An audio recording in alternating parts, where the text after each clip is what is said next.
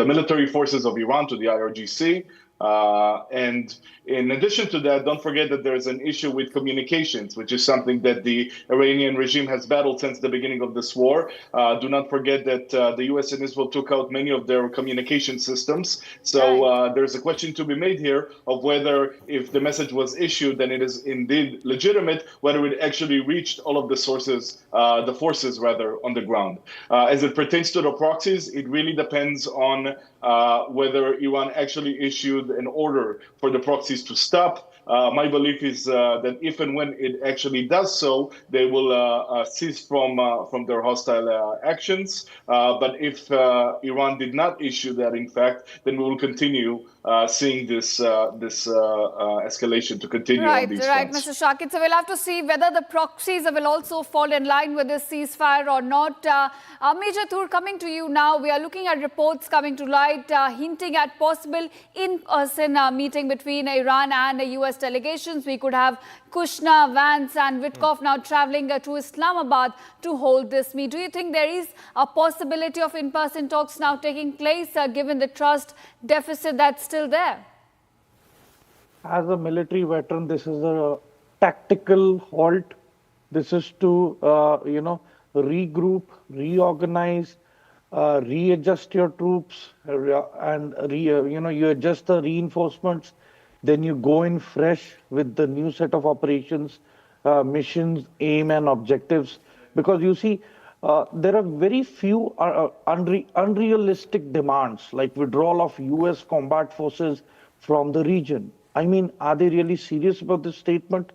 Then payment of compensation to Iran. What for? And cessation of war at all fronts. Are we sure that all the 31 IRGC commanders will comply to that, and for how long? So you see, and then they are asking for dropping of all the sanctions, primary and secondary. Then they've also accepted the uranium enrichment. That's a red flag. I mean, they are not supposed to do that at all. And probably this war began because we had the intelligence that they had been enriching the uranium.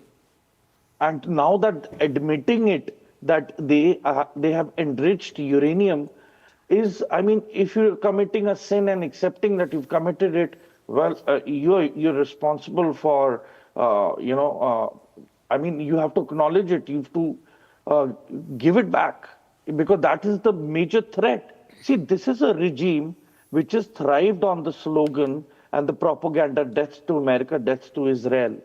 IRGC is a purely, it's an indoctrinated force. So I certainly feel that they too want a tactical pause. They want a respite. And moreover, all their airstrips are still intact. So what guarantee is there that the Chinese aircrafts, the Russian aircrafts will not fly into Iran, will not replenish their missile arsenal? What guarantees are there?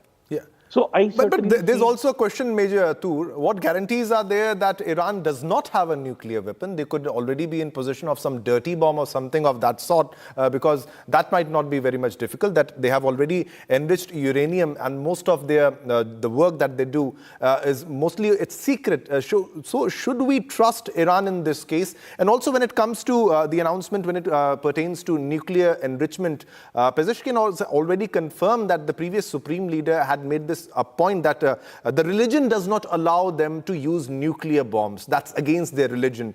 Should we take it at face value, the statements that are being made on the nuclear assets and the possibility of nuclear strikes, or you think they might have dirty bombs already, and this was one of the intel that US might have had? See, there is a particular term in Islam called al-taqiyya. It permits you to tell a lie to protect your motives as per Islam. So, I mean, how can you trust the Iranians? If you have to go, if they had problems with the Americans, they should have only targeted the American military bases. They should not have gone in for the economical lifelines of the GCC countries. What was their intent to do that? And because of that, the other countries which are not involved in this conflict had to actually come in, because the major source of energy is the oil, and it is the exact thing. Oil hubs have been targeted and destroyed by the Iranians. So, what is their intent? What is their mindset? This is what speaks of their reliability. So, I certainly feel that they will get it back. It's just a matter of time. And moreover, their proxies are not going to stop. They have the Houthis, they have the Hamas, they have the Islamic Jihad, they have the Hezbollah, they have the Fatemiyun Brigade, they have the Zainabiyun Division.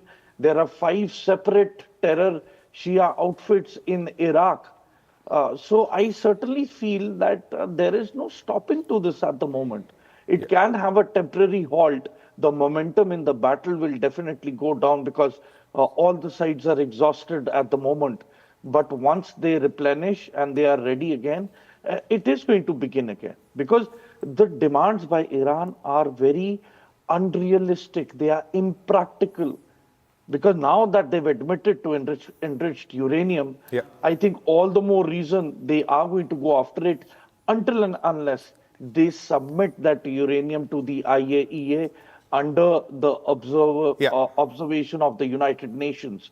Otherwise, I do not see this stopping so All soon. right, Major Toor, so you say the peace is still fragile. We could be looking at this ceasefire, in fact, breaking. It's not exactly a ceasefire, I would like to repeat. It's a temporary pause.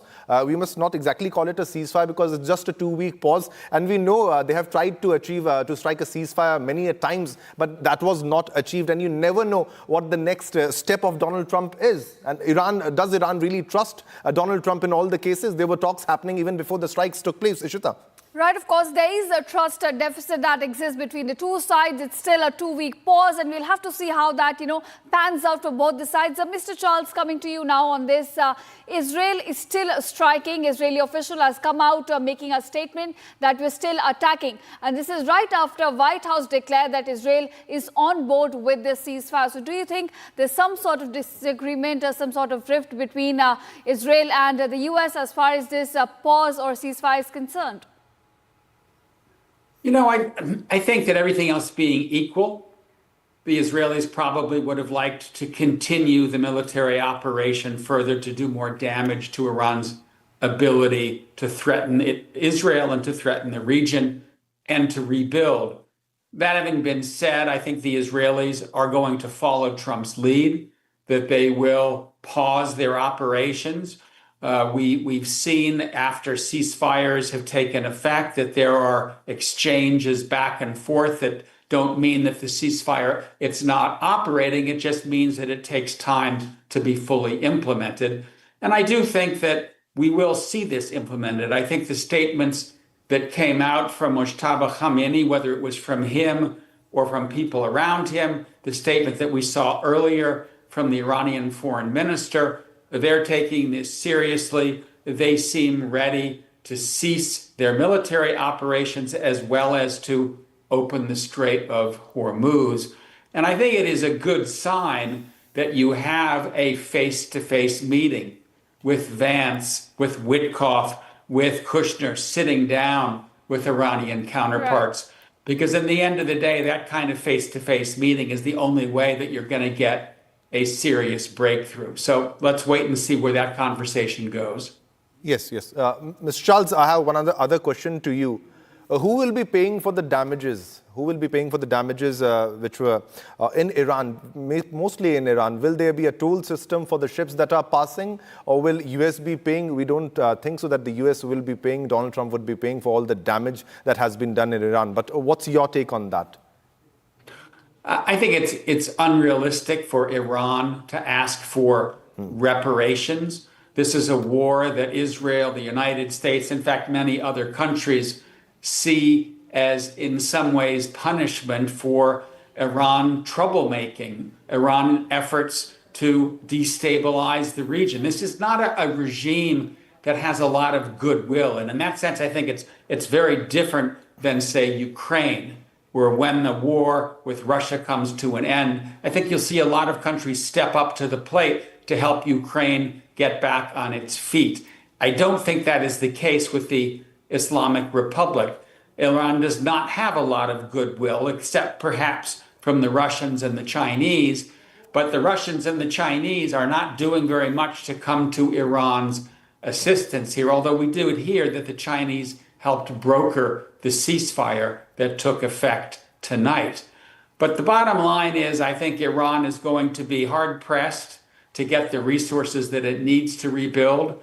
It's very hard for me to imagine that Donald Trump is going to agree to a deal that allows Iran to control the Strait of Hormuz, as well as to charge $1, $2, $3 million for tankers for cargo ships passing through that strait.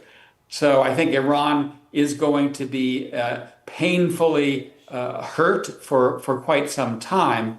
But again, I think the key issue is, can we get some kind of assurances that this won't happen again 6 months or a year from now? And that will take agreements, ironclad agreements, that Iran is not going to rebuild its enrichment facilities, that it's not going to again enrich to 60%. We have very good reason to distrust Iran. Why were they enriching uranium to 80%? Why were they hiding their facilities? Why did they have a weapons program? And when Iran behaves in that way, when it supports Hamas and Hezbollah and the Houthis and militias in Iraq and Syria, I think the international community has reasons not to trust the Islamic Republic. But why does America And that's why trust this war will Pakistan? end only Mr. if Charles, there are ironclad agreements. you're always suspicious about Iran having nuclear weapons or possessing nuclear weapons-grade rich uranium. But why you allow Pakistan to have the nuclear weapons? Does America trust Pakistan in this case? Do you think Pakistan is more trustworthy of handling nuclear weapons comparatively to Iran? Well, the problem is that once countries have nuclear weapons, it's hard to get rid of them. Why is the United States engaging in military operations against Iran, but not North Korea? The answer is because North Korea already has nuclear weapons, and as a consequence, launching a military operation against that country would be very dangerous. And so in some ways, I think the Israelis, the Americans are getting ahead of the curve here, and they don't want to end up in a situation in which they allow Iran to have a nuclear weapon, in which case a military action to take out Iran's threats to the region becomes much, much more dangerous. All right, all right. All right, Mr. Charles and our other guests as well, do continue to stay with us on the broadcast. We'll come back to you, but right now we're getting some breaking news developments. We've received a statement, in fact, coming in from White House Press Secretary Caroline Leavitt, who now says, hailing Operation Epic Fury, she's now said that U.S. has achieved significant military objectives in the last 38 days, exceeding initial expectations of a 4 to 6 week operation. She also added that U.S. military capabilities have now created leverage for diplomatic negotiations, leading to the reopening of Strait of Hormuz, while emphasizing that Trump has now credited his administration's efforts for securing a potential and long-term peace deal with Iran. So that's the statement we're getting in from the White House regarding this Operation Epic Fury. In fact, we have the Secretary of the White House, Caroline Leavitt, hailing the operation, while also saying that U.S. has achieved significant military objectives in just 38 days. Now, that's the statement coming in. Going back to our guests as well, Mr. Shakir, they're coming to you now. White House says they have achieved their military objectives in the last 38 days. They exceeded their initial expectation of this operation of about 4 to 6 weeks. But I want to ask you, the way U.S. has exited this conflict, do you think they underestimated Iran's capabilities, the scale and the intensity of the attacks that would come in from Tehran, given they were looking for an off-ramp, they were giving all the chances, all the extensions to Tehran to come back to the negotiating table? Well, one important thing to know here is that it's not over. This is very much an active conflict with a temporary pause, as the other contributors here suggested. So this is not the final key for what we now know as the Iran war. Has the U.S. underestimated Iranian capabilities? That's up to the intelligence services of the United States to decide. I'm not a U.S. intelligence expert. There are some reports, including one that appeared in the New York Times today, in which it allegedly indicated that there were some expectations. The other panelists mentioned how there was a theoretical hope that the regime would be toppled fairly quickly, very much in a similar fashion to circumstances such as what happened with Venezuela. And other military circumstances as well. That, of course, was not the case. The leadership has indeed changed, but their merit and their intentions have not significantly changed. So while there is definitely a change in leadership personnel, it doesn't seem like a lot of people are being convinced by Trump saying that there is a de facto regime change. And I think that in that sense, there might have been some gaps in expectations. That being said, one cannot disregard or undermine the importance of the degradation of Iran's military capabilities. I mean, if you were to ask Israel right now, if the U.S. walks away, was this something that was worthwhile? The answer would be very clear. The answer is yes. Why? Because regardless of whether we'll end up with some kind of a framework that would establish that Iran would have its enriched uranium taken away, and some of the guarantees that Israel strives for, and that the U.S. reassured that they would make sure that would be included in such a framework. Iran is objectively, militarily, a fraction of what it was before, and that's something very significant. Yeah. Major Tur continues to be with us.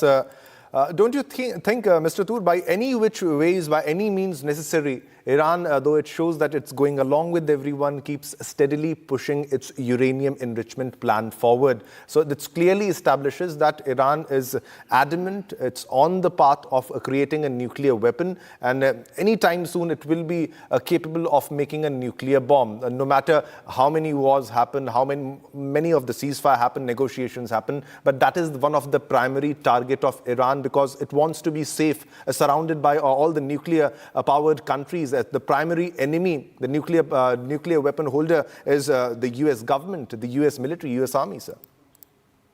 As Marco Rubio has given a statement 2 days ago, that despite sanctions, it's okay that you make nuclear reactors, but they are supposed to be above ground.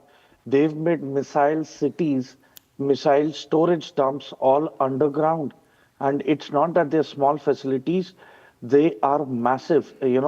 From point A to point B, it goes up to kilometers. So where did the money come from? And, the North Koreans have helped engineer these underground tunnel networks for them. And so imagine their intent that for the last 47 years, despite sanctions, this is what they've been preparing themselves for. So it'll be, it'll be a blunder if anyone falls for the Iranians' peace proposal. And moreover, out of those 10 points, 70% of them are impractical, which is not going to happen. And what is the guarantee that the Iranians are not going to go ahead with a nuclear bomb? Oh, one more big question. What if they already have one? Then what? Then what are you going to do? So, the pause for 47 years in the name of sanctions has resulted in tackling Iran as a menace with an upgraded missile technology and rocket technology, which they have acquired from Pakistan, the AQ Khan network. They've smuggled in the technology from North Korea. They've taken assistance from the Chinese. The Russians are already helping them. In fact, the F-15E, which was downed, and the A-10 were the courtesy of the man-pads provided by the Chinese. So what guarantee is there that, they are not going to be equipped with these weapon systems from here on? And other than that, in 2019, $400 billion deal with China up to 2045, that the Chinese will help upgrade and create and revamp their army, navy, and air force of Iran.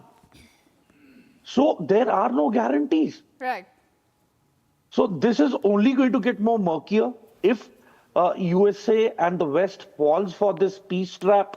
It is all related to Al-Taqiyya. They're fooling the adversary. They are buying time. They're buying time so that they can get more potential weapon systems, so that they can hit back even more hard.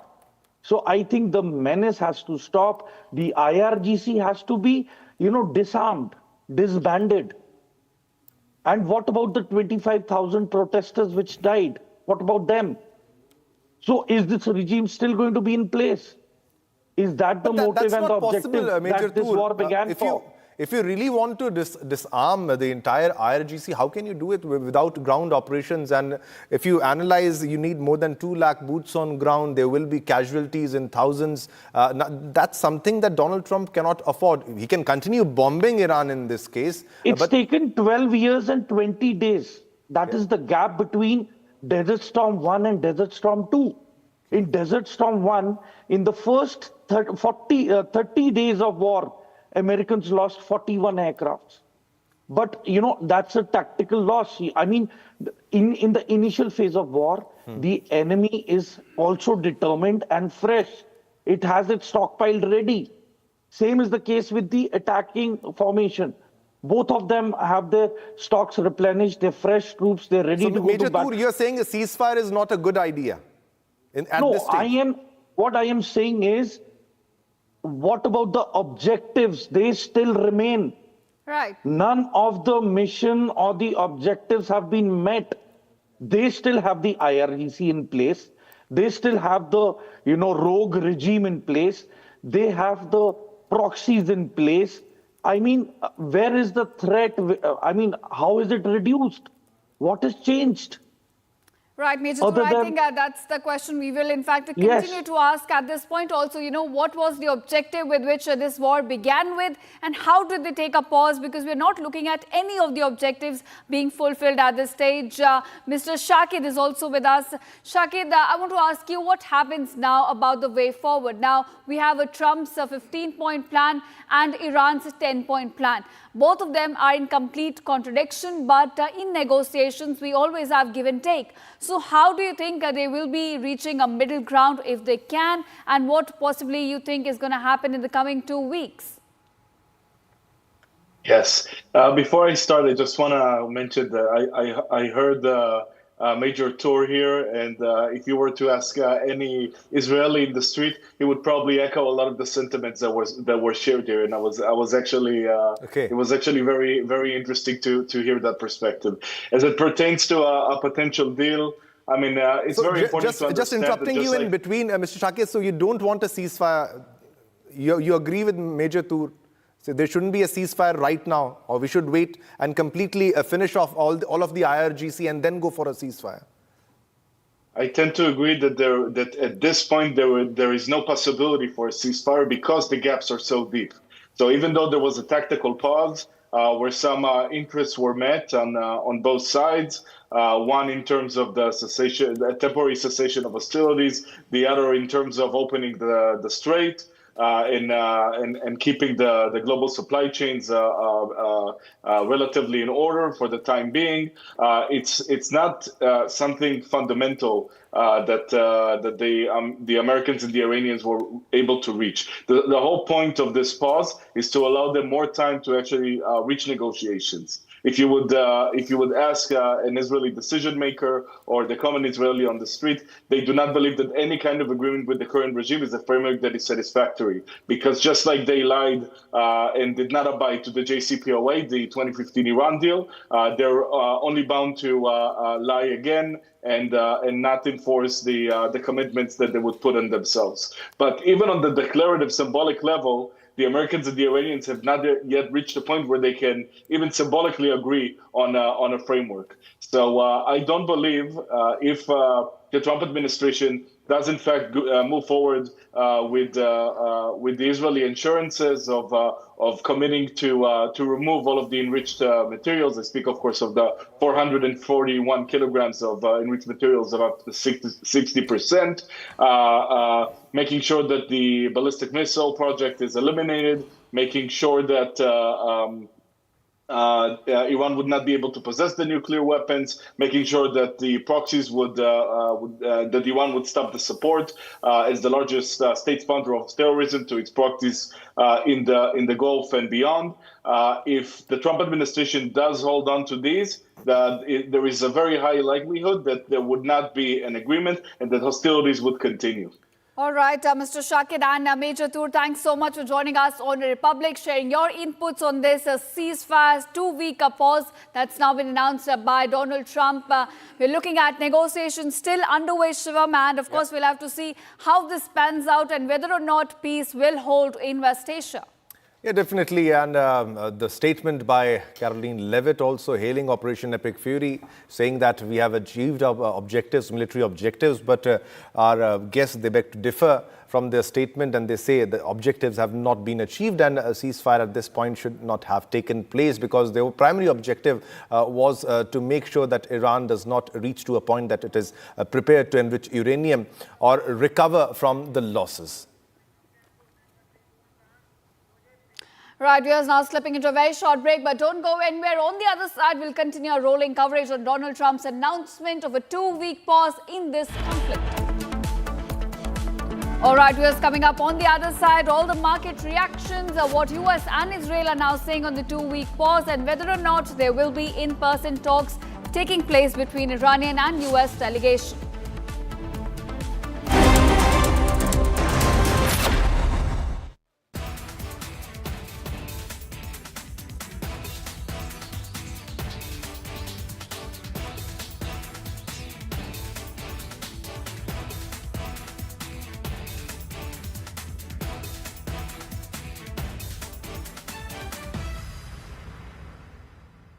Three, 2, 1. Booster ignition. Artemis 2 now bound for the moon. Humanity's next great voyage begins.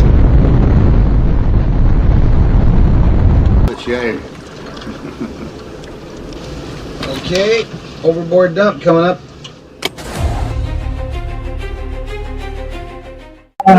Actually, there is always a redundant chain of excretion systems available on the Artemis. Okay, it is not just the main chain, and it's a redundant chain is also available. And there is no way that the astronauts will be stuck because of the the excretion issues. And what they have reported now, even we were going through and seeing, it is something to do with the valve which is to operate for suction of the.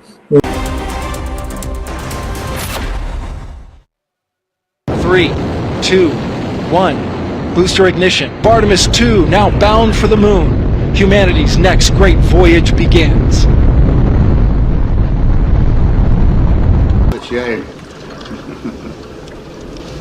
Okay, overboard dump coming up.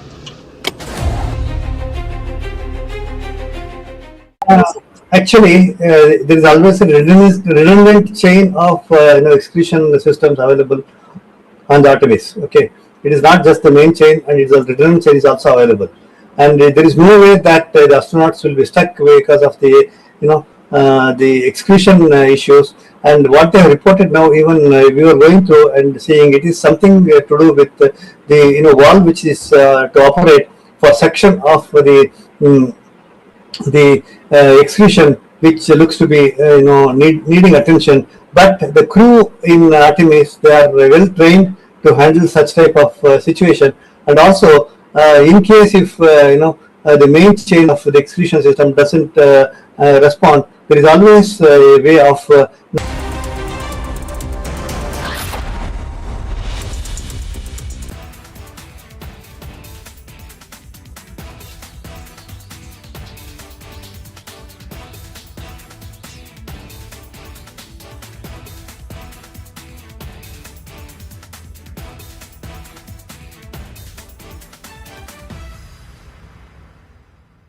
Three, 2, 1. Booster ignition. Artemis 2 now bound for the moon. Humanity's next great voyage begins.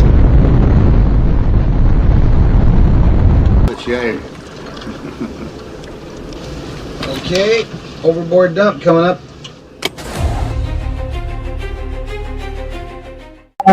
Actually, there is always a redundant chain of execution systems available on the database. Okay, it is not just the main chain, and it's a redundant chain is also available.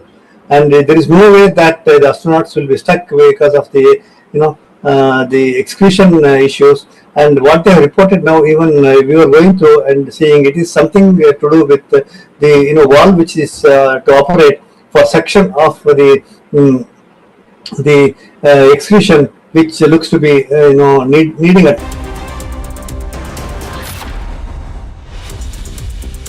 3, 2, 1. Booster ignition. Artemis 2 now bound for the moon. Humanity's next great voyage begins.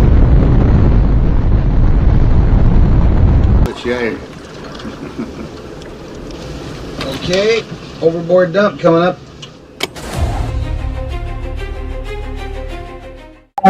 Actually, there is always a redundant chain of execution systems available on the database. Okay, it is not just the main chain, and it's a redundant chain is also available. And there is no way that the astronauts will be stuck because of the the execution issues. And what they have reported now, even we were going through and seeing, it is something to do with the valve which is to operate for section of the From Asia's largest news headquarters, setting the agenda for Bharat.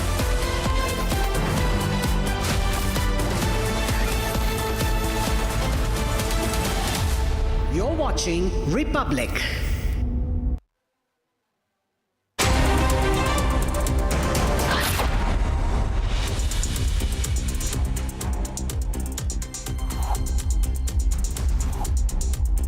Hello and welcome viewers, you're watching Republic and we are rolling coverage on Donald Trump's announcement of 2-week pause in the ongoing conflict with Iran. Now we're looking at Donald Trump and Iran both claiming this as success for them, but the big question, will the peace hold in West Asia? My colleague Shivam also joins me on this.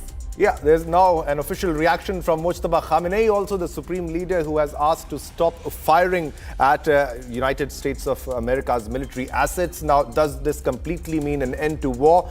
This is a 2-week pause, but definitely a ceasefire as we speak. But if Iran follows all the points in the plan, we'll get you all the updates on this. But we have a big breaking news development that we are getting right now as we speak. Breaking news development on your screens in a short while. All right, US President Donald Trump has announced that the United States and Iran have agreed to a 2-week ceasefire in their ongoing conflict, suspending bombing and other military attacks as part of a temporary double-sided truce aimed at advancing broader negotiations. Ishita. Right, of course. So that's a statement coming in from the US. The president who goes ahead to say that the deal has been agreed just hours before the self-imposed deadline by the US president. It's now tied to Iran's commitment to fully and safely reopen the strategic Strait of Hormuz. So we're looking at some conditions and now coming in from both the sides. Donald Trump clearly mentioning that right now the 2-week pause is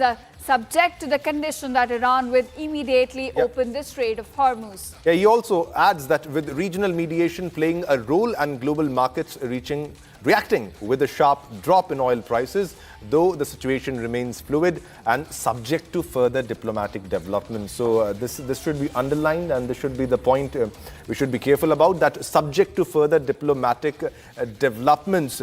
So this is a very big development. Trump says the ceasefire is subject to Iran opening the Strait of Hormuz. So this is official. This is official confirmation. Iran has also agreed to the 2 weeks pause, but it has also given its 10-point plan on how the ceasefire should look like and what the conditions have been put by the Iranian regime in this case. But definitely they are agreeing to the ceasefire, the pause that was very much needed during the course of action, during the 39 days of action of war that was ongoing between Iran and Israel and United States of America. Big development. Many points have been raised, and Iran says that the US has agreed to commitment to non-aggression, continuation of Iran's control over the Strait of Hormuz, acceptance of uranium enrichment and lifting of all primary sanctions.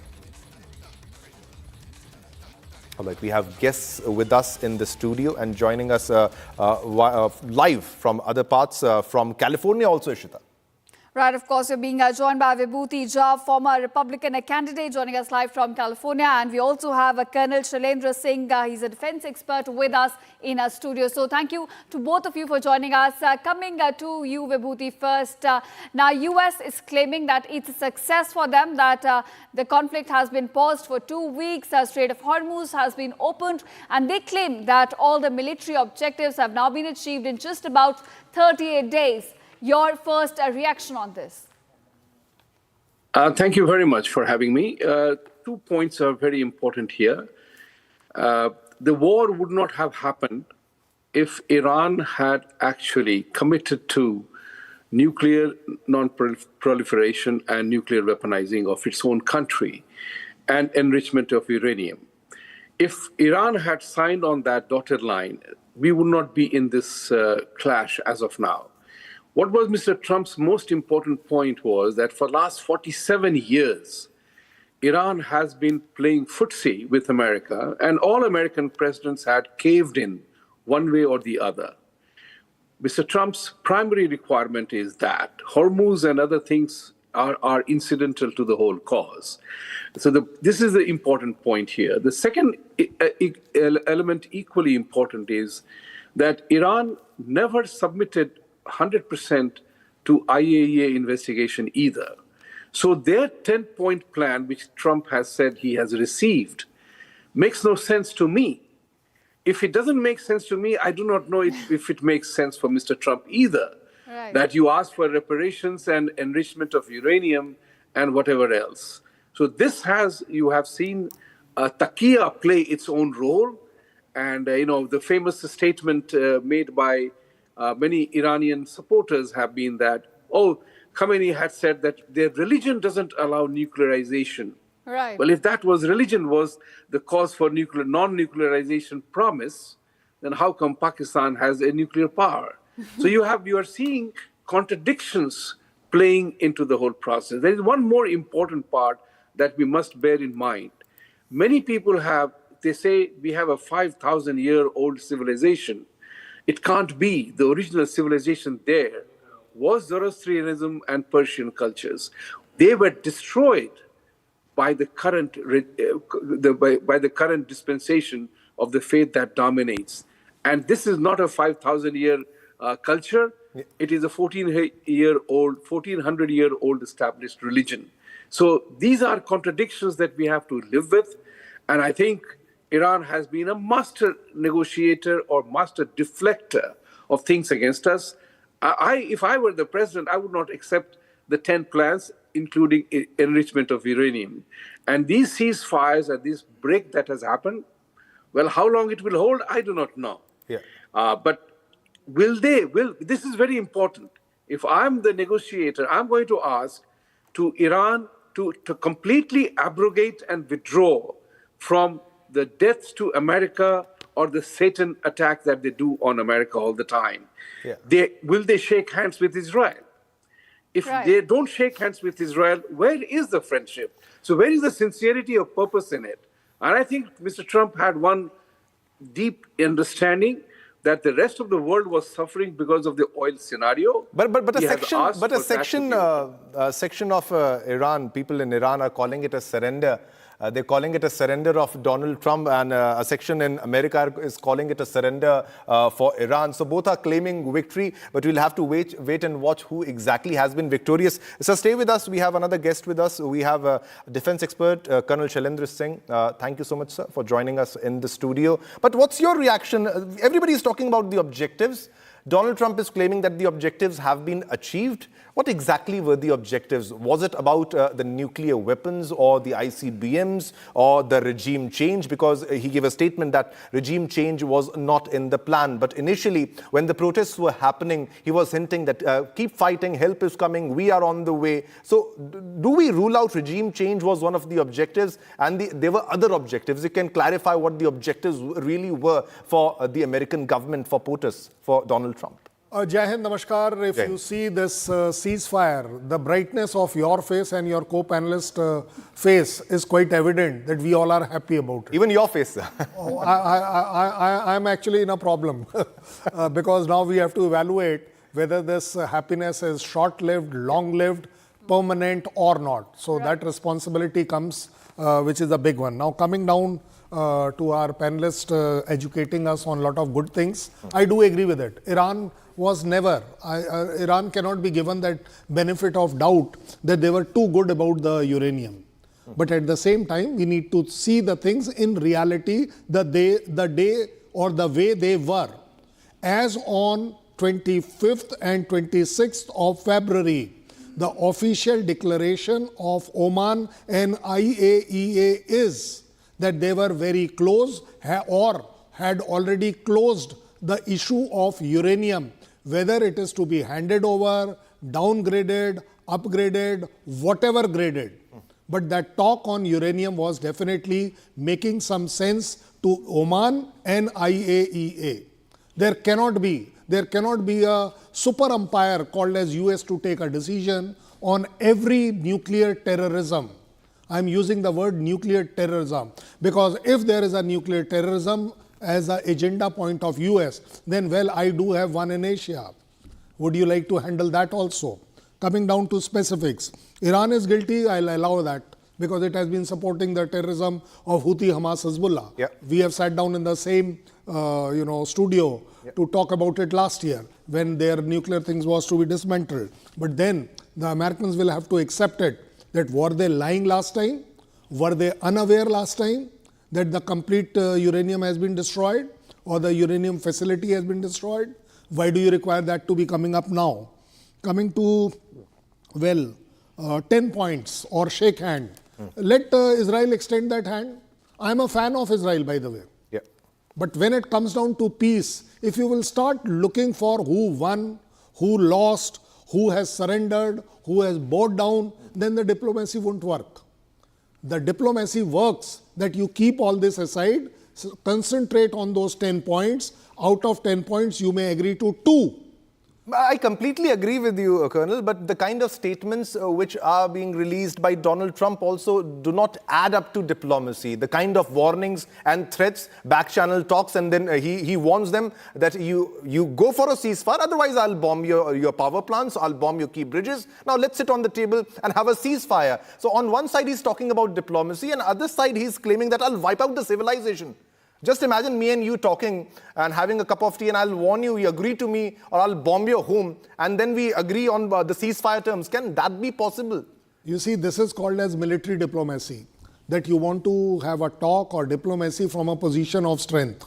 That is what exactly even Iran is doing. That's that bullying, is what sir. That's sort of bullying, I believe. Oh no, the language of US has always been bullying. Yeah. Whom have they not bullied? Yeah. They have been bullying their own European Union partners. Yeah. They have also been bullying even, I'll put it like that, Greenland. They have been bullying Venezuela. They have been bullying and getting away. So let's not get into that when it comes down to a war. Yeah. Then the bigger point which has to be seen is that whether we are able to talk out to stop a war, to have a ceasefire, develop on that. That is how diplomacy works. Military power has already worked. You have actually destroyed Iran. There is no denial. I'll go by that. But within that destruction of your so-called declared 90%, 95% of Army, Navy, Air Force of Iran having been eliminated, decimated, I don't know which word to use or not, which has been used by them. But even with that weakness of 5%, they are still able to hold on to Hormuz. If there is no Navy, why are you not walking in? And why are you blaming Hormuz? Why are you not blaming yourself? Why did you attack on 28th? Hormuz is a sub-product of that. You didn't think about it? You didn't know about it? Yeah. Were you not advised about it? The way your chief has advised that boots on ground is suicidal. Yeah. You have finally conceded. You have made him resign. You have sacked him. You have sacked 8 of them. I don't know which regime change are we talking. Are we talking about the regime change of Iran? Or are we talking the regime change of the US Army? You have to see it. You see, you set your own objective, you set your own goal, and you set your own decision making that I have achieved it. Well, yes, you have achieved it. If you have achieved regime change in Iran, where lakhs and lakhs of people are coming under that flag and rejoicing, well, congratulations to you. That country has stood together much stronger. I am not a fan of Iran.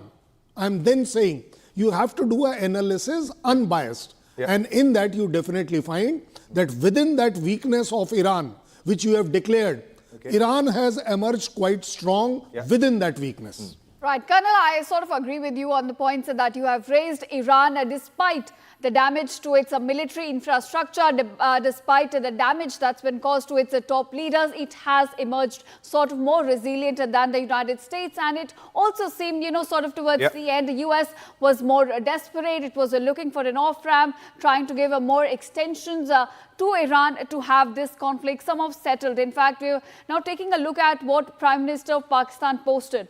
Now, viewers, if you go through the edited version of the text that Pakistan's Prime Minister posted on X, it looks like there was a draft sent to him by Washington, and he posted that by mistake with a header as well, that it's a draft to be put up by Pakistan's Prime Minister on X, and then he later edited that version. So, it looks like Pakistan acted like a US puppet all along the negotiation, just putting up a draft sent to him by Washington. So, when you talk about the role of the negotiations that have been going on, how do you look at it, sir?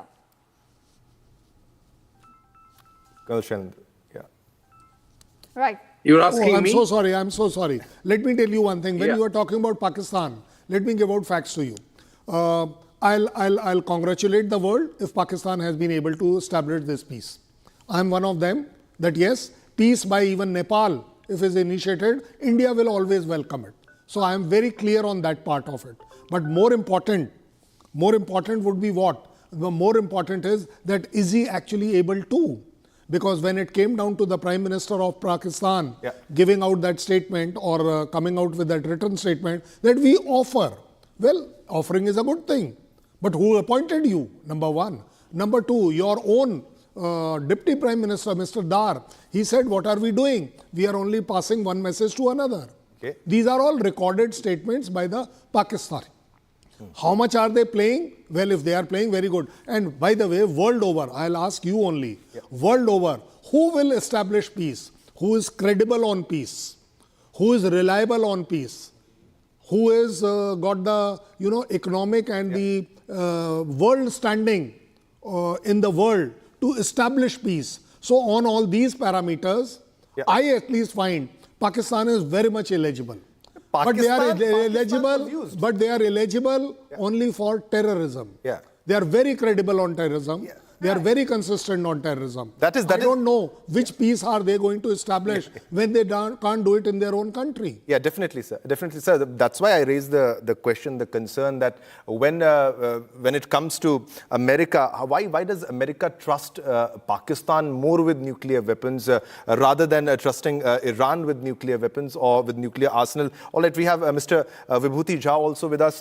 Mr. Jha, was it just about the nuclear targets, the nuclear weapon in this case? And also, have the objectives been achieved by the United States military in this case, by Donald Trump? That's why they're going for a 2-week pause, or there was a miscalculation of the war? Because this time, Iran also continued its targeting of the assets of US, whether it be Middle East or other parts in the nearby area. Was there a miscalculation or the objectives were achieved, sir? Thank you. That's a great question, actually. I must say this. Military-wise, in terms of pure destruction-wise, Iran has been decimated. So when Trump threatened, and I think I agree with Colonel Shailendraji on the points that he commented upon Pakistan and the military objectives, that yes, militarily, America showcased the extent of damage that it can do to Iran. That is no doubt about that. One of the things that happens is, what is your own internal injuries? And that's where the aircraft shot brought down and the pilot rescue became a big issue for America. Because America, I've met if you have seen the movie Behind Enemy Lines over Kosovo, I have met that pilot. And his only statement was that this is the great strength of America, that if a man is left behind, they will do whatever it takes to rescue that man. So this was playing out in my mind when this was happening. And that must have taken Trump by surprise that it happened. And he was ready for that. That's why he's seizing the scenario to make an assessment. And now, here is very important part that Trump can definitely, you said about, destroying, sending the country to Stone Age. Now, the important part here is that he was using every single terminology which Kautilya said. Sam, Dam, Dand, Bhed. Okay. Think about it from that perspective. He is using every tool available in his kitty to use it. Whether you accept it or you fight against it is a different matter altogether. These 10 points, which the whole world now knows that Pakistan just acted on it as an American ally, whose defense minister is on record saying that we have been doing the dirty job of America and the West for last 30 years. This is yet another dirty job that they have done of succumbing to being the, in-between, go-between guy. I'm using a respectable word for that. But the point of the matter is that this country, as Shailendraji very correctly pointed out, has no locus standi to talk about peace. So, the country that is killing its own people, where minorities are decimated, and they have put carefully, if you look at those 10 points, you will not, no sane man will accept that. If Donald Trump accepts that, I guarantee you, I will not vote for that, for him in this upcoming midterm. Because those points are points designed, laid out to reject. That's the game. That's the whole thing here. So we'll have to wait for a complete ceasefire then, Mr. Vibhuti. I think so. You can't be halfway pregnant, right? Either you have the ceasefire or you don't have the ceasefire. And these are not matters of trivial interest for, talking about it on the television by you, me, or anybody else for that matter. War is a serious event. It's a serious issue between nations, between people. And you end up as a last resort. And I say it again, if tomorrow Iran just issues a farman, if I may say so, that we will not have nuclear weapons, we will no enrichment of uranium, we are willing to accept peaceful usage of nuclear power, I'm fine with that. That's the point which I'm trying to say is the most important one here. Yeah, they already have a farman, they already have a statement that has been released. Ishita is also with me. Ishita, there was a statement that was given by Pezeshkian. He said that a nuclear weapon is something that we are not planning for. Right. As per the supreme leader, but we shouldn't trust Iran. Colonel Shailendra doesn't seem to agree with me, doesn't seem to agree with Iran also. But Pezeshkian clearly mentioned that this was something against Islam as it was conveyed by the supreme leader. But America doesn't seem to trust the statements of the previous supreme leader, and it doesn't seem to trust the present supreme leader also, Ishita. Right, of course, and that's the big question now. Mr. Vibhuti also talked about this fact that there are 10-point plans submitted by Iran, and it's designed now to be rejected by the United States. But the big question, as negotiations continue between the two sides and there will be some give and take, what are the 10 points according to Iran that it has proposed to United States? Let's break it down for our viewers. Now, they've called for non-aggression by US and Israel. That's the first demand. The second demand is their continued control over the Strait of Hormuz. Now, that's, in fact, it could be a deal breaker for the United States. The third demand is regarding the acceptance of their right to enrich uranium. Now, remember, Donald Trump started the war with this point. So, again, it's all been designed to be rejected by the United States. The fourth point is about lifting of all the primary sanctions. Now, remember, Iran remains one of the most heavily sanctioned countries around the world. And another point also talks about not just the primary sanctions, they also want the secondary sanctions to be lifted up. Now, they're also talking about termination of all the UNSC resolutions that have been put forward and also passed by the UN against Iran. And they also talk about a termination of not just a UNSC, but also the International Atomic Energy Agency's resolutions passed against Iran. Now, the eighth demand is regarding the payment of compensation to Iran. This is regarding all the damage that has been incurred on their country. We have seen several universities, several military infrastructure, schools, all coming under attack in the last 40 days. And they're also talking about a U.S. withdrawal. Its combat forces, not just from Iran, but also from all across West Asia. And the last point, they're calling for the cessation of war on all fronts, including Lebanon. Now, we have seen Iran's proxies becoming active in this conflict. You have Houthis in Yemen and Hezbollah fighting IDF in Lebanon. Now, they're calling for the war to come to an end on all fronts. Back to you, Shivam. Yeah, definitely. This was the complete explanation of the points that were made. All right, Colonel Shailendra is also with me. Colonel Shailendra, we'll go to Colonel Shailendra also and Mr. Vibhuti Jha also. But the thing is, it is a temporary pause. It is a temporary ceasefire, has to become a complete ceasefire after all the terms are agreed, but definitely a 2 weeks pause. Colonel Shailendra, the statement that I just gave of possessing nuclear weapons, and Mr. Jha was asking they should release some sort of fatwa or farman. I just researched, there's already a fatwa that we won't be developing nuclear weapons. Now, this was from Ayatollah Ali Khamenei. Do you trust the statements by the Iranian regime in this case, or do you think they will definitely make nuclear weapons? And even though after the ceasefire, do you think there will be a stop? There will be a halt in enriching nuclear assets to a level to create nuclear bombs, sir? I'm not against Iran.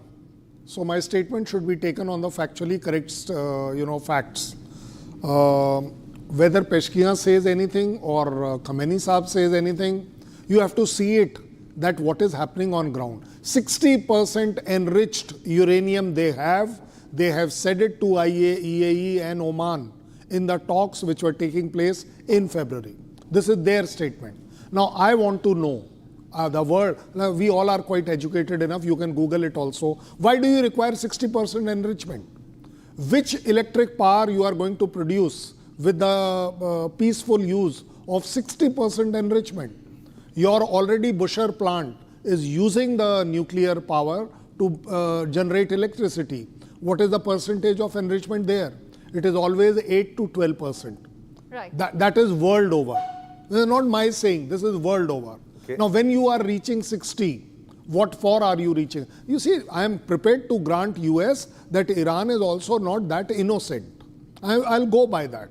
At the same time, I would also say that if Oman and IAEA are prepared to give out this, that they were agreeing to hand over degrade it back. And they will go, they will do away with the enrichment. No, that is all what. But then the point comes, no, you have to be without missile. You have to be without drone. You cannot have this, you cannot have that. You tell me one thing. The US also, like you said, objective. If the objective was that you want to eliminate Khamenei, he got eliminated. Right. Now your objective was regime change. I said that very clearly. Regime change did not take place. You may keep assuming it took place, but it effectively brought the Iranians together under their flag. Yeah. And today they are celebrating this so-called, ceasefire. And when we come down to ceasefire, this is not a ceasefire. This is the initiation of ceasefire. On Friday, they are likely to meet maybe one-to-one, maybe through anybody. That's a minor part of it, because if at all they meet one-to-one, this will be first time ever that they will be meeting. Even in Oman talks, they were not one-to-one. They were in a different room, you were in a different room. Oman was conveying the messages and was mediating in a way. I'll put it like that. So on Friday, by Friday, there will be proposals, counter proposals to finally decide that yes, are we sitting down or we will talk through somebody. It could be anybody, even for that matter, if it is Pakistan, how the hell does it matter to you and me? To the world, the peace is important. Who comes into it? Well, the world will realize, or Iranians will realize whether Pakistan is reliable or not, or the Americans will realize that Pakistan is taking their side or the Iranian side. Right. So bottom line comes out that it is only on Friday onwards that there will be a progress seen, that whether we are going ahead or not, but there is an environment which is good, that yes, the hostilities come down, they will not stop, because whether you talk of Israel or you talk of Hezbollah, I don't think this is a war which has been initiated here in Iran. This is an age-old war continuing, and Israel gets a chance right now to eliminate or degrade as much of Hezbollah as possible. Right, of course, Mr. Colonel, I agree with you on that point that, there are maximalistic demands being put up by both the sides at this point. And what we're seeing right now could be the first step towards peace. But we're also getting some breaking news development at this hour. Now, Israel has announced its support for President Trump's decision to suspend strikes against Iran for 2 weeks, conditional on Iran opening the Strait of Hormuz and halting attacks on US, Israeli and regional countries. Now, Israel also is backing US effort to prevent Iran from possessing a nuclear weapon, missile and terror threats to region as well as globally.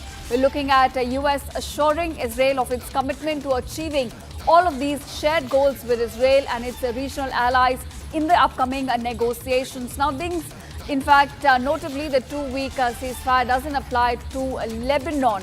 Okay, that's the big takeaway we're getting from the Israeli statement. Mr. Jha, coming to you on this point now, Israel has backed the US ceasefire against Iran for these 2 weeks, the pause that we're calling it right now. But it also goes on to mention that this pause does not include Lebanon, which means the fight we're looking at between IDF and Hezbollah, that is likely to continue right now. Oh, yes. Although Pakistani statement says that including Lebanon, but I don't think Israel is going to accept that. And what is critical here for all of us to consider, the element of, what Iran was trying to do here. Iran is not liked by Saudi Arabia or the other GCC countries. Right. They all have military bases run by America. The point of the matter is that all these countries mistrust Iran's intentions. So when they say that it is our religious doctrine that we don't have nuclear, that itself is a lie. And that's what one has to recognize. Right. That these people have tormented their own people. So the celebrations that you see on the streets, it will be the regime people. But we have also, I live in New York, not in Los Angeles. You guys made a mistake there, but not important. In my neighborhood where I live, there is significant amount of ex-Iranians living here. They were in a remarkable mood of upliftment that Trump will do something about this entire matter. They were looking forward to, change of regime in a manner that their old faith of Zoroastrianism and Persian came back. And this regime of terror that has tormented their lives of people who they kill. I mean, you know that, and we all know that. So how many people were killed by the regime when they protested against the regime here? So the question here is very important, that these people are being shot dead. I agree with you, and sorry to interrupt you there. I agree with you that there have been a very strong crackdown on the protesters in Iran, about 40,000 killed in the recent protests. But the big question is that when Donald Trump called them to come on the streets, they did not come up against their regime. In fact, they sort of stood with the regime. Yeah, because America has made a mistake. They did not. These people had big hopes from Mr. Barack Obama that he was the champion, and he was understanding of the problems, and he had said they expected America to support. They did not get. Lots of lives were lost. Lots of people were executed. Even in this time, the reports are that snipers are shooting any protester on the street. A 20-year-old wrestler, a 19-year-old girl, they are hanged just because they protested? What kind of society we support that? Regime? No. That's where the democracies are running into problem. And I have come to this conclusion, that this regime and the regimes of this kind have configured that the freedom can be used as the fault line of democracy. And that's important for democracy lovers to understand, that those who do not subscribe to democracy, they are preaching freedoms. And Trump did call upon them, but People are afraid. 40,000 people were killed, as you rightly said. People are afraid. It's not that you did a one-on-one fight on the street. They are shot from the rooftops by snipers. Right. How brutal can that be? How can any soul support an action where in our societies protest is an absolute freedom? You can always protest, but there can be difference in degree of freedoms. Like in America, burning flag is accepted as a freedom of expression. In India, it is not. So, but we apply freedoms in different standards. But these people abuse freedom for their own gains. And that's where they make you and I feel guilty. And that's what I refuse to accept anymore. Yeah, definitely. Mr. Jha, one question to you. Who exactly do you think is responsible for whatever is happening in Iran, historically also, if we can reflect upon the 1953 coup or the 1979 Islamic Revolution? There always has been American intelligence, CIA involved, as some reports suggest. Don't you think US should not be involved too much in countries which are very far away from it, or it has strategic interests? It is actively participating, and we have seen Afghanistan, we have seen Iraq, we have seen Vietnam. Why does US only gets involved in countries where it should not have been involved? Very valid question, and I agree with you. And I'm of the opinion that United States, I participated in a PBS program about 12 years ago, where there were four chief of staff of four different presidents, and I opined. And the topic of discussion was exactly this, that do we need to have military presence in so many places in the world around? And I said, in that time, I had said that instead of, we must pull back our military presence. Why are we trying to be a global policeman? And I also suggested in that program, you will be happy to know, that instead of giving F-16s to Pakistan, you should give that same money for doing STEM education in madrasas, if they will do greater good to your ally than otherwise. So I totally agree. But here is a historical element. America recognized that without American participation in Second World War, Europe would be speaking German or whatever, or Italian. It is very important for all of us to configure that European imperialism and European colonialism is at the root of most of the flashpoints in the world today. And after they won the war, Second World War, because of American intervention, America suddenly realized that it had great military capability, but for them, they would not. And that was their bargaining chip. Came the Marshall Plan, pumping of money in Europe, in Japan, rebuilding of Japan. So America became, to use the Hindi colloquial term, a Mai-Baap of the whole world. And when you have some power surge, this is the kind of thing that happens. Then everybody was expecting America will do something. Isn't it true that in India also we were expecting for a long number of years that why doesn't America declare Pakistan as a terrorist state?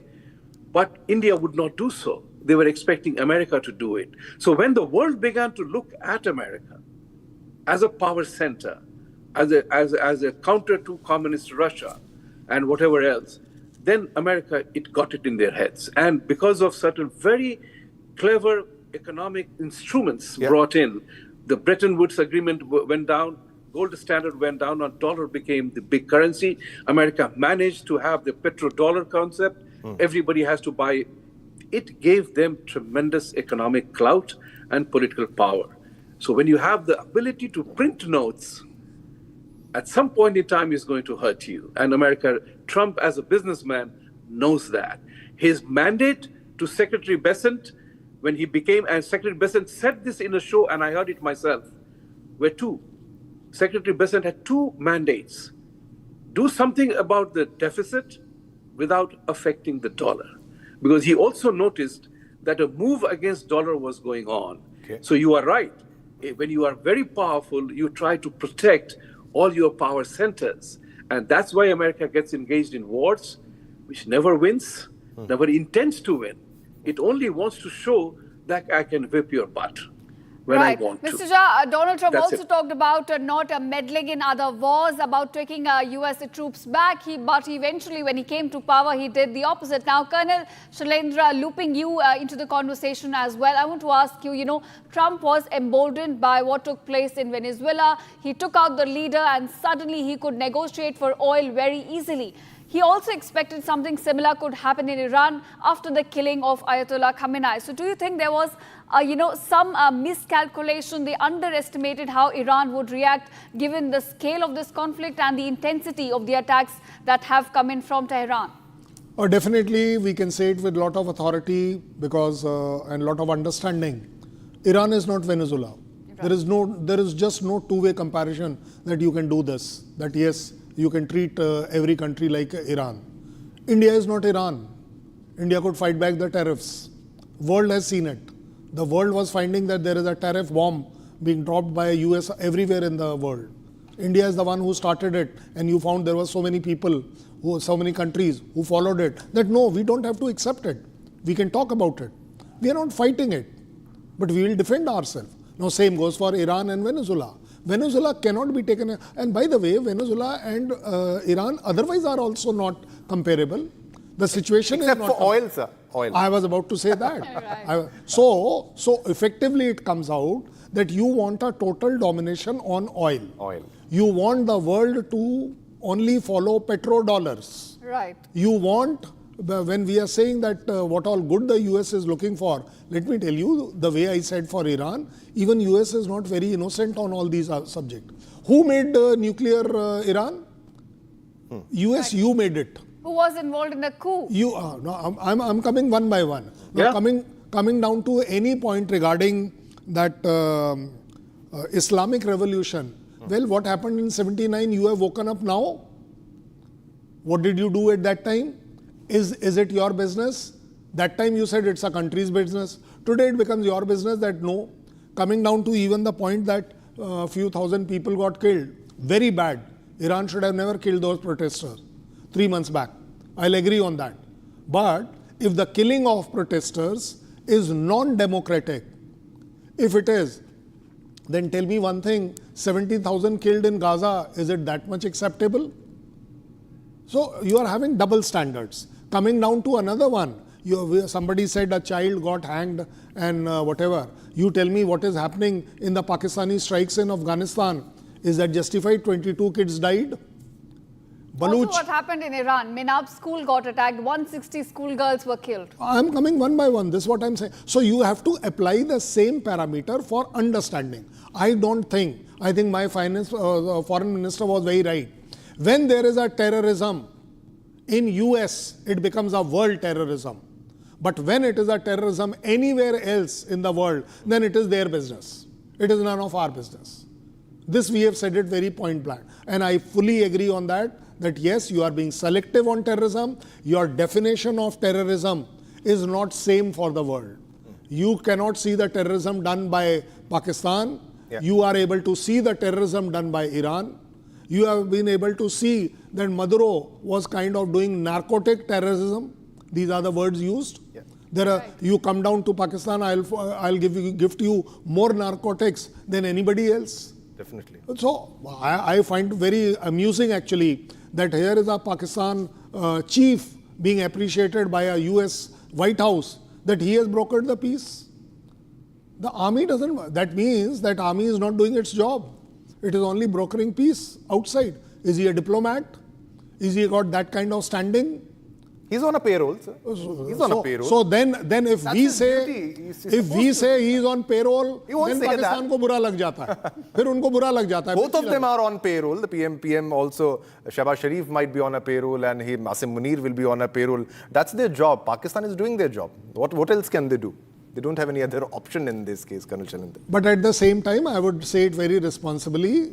Let the whole world encourage this so-called ceasefire getting converted into temporary to a permanent ceasefire, from a permanent ceasefire to a successful talk, to a visible, whether short-term or long-term, solution for this problem, because this problem will come back again. It will haunt you again. Hormuz is going to stay. Bab al-Mandeb is going to stay. The Houthis are going to stay. Iran is going to stay. Hezbollah is going to stay in Lebanon. So we have to look at the wider part of it. The conflict may start from anywhere to anywhere, but it will spread world over and it will affect all of us. I think that is where the point should come, that US needs to review its strategy, that what are you wanting to do. If today China does a 40 days, NOTAM, you have no problems. But if anybody else does, why? Are you doing, NOTAM is issued for 1, 2, 3 days because you are doing a testing, you are doing an exercise. Here it's a 40-day. Are you, as a China, are you looking at Taiwan Strait? Definitely. As far as I'm concerned, so you see, the world has got this problem that these so-called rich countries, the economically strong countries, are probably dictating everywhere, suiting their convenience, which is bad.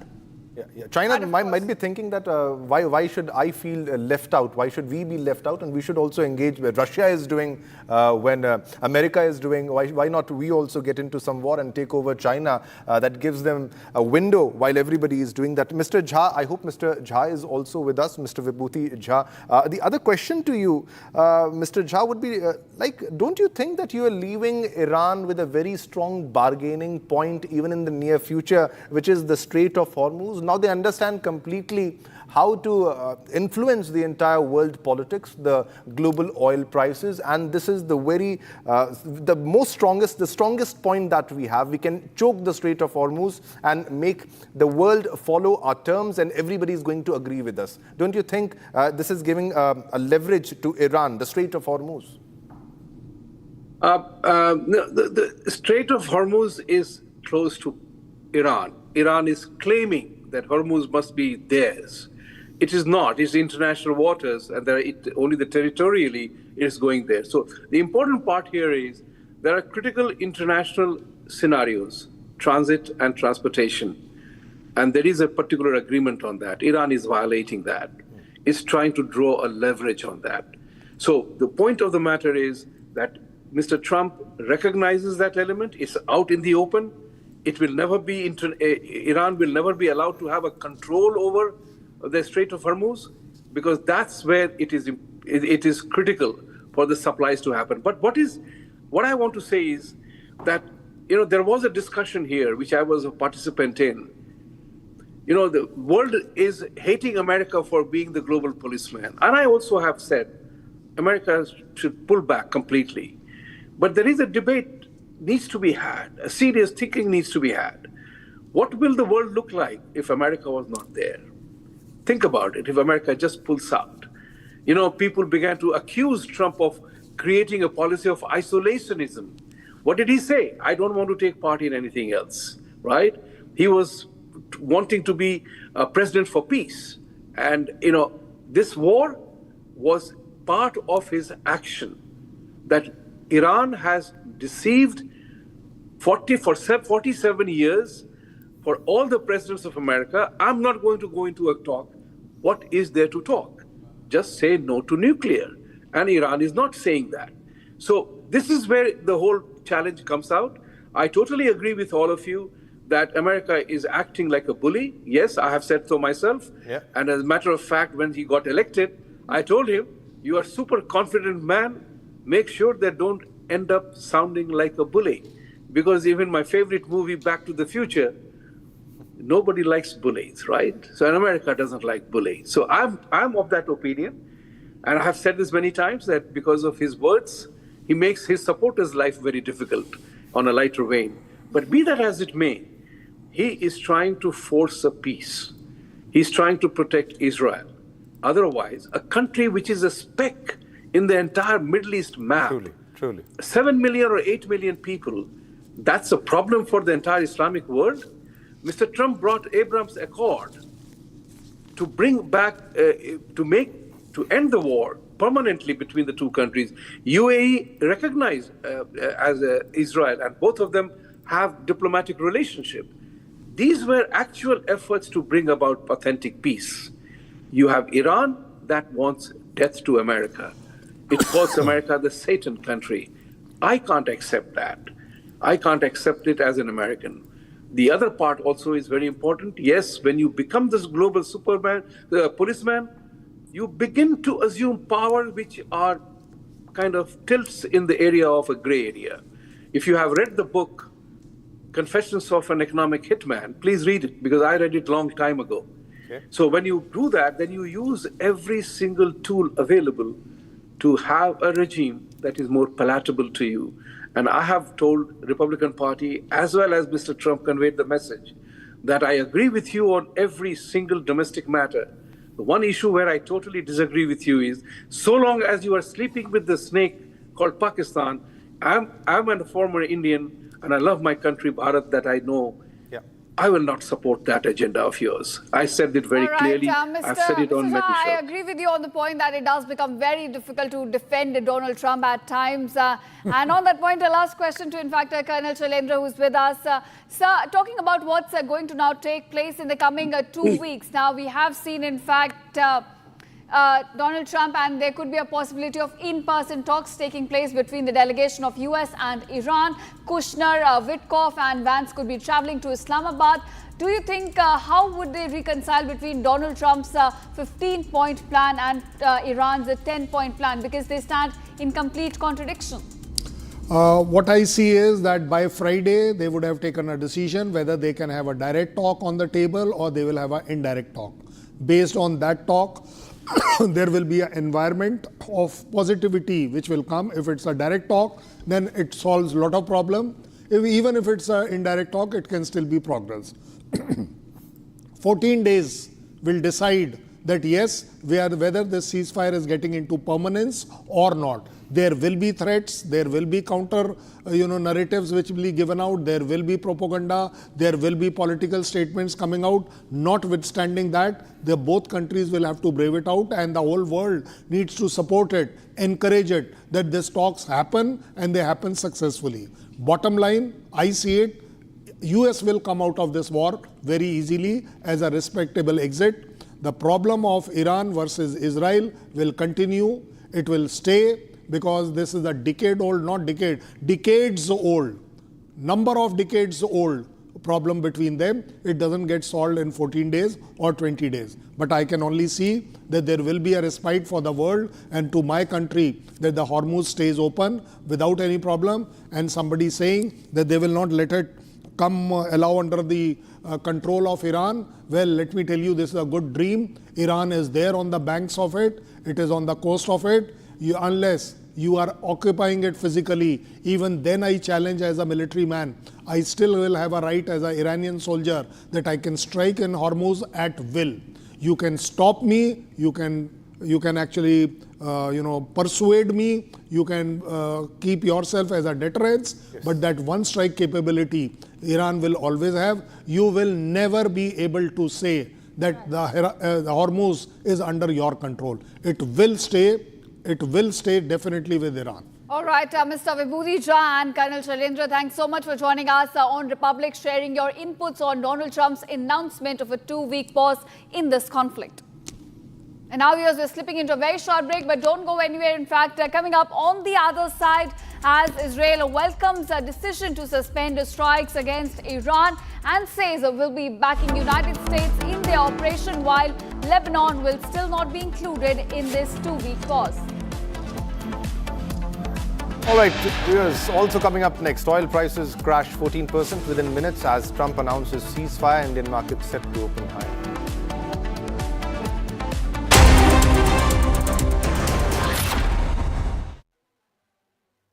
Amity has been ranked India's #1 not-for-profit private university for 11th year, with top 10 ranked institutions in management, engineering, biotech, law, masscom, telecom, hospitality, fashion and more. Yet another top ranking for Amity University. थोड़े में ज़्यादा स्वाद ये तो है इसकी खास बात। वाओ मामा, क्या स्वाद है? अरे मेरे राजा। सबका राजा और pure masala.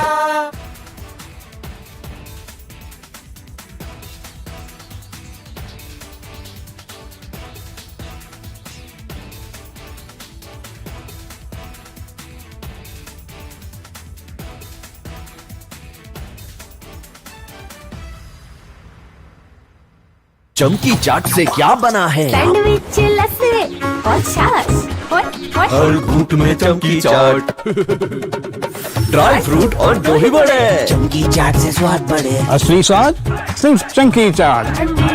3, 2, 1. Booster ignition. Artemis 2 now bound for the moon. Humanity's next great voyage begins.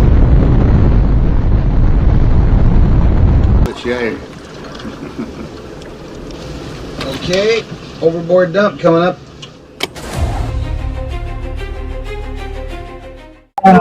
Actually, there is always a redundant chain of execution system.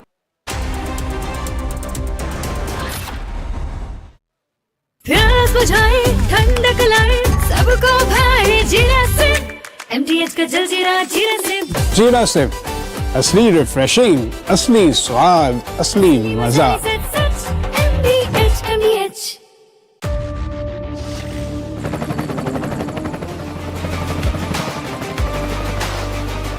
Character, the taste of success.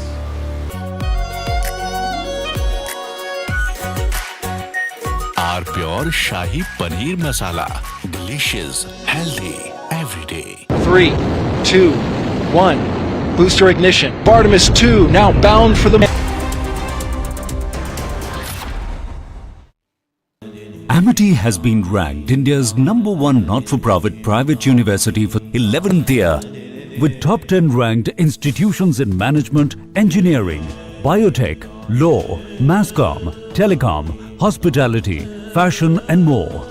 Yet another top ranking for Amity University.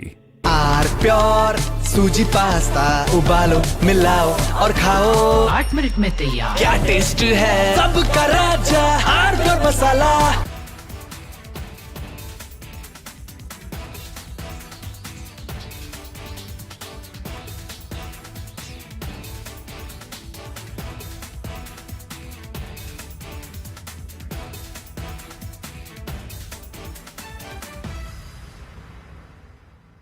थोड़े में ज्यादा स्वाद यही तो है इसकी खास बात। वाओ मामा क्या स्वाद है? अरे मेरे राजा 3, 2, 1. Booster ignition. Artemis 2 now bound for the moon. Humanity's next great voyage begins.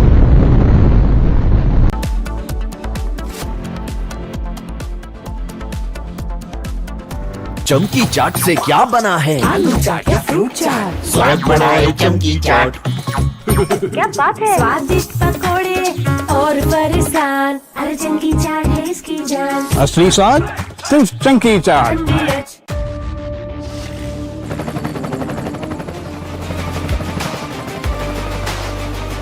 Character, the taste of success.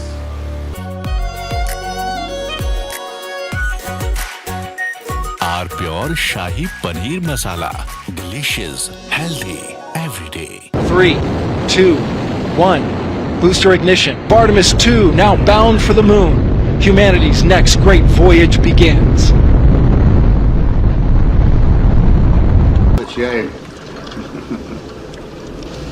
Okay, overboard dump coming up.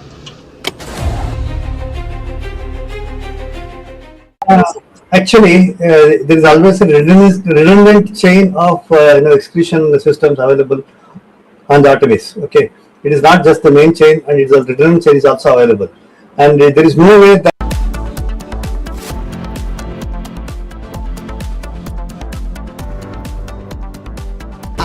Pure सूजी पास्ता उबालो मिलाओ और खाओ 8 मिनट में तैयार। क्या टेस्ट है सबका राजा हार्डवेयर मसाला। Amity has been ranked India's #1 not-for-profit private university for 11th year, with top 10 ranked institutions in management, engineering, biotech, law, masscom, telecom, hospitality, fashion and more. Yet another top ranking for Amity University. चमकी चाट से क्या बना है? Sandwich लस्सी और छाछ हर घूंट में चमकी चाट। अब बताओ स्वाद आया? असली स्वाद सिर्फ चंकी चाट।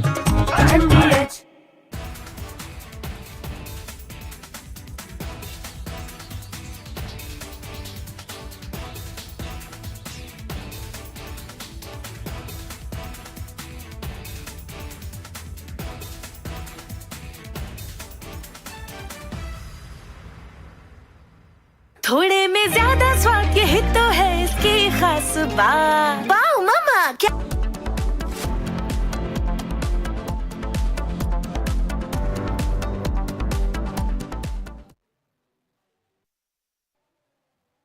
प्यास बुझाए ठंडक लाए सबको भाए जीरा से MTH का जलजीरा जीरा से जीरा सिर्फ असली रिफ्रेशिंग, असली स्वाद, असली मजा। MTH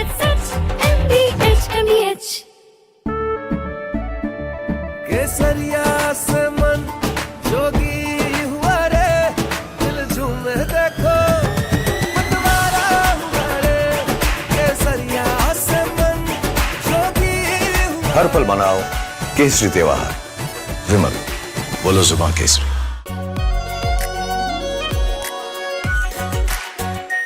are pure shahi paneer masala delicious healthy everyday 3, 2, 1.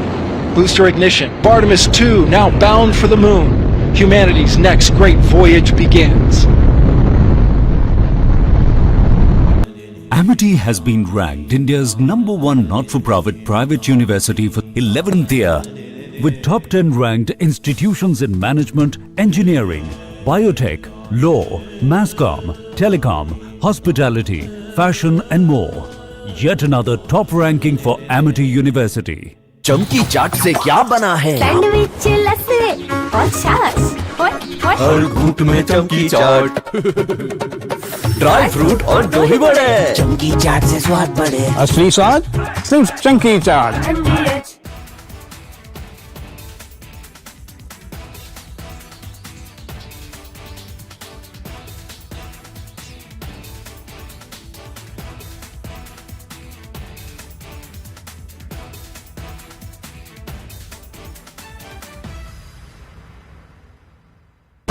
Pure सूजी पास्ता उबालो मिलाओ और खाओ 8 मिनट में तैयार क्या टेस्ट है सबका राजा hardcore masala 3, 2, 1.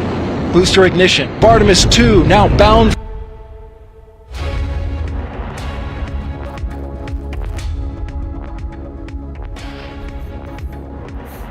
Hello viewers, a very good morning to you. I am Amrita Chongtham. You're watching live this morning on Republic TV and we are continuing our coverage on the US and Iran's peace agreement, that is the 2 weeks pause between the two nations that have struck just moments ago on ending some hostilities between the nation and thereby negotiations of a ceasefire continuing.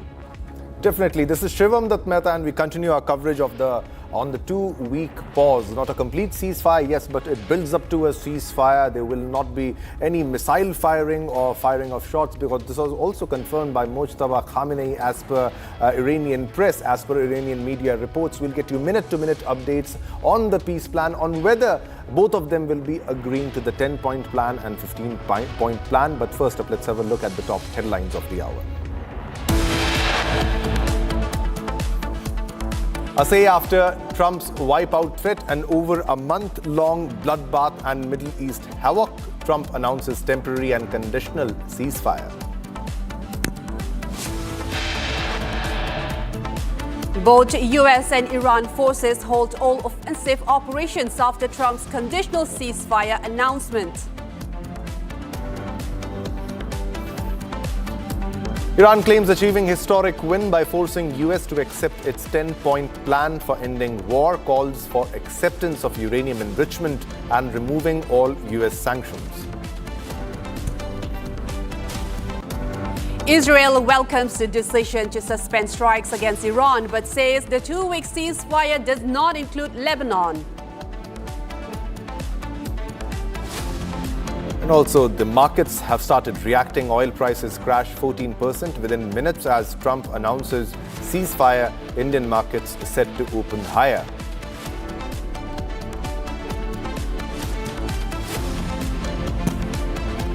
Pro-government demonstrators in Iran, civilians across the country celebrate the defeat of United States and Israel.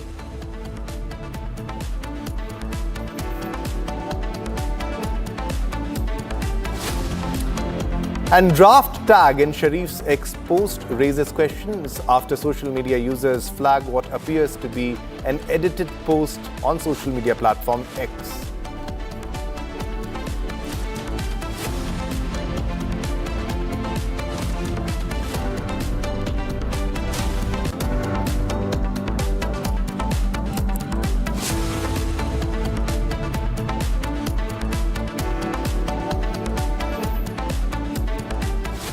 All right, viewers, let's begin with the first big breaking news of the bulletin, where the Israeli Prime Minister Benjamin Netanyahu's office has officially welcomed the US-Iran ceasefire agreement, the pause, the 2-week pause, but clarified that it doesn't apply to Lebanon. Now, the statement supports President Trump's decision to suspend the strikes against Iran for 2 weeks, conditional on Iran reopening the Strait of Hormuz and stopping attacks on the US and Israeli ships, and also attack on US, Israel and regional countries. Now, Israel also backs the US effort to prevent Iran from posing nuclear, missile and terror threats. Now, this is the assurance that was given, and these are the points of discussion in the peace plan. Amrita. Yes, in fact, Israel, backing the US's effort to pause the 2-week agreement, to reach a 2-week agreement on the pause of strikes. But again, Israel says that Lebanon is not included, which in fact is one of the key one of the points in the 10-point agreement posed by Iran, saying that all hostilities against Lebanon be ceased as well. So this is incoming as Israel's first official statement on the ceasefire, at least the 2-week pause that Donald Trump has agreed upon as the United States and Iran has come to an agreement that there will be a 2-week cease, that is pause on the strikes, as negotiations will continue for a complete ceasefire, while Israel is still backing United States decisions, still says that this does not include Lebanon, saying that strikes may still continue against Lebanon. Shivam. Yeah, definitely. The 10-point plan, which clearly highlights that they will continue with the uranium enrichment. This is by Iran. This also raises the serious questions whether the objectives have been achieved or not. Let's once again reflect upon the 10-point plan, which was Iran says that the US has agreed to. Number one was a commitment to the non-aggression, which is very important, the commitment to non-aggression, and other point was the continuation of Iran's control over the Strait of Hormuz. That was one of the other points, very important, and acceptance of uranium enrichment. All right, see, first point, non-aggression by US and Israel. So they are not asking for a temporary ceasefire, Amrita. They want a complete ceasefire, complete cessation. And number two is also important, Iran's control over the Strait of Hormuz. Yes, in fact, Iran still claims and to maintain maintaining control over the Strait of Hormuz, which was again one of the key contentions between US and Iran. And again, a lifting of all primary sanctions is one of the key points, as we all know that Iran has been heavily sanctioned for many years now. Also for lifting of all the secondary sanctions against Iran as well. And Iran is now also proposing for the termination of the United Nations security resolutions and also including the IAEA resolutions that were resolved against Iran since the past month. And also Iran is demanding the payment of compensation of whatever attacks that had occurred to the regime in the past month. And the 9th point, Iran says that there will be a complete withdrawal of all the US combat forces. And also one key important thing incoming here is of the cessation of war in Lebanon as the key point here, Shivam, that now Israel is saying that this agreement, although they are backing Donald Trump's decision that the cessation of war in Lebanon, so this will be one of the key factors that will induce these talks in whatever way it swings. And also Mojtaba Khamenei's side, Iran has also said that Donald Trump has in fact agreed to all the 10 points. And now there may be a fracture now between US and Israel as well at this point. Now, We are now joined by Major General Bishamber Dayal, retired defense expert, joining us from Delhi.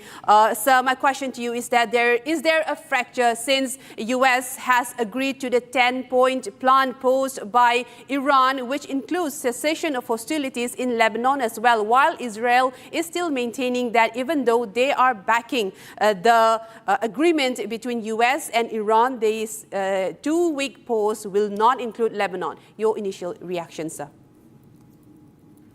See, if Israel completely does not agree to the stopping the operations in Lebanon, firstly, I think there will be no lasting peace. I mean, this is a truce which has been reached for 15 days, and both sides have realized, and it will give both sides a lot of opportunities to see their own damage. I mean, Iran would also realize within these 15 days how much actual damage has it suffered. In war, rhetoric is one issue, but actually assessing the damage and taking control of your country and visualizing how much it will take to rebuild is other aspect. Similarly, America will also realize how much it has been dented. And it cannot happen that Israel continue with this war and they keep negotiating. If they've agreed to come to a negotiating table, both sides have shown maturity and melt down. And somewhere, it will be very initial stages to say Iran starts looking and celebrating at victory, so does America starts. No, it is actually a narrative which America and Israel had built around a legitimacy of war against the action which Hamas, Houthis, and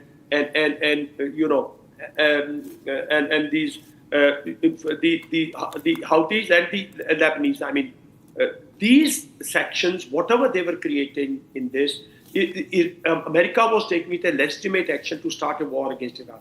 That narrative is defeated today. And if that narrative has lost the war, it is good for the world. And there will be better options. So to say that Israel will try and take in the next 24 hours or so, take maximum advantage that it can take. But I think beyond that, I don't think Israel is in a position to go all alone and continue with it. He has agreed to this broad plan of the Americans. So let's not take this one incident for next 24 hours because it takes time for leaders to agree, but it takes longer time for the forces which are dealing with tactical situations to also agree. See, we have to realize this war was more of destruction, not of a decisive, anywhere decisive victory, because it was a conduit war. So it was a conduit war means it was a standoff war. There were no troops, there was no defined military objective in terms of geographic terms.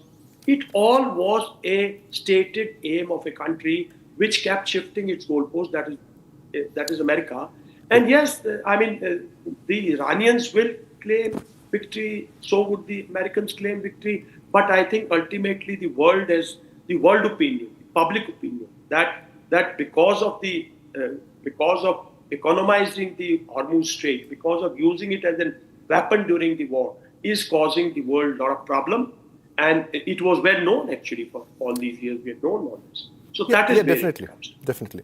Now, Major General, what exactly do you think were the objectives of US military, of Donald Trump when he started the war?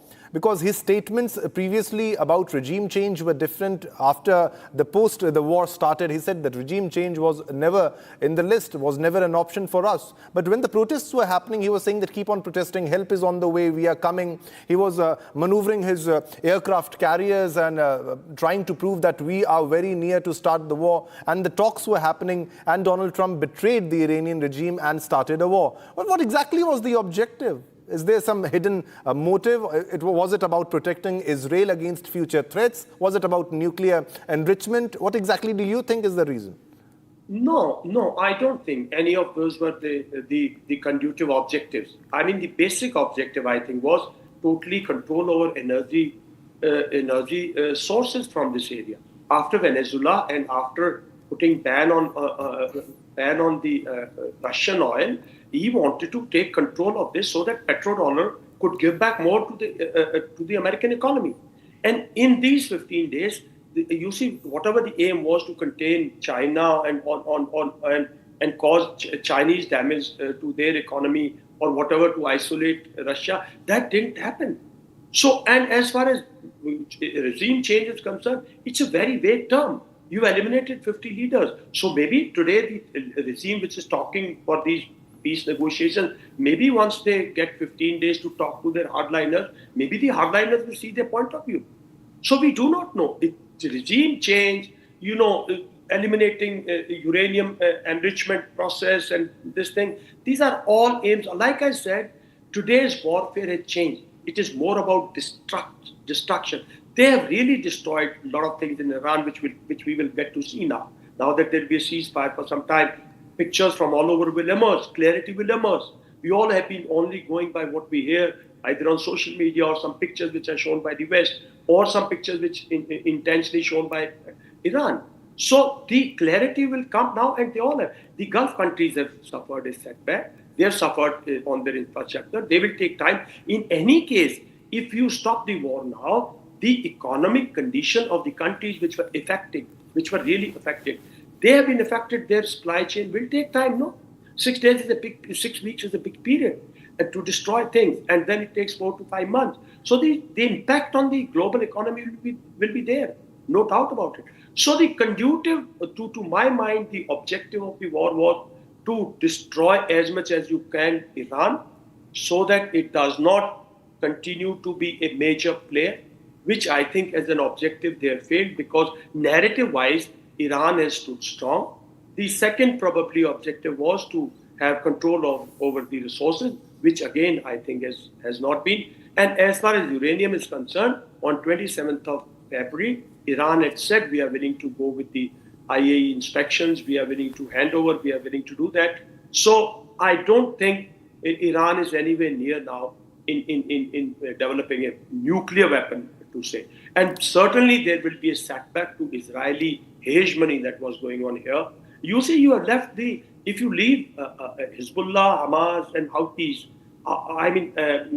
without even Iranian support, well, they know how to exist. So they will continue to exist. So the war has left, whatever the objectives were, war has left the world weaker, this area a little more unstable, there's a little more, the lack of trust. You just see what was the differences between Iran and the other Gulf countries. Because these Gulf countries were not willing to Iran trust. There was a trust deficit. Not that Iran had ever fired directly on them with their missiles or with their drones before this. But they had a inherent suspicion or inherent mistrust on Iran that given a chance, Iran will, destroy them. That trust probably has got a dent again. So these countries will find alternative routes for their oils, for their businesses, and they may find a little bit. They will not get rid of America. Will not walk out of this place so soon. They cannot afford. So they have been largely protected. I mean, there has not been the type of destruction probably which would have taken if American bases were not here, if America had not provided the type of equipment that America has provided to these countries, and if there was not a coordinated defense of these countries. So there could have been larger damage. Yes. So what I'm saying is that the world at large has suffered, and there's a lesson for everybody out there. Yes, definitely, Major General. Do stay with us, because we have another major development coming in from the region, because as mentioned by the Israel earlier, that Lebanon won't be a part of the ceasefire deal. In fact, Israel has waited no time acting on it now that Israel's air forces have launched an attack targeting an ambulance now in the town of Al-Laila. This one in Lebanon, in fact, in the district of Tyre in southern Lebanon. Now, this is just moments after this agreement has been accepted by the United States between Iran. A painstaking effort after painstaking effort as global crisis continue to loom over the oil crisis. And just now we have seen that market have reacted. Oil prices continue to come down. And now, as stated by Israel, that this agreement does not include Lebanon, they have struck an ambulance now in the southern part of Lebanon. Now, Major, again, this would even constitute a part of a ground rule violation. If there is a 2-week pause, there is an agreement in place, there is mediators in place, leaders are talking in, and if Israel says that Lebanon will be continued to be struck, does that leave no choice but for Iran to retaliate again? Because earlier, Iran has made it very clear that any attack on Lebanon is also an attack on Iranian regime as well. What are your thoughts on this latest development? I think Iran, like I said, that look, the political leadership may have agreed. At present, there is no signed agreement. They may have agreed for a temporary ceasefire based on certain, factors and certain some of the, agenda that has been put across to them by the people, those who are trying to bring peace in this. And it will take time for ground troops to disengage. This could well be ground troops action. This could well be a ground troop, and this may continue, like I said, maximum for 24 hours or so. But then Israel will have to accept it. Otherwise, I'm quite sure Iran will fire back. Iran will continue to fire as Israel, because now he will come openly in support of Houthis against Israel. Till now, he has been accused, and there are enough evidence to say that he was financially supporting, he was providing the moral support, he was providing them critical equipment. All that was known to the world. But if now if Israel continues to do this, and then Iran fires back, that means openly he's firing in support of Houthis. And what can you do? Whatever you want to do with Iran, whatever power America had, destructive power except using the nuclear power, they've used all power. And except going to the ground, which I think is wise decision. So they have used all their weapons, they've done enough punishment 6 weeks. You can do for another 6 weeks, result will be the same. So there is wisdom. And Israel, I have been saying from day one, Israel is the one who is destroyer of this peace. Israel doesn't want peace. Israel, this prime minister has his vote on domestic challenges, his own this thing. He has been the one who has been, promoting war ever since he has come for 25 years. The man has pursued one aim, to regain supremacy, to expand as much as you can. You already expanded to West Bank completely. Gaza is completely under you, right? And now you want to go to Litani River. So what is that? That is expansionism. Yeah. So it is also, this narrative will also fail, no? That you have right to keep expanding your territory in fear of saying that they will do this to me. Well, they did something to you on 7th of October 2023, and friend, you have done enough to them. You have they killed 2,000 people. You have already killed more than 70,000 people. And that also has got large number of children, women, and this thing. So these arguments do not stand when international opinion start building against a narrative which you have created. The international opinion, the governments will stay quiet because governments have got engagements with each other. And post-war, governments have to again engage in their purposeful and meaningful, achievement of their goal with the other countries. So that leaves us with a very important question. Is this a ceasefire, this temporary ceasefire, because it's just a 2-week pause, are you not leaving the Iranian regime with a very strong bargaining point of having control of the Strait of Hormuz?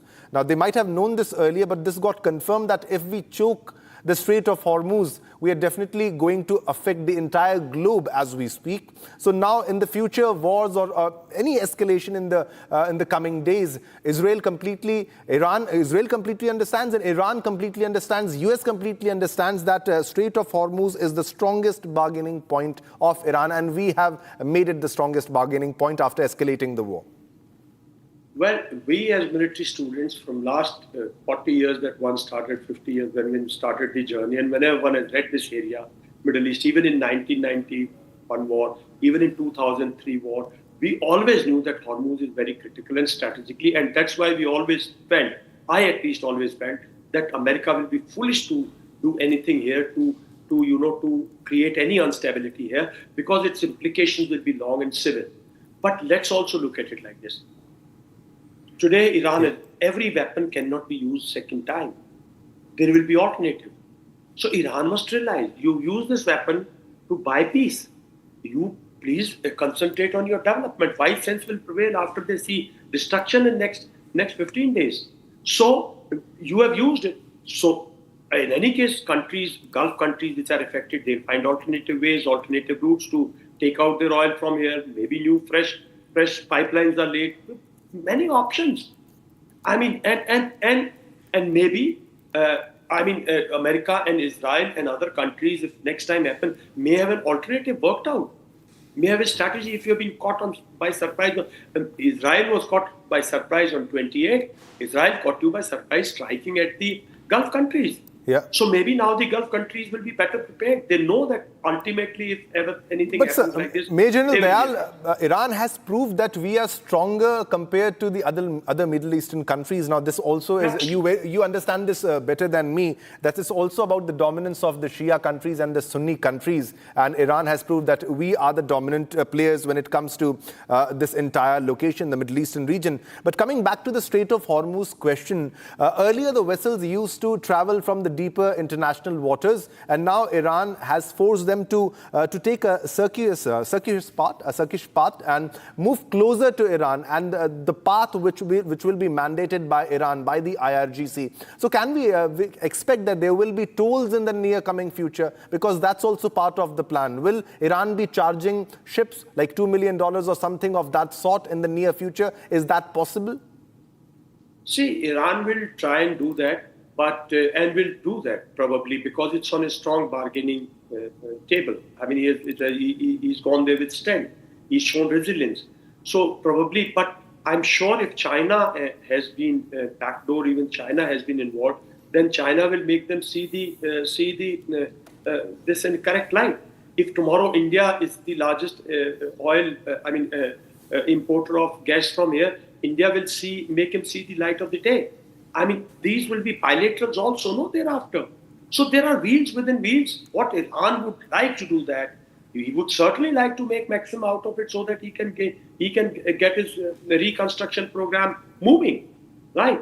But will the world really, and will the world not find alternatives? If tomorrow he starts charging a fee, which we find is lesser than what costs for gas to come from Russia, yes, or the or the cost. Why are we importing? Because it is just 3-day journey. Shipping costs are low. Insurance costs are low. And if these have to go high, then ultimately the original route, original sea line, through which shipping was taking place, that's the only sea line which does not have any danger. Danger means from within the sea. I mean the way the sea is configured here. The way the bottom of the sea. But definitely Strait of Hormuz is and remains the strongest bargaining point even for the IRGC, for the Iranian regime. So if they play beyond a point, like America played their might beyond a point, they will also lose. America has played this superiority and pushing countries beyond a limit. So this Iran, if it plays beyond a limit, maybe 6 months, 8 months down the line, it will lose its relevance. Definitely. So stay with us. That's what I... Yeah, please stay one with thing, us. let me tell you, it will bring at least Iran and Iraq a little closer, and all the time... Yes, definitely. Major General. Do stay with us because we are also joined by Major General G.D. Bakshi now live from Delhi. Major General, thank you so much for joining us on this broadcast. Now, my initial question to you is, sir, that we have now been, this agreement news has now settled in. Now, my initial question to you is that now Donald Trump has initially also wanted to take control of the oil in Iran, saying that the Kurg Island will be completely taken over, and also he was warning of this deadline that all hell will break loose over Iran as well. And now as this peace agreement has been struck, in fact 2-week pause on the strikes, now it seems that all of the 10 points that have been proposed by Iran is now only favoring Iran more than the US. What are your initial thoughts, sir? It certainly is taco, but I am very, very happy because the entire world needed such a breakthrough, such a peace agreement, because every day that this stupid, needless war of choice was continuing was going to create a disaster for the global economy. You see, if 22% of the oil and gas goes off the line, and then if the Strait of Hormuz was also, not only the Strait of Hormuz, but also the Bab al-Mandeb Strait, the Red Sea, was to get blocked. That was another 12%, 32% of the global energy offline. Was a outright disaster. The price of oil was already touching about close to 150 barrels yesterday, dollars a barrel yesterday. And had the boots on the ground gone in, by this morning we would have had the price of oil cross $200 a barrel. That would have been a total global disaster. There I am very glad that all sides have come to this agreement. The world needed it, and we hope this will endure. We hope this will endure. But it is like I was saying, that Professor Robert Pape has said very correctly, America was getting a much better deal on 27th of February than it has gotten now. And Iran is in a position of escalation dominance. Iran was in a clear position of calling the shots. Yeah. And it has, because it controls the Straits of Hormuz, as simple as that. And militarily opening the Straits of Hormuz was a near impossibility. Yeah. Major General Bakshi, the other question to me, this is Shivam Dutt Mehta from the studio. The other question to you, sir, do you think that Iran has now been left at a much more stronger bargaining point before the war started and now? If you can do a comparative analysis, where does Iran, the IRGC and the Iranian government stand now as we speak, opposed the war, if the ceasefire is completely achieved? But definitely we'll have to wait and watch because it's temporary. Of course. But let me once again cite the very erudite, scholarly, insightful Professor Robert Pape, who has come on your program and on your channel a number of times. He has said that Iran has emerged much stronger. In fact, the moment Iran gets even one single bomb in the basement, it will be one of the 4 major powers of the world, because Iran as a country now controls the Straits of Hormuz, and it has been able to show that this asymmetric control was almost impossible to shake off. It has proved almost impossible for the United States to do it alone. The United States was hollering for the NATO to join, and the NATO had curtly refused. They had even refused to provide their airspace and bases for this attack. Yeah. America is left sans its allies. America is taken the military reputation of the American armed forces as invincible, has taken a great reputational loss. Iran has emerged as a clear winner in this conflict. It has dared and it has won. It has been able to stare down the United States of America and Israel combined. It has suffered massively in the bargain. I am happy that it has been spared a more destructive phase. All right, Major General Bakshi, do stay with us on this because we have another breaking news coming in at this moment, as Pakistan's Prime Minister Shehbaz Sharif is facing backlash over an edited post on X showing an earlier version where it was labeled draft Pakistan's PM message on X in quotes as if to give a direction, and it is now sparking speculation over an external influence on scripting on the message. Now, Shivam. Yeah, definitely. The post, which urged US President Donald Trump to extend the deadline for talks with Iran, has raised questions about Pakistan's diplomatic messaging and whether it's being independently crafted. Social media users are divided, with some joking about the copy-paste error and others suggesting the message was dictated by the US. Major General G.D. Bakshi continues to stay with us. Sir, your take on the role of the Pakistani government, Pakistan PM, and Assam Munir in the ceasefire that has been brokered, the 2-week pause that has been achieved? Why is Pakistan involved? General Bakshi.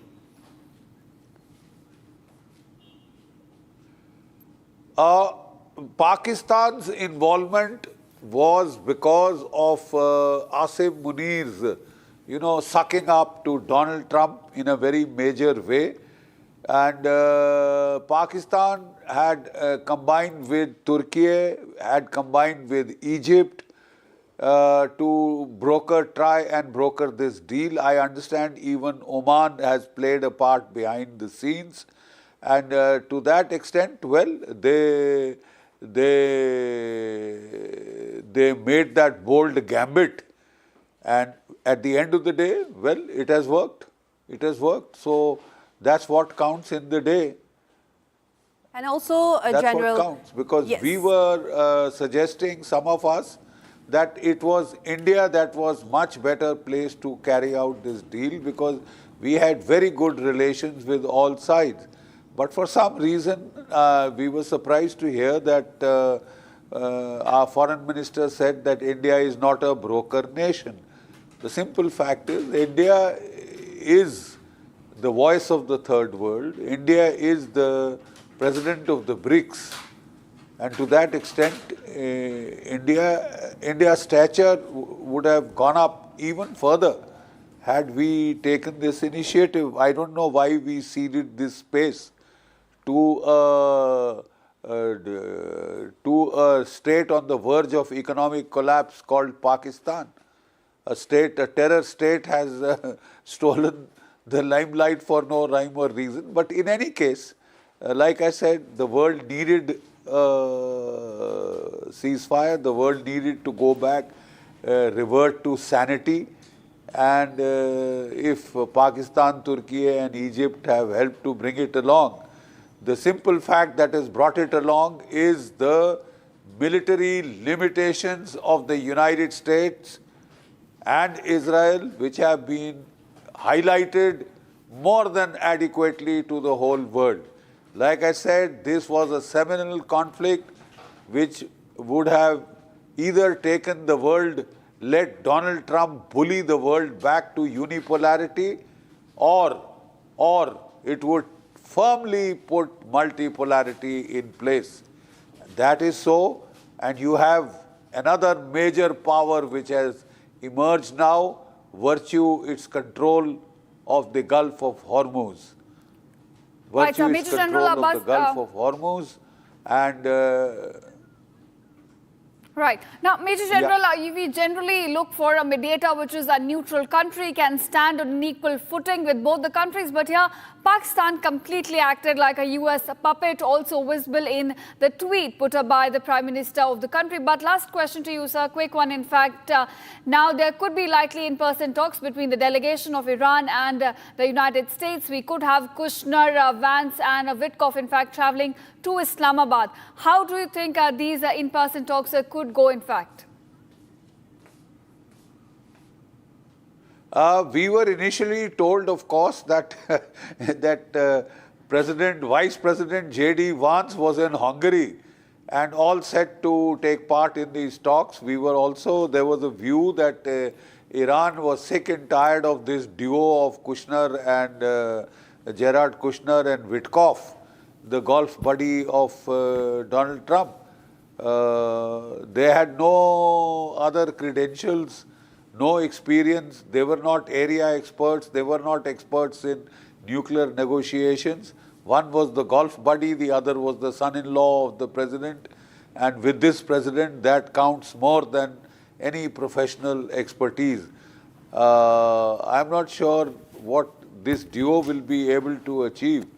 I do think at some stage more higher level figure would have to step in rather than this duo, which we know what happened to the talks last year in June. We know what happened to the talks on 27th of February this year. Right. We hope and pray that the denouement would be better for the sake of the world's economy. Yes, definitely, General J.D. Bakshay. Thank you so much for joining us on this broadcast, and we will get back to you for more latest updates as well. And now I will cut across to our guest, Major General Dayal as well. He is here with us still. Major General, regarding Pakistan playing the mediator role here, as my colleague has earlier pointed out, now here Vice President J.D. Vance and Jared Kushner and also Witkoff are all in this mediation talks as well, with some elements, with some leaders from the Iranian regime who Donald Trump used to say that they are very reasonable. And now with this new 10-point agreement coming in place and Mojtaba Khamenei also saying that they are saying that US has in fact agreed to all the 10-point plan. Do you think that in fact it was Pakistan who really scripted this 2-week pause coming about, or was there other hands into coming this into effect? What are your thoughts on that? Firstly, see, me and General Bakshay, sir, you're listening to me. Good morning to you, Jai Hind. See, me and General Bakshay have been quite hardliner against Pakistan on certain issues. We do not give so much leverage to Pakistan as a lot of people give. But let's not put this entire thing as an Indo-Pak and the Pak image and our not. Let's not put it that way. This is a movement which has been reached because of resilience of Iran and because of America somewhere realizing that it is not going to achieve what it wanted to achieve without backdoor channels. And backdoor channels have worked. We do not know. I mean, you see, I mean, it will be, we are not doing any great service to focus so much on Pakistan. Pakistan, because of its proximity, on very first day on Mr. Arnab Goswami's show said, which army is closest to the IRGC in the world? It is the Pak army. It is the Pak chief of army staff who can speak to the IRGC at will. Can India speak to them? Can Indian army chief speak to the IRGC? No. Can any other country? They are neighbors. They have differences. They have animosity. They have got clash of interest. But somewhere, as neighbors, they also know how to reach out to each other. So, and the other side is Turkish. Other side is Egyptian. There are interplays, religious interplays, national interest interplays. There are interplays within this world. So let's not put it that way. Let's put it like that it is realization on part of Iran, realization in part of America, that this war is not going anywhere as a destructive war. It is not a decisive war, it is just a destructive war. So decisive war cannot be, the decisive goals cannot be achieved without causing more damage. Either America puts boots on ground or do something silly or use a nuclear, this thing. It was not possible, he had done enough. He has used all his weapons till now. Iran has taken enough punishment. It has shown resilience. So at the end of this, there is a way, there is a hope, which at least I've been talking from last 15 days, that look, there'll be a meltdown on both sides. Look, this cannot go like the Russian and Ukrainian war, because that war is on one corner of the world. This war is the heart of the world. It affects the world trade, it affects the world travel, it affects the world, communication, it affects the world hugely. So there will be a way out. Countries will push back. And I fully agree with General Bakshay that look, India, they said, India, China, and as BRICS could have been, I'm of the opinion, in the month of January, every people, wise people, those who say they are the people with all information, they are leaders, they are the ministers, they are the people, those who are heading different agencies, they should have seen it coming.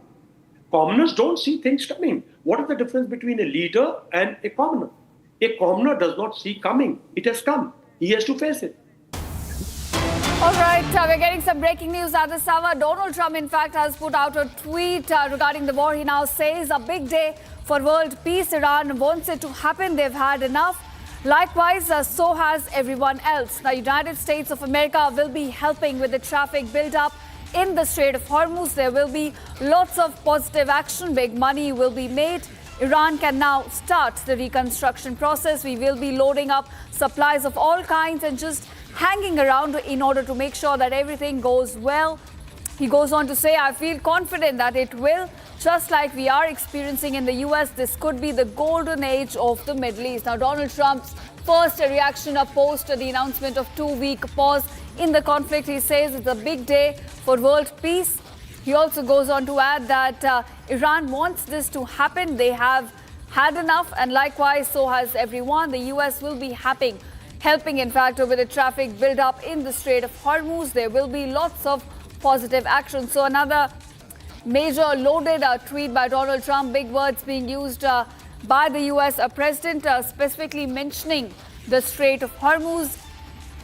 Amrita, it seems he also goes on to mention that we will be hanging around in order to make sure that everything goes well, which means US troops, their presence will be maintained to ensure that Iran does open the Strait of Hormuz. Yes, in fact, this is very interesting because just moments ago when Iran had agreed to this 2 weeks pause, they also said that there will be a safe passage for ships in the Strait of Hormuz, and that will be done with the forces, with the Iranian forces in the region. They're saying that this will still be done on their own terms. But now Donald Trump is saying that they will be hanging around in a way to mention that they will be there to look after the operations, especially the passage of the ships in this region. And this is very interesting coming in because this is the first statement released by the president, and after the ceasefire has been struck and negotiations underway. In fact, the second meet will be taking place on Friday in Islamabad.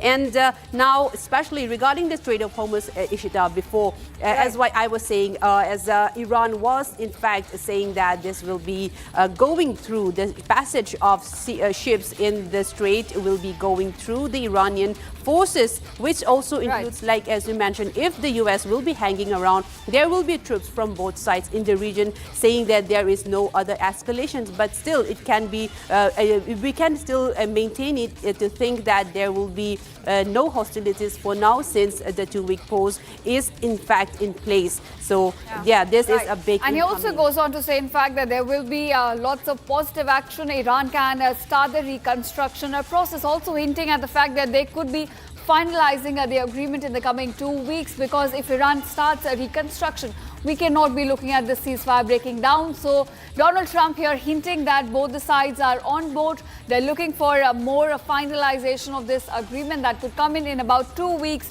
And right now, according to Donald Trump's recent post, Iran can begin reconstruction process. So it does seem that they are headed towards finalization of their talks. There's some middle ground, both of them trying to reach as they try to finalize their agreement in the coming 2 weeks. Donald Trump also sounding very confident and declaring that I feel confident it will happen. And just like we are experiencing in the US, this could also be the golden age of the Middle East. So he also goes on to say that this peace is not just important for Iran and the US, but also for the region and for the world at large. When this conflict has ended, we are looking at more economic impact also, because Strait of Hormuz, as we have mentioned, it's a crucial economic corridor. About 1/5 of the global oil passes through it. So as now we're looking at normalization of the traffic along the economic corridor, the world will also, in fact, be feeling the positive action. That's what Donald Trump seems to be hinting at, Amrita. Yes, definitely. And Donald Trump, in fact, he is saying towards the end of this statement that this could be the golden age of the Middle East. And this is a big statement coming from the US president, because earlier he had made released many statements regarding oil of Iran. Especially, this is a big interesting story because Kirk Island was a key target of the US forces, and he also went on to say many times that that the United States will in fact acquire Kirk Island, and saying that the Strait of Hormuz is not that much important to the United States, saying that the other nations dependent on the strait can do something about it. And now he is jubilant on this, especially the reopening of the strait. Now he is the most jubilant, and even saying that they will help the reconstruction process, and also that this could be a golden age. Well, remains to be seen what the golden age would be according to him. But in fact, the safe passage will in fact be a big relief, as you mentioned, for the economy, for the world. Oil prices now continuing to come down from the earlier $120 per barrel. That was in fact the peak when it started, but now there's a sharp decline in the oil prices elsewhere. Right, of course, Amrita, we are seeing markets are reacting very positively to Donald Trump's announcement. Oil prices are plummeting. They've come somewhere between $93 to $95 per barrel, and as you mentioned, they had reached about $120 per barrel during the peak of this conflict. So definitely we are looking at positive impact and now over oil economy, over markets, ever since Donald Trump announced the ceasefire. Now also he goes on to say that Iran wants this to happen. So sort of indicating that there is willingness on the part of Tehran also to end this conflict, as war fatigue we have seen was growing on both the sides. Both the sides were also stretched thin in this conflict. It was about 40 days. And Donald Trump now saying that Iran wants this to happen, which means there are positive talks now taking place, and there is definitely momentum on those conversations going on between the two sides. And we could be looking at certainly finalization of these peace talks between the two sides. They could come up with their final agreement, in fact, which settle down this conflict between the two. And now it does look like we are moving towards something more positive in the region, as Donald Trump now hints that this is, in fact, the golden age for the region, and we could be moving towards more positive action. So it does look like that a final deal could be sealed between the two sides, and the talks are now moving in the right direction. Also hints at the fact that there could be in-person talks. Now, there are reports claiming that there could be in-person talks in Islamabad with Jared Kushner and J.D. Vance and Steve Witkoff also traveling to meet the Iranian delegation in the Pakistan's capital. So it does look like we are moving towards something positive in this conflict. Yes, in fact, and also the U.S. administration earlier had mentioned, in fact, that the people that they were talking to in Iran are quite reasonable, and this has been reiterated many times, that the new leaders in the regime, especially in Iran, are quite reasonable, and they are in fact willing to make this work for Iran. And in fact, now Donald Trump saying that on his latest post of the 2-week pause on the hostilities against Iran, saying that it is in fact a big day for world peace. Now he is saying, in fact, it is world peace now that Iran wants it to happen. And he also goes on to add that Iran has had it enough, and he in fact had said many times, Ishita, that Iran has been decimated, completely destroyed. All right, we are now joined by General Rajan Kushan here on the phone line. All right, yes, Amrita, we're being joined by retired Major General Rajan Kocha, who's joining us on Republic TV. Thank you, sir, for joining us. I want to ask you a quick reaction from you on this 2-week pause that we have got on this conflict between US and Iran. Donald Trump now says golden age coming in for the Middle East. How do you decode this? Thank you and good morning. I think it's a sense of relief to us, all Indians here, and to the world in particular, that this war is slowly coming to an end, and I think this ceasefire will hold for 14 days because Israel is also endorsed this announcement of Donald Trump. So 14 days negotiations will take place, but I think it's likely to get extended because problems are quite complex, and as I visualize, these talks may continue almost up to 2 to 3 months. So we should see a peaceful kind of environment in the Gulf countries for at least 3 months. I think market sentiment is also played up, and today the share market's also doing well. So though stumbling blocks will remain two things. One is the Strait of Hormuz, that what kind of control Iran is going to exercise on that. And second is the enrichment program. So I think that are the issues which will need to be negotiated upon. And security guarantees, I think China and Russia will have to come into play here. And Trump has already made a mention of China. So I think China and Russia would have to stand guarantees in case of any future conflict, because Iran is not looking at the present situation. Iran is looking at the future.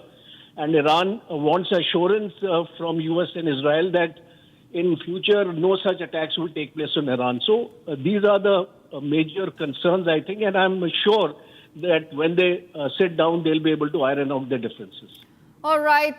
So you say we could be looking at more role by the other countries, including China, in this conflict. But thanks so much, Major General, for joining us on Republic. And viewers, we're looking at a 2-week pause being announced by Donald Trump in this ongoing conflict. And now he says that golden age could be coming in for the Middle East. Yes, in fact, and do stay with us, taking a short break now. And coming up after the short break, both US and Iran forces halt all offensive operations after Donald Trump's conditional ceasefire announcement. Coming up after the break. Stay tuned.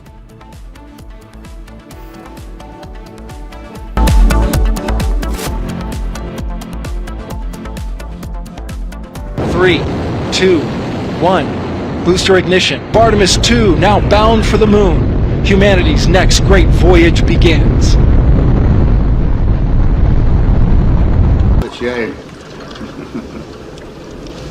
Okay, overboard dump coming up.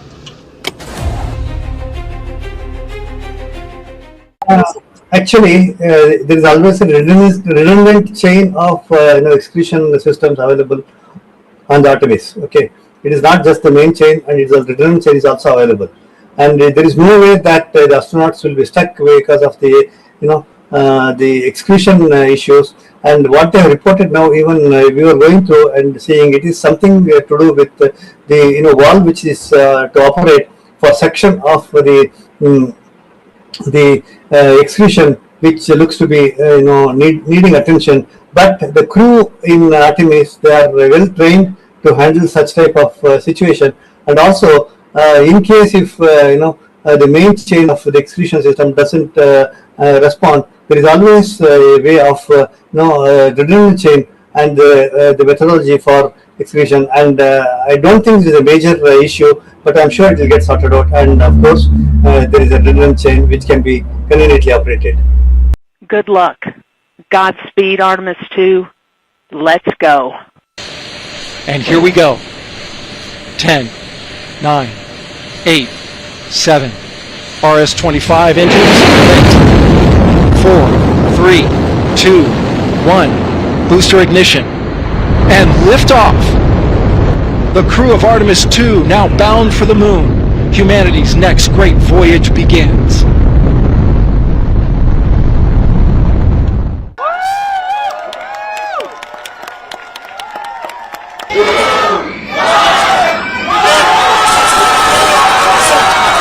First time it was canceled in February 8th. After that March, we make all the plans, we have all the hype, and it was canceled.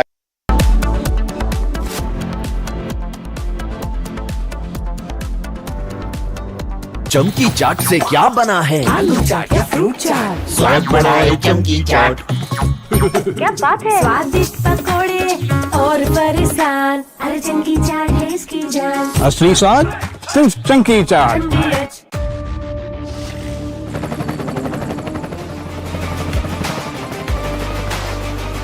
Character, the taste of success.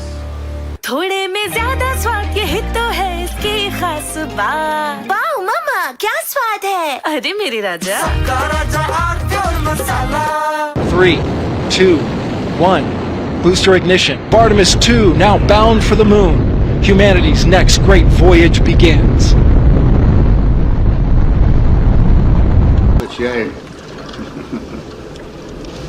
Okay, overboard dump coming up.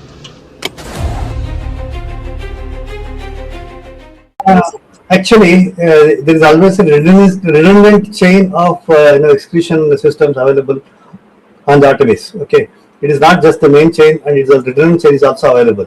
And there is no way that the astronauts will be stuck because of the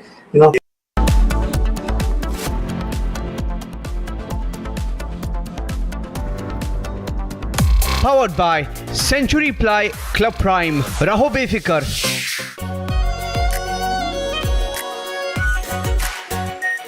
Our pure Shahi Paneer Masala. Delicious, healthy, every day. केसरिया से मन जोगी हुआ रे दिल झूमे देखो मतवारा हुआ रे केसरिया से मन जोगी हुआ हर पल मनाओ केसरी त्योहार विमल बोलो जुबान केसरी प्यास बुझाए ठंडक लाए सबको भाए जीरा से MDH का जलजीरा जीरा से जीरा से असली रिफ्रेशिंग असली स्वाद असली मजा MDH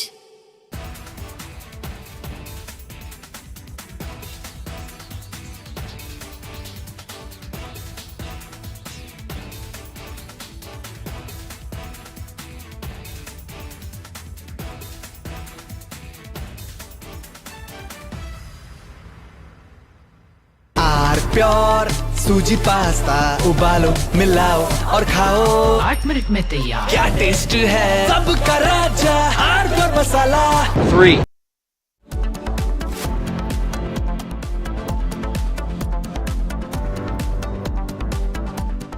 थोड़े में ज्यादा स्वाद यही तो है इसकी खास बात वाओ मामा क्या स्वाद है अरे मेरे राजा सबका राजा हार्डकोर मसाला Amity has been ranked India's #1 not-for-profit private university for 11th year, with top 10 ranked institutions in management, engineering, biotech, law, masscom, telecom, hospitality, fashion and more.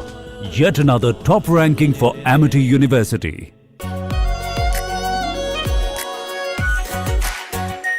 Our pure Shahi Paneer Masala. Delicious, healthy, every day. 3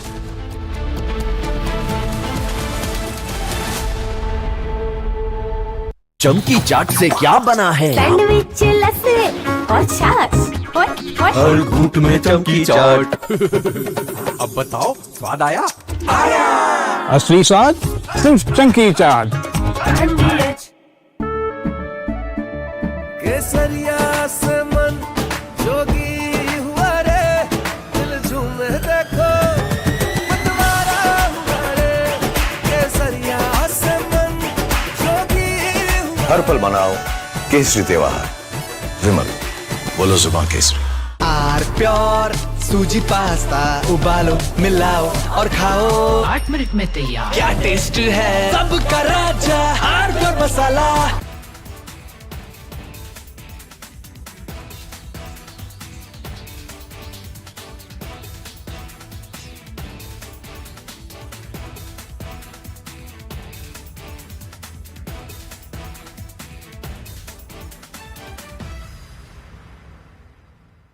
Three, 2, 1. Booster ignition. Artemis 2 now bound for the moon. Humanity's next great voyage begins.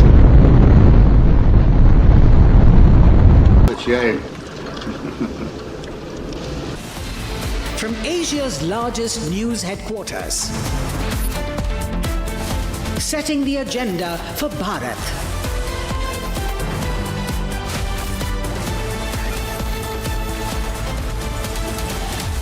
You're watching Republic.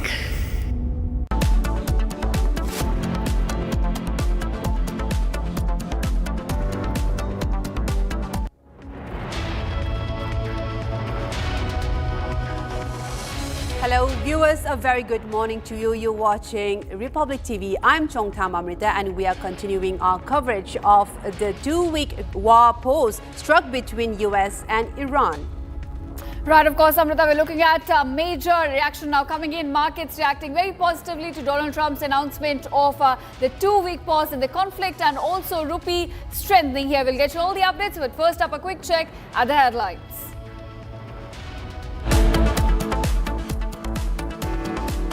A day after Trump's wipeout threat and over a month-long bloodbath, Trump announces 2-week conditional ceasefire in Iran. Both US and Iran forces hold all offensive operations after Trump's conditional ceasefire announcement. Iran claims achieving historic win by forcing US to accept its 10-point plan for ending war, calls for accepting uranium enrichment and removing all US sanctions. Israel welcomes decision to suspend strikes against Iran but says the 2-week ceasefire does not include Lebanon. Oil prices crashed 14% within minutes as Trump announces ceasefire. Indian markets open higher. Pro-government demonstrators in Iran, civilians across the country celebrate the defeat of United States and Israel. Draft tag in Sharif's X post raises questions after social media users flag what appears to be an edited post on X.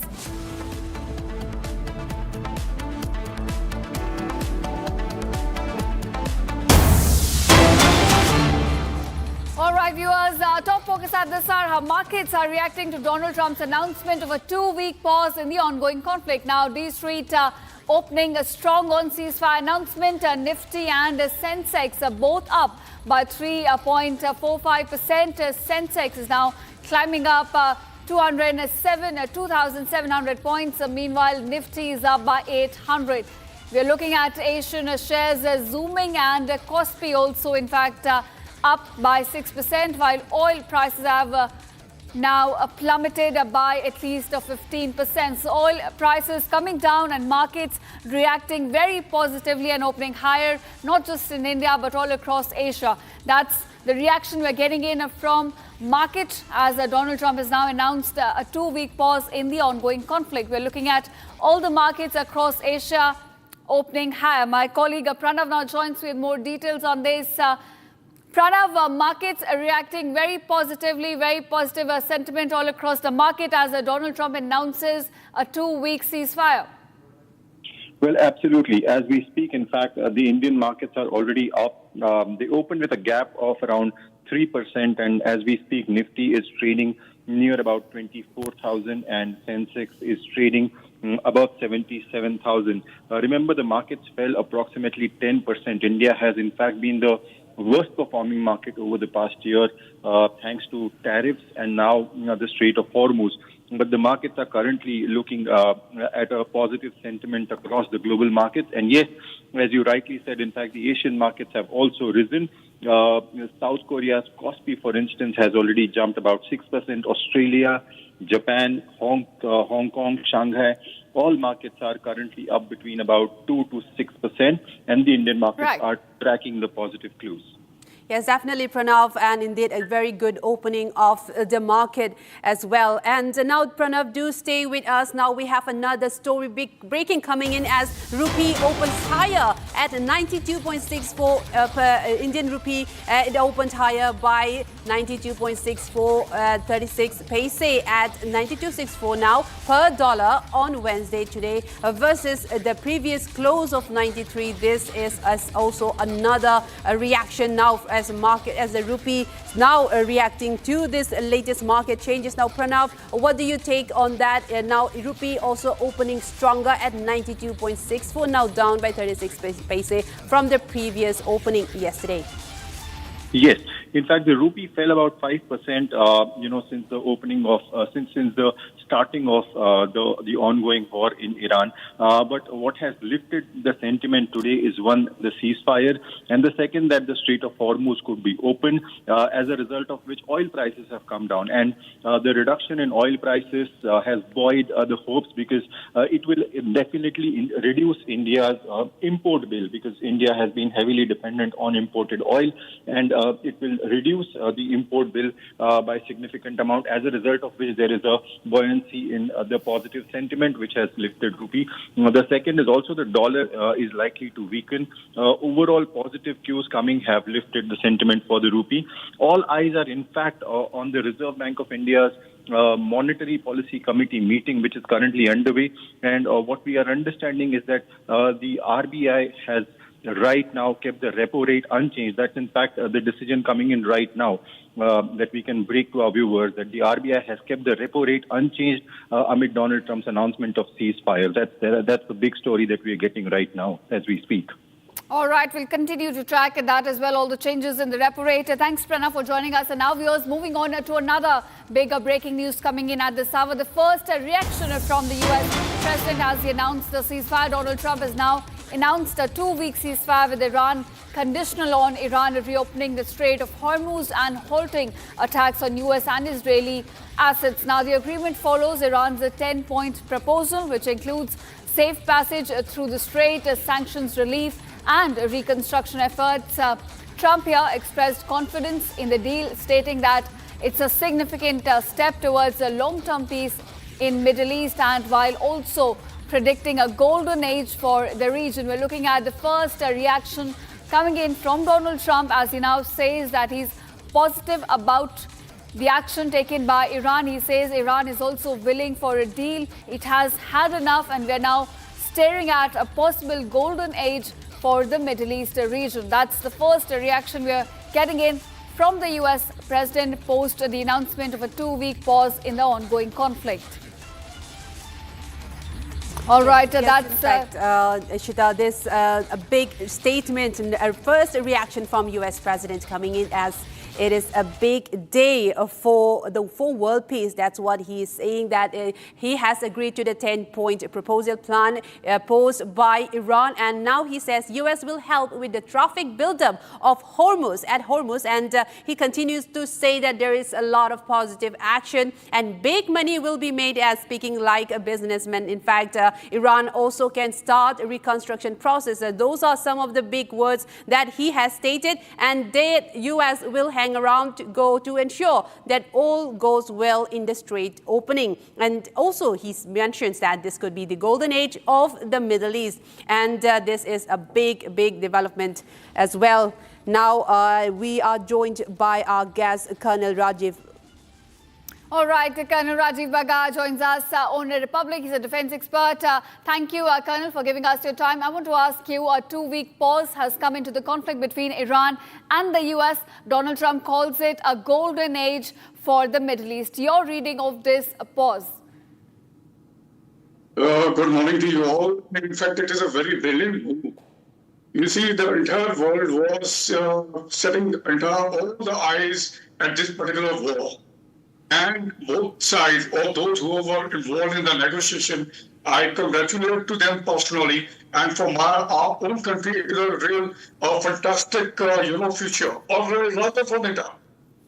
But one thing you need to understand why this thing has happened, the 14 days conditional ceasefire has been announced so far. And there is somewhere some tactical angle also exists. That is, that Trump was definitely wanted a serious stress of the entire America and his own. In return, because Americans were totally on a back foot. And certainly, he was gaining a lesser rating as far when the elections are approaching. And second part is, he was also convinced that any amount of missiles or any type of aircraft strike he can carry out till the time he cannot, till the time he doesn't capture the foothold at this particular region, the victory is not going to be counted. So he opted for another option. And suddenly, after carrying out the strikes at Halt, and in fact that was really moving in the wrong direction, he suddenly realized that must have been advised by his White House advisors and the Pentagon also, look, this is not a real great approach. So this is what exactly as for the Americans is concerned. If you talk about the Iranians definitely they were going strong, but at the same time, you must have realized yesterday when Americans started smashing their rail lines, that were primarily to stop or abrupt their any move of their troops for the reinforcement in case any ground forces get involved. So let's not talk about the war, that what exactly he has spoken. Still, I personally feel that as a military analyst, that it is a lull in the war. That time is going to speak what's going to happen after 14 days or during this entire course. As far as Israel is concerned, they have already made it very clear, look, anything is acceptable, and that is Lebanon, they are not going to spare. And there are some extent they are correct at their own ground. The reason is this war is not new against their Hezbollah. Basically, they are fighting for more than decades. So there was certainly, and as I was also expecting that they are not going to party to this particular point. However, what exactly Trump has said that he is going to help out to open the Strait of Hormuz, which is definitely a kind of a bone of contention in this entire war. It is a good move, but at the same time, they need to go parallel with a parallel thought with the Iranians, and certainly in a real diplomatic manner, rather than imposing or forcing their ideology on each other. Yes, in fact, and also Colonel Bagga, do tell us that Donald Trump has also said that the U.S. will be hanging around, in fact, in the reconstruction process of Iran, because we know that just a day earlier when he was issuing the deadline, he said that Iran will be thrown back to the Stone Age by destroying all of its infrastructure, and now U.S. is stepping up now to say that Iran can begin its reconstruction process and that they will be hanging around as well. So how do you interpret these statements? Will this be a reconstruction process with the aid of U.S., or will this be just a personal presence in the region, or is there something else? Do tell us your interpretation on this. The two connotations comes out of it. Firstly, if Trump is really serious about creating a, giving a time to Iran to carry out the reconstruction of their losses, that's a good move. But at the same time, he needs to reciprocate in the form he has to withdraw his forces from this region if he's serious. One side you say, okay, fine, I'm with you, you continue your normal life, and still you bring that war-like umbrella in that region, that will Iran will be definitely apprehensive. So that's why I earlier said it will totally learn in a battle. It is certainly what exactly happened, as you all know that in past, Donald Trump has all the time made change his statements very frequently. It is basically now he has to prove to the world he is really serious about his version, and that he is totally open to make a peace environment in this region, and which will definitely a kind of a healthy scenario for entire world economy. And also, Colonel, I want to get back to the 10-point agreement that was agreed between U.S. and Iran. So there's one point where U.S. has agreed. In fact, Iran has said that U.S. has agreed to all of the 10 points. So there's two lines about sanctions, that both the primary and the secondary sanctions be lifted. So how do you see that about happening? Because Iran has been facing a lot of sanctions previously, even before the war had started on February 27 and 28. So do you think that according to you, what kind of sanctions will be lifted in this agreement now? Iran has spoken about both the sanctions. That is basically the job of a UN Security Council. I personally feel that no country has got any role to impose any amount of on another country. Yes, if the United Nations Security Council feels so, that holding a uranium or doing some type of a war type of act is totally kind of alarming to the peace of the world. Then Iran should also understand at this time that they have to really mellow down, not at the cost of their sovereignty and the security of their country. If you ask me that who is having a uranium within their own country, I will say that by and large, half of the world is holding a nuclear weapon. So why only the Iranians should face this kind of, conditions? So, at this time, what is more important is just pacifying the entire situation. That is the most important, because the world will certainly applaud if both the sides, they understand that this is why. And whatever was happening. Right. Colonel Bagga, do please continue to stay with us. We're getting some breaking news. We'll come back to you for further analysis. Right now, the monetary Policy Committee, in fact, has decided to keep the policy repo rate unchanged, which means it will continue to remain at 5.25% and to maintain a neutral stance, says RBI Governor Sanjay Malhotra, that Indian economy has been performing in a resilient manner despite the global churn. We are looking at all the fundamentals of the economy on a strong footing. This comes as MPC voted unanimously to keep a repo rate unchanged.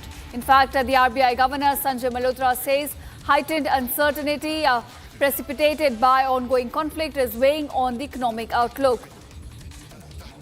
All right, let's listen into what exactly the RBI Governor has said on this. The Monetary Policy Committee met on 6th, 7th and briefly today in the morning of April to deliberate and decide on the policy repo rate. After a detailed assessment of the evolving macroeconomic and financial developments and the outlook, the MPC voted unanimously to keep the policy repo rate unchanged under the liquidity facility at 5.25%. Consequently, the STF rate remains at 5% and the MSF rate and the bank rate at 5.5%. The MPC also decided to continue with the neutral stance. The Monetary Policy Committee met on 6th, 7th and briefly today in the morning of April to deliberate and decide on the policy repo rate. After a detailed assessment of the evolving macroeconomic and financial developments and the outlook, the MPC voted unanimously to keep the policy repo rate unchanged under the liquidity facility at 5.25%. Consequently, the STF rate remains at 5% and the MSF rate and the bank rate at 5.5%. The MPC also decided to continue with the neutral stance. All right, my colleague Pranav now joins me with more details on this breaking news development. Now, Pranav, MPC has decided to keep the repo rate unchanged at 5.25%, while RBI Governor also points out that despite the global churn, Indian economy's fundamentals, they remain on strong footing. Well, absolutely. In fact, while addressing his RBI Monetary Policy Committee meeting outcome, he said that before the West Asia conflict actually started, India's macroeconomic fundamentals were absolutely reflecting a confidence in strong growth and low inflation. But what the 4 points that he has noted is, one is that the inflation is likely to inch a little higher. Remember, RBI's inflation target has been between 2 to 4%, and it was contained well within that range. But then now, thanks to the West Asia conflict, we are looking at inflation likely to rise. In the first quarter, it is likely to touch 4%, and in the second quarter of FY27, it may touch about 4.4%. So that's higher than the inflation target that the RBI had. And keeping in mind the inflation is likely to rise, the RBI has kept the repo rate unchanged at 5.25%. It has slashed it by over 1% in the past about a year. So that's the latest development coming in light of the ceasefire and the global geopolitical tensions that have, impacted the Indian economy. So thanks, Pranav, for joining us with the latest on RBI, in fact, keeping the repo rate unchanged at 5.25% at this point of time.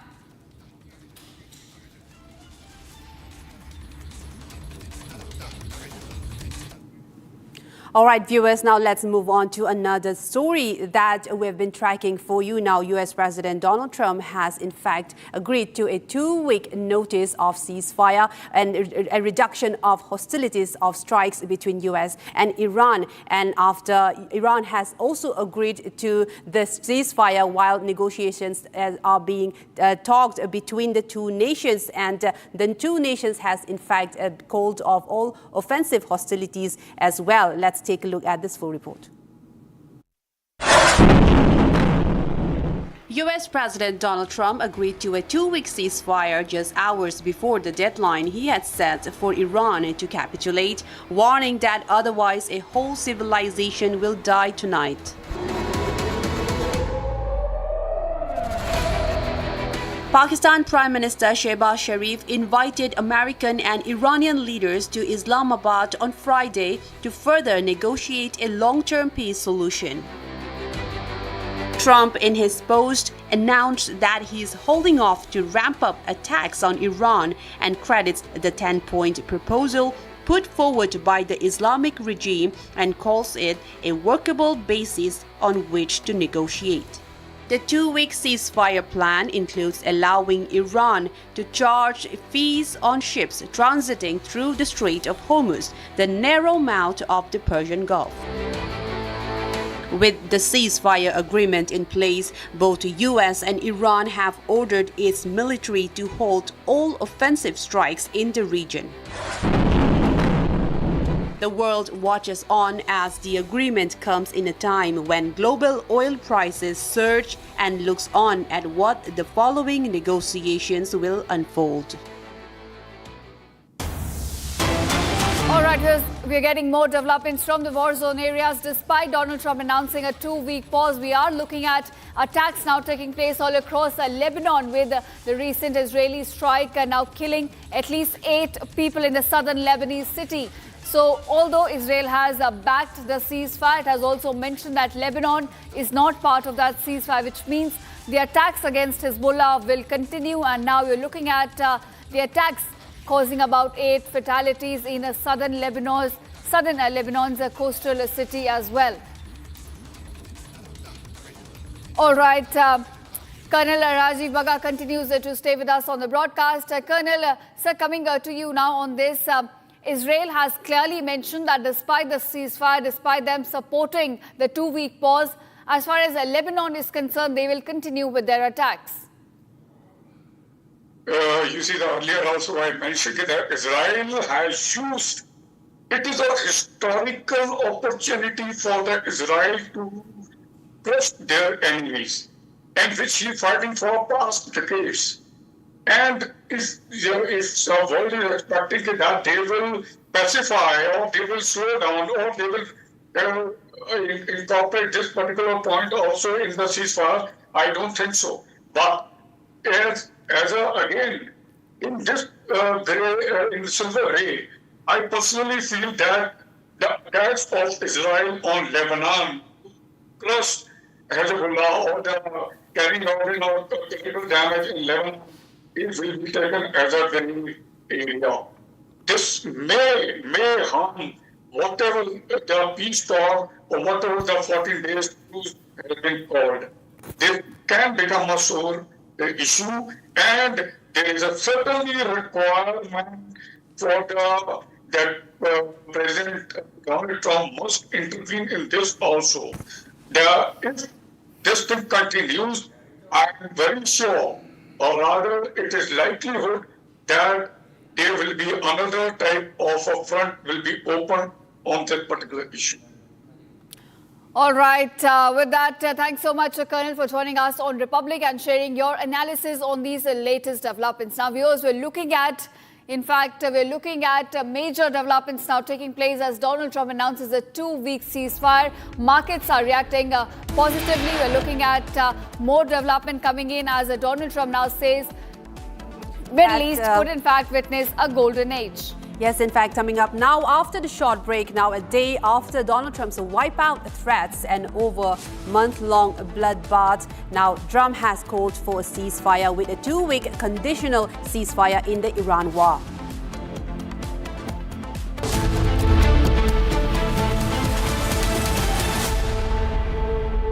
Powered by Century Ply Club Prime. Raho befikar. प्यास बुझाए ठंडक लाए सबको भाए जीरा से MDH का जलजीरा जीरा से जीरा से असली रिफ्रेशिंग, असली स्वाद, असली मजा। MDH केसरिया से मन जोगी हुआ रे दिल झूमे देखो मतवारा हुआ रे केसरिया से मन जोगी हर पल मनाओ केसरी त्योहार विमल बोलो जुबान केसरी थोड़े में ज्यादा स्वाद यही तो है इसकी खास बात। वाओ मम्मा क्या स्वाद है। अरे मेरे राजा राजा 3, 2, 1. Booster ignition. Artemis 2 now bound for the moon. Humanity's next great voyage begins.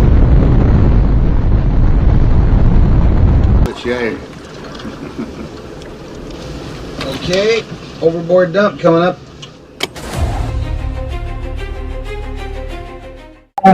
Actually, there is always a redundant chain of execution systems available on the Artemis. Okay, it is not just the main chain, and it's a redundant chain is also available. And there is no way that the astronauts will be stuck because of the the execution issues. And what they have reported now, even we were going through and seeing, it is something to do with the valve which is to operate for section of the execution, which looks to be needing attention. But the crew in Artemis, they are well trained to handle such type of situation.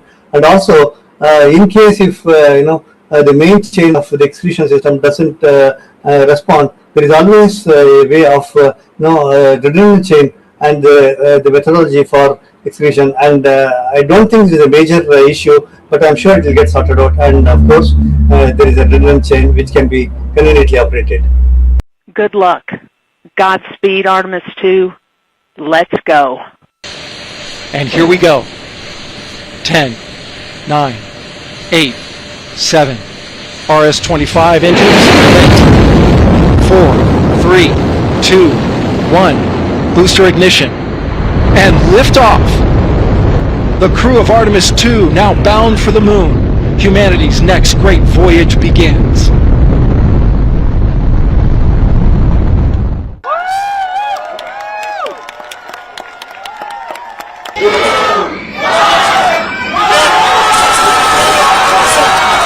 First time it was canceled in February 8th. After that March, we make all the plans, we have all the hype, and it was canceled again. And finally it's happening today.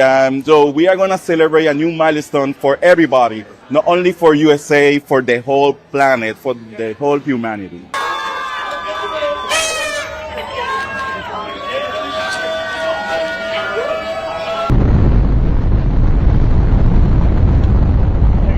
Good roll pitch. Roger, roll pitch. Houston, now controlling the flight of integrity. 50 seconds of mission elapsed time. Standing by for main engine throttling up. Guidance converged. 3, 2, 1. Booster ignition. Artemis 2 now bound for the moon. Humanity's next great voyage begins.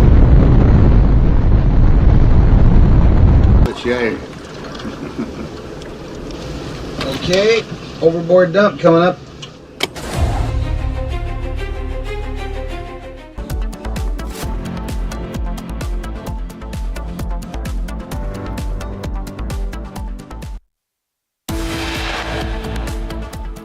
A day after Trump's wipeout threat and over a month-long bloodbath, Trump announces 2-week conditional ceasefire in Iran.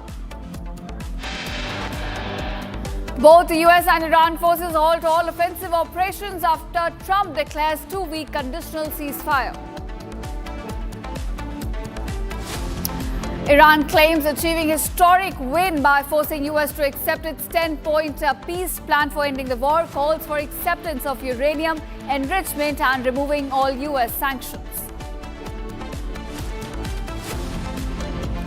Israel welcomes the decision to suspend strikes against Iran, but says the 2-week ceasefire does not include Lebanon. Recent strikes kill at least 8.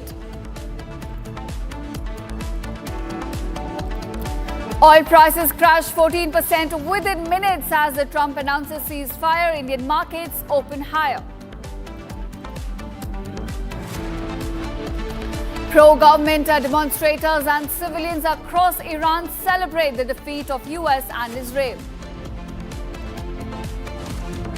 Draft tag in Sharif's X post raises questions after social media users flag what appears to be an edited post on X.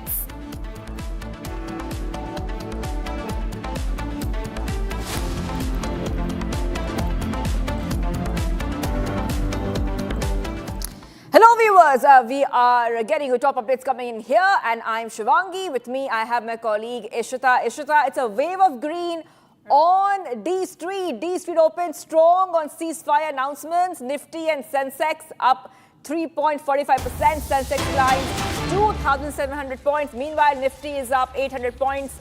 Asian shares zoom as well. You know, Ishita, this is a big update coming in because we see that it's good news because the Lal Street, the markets are cheering the ceasefire between US and Iran. Right, of course, there is a positive sentiment, a wave of green. We are looking at all across Indian markets as well as Asian markets. You know, South Korea's Kospi is also up by 6%. And meanwhile, we're looking at oil prices coming down. Now, Brent crude, in fact, has come down by 15%. It has come down somewhere between $93 to $95.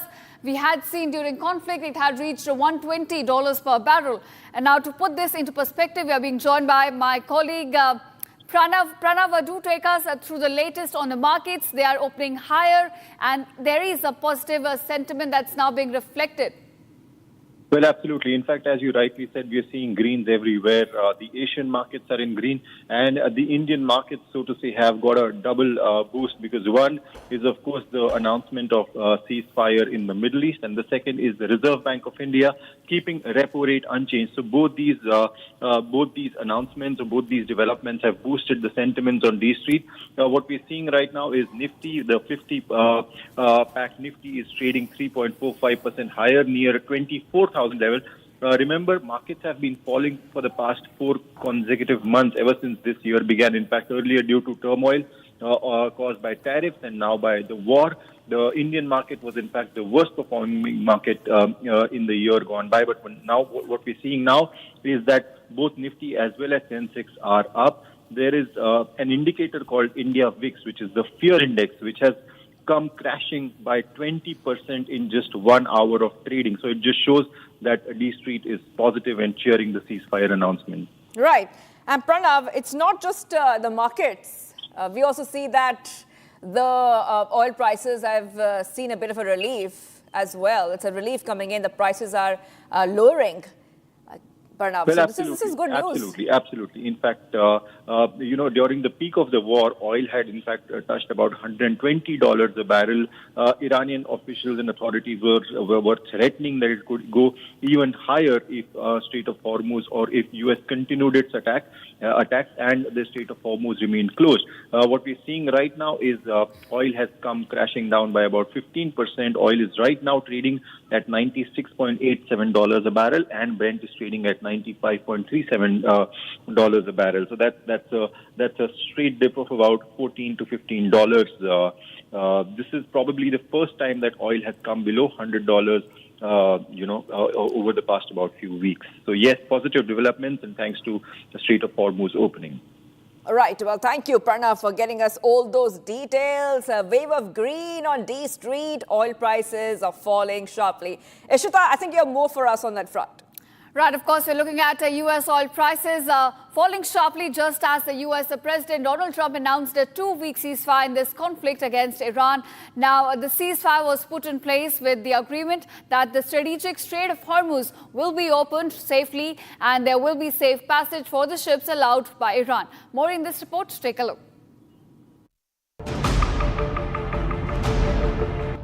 Oil prices plunged sharply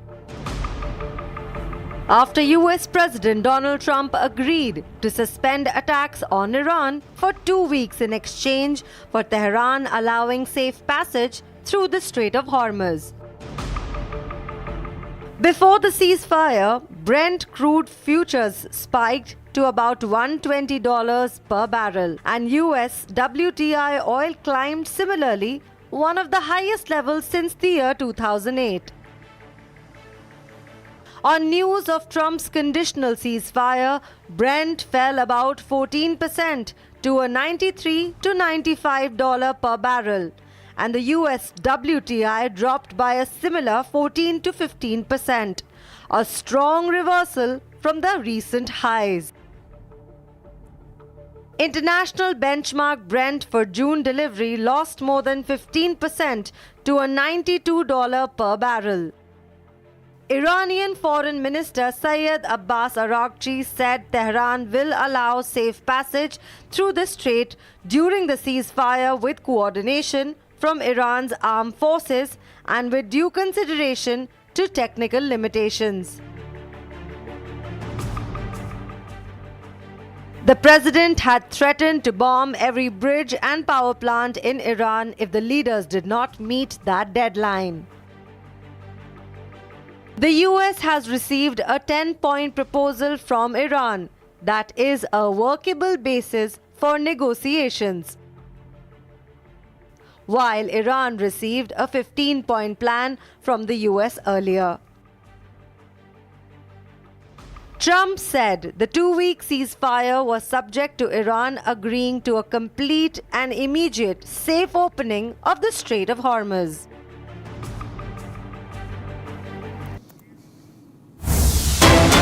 Breaking news coming in. The UN Secretary General Antonio Guterres has welcomed 2-week ceasefire agreement between US and Iran, urging all parties to abide by the terms and work towards a lasting peace in the region. Guterres emphasized the importance of protecting civilians, and we are seeing that they're highlighting the urgency of ending hostilities to alleviate human suffering. A spokesperson stated that the UN chief is committed to supporting efforts towards lasting peace. So big updates coming in here on Republic TV. UN welcomes the ceasefire, urges end to hostilities and is calling on all parties to abide the ceasefire terms. Very, very big update in terms of the UN. And the UN has been always, Ishita, saying that the situation should de-escalate. In fact, many countries are glad that they can see a little bit of a de-escalation here after weeks and weeks and weeks of tense escalation, Ishita.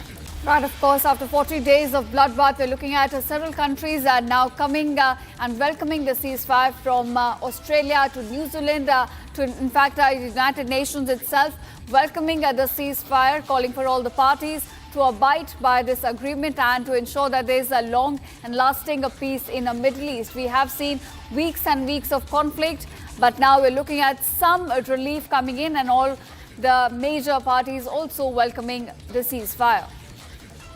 That's right. Okay.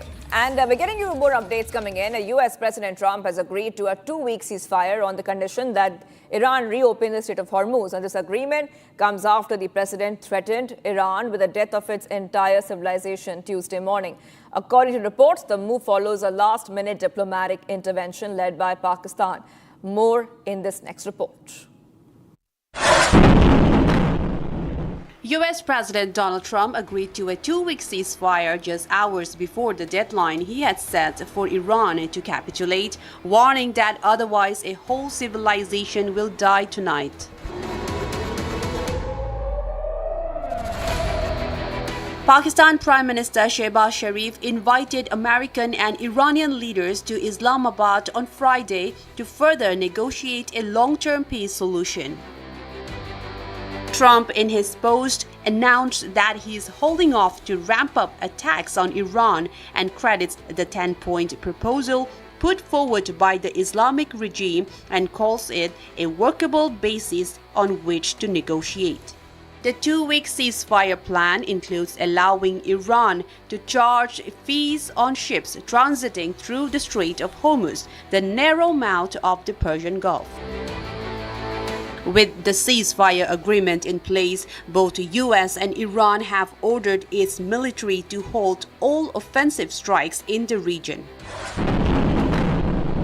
The world watches on as the agreement comes in a time when global oil prices surge and looks on at what the following negotiations will unfold.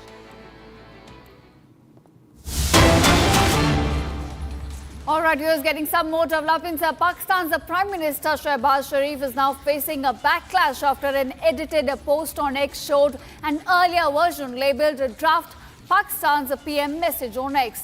Now, this has sparked the speculation about external influence or scripting of the message. So it clearly shows that this message was in fact sent as a script from Washington to Pakistan, and the Prime Minister's handle clearly just copy-pasted the entire message, with the label also showing the edited version. In fact, on your screen, you can see it shows the header draft Pakistan's PM message on X. So clearly showing that this message was somehow sent from Washington to Pakistan, and Pakistan being a US puppet and not actually a neutral mediator in this conflict, just copy-pasted, forgetting to even remove the label.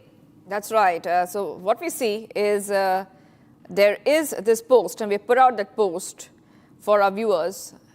And there's a big question, like you were asking there, that, you know, what does this post really show? Because Pakistan PM Sharif's edited X post showing a draft version has sparked questions over Islamabad's Iran diplomacy. And according to reports, Sharif's post sounds less like a leader speaking in his own voice and more like a template which was prepared for him.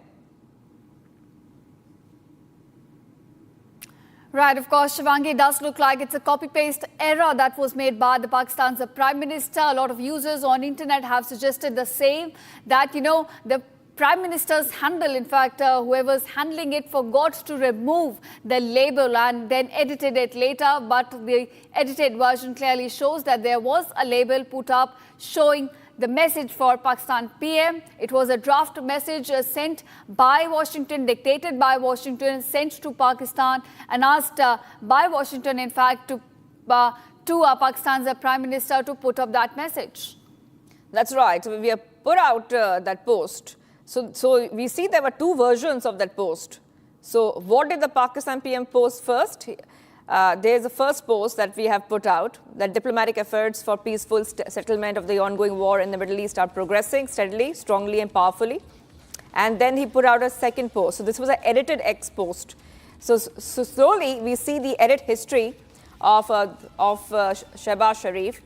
And when you click on the edit history of any post on social media, you can see the original post. So when you click on the edit history, a click on the option shows what appears to be an earlier version of the post shared with an extra line draft Pakistan PM's message on X. It is time-stamped a minute earlier than the latest post on PM Sharif's profile. So screenshots of are there on your screens of the original post and the edited version. Ishita. Right, of course, a terror nation there, not acting as a neutral mediator, but in fact acting just like a US puppet. And now he's moving on, marking a possible end to the 39-day-long war across West Asia. US President Donald Trump has now announced a temporary and 2-week conditional ceasefire. It struck with Iran already, while the ceasefire, as according to Trump, is broadly conditioned upon Iran reopening the Strait of Hormuz. There's been a lot of talk on how Iran claims that this ceasefire is actually a historic win for Tehran, as it forced the US to cave in to its own demands. Now, while the US has gone on above acknowledging receiving an initiation from Iran, the 10-point proposal, it says that will become the basis for negotiations further. More in this report.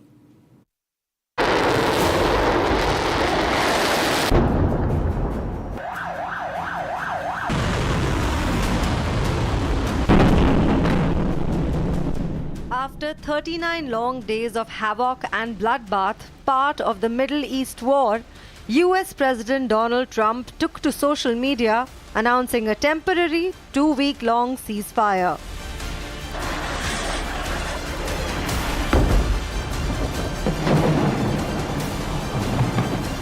Amidst Trump's ceasefire announcement was one claim that said US had received Iran's 10-point proposal. This claim being something Iran boasted of too, of having Trump's cave in to Iran's demands for ceasefire.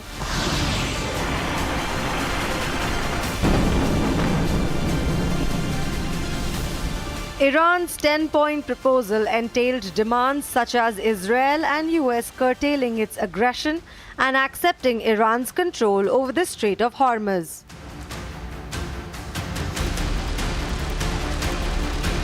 That's not all.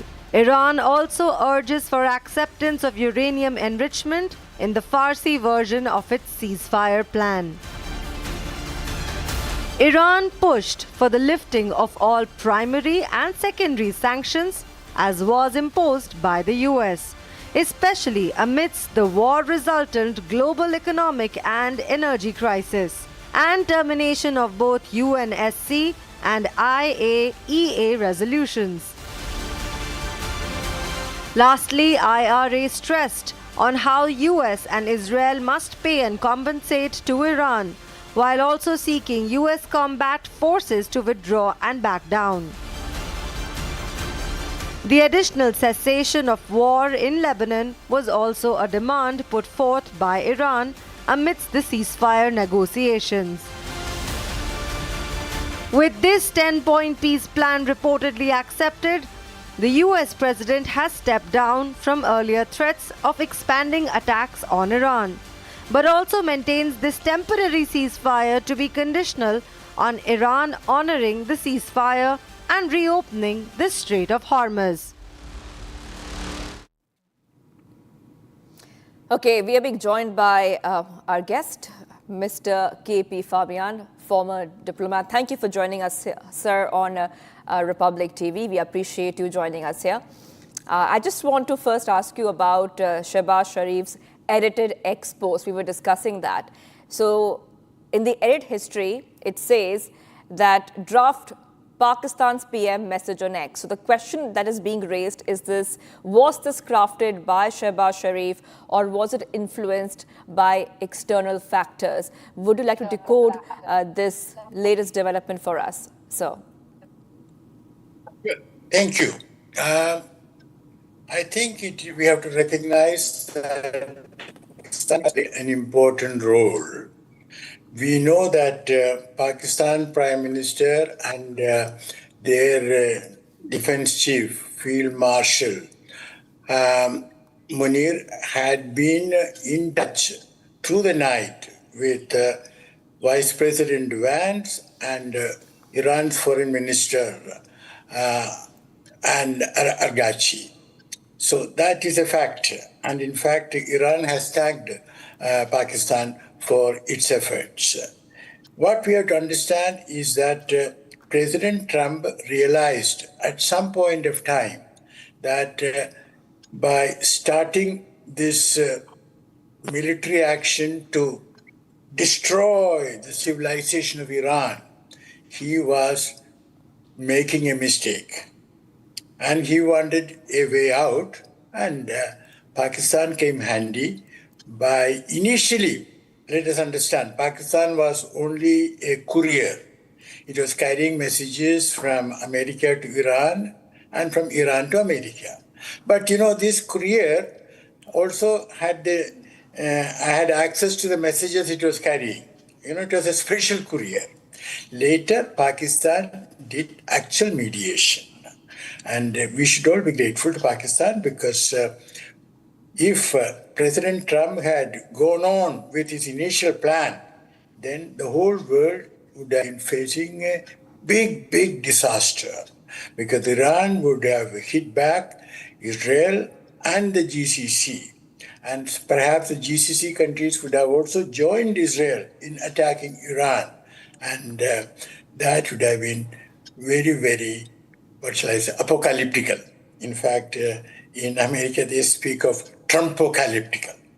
So let us see. Now, whether this will hold, well, we can only pray that it will hold. But it looks to me that it will hold. And don't forget that President Trump has not he has stopped doing the tit for tat. When Iran's foreign minister said that passage through the Strait of Hormuz will be in coordination with Iran's armed forces and that technical limitations will apply, there was no immediate comeback from Washington, which is a good thing. You know, otherwise, this tit for tat business was hurting the diplomatic resolution of the matter. Right. Ambassador, I also want to ask you, there are reports coming in that there could be in-person talks between the delegation of United States and Iran, and this could be hosted by Pakistan. So we could have been, Vice President J.D. Vance, Jared Kushner, and of course, Steve Witkoff traveling to Islamabad in the coming few days. So do you see the possibility of in-person talks now taking place? Yes. Iran has agreed, and there are reports that Washington too has agreed. And my view is that President Trump has realized that he was going in the wrong direction by joining with Prime Minister Netanyahu in attacking Iran and then, sort of threatening to send Iran back to the Stone Age. And if he has recognized his mistake, we should all be grateful to him. In fact, President Trump is a person who appreciates applause. And I think world leaders should phone him up and thank him for, appreciate his decision. All right. Thanks so much, Ambassador, for joining us on Republic and sharing your inputs. Right. All right, and Ishita, we will be taking a short break right now. We have a lot lined up for our viewers. This is a rolling coverage. Ceasefire finally, both US and Iran forces halt all offensive operations. Yes, but it's a conditional ceasefire.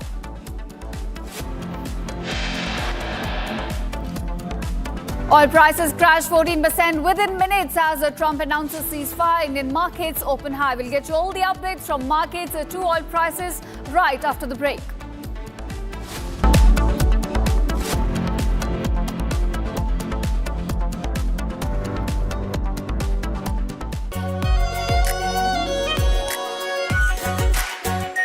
Our pure Shahi Paneer Masala. Delicious, healthy, every day. केसरिया से मन जोगी हुआ रे दिल झूमे देखो मतवारा हुआ रे केसरिया से मन जोगी हुआ हर पल मनाओ केसरी त्योहार विमल बोलो जुबान केसरी चमकी चाट से क्या बना है सैंडविच लस्सी और छाछ हर घूंट में चमकी चाट ड्राई फ्रूट और दही बड़े चमकी चाट से स्वाद बढ़े असली स्वाद सिर्फ chunky chaat.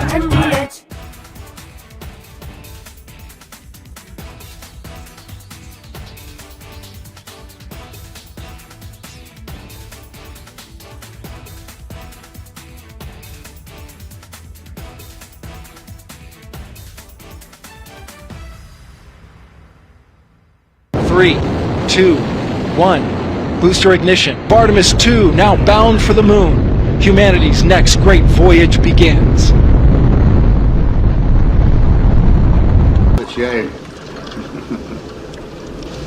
Okay, overboard dump coming up.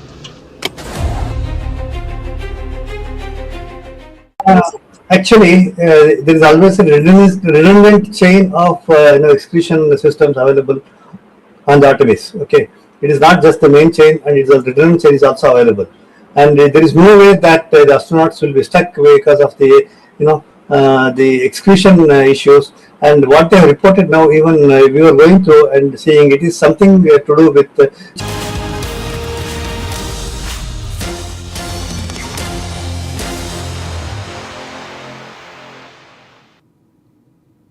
All right, viewers, welcome back on to some election updates. Now, as the battle for Assam draws near, Republic manages to get an exclusive interaction with the Speaker of Assam's Legislative Assembly, Biswajit Daimari. Now, he's also the BJP candidate for Tamilpur, and while speaking to us, the BJP candidate touched upon how much of a difference in peace accords have been made for the state. Take a listen.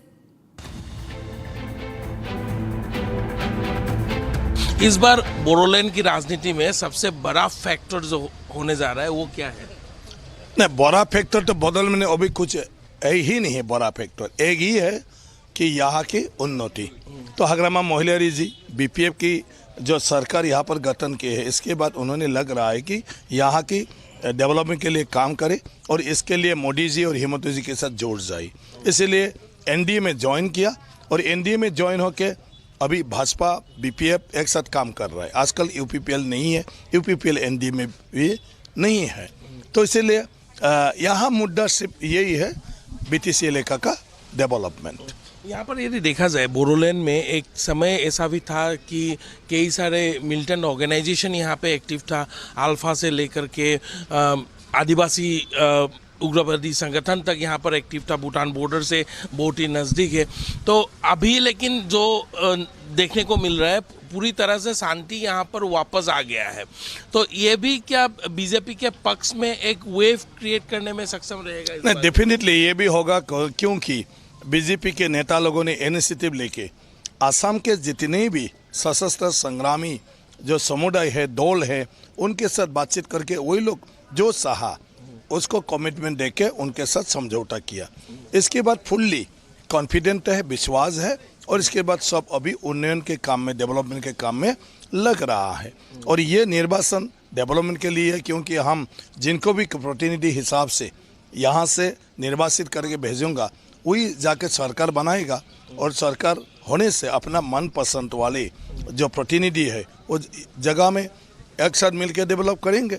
तो इसीलिए सब लोग इस निर्वाचन में, इस election में अच्छी तरह से मतलब साथ दे रहा है, काम कर रहा है। सब भी अपना अपना लीडर चुनने में लग रहा है, प्रतिनिधि चुनने में लग रहा है।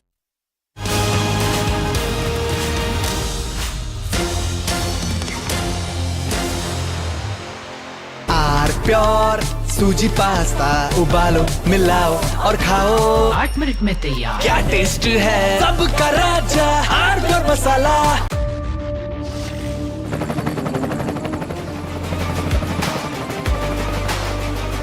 Corrector, the taste of success. थोड़े में ज्यादा स्वाद, यही तो है इसकी खास बात। वाओ मामा, क्या स्वाद है, अरे मेरे राजा। सबका राजा hardcore masala. 3, 2, 1. Booster ignition. Artemis 2 now bound for the moon.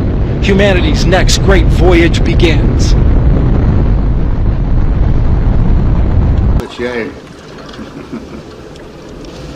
Okay, overboard dump coming up.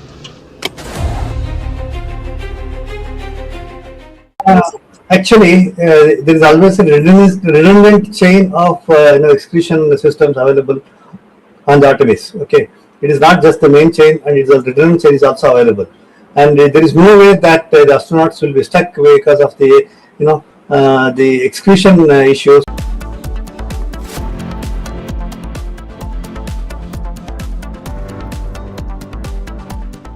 चमकी चाट से क्या बना है? आलू चाट या फ्रूट चाट, स्वाद बढ़ाए चमकी चाट। क्या बात है, स्वादिष्ट पकोड़े और फरसान, अरे चमकी चाट है इसकी जान। असली स्वाद सिर्फ chunky chaat.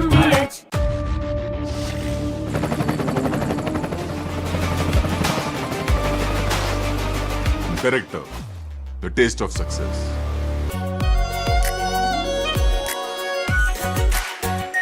Are pure shahi paneer masala, delicious, healthy everyday.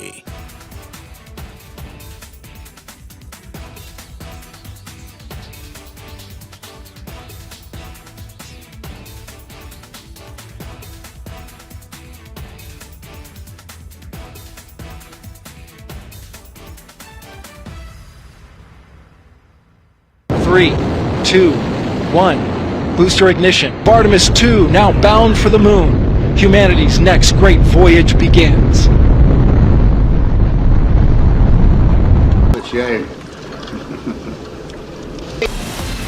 From Asia's largest news headquarters, setting the agenda for Bharat.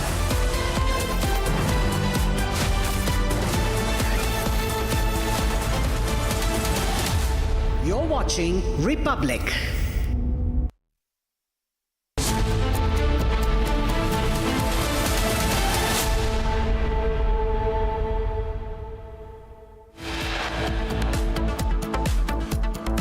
A day after Trump's wipeout threat and over a month-long bloodbath, Trump announces 2-week conditional ceasefire in Iran.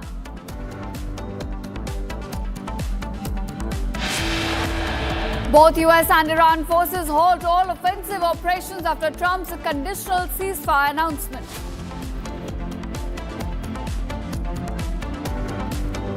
Iran claims achieving historic win by forcing the US to accept its 10-point plan for ending war, calls for acceptance of uranium enrichment and removing all US sanctions.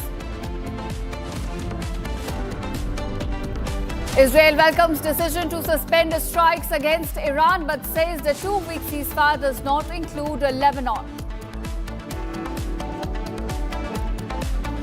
Oil prices crashed 14% within minutes as Donald Trump announces ceasefire. Indian markets open higher. Pro-government demonstrators in Iran as civilians across the country celebrate the defeat of United States and Israel. Draft tag in Sharif's X post raises questions after social media users flag what appears to be an edited post on X.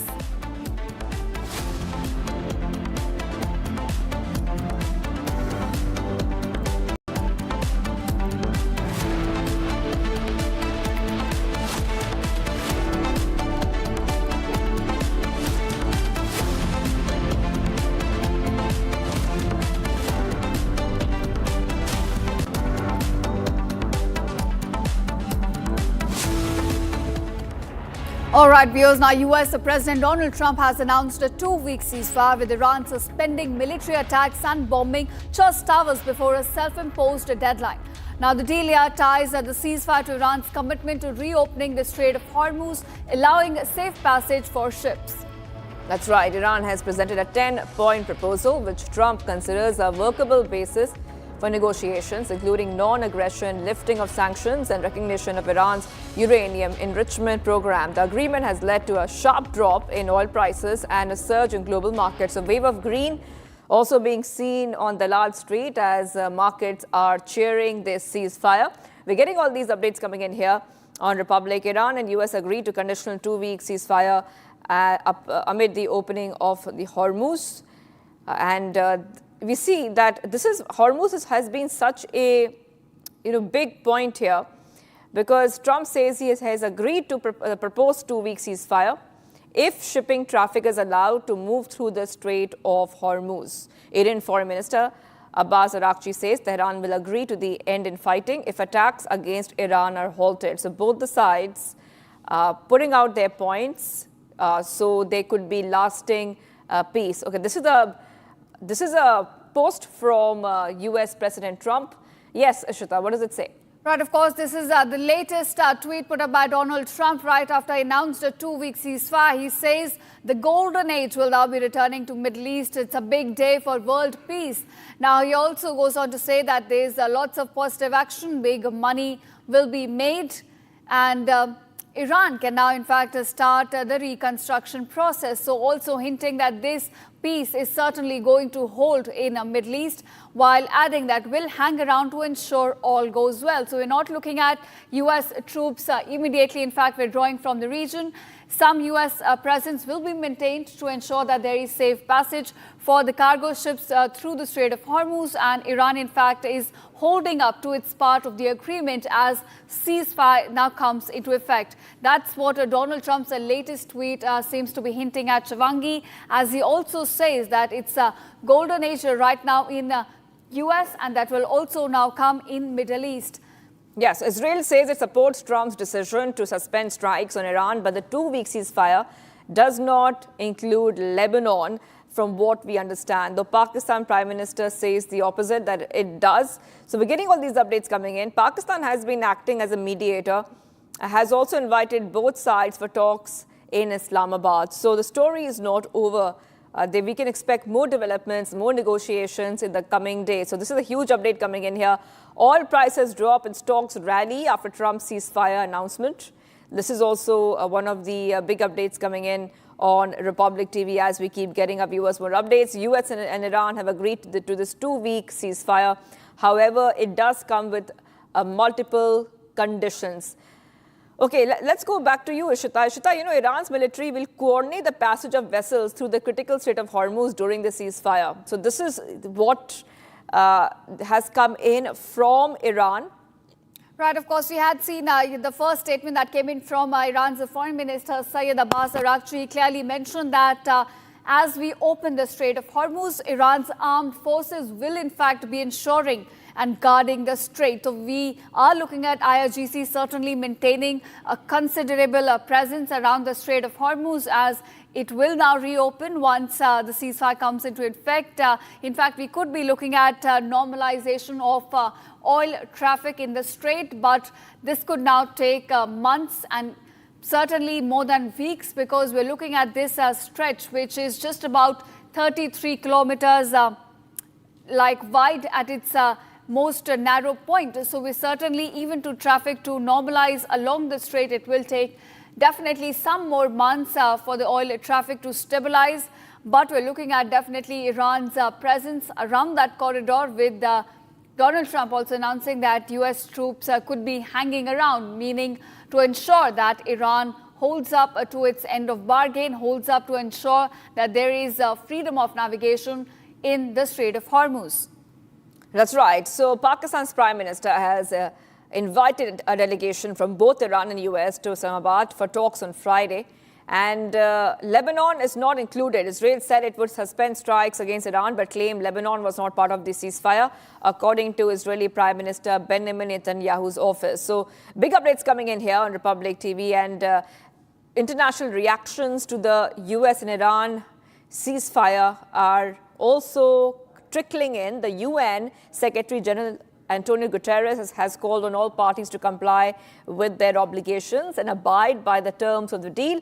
According to a statement from a spokesperson, Guterres underscored that an end to the hostilities is urgently needed to protect civilian lives and alleviate human suffering. Now, Australia's reaction has come in. Prime Minister Anthony Albanese said that the announcement was positive news, and he hopes it leads to permanent de-escalation and end to the conflict. Japan's reaction has also come in. Japan's chief cabinet secretary say that they viewed the announcement by both US and Iran as a positive development during a news briefing. And what is most important now is the situation de-escalates. Right, of course. And, negotiations are right now underway between the two sides. And amid that, US, in fact, has been presented by Iran a 10-point proposal. Now, let's break it down for our viewers what exactly the proposal says. Now, the first point is about non-aggression by US and Israel. Iran here is calling out for exactly no aggression coming in from the other side. It's saying that it will maintain control over the Hormuz, while also saying that Hormuz, in fact, will continue to be guarded by IRGC. It's also called for the lifting of sanctions, including both primary as well as secondary sanctions. Now, remember, Iran is one of the most heavily sanctioned countries in the world. So in its 10-point proposal, it has called for all the sanctions to be lifted up. It's also calling for termination of UNSC resolutions, along with International Atomic Energy Agency's resolutions as well. So all the resolutions that have been passed against Iran's regime, they're calling for their termination, while asking for a payment of compensation to be paid to Iran for all the damage that has been done in the past 40 days. And at the same time asking for the US forces to withdraw from the region. So they're asking for US combat forces to withdraw from West Asia, while calling for a cessation of war on all fronts, including Lebanon. Now, remember, despite their calling for this, US, in fact, on this agreement, we're looking at Israel having a disagreement, saying that despite backing of the agreement at large, when it comes to IDF and Lebanon, specifically targeting Hezbollah in the country, that will not come to a pause right now. Right. Okay, we are being joined. Let's go straight across to our guest who's joining us. Major General G.D. Bakshi is joining us live on this broadcast. Thank you for joining us here, Major General, on Republic TV. And okay, so finally, de-escalation. This does seem like good news from what it looks like. Surface level, yes, good news. Oil prices have come down. The markets are doing better. But still, more negotiations definitely are left to be completed. Major General, would you decode where do you see these negotiations and the ceasefire going ahead? Will it be successful? Look, the simple fact is that Donald Trump cannot afford to continue this war. Israel may be gung-ho, Israel may want to destroy Iran totally, completely, comprehensively, but Israel cannot do it unless the Americans give their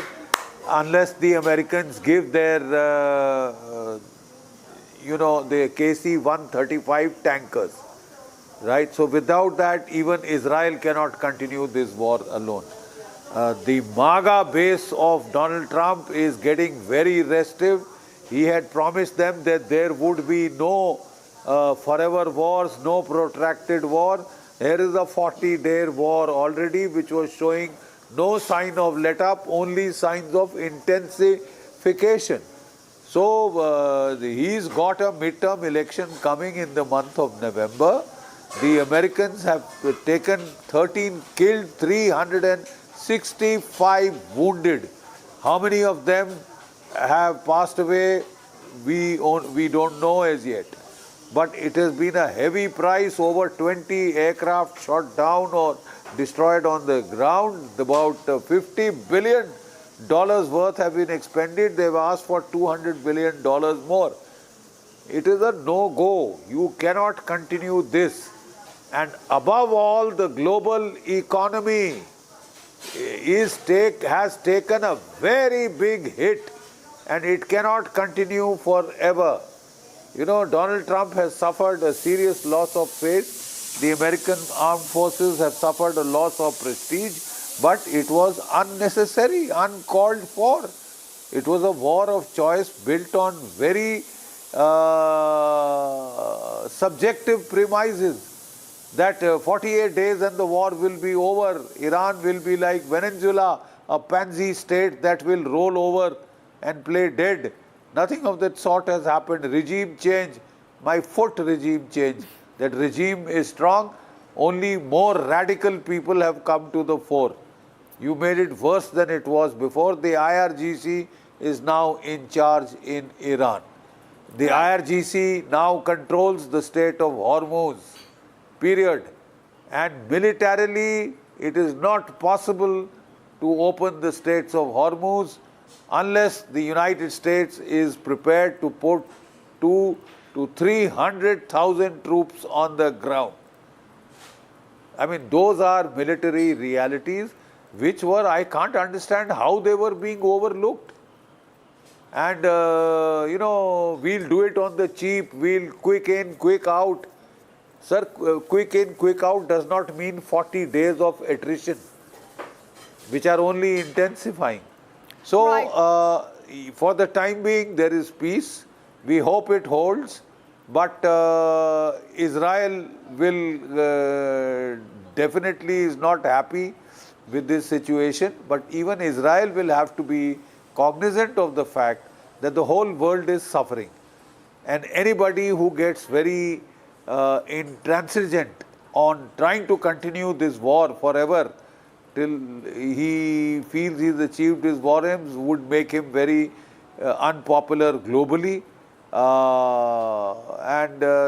The fact is that if Israel could pursue the war on its own, it would have done so. It cannot because of technical limitations, of lack of adequate number of refuelers.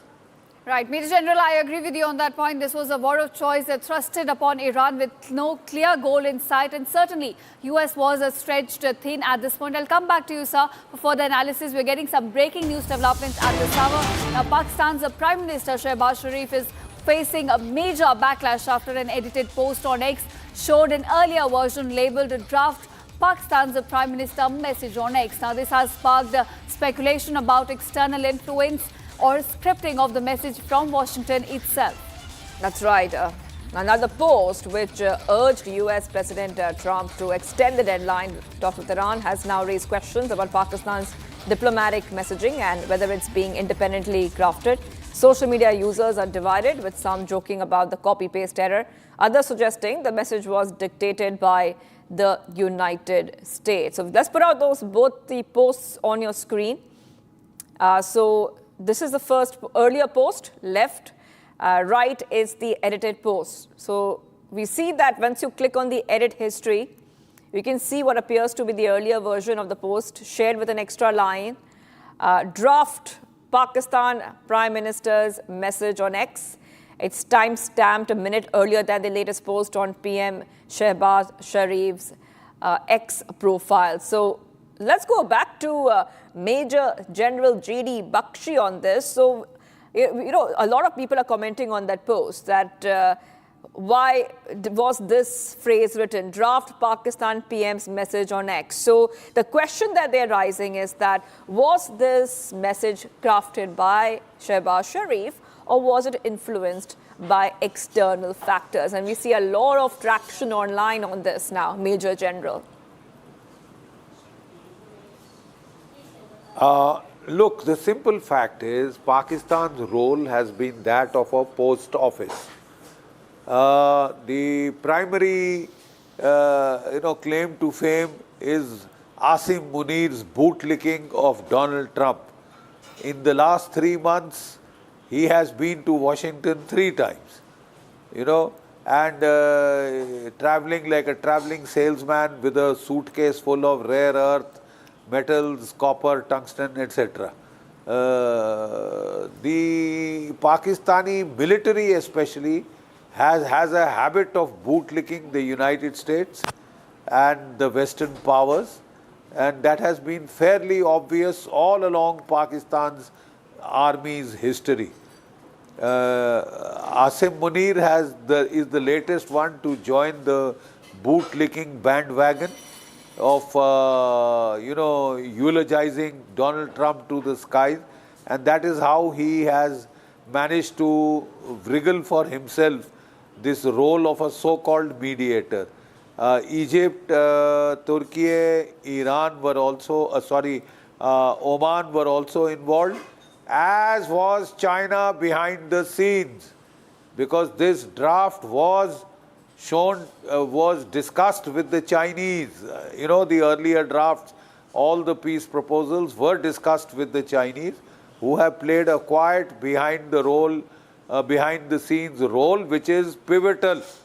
Pakistan was just taking messages and forwarding them from United States to Iran, Iran to the United States, and the real, I think, heft is come from China, has come from China in this, which was the behind the scenes influencer, because it has influence with Tehran, which Pakistan totally lacks. Pakistan could just bootlick the United States. That was the sole qualification, for assuming the role of a communicator of choice.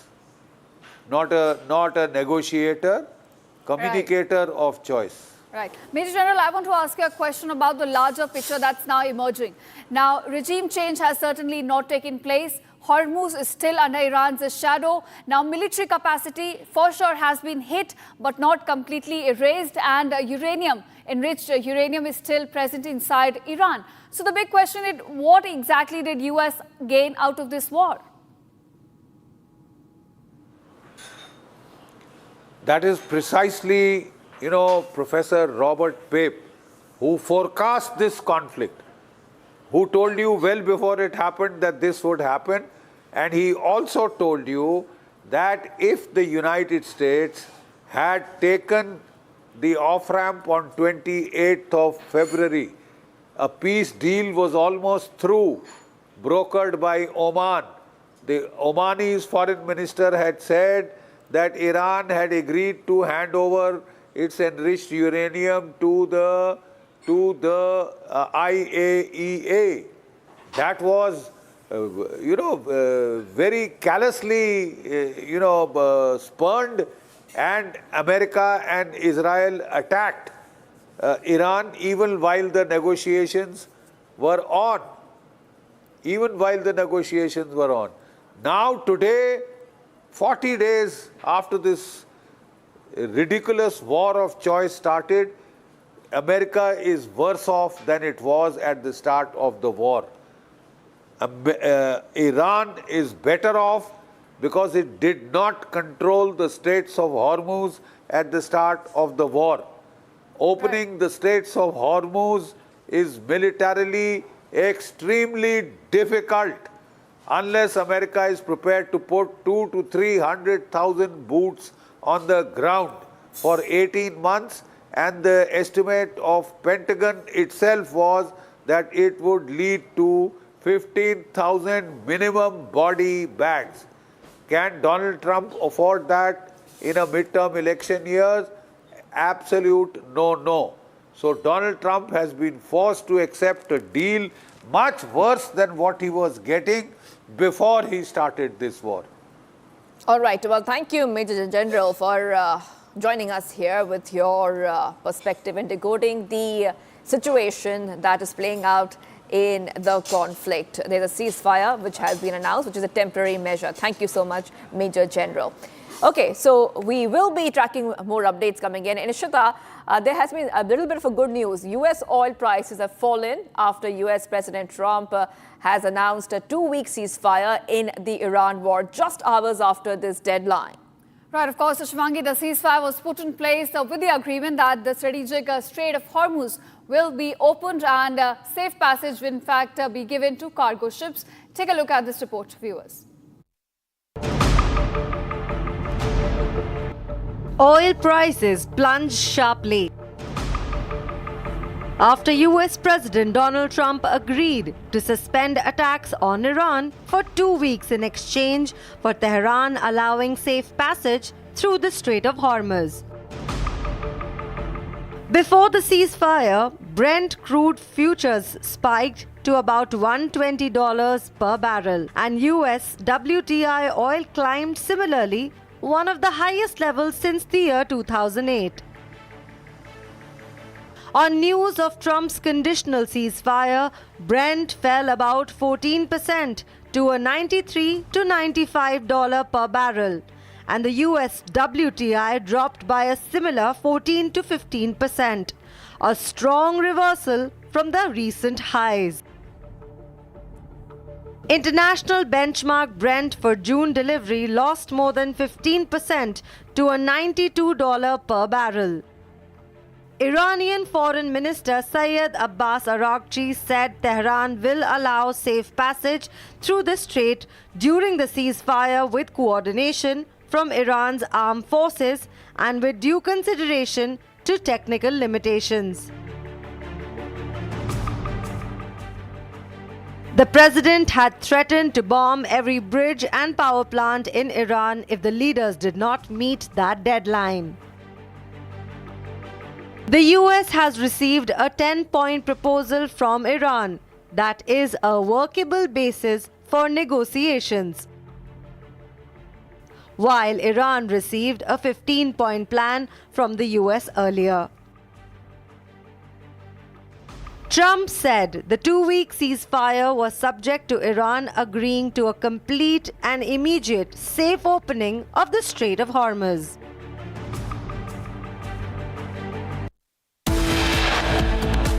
Viewers, much coming right up. Iran claims achieving historic win by forcing US to accept its 10-point plan for ending war, calls for acceptance of uranium enrichment and removing all US sanctions. Stay tuned.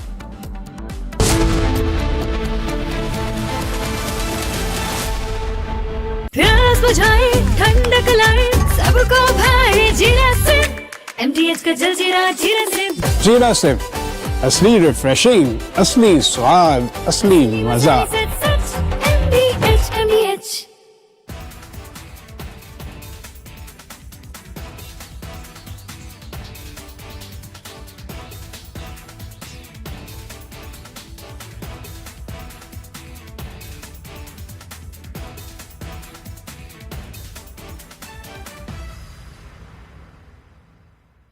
Pure सूजी pasta उबालो मिलाओ और खाओ 8 minute में तैयार क्या test है सबका राजा आर्नब मसाला 3, 2, 1 Booster ignition. Artemis 2 now bound for the moon. Humanity's next great voyage begins.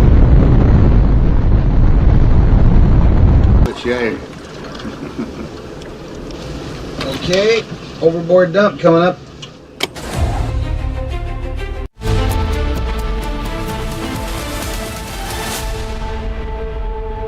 चमकी चाट से क्या बना है सैंडविच लस्सी और छाछ और हर घूंट में चमकी चाट। अब बताओ स्वाद आया?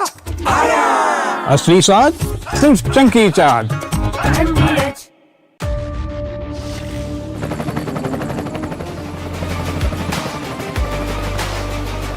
Character, the taste of success. थोड़े में ज्यादा स्वाद यही तो है इसकी खास बात। वाओ मामा क्या स्वाद है? अरे मेरे राजा सबका राजा और मसाला।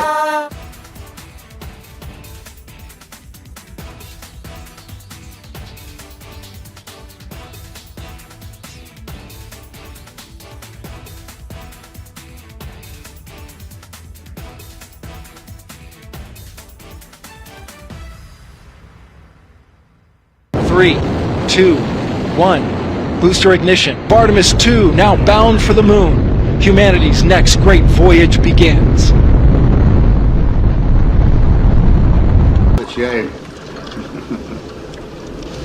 Okay, overboard dump coming up.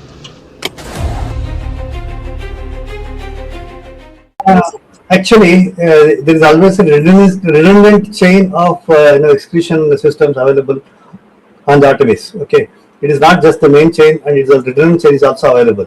And there is no way that the astronauts will be stuck because of the the excretion issues. And what they have reported now, even we were going through and seeing, it is something to do with the valve which is to operate for section of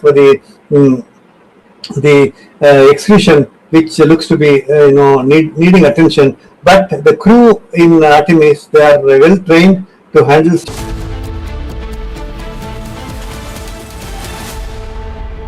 चमकी चाट से क्या बना है? Sandwich लस्सी और छाछ। हर घूंट में चमकी चाट।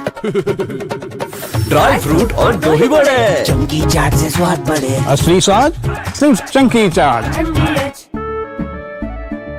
केसरिया से मन जोगी हुआ रे, दिल झूमे देखो मतवारा हुआ रे। केसरिया से मन जोगी हुआ। हर पल मनाओ केसरी त्योहार। विमल, बोलो जुबान Kesari.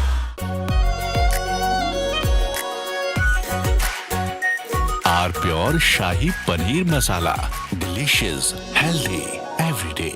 3, 2, 1. Booster ignition. Artemis 2 now bound for the moon. Humanity's next great voyage begins.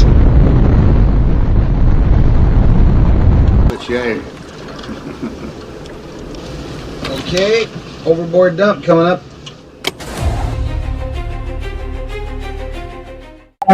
Actually, there is always a redundant chain of excretion systems available on the Artemis. Okay, it is not just the main chain, and it's a redundant chain is also available. And there is no way that the astronauts will be stuck because of the the excretion issues. And what they have reported now, even we were going through and seeing, it is something to do with the valve which is to operate for section of the excretion, which looks to be needing a.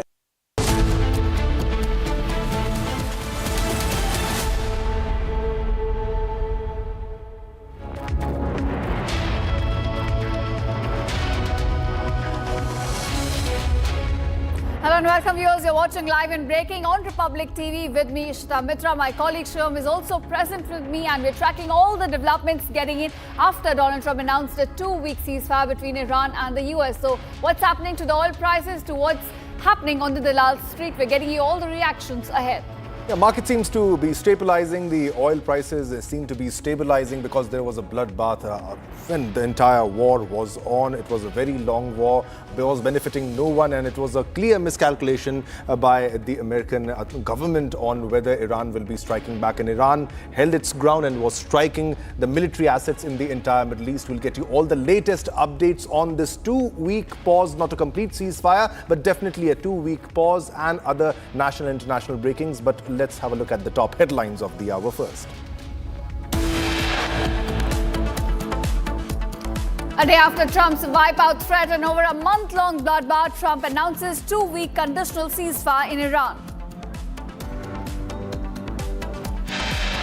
Both US and Iran forces halt all offensive operations after Trump's conditional ceasefire announcement. Iran claims achieving historic win by forcing US to accept its 10-point plan for ending war, calls for acceptance of uranium enrichment and removing all US sanctions. And Israel welcomes decision to suspend strikes against Iran but says the 2-week ceasefire does not include Lebanon. Recent strike kills 8 people in southern Lebanon. Oil prices crashed 14% within minutes as Trump announces ceasefire. Indian markets open higher.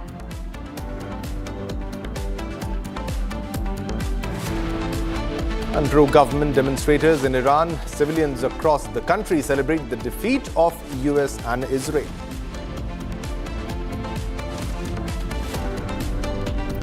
Draft tag in Sharif's ex-post now raises questions after social media users flag what appears to be an edited post on X.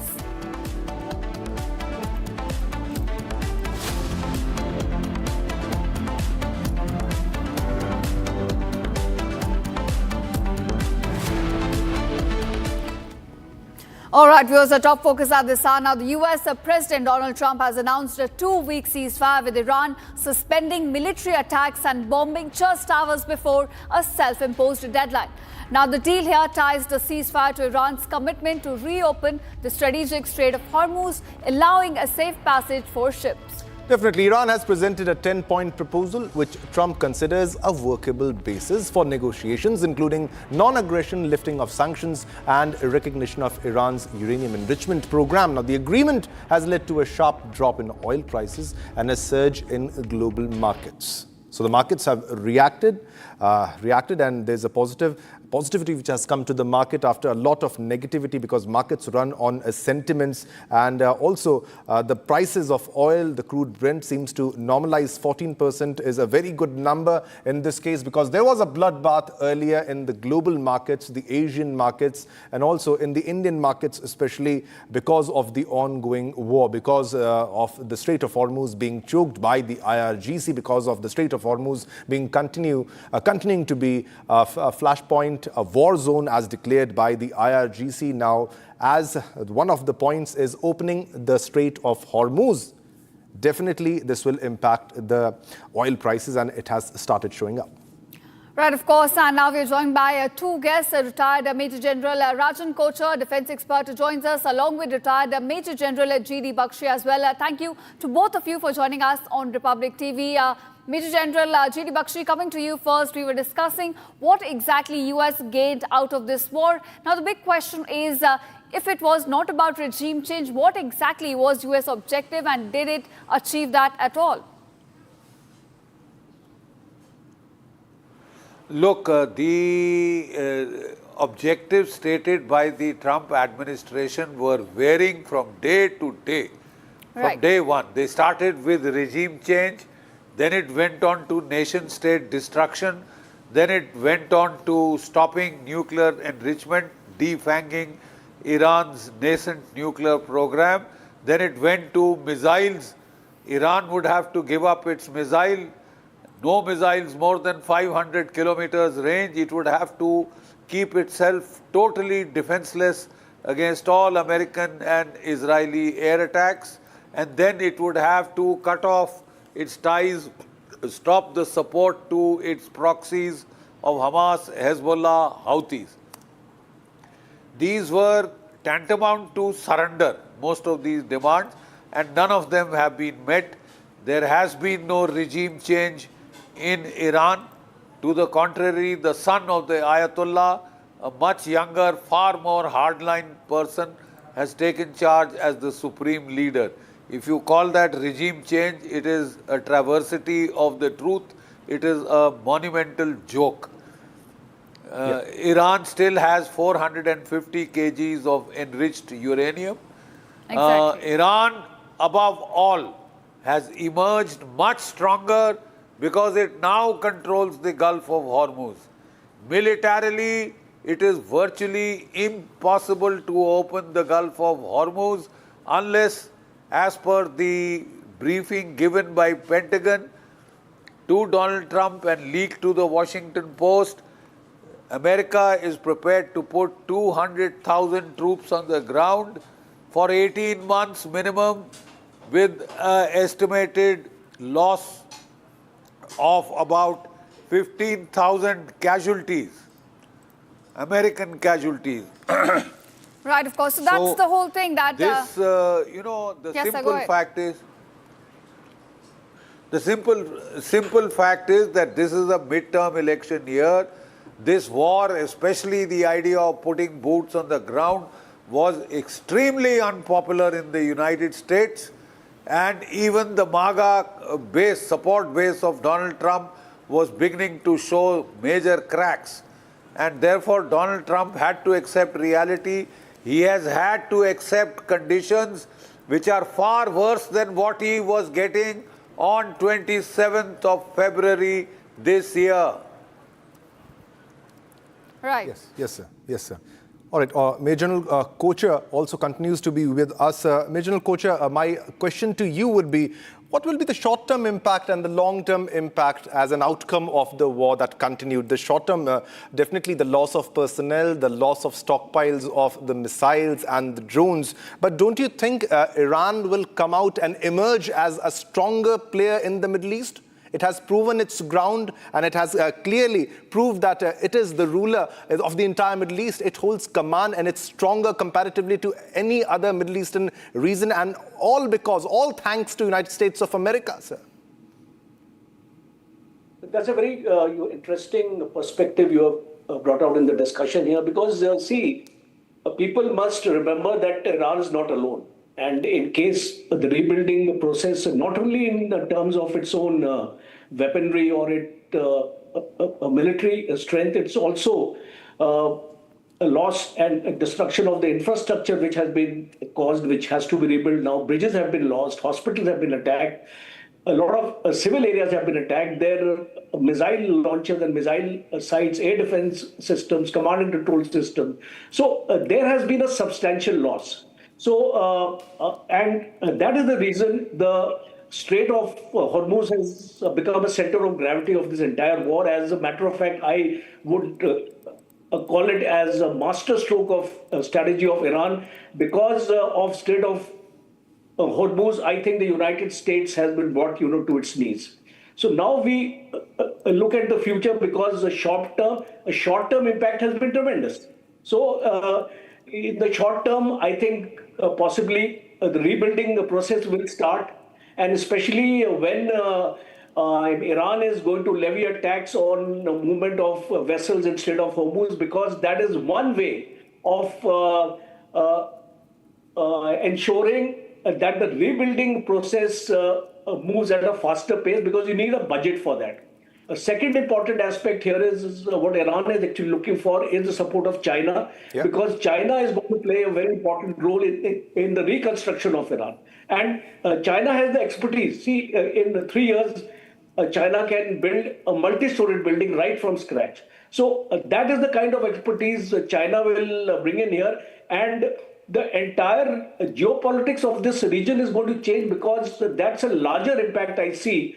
Because on the Gulf countries, a strong feeling has come that United States is no longer the collective security provider of this region. They will tend to lose the faith in the capabilities of the United States now. And slowly the reweaning of investment, especially in Dubai and all these areas which I see in UAE, a shift will take place. The industries will start moving out over a period of time. Remember, this ceasefire is not a very permanent solution. The problem still remains between Israel, US and Iran. This is only a temporary kind of a reprieve I see. I don't see this panning out to be a permanent solution or a permanent peace in this region, because this region will continue to remain volatile. And my last point is this ceasefire has happened on terms and conditions of Iran, and not on the terms and Yeah, conditions of the United definitely on the terms and conditions which have been given by Iran. That's why the question is whether it will be a long-term one, whether it will be a complete ceasefire. We have a big breaking news development coming in. This is coming from Israeli opposition leader who has called the ceasefire with Iran a political disaster. The Israeli opposition leader slams the ceasefire, calls the ceasefire with Iran a political disaster. So the opposition in Israel doesn't seem to be happy with the ceasefire. Many experts are also not happy with the ceasefire because it will definitely make Iran stronger for a comeback and give it a chance, a window for making more weapons, for making more missiles in this case. All right, we have Major General G.D. Bakshi with us. General Bakshi, your take on the reaction of the opposition leader in this case. Should this ceasefire have taken place? It's not yet a ceasefire yet. It's a 2-week pause as we speak, sir. Yes, it's a 2 weeks pause, but it was a pause dictated by a lot of global pressure onto the United States, more than global pressure, serious domestic pressure to stop this war. Right? So, I mean, you cannot countenance, you cannot take it out of the equation. Yes, there could be breakdowns of the ceasefire months down the line, years down the line, because the situation in the Middle East remains volatile. Israel had started this war because it simply felt that Iran, in its estimate, was at its weakest. And they wanted to, let's be straightforward, destroy Iran as a nation state so that it would not pose a serious life and death threat to Israel. Therefore, they wanted to ensure that no way could it go or acquire nuclear weapons. They wanted to also ensure that its missile arsenal was seriously curtailed and that they would not be allowed to have, missiles more than 500 kilometers range, and that they would have to disown all ties with their proxies of the Hamas, Hezbollah, Houthis. All these were demands tantamount to surrender. Now, the Israelis are one of the best professional militaries in the world. The Mossad is one of the best intelligence agencies in the world.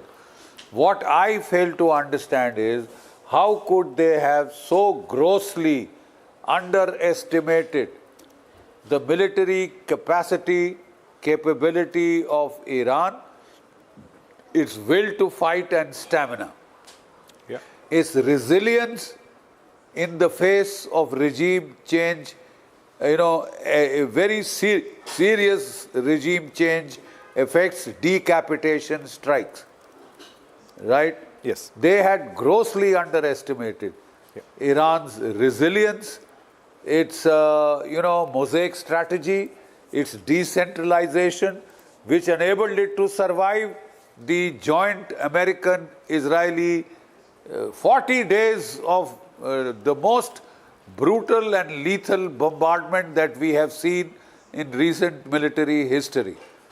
But it failed to break Iran's will, and it failed to see how Iran would, horizontally escalate the conflict by widening the ambit to 9 more countries of the Persian Gulf as far as Cyprus, as far as Diego Garcia.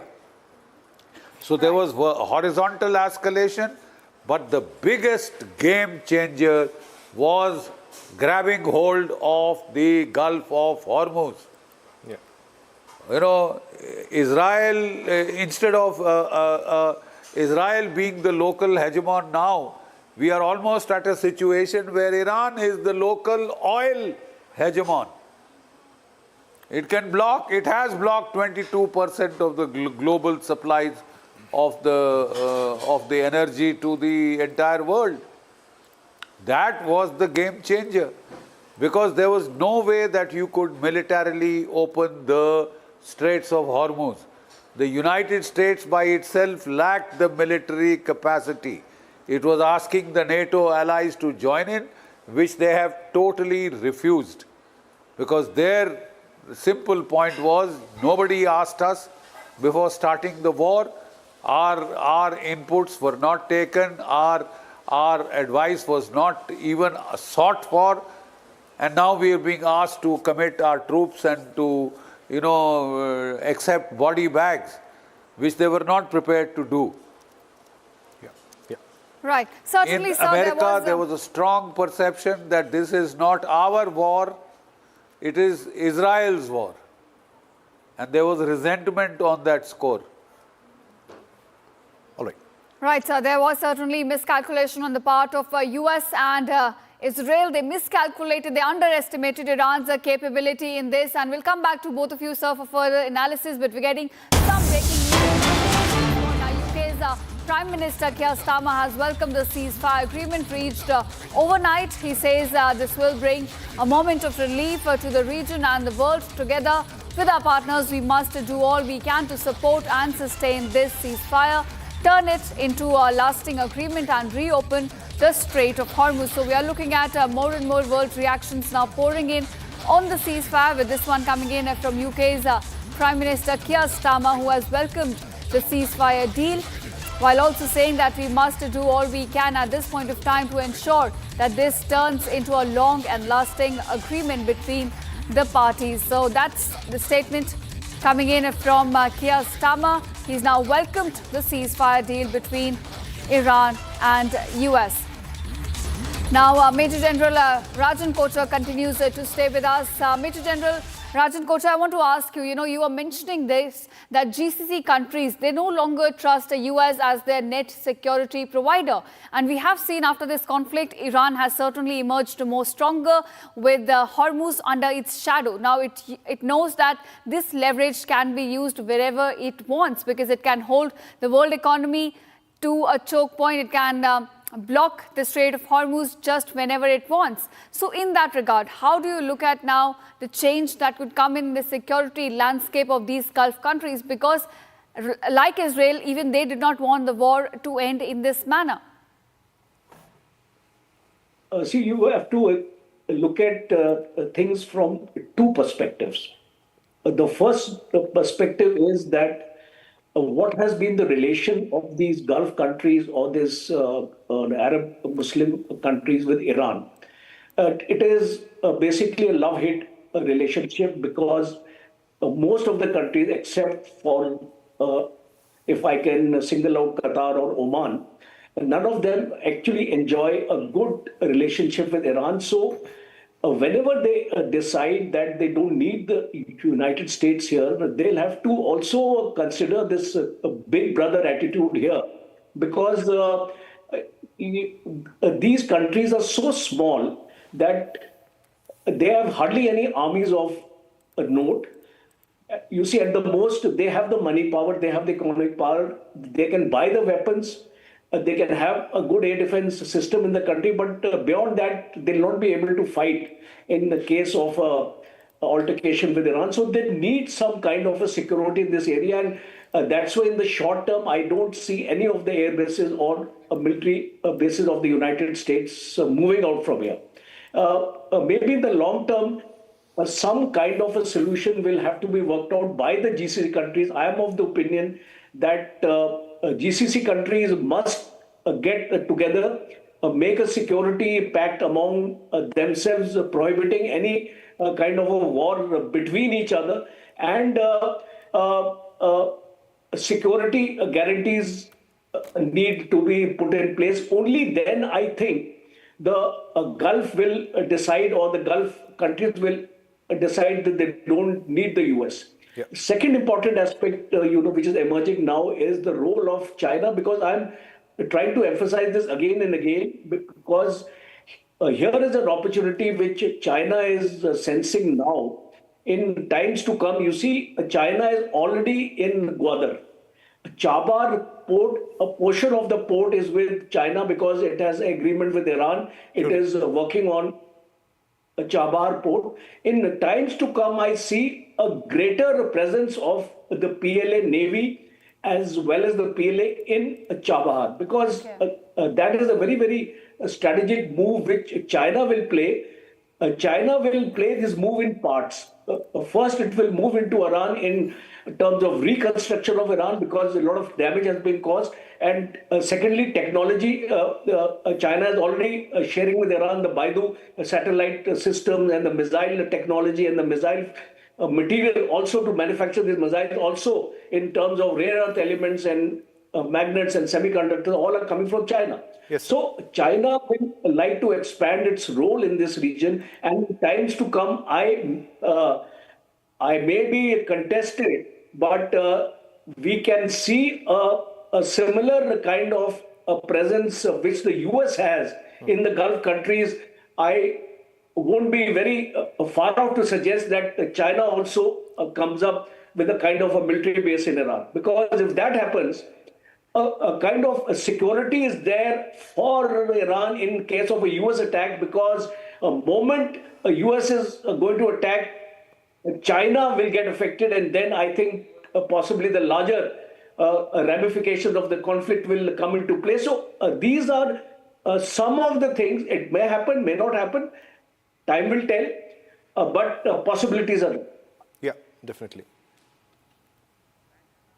All right, Major General Rajan Kochar and Major General G.D. Bakshi, thanks so much, sir, for joining us on Republic and sharing your inputs with us. All right, viewers, we continue our coverage on the ceasefire, which has been achieved, a 2-week pause, which was achieved after a very long war that was fought 38 to 39 days. Now, this is US-Iran.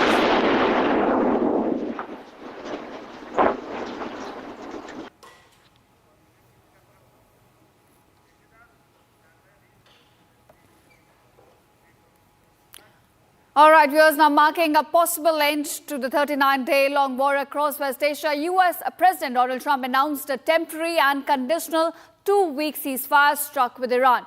Now, while this ceasefire, according to Trump, is a broadly conditioned upon Iran reopening the Strait of Hormuz, we are looking at the other side also putting up other claims. Now, in fact, Iran is saying that this ceasefire is a win for their country because of how Trump allegedly caved into their demands. Now, while US has not gone above acknowledging receiving an initiation, the 10-point proposal from Iran. More in this report.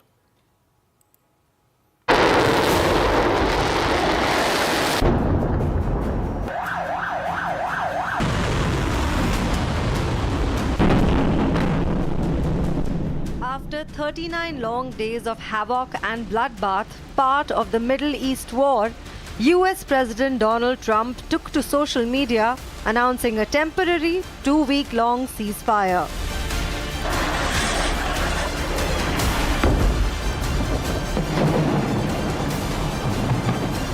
Amidst Trump's ceasefire announcement was one claim that said US had received Iran's 10-point proposal.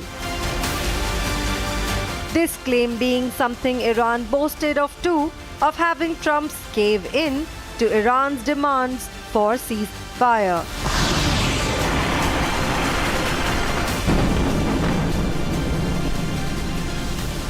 Iran's 10-point proposal entailed demands such as Israel and US curtailing its aggression and accepting Iran's control over the Strait of Hormuz.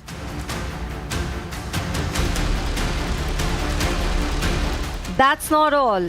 Iran also urges for acceptance of uranium enrichment in the Farsi version of its ceasefire plan.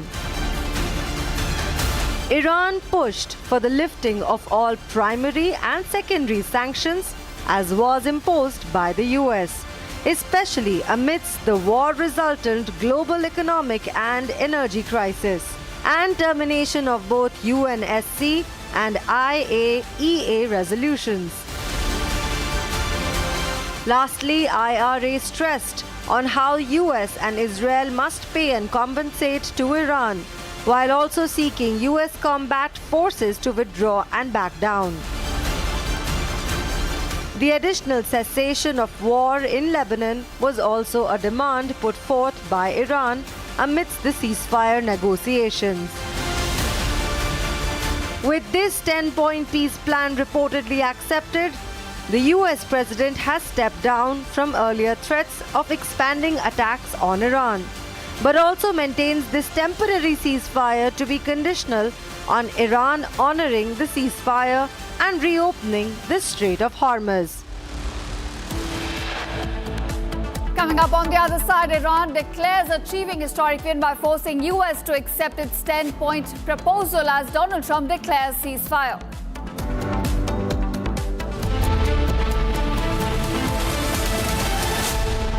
Are pure सूजी pasta उबालो मिलाओ और खाओ 8 minute में तैयार। क्या test है सबका राजा आर प्योर मसाला।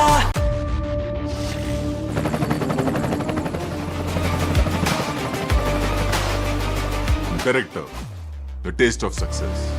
प्यास बुझाए ठंडक लाए सबको भाए जीरा से MTH का जलजीरा जीरा से जीरा से असली रिफ्रेशिंग, असली स्वाद, असली मजा।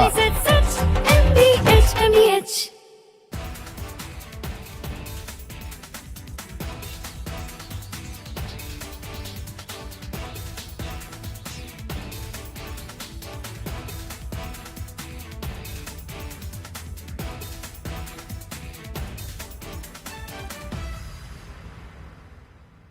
Three, 2, 1.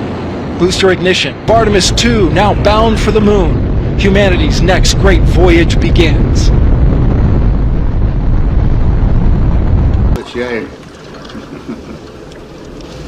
Okay, overboard dump coming up.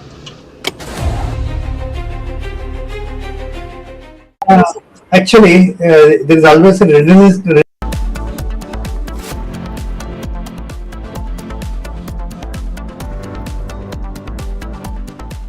चमकी चाट से क्या बना है? आलू चाट या फ्रूट चाट स्वाद बनाए चमकी चाट।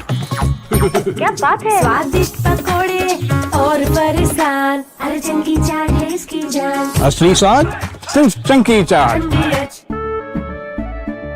केसरिया से मन जोगी हुआ रे दिल झूमे देखो मतवारा हुआ रे केसरिया से मन जोगी हुआ। हर पल मनाओ केसरी त्योहार विमल बोलो जुबान केसरी। थोड़े में ज्यादा स्वाद यही तो है इसकी खास बात। वाओ मामा क्या स्वाद है अरे मेरे राजा सबका राजा और मसाला। 3, 2, 1. Booster ignition. Artemis 2 now bound for the moon. Humanity's next great voyage begins.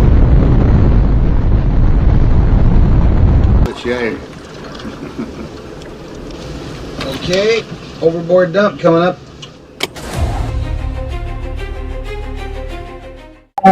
Actually, there is always a redundant chain of execution systems available on the Artemis. Okay, it is not just the main chain, and it's a redundant chain is also available. And there is no way that the astronauts will be stuck because of the the execution issues. And what they have reported now, even we were going through and seeing, it is something to do with the valve which is to operate for section of the execution, which looks to be needing attention. But the crew in Artemis, they are well trained to handle such type of situation. And also, in case if the main chain of the execution system doesn't respond, there is always a way of redundant chain and the methodology for execution. And from Asia's largest news headquarters, setting the agenda for Bharat.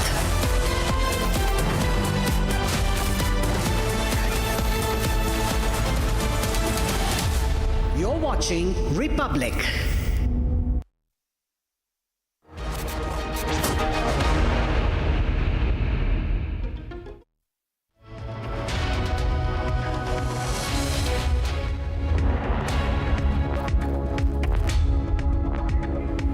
Hello and welcome. You're watching Live Report with me, Shavin Sen. 39 days into the war, finally a ceasefire has been called by United States of America.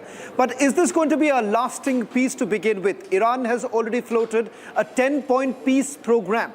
Over the next couple of minutes, we're going to take you through all the details, all that has transpired through the night, and how exactly has the ceasefire been reached upon. All this and much more. But up first, let me take you through the headlines we're tracking at this hour.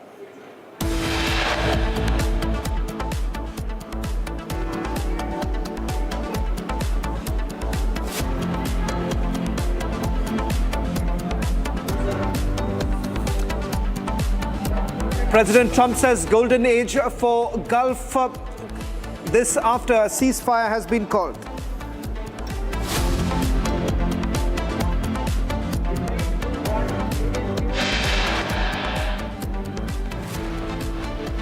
Israel calls it a disastrous deal. Opposition leader says Israel was not even on the negotiating table.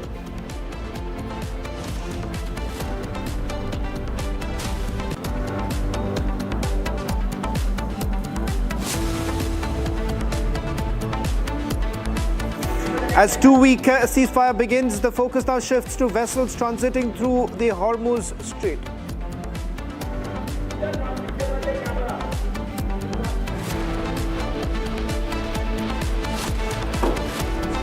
World welcomes ceasefire. A battered world finally hopes that this would be a long-standing peace.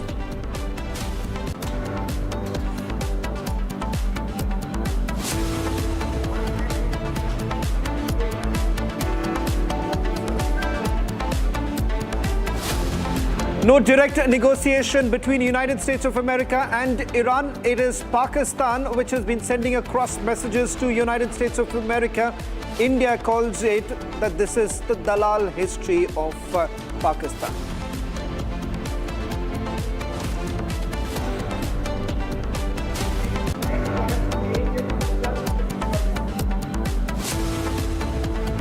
Lebanon not part of the deal. That's what Israelis say as they continue to pound several infrastructure areas and projects in Israel.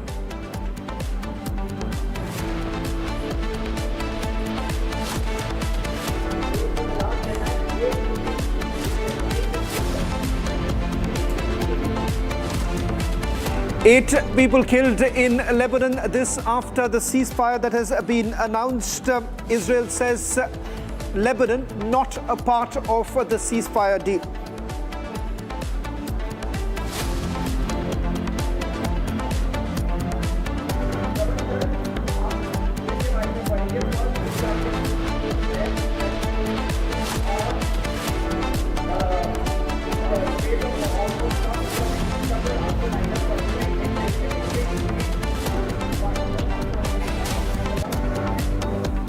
After 39 days of war between America, Israel and Iran, with several lives that have been lost, a ceasefire deal has been worked upon. How fragile perhaps is this ceasefire to begin with? This comes at a time when President Trump had put up innumerous deadlines for Iran, hoping that the Strait of Hormuz, the strait that basically controls over 20% of the world oil, will finally be opened up. As markets have been soaring, there has been a response following the ceasefire announcement that has come in from President Trump early this morning. But how long will it really last? And has Iran really accepted the terms? More importantly, will the United States of America really accept the terms that have been set forth by the Iranians? A 10-point peace plan has been floating, has been doing the round, saying that this is coming from Iran. As far as attacks are concerned, it seems that there has been a military pause, perhaps, if not a ceasefire at this stage. While the world has certainly welcomed this move that has been made, but can the Americans really be trusted? And more importantly, what's the roadmap like? The biggest, perhaps, the talking point through this entire war has been the Strait of Hormuz. It has perhaps been the trump card for the Iranians, putting pressure on the Americans to take a final call. Given the fact that oil prices have been soaring, Brent crude price has crossed over $100 per barrel, putting perhaps the prices over the top. Now, keeping that in mind, what we have essentially seen is that this has been the negotiating term for the Iranians. today the Iranians say that there is going to be a fee that is going to be imposed for all vessels passing through the Strait of Hormuz. Not just that, they also see an opportunity to make the demand that sanctions that were imposed by United States of America, that should be lifted. Will the Americans really accept it? This comes at a time when we have essentially seen that the Americans have been non-stop threatening the Iranians. On the one hand, Vice President J.D. Vance had already indicated that they are negotiating well with the Iranians. You had at the same moment, President Trump using expletives threatening Iranians, saying that if at all there is no deal, then he is going to bomb the hell out of Iran. Not just that, he also went a step further by stating that an entire civilization will die tonight. Now that is what President Trump had said, but this morning things have changed. A ceasefire has been put in place. For 2 weeks there is a ceasefire. How exactly will the ceasefire really look like? And more importantly, whether at all it is going to hold. First, I want to bring in my colleague Ishita, who's joining us from the studio, to give us a sense of what's the current traffic like. The maritime traffic in the Strait of Hormuz, what has really worked for the Iranians at this stage, and who exactly will be allowed to pass through the Strait of Hormuz. Over to you, Ishita.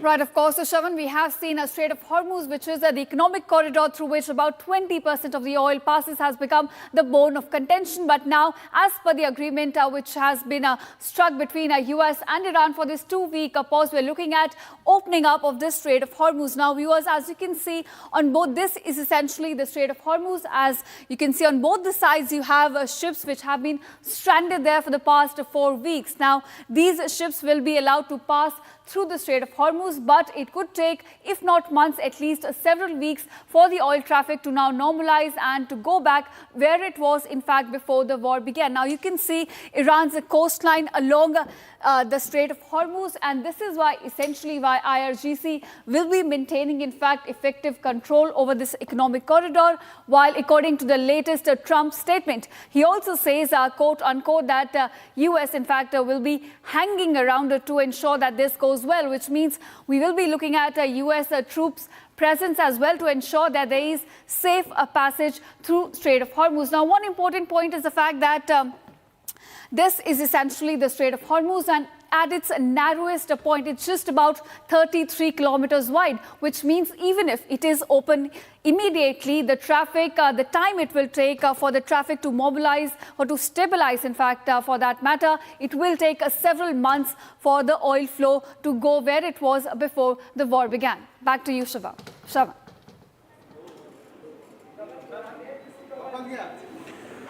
Well, in fact, that's the condition right now at the Strait of Hormuz. I'm going to now take you through what many would say is the rhetoric of President Trump. Several deadlines. We have seen several deadlines being imposed by President Trump, threatening Iranians that they need to open up a Strait of Hormuz, and that has certainly changed. On your screens right now, I'm going to take you through all the deadlines that were basically brought in by President Trump, which essentially started from 21st of March, where he had basically threatened to hit power plants in 48 hours if Hormuz wasn't opened. 12 hours before the deadline, he ended up saying that very good and productive conversations were taking place. Let's move to 26th of March. 26th of March, he said that they better get serious. There is no turning back. Now, on 26th of March itself, just about a few hours later, he extended the deadline to 10 more days. Then comes 30th of March, when he said, open Hormuz immediately or we'll blow up plants. Now that is on 30th of March. Let's move to 30th of March where he said that. And there was nothing that really happened thereafter. And 2nd of April, he said time left for Iran to make a deal before it's too late. Now that's what he said on 2nd of April. Then he goes on 4th of April. Time is basically running out. 48 hours before hell rains down. That was on 4th of April. Let's move on to 5th of April when he said, open the strait or you will be living in hell.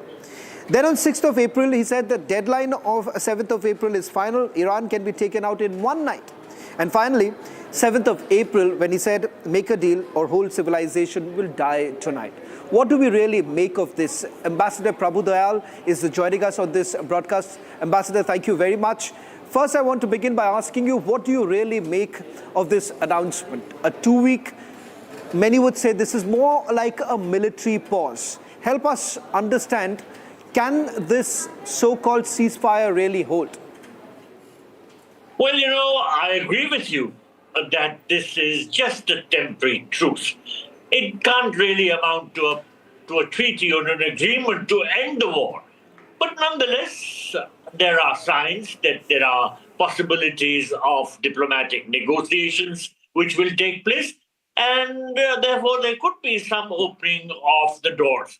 Nonetheless, at the moment, the negotiations which will take place appear to be facing a very challenging road ahead.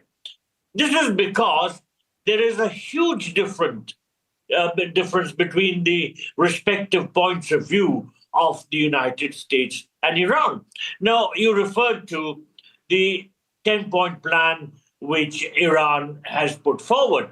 Now, this plan includes certain conditions which the US is not likely to accept. For instance, the plan speaks of security guarantees. It says that what Iran wants is a formal commitment from the US to ensure that there are no further acts of aggression against Iran. Now, the US is not going to accept that. Then, the second point there is the permanent peace aspect, because what Iran wants is a permanent end to the war rather than a short-term ceasefire. This, again, is something that the US is not going to agree to. The war was waged to curb Iran's nuclear capability. And the third point in the plan which the Iranians have put forward is that the US should recognize Iran's right to uranium enrichment under the NPT. I don't think the US is at all inclined to agree to let the Iranians enrich uranium at all. Then there is, of course, this requirement which the Iranians have posed of lifting primary sanctions. They want all primary sanctions on Iran to be lifted, as also the secondary sanctions, which have been affecting third parties. Now, I don't think the United States is going to lift these sanctions.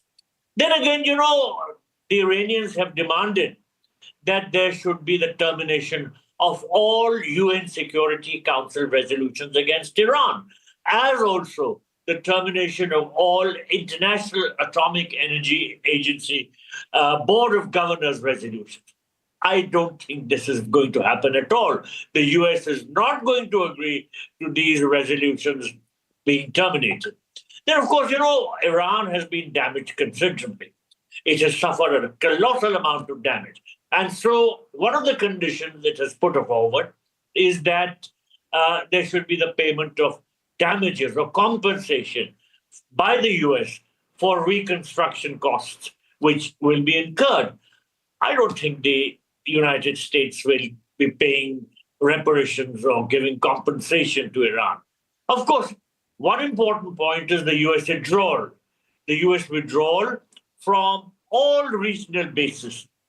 Now, the Gulf Arab states may try and pressurize the US to wind up its bases, because in this particular conflict, they got embroiled just because the US has bases and used them to attack Iran. But nonetheless, I don't think the US will be at all willing to wind up its bases. Then above all, the most important point is regional de-escalation, because Iran wants the hostilities to stop across all fronts, which includes the Israeli strikes in Lebanon. Now, Israel is not a party to these negotiations or the ceasefire. In fact, Israel has continued to attack Iran and vice versa. So the question of ending the strikes in Lebanon against the Hezbollah is something that Israel will resist strongly. So as I see it, there are very big challenges ahead, but nonetheless, it's a welcome sign that there have been some positive developments and that there is a strategic pause because of which there is at the moment a prevention of further escalation. There is the reopening of the energy supply routes. There is the opening of the diplomatic pathway. And there is something that gives some sort of relief or financial relief to the world because as I observe from the media reports, the stock market prices have gone up, which shows that the sense of global disappointment in what was happening in the financial world seems to be easing, and the financial world is hopeful of better times. As far as objectives are concerned, perhaps military objectives may have been fulfilled. The political objective hasn't been fulfilled as yet. Keeping that in mind, and also the situation that we see right now, particularly with the markets in complete doldrums, do you believe that this is more of a strategic pause to get things reset so that the Americans can regroup and perhaps carry out what many believe the final assault? That is what the Iranians are thinking. In fact, their media has been speaking about this matter, that Iran should be very careful because while the Americans may be talking in terms of a 2-week ceasefire, but going by past experience, it is difficult to believe them. Moreover, President Trump has become quite well known for saying something one day and doing something quite different the next day. So there is a lot of unpredictability which comes into play, particularly everything to do with Donald Trump remains very unpredictable. So I don't know whether this ceasefire will hold or whether it will break very soon. But at the moment, there does seem to be some degree of hope in what is happening because particularly the reopening of the Hormuz is something that everybody wants very dearly.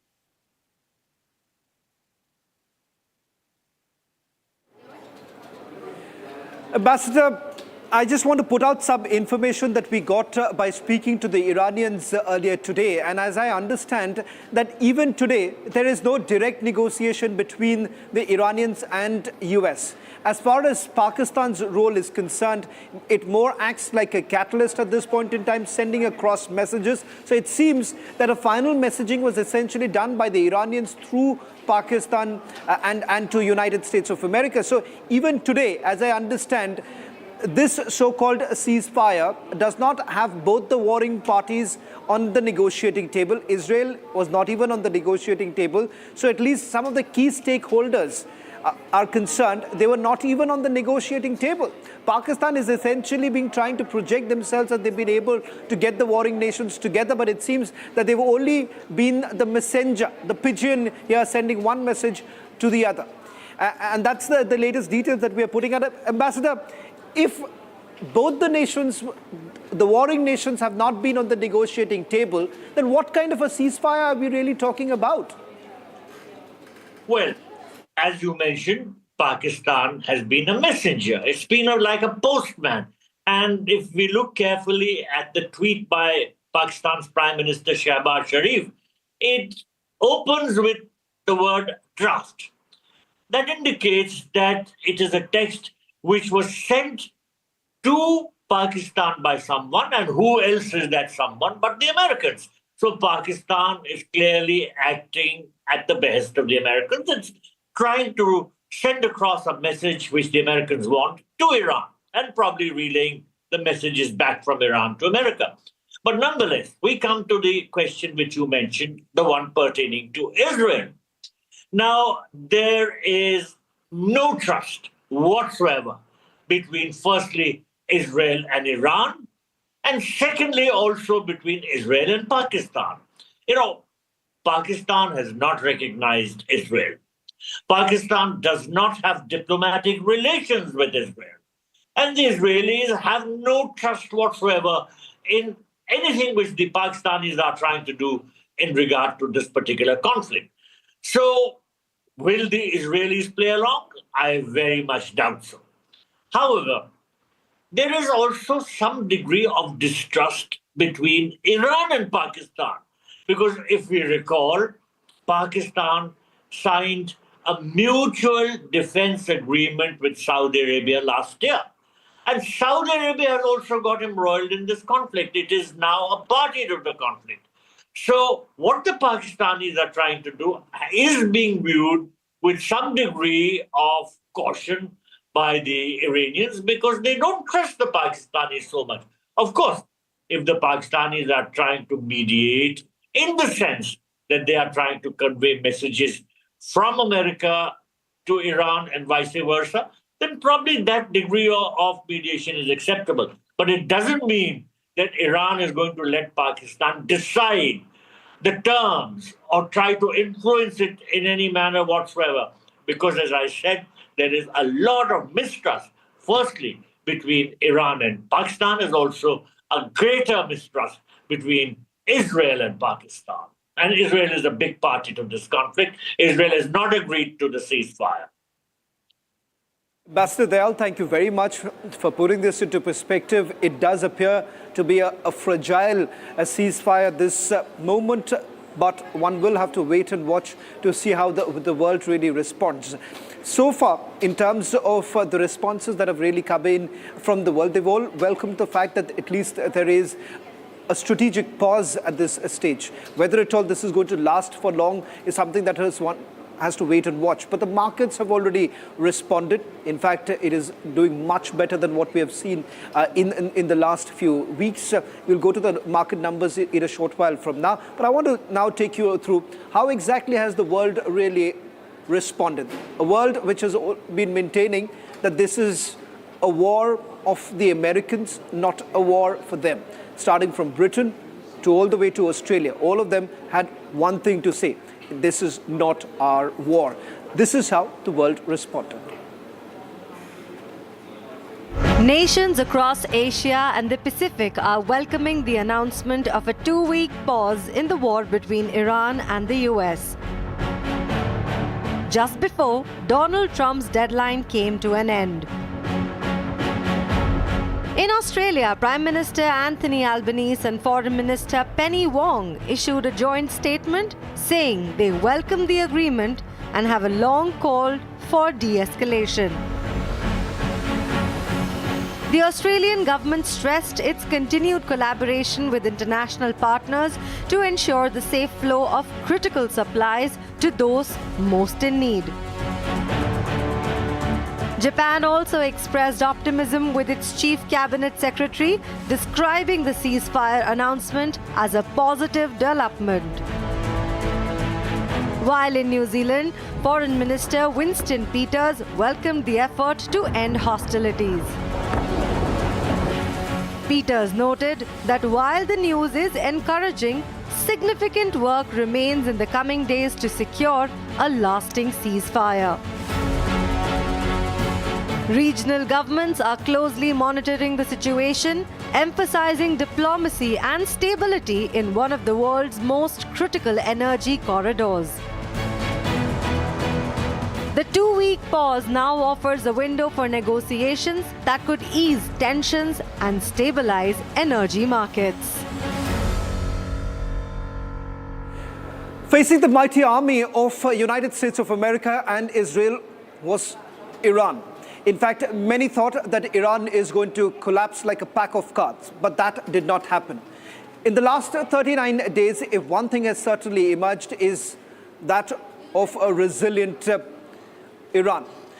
Whether at all there has been a regime change or not, it is for everyone to witness. There hasn't been a regime change. Has the military been battered? Yes. The top IRGC commanders and the political leadership in Iran has certainly taken a hit. But despite that, Iran continued to respond to all the threats that came in from United States of America as well as Israel. Where do they really stand as far as this war is concerned? Now, with large number of their infrastructure taking a massive hit, Iran still continues to fight. This is how Iran responded to the ceasefire announcement.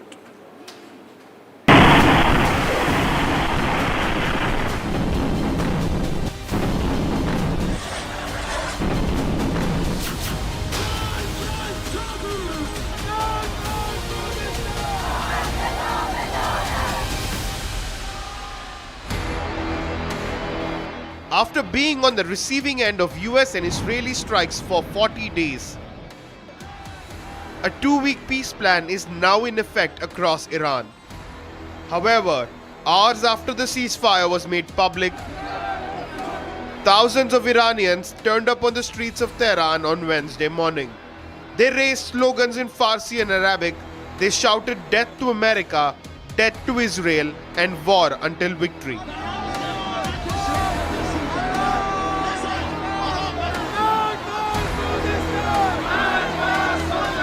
They also raised placards while crowding Tehran for a protest, one of which read, "No compromise, no apology, battle with America." Iranians remain apprehensive and skeptical of the 2-week peace deal. They demand a Security Council resolution. قابل اعتماد نیست. قابل اعتماد نیست. تا قطعنامه نشه شورای امنیت تصویب نکنه و این خسارات واده نشه اصلا قابل اعتماد نیست. نه بنده نه ملت ایران این قبول نداره. The protesters also burnt American and Israeli flags. The loud chants by the protesters sparked concerns even among the organizers, who tried to calm the protesters, but in vain. The United Nations Secretary General Antonio Guterres also welcomed the peace deal. He called on all parties to abide by the terms of the ceasefire in order to pave the way towards a lasting and comprehensive peace in the region. After being bombarded for 40 days, Iranians get a 2-week reprieve for life to return to normal.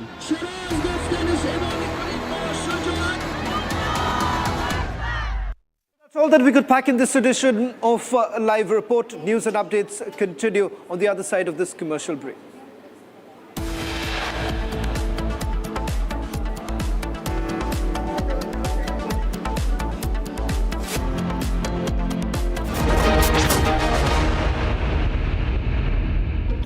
Amity has been ranked India's #1 not-for-profit private university for 11th year, with top 10 ranked institutions in management, engineering, biotech, law, mass comm, telecom, hospitality, fashion and more.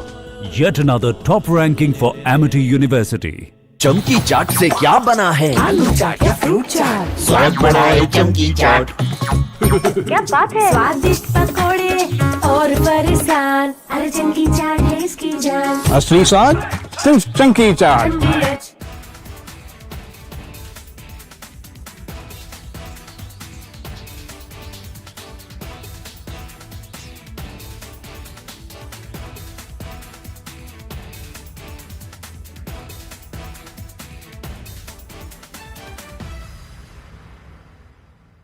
थोड़े में ज्यादा स्वाद यही तो है इसकी खास बात। वाओ मामा क्या स्वाद है? अरे मेरे राजा। सबका राजा और मसाला। 3, 2, 1. Booster ignition. Artemis 2 now bound for the moon. Humanity's next great voyage begins.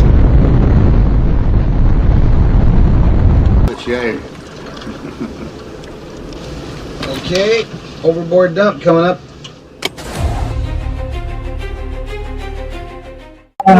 Actually, there is always a redundant chain of excretion systems available on the Artemis. Okay, it is not just the main chain, and it's a redundant chain is also available.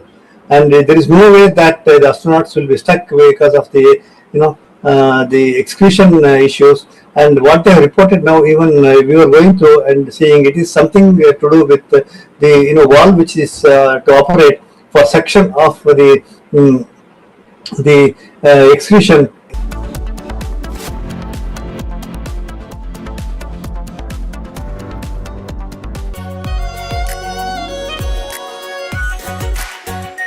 Our pure Shahi Paneer Masala. Delicious, healthy, every day.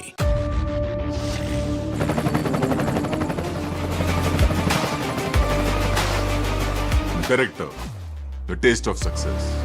प्यास बुझाए ठंडक लाए सबको भाए जीरा से MTH का जल जीरा जीरा से जीरा से असली रिफ्रेशिंग, असली स्वाद, असली मजा। MTH 3, 2, 1. Booster ignition. Artemis 2 now bound for the moon. Humanity's next great voyage begins.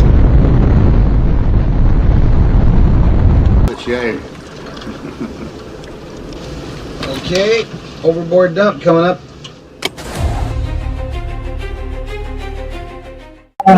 Actually, there is always a redundant chain of execution systems available on the Artemis. Okay, it is not just the main chain, and it's a redundant chain is also available, and there is no way that.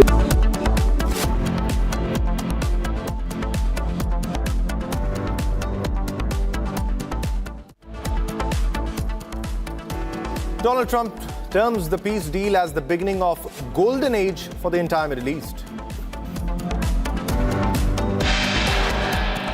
Israeli opposition leader criticizes the deal, terms it as a political disaster. As 2-week ceasefire begins, the focus now shifts to vessels transiting the Hormuz Strait. And also, nations across the globe welcome peace deal on Iran.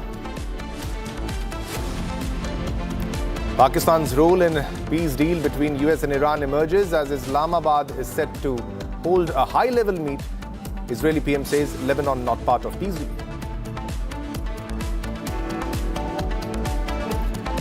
Israeli PM has said Lebanon not part of peace deal as strikes across southern Lebanon continues. 8 killed in southern Lebanon as strikes continue to escalate.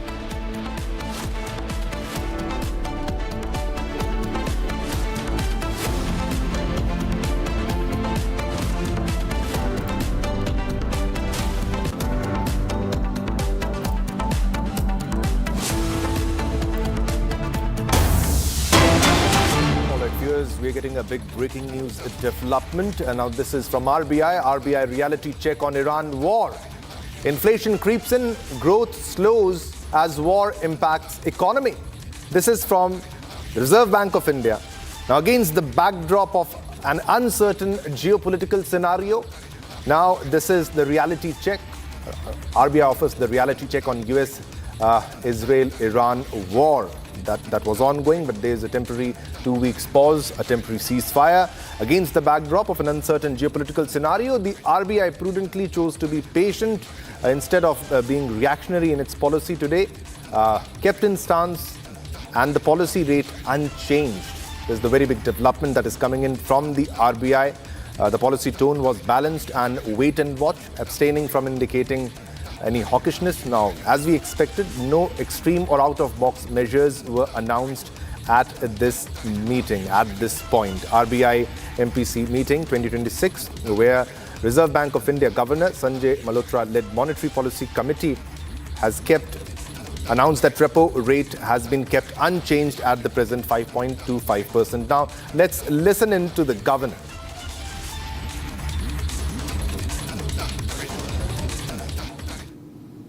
And the disruption in global supply chains.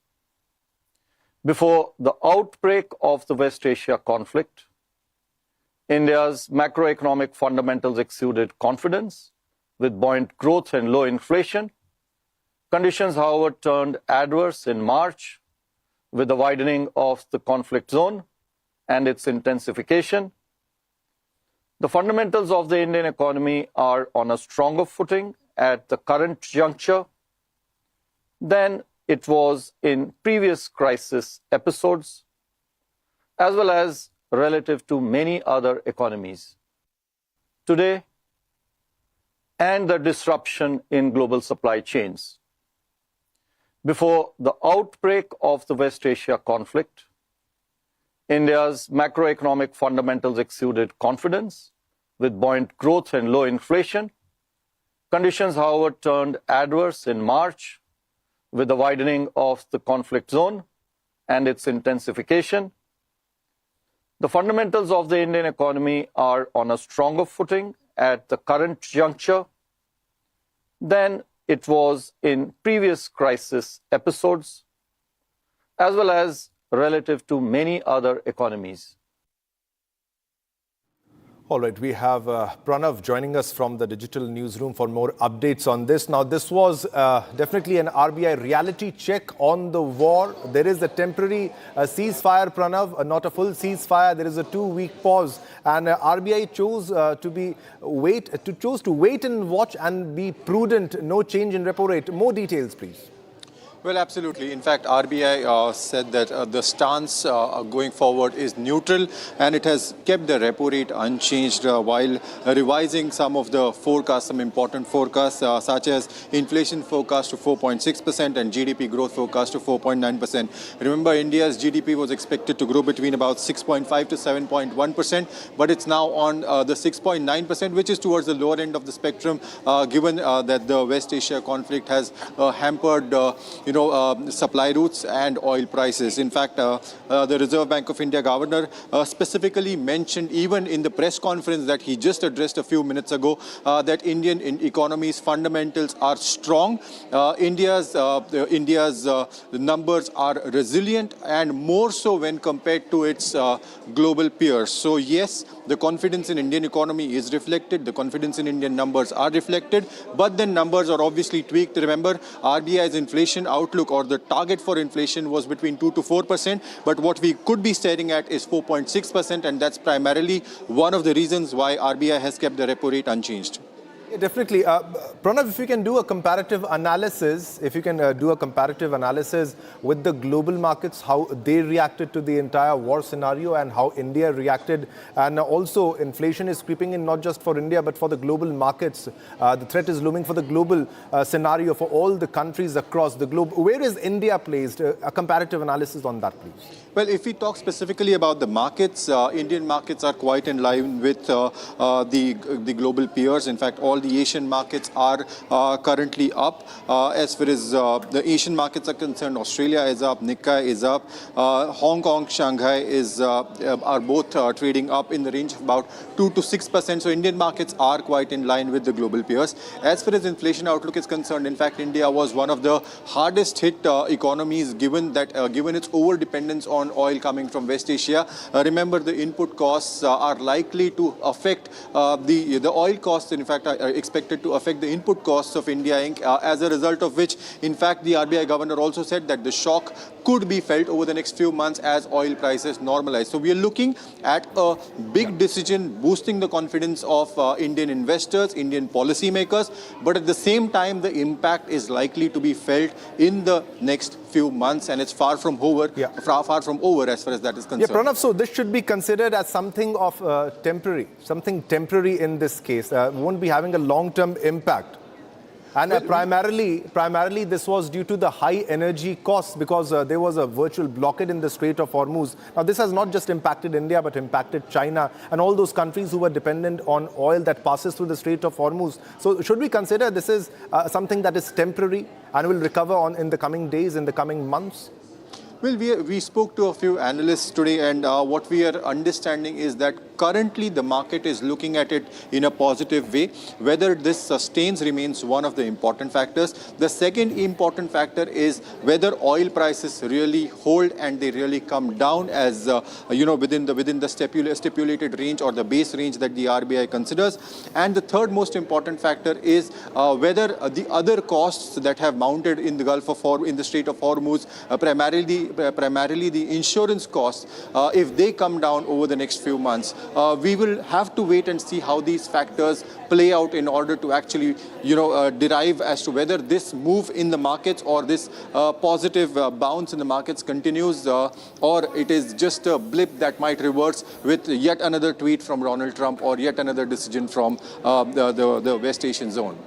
All right, Pranav, thanks a lot for the updates on how the world is reacting, the global markets, the Indian markets, and what the RBI said. The repo rate remains unchanged. Thanks a lot, Pranav. All right, viewers, now let's move on to another big breaking news development that we are getting right now. And this is from the Middle East. The key bridge between Saudi Arabia and Bahrain reopens. This is the King Fahd Causeway, a key bridge linking Saudi Arabia and the island kingdom of Bahrain, which reopened on Wednesday morning, that is today, after an hours-long closure over possible incoming fire from Iran, because there was there was a threat from Iran. The King Fahd Causeway Authority said in its announcement on that vehicle traffic has resumed. So vehicle traffic has resumed in that bridge. The King Fahd Causeway connecting Saudi Arabia and Bahrain has reopened following a brief closure. And this is a very big development. It is a critical bridge linking Saudi Arabia to the island nation of Bahrain. And it has been recently reopened. It followed a temporary closure on April 7, 2026 related to regional security. This was reported a very important bridge, key bridge, and it was closed due to threat of an attack, a missile attack, and now this is open. Big development. The bridge remains open now. Opened after a day, the King Fahd Causeway, which connects the Saudi Arabia and Bahrain, has been reopened following a brief closure. There was a brief closure while the rebuild of the Francis Scott Key Bridge in Baltimore is currently scheduled to open at late 2030. Now, this is a very big development. King Fahd Causeway connecting Saudi and Bahrain. The critical bridge linking Saudi to Bahrain has recently reopened, followed a temporary closure on April 7th. Big development and big sigh of relief, and the traffic has resumed. All right, viewers, now let's move on to another top news. Now, US President Donald Trump has agreed to a 2-week ceasefire, a 2-week pause, on the condition that Iran reopens the Strait of Hormuz. Now, this agreement comes after the president threatened Iran with the death of its entire civilization on Tuesday morning. Now, according to reports, the move follows a last-minute diplomatic intervention led by Pakistan. More in this report. US President Donald Trump agreed to a 2-week ceasefire just hours before the deadline he had set for Iran to capitulate, warning that otherwise a whole civilization will die tonight.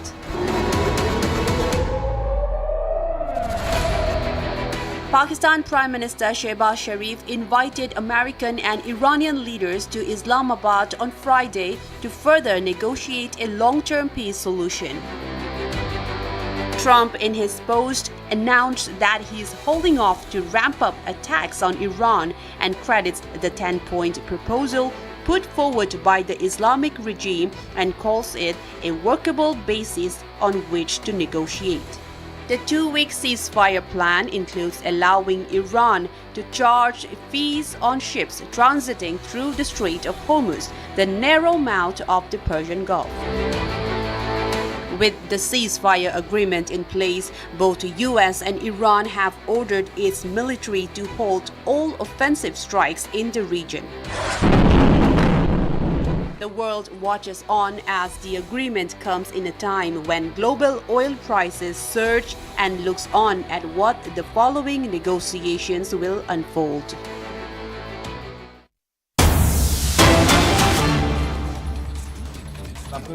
An airstrike in the middle of the road in Al-Duwair, southern Lebanon, has targeted civilians. Now, strikes on Lebanon continues amidst US confirming to Israel that Lebanon was not covered under the ceasefire. This was one of the 10 points which was forwarded by Iran, the 10-point plan, but Israel has not agreed to it. And Israel promptly launched attacks on Lebanon, including bombing an ambulance, as per the claims, as per the reports, where 8 people were killed in that attack. So, attack continues, an airstrike in the middle of the road in Al-Duwair, which is southern Lebanon, being targeted, and especially civilians, the casualties involved civilians. Strikes on Lebanon continues amidst US confirming to Israel that Lebanon was not covered under the ceasefire, and Israel promptly launched attacks on Lebanon, including bombing an ambulance, killing at least 8. Now, the opposition leader had also reacted in Israel against the ceasefire. They were not happy with the ceasefire and the terms and conditions of the ceasefire. Most of them are saying that the ceasefire conditions, the 2-week pause conditions, the 10-point plan is favoring Iran more rather than US or Israel in this case, because they will continue to enrich uranium and they will continue their control of the Strait of Hormuz. And also the mention of Lebanon and Hezbollah primarily is a major concern for the Israeli government, and the opposition in Israel has already reacted. And while it was declared, the 2-week pause was declared, the ceasefire was declared, the airstrikes in the middle of the road can be seen. This is the visual, this is the exact visual First on Republic on your television screen, as you can see, an airstrike in the middle of the road in Al-Duwair, southern Lebanon, which allegedly targeted civilians. Now, strikes on Lebanon continues amidst US confirming to Israel that Lebanon was not covered under the ceasefire, and Israel promptly launched attacks on Lebanon, including allegedly bombing an ambulance, killing at least 8 people in that bombing. These are the visuals which are coming from southern Lebanon. You can clearly see the skyline and the plume of smoke, fire. This happens after the IDF, Israel Defense Forces, bombs southern Lebanon. Beirut has been targeted. Southern Lebanon has been targeted. Hezbollah, the organization's headquarters have been targeted. The strongholds have been targeted by the Israeli Defense Forces, the strikes which were conducted by the IDF. Now, these are the visuals where there was a strike at the road, in the middle of the road in Al-Duwair, southern Lebanon. Now, allegedly, civilians were targeted in this strike. Civilians include the casualties which have been reported, which includes an ambulance. So as per the reports that we are fetching, allegedly an ambulance was bombed, which killed at least 8. However, IDF refrains from collateral damage and refrains from attacking civilians in most of its strikes, but this has been reported. These are the fresh updates that we are receiving. Allegedly, an ambulance had been struck, killing at least 8 people.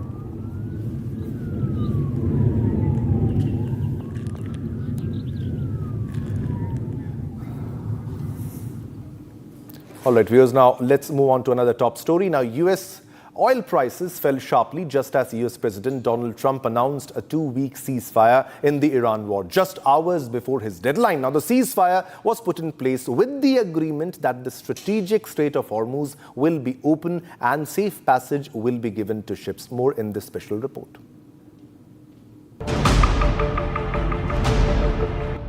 Oil prices plunged sharply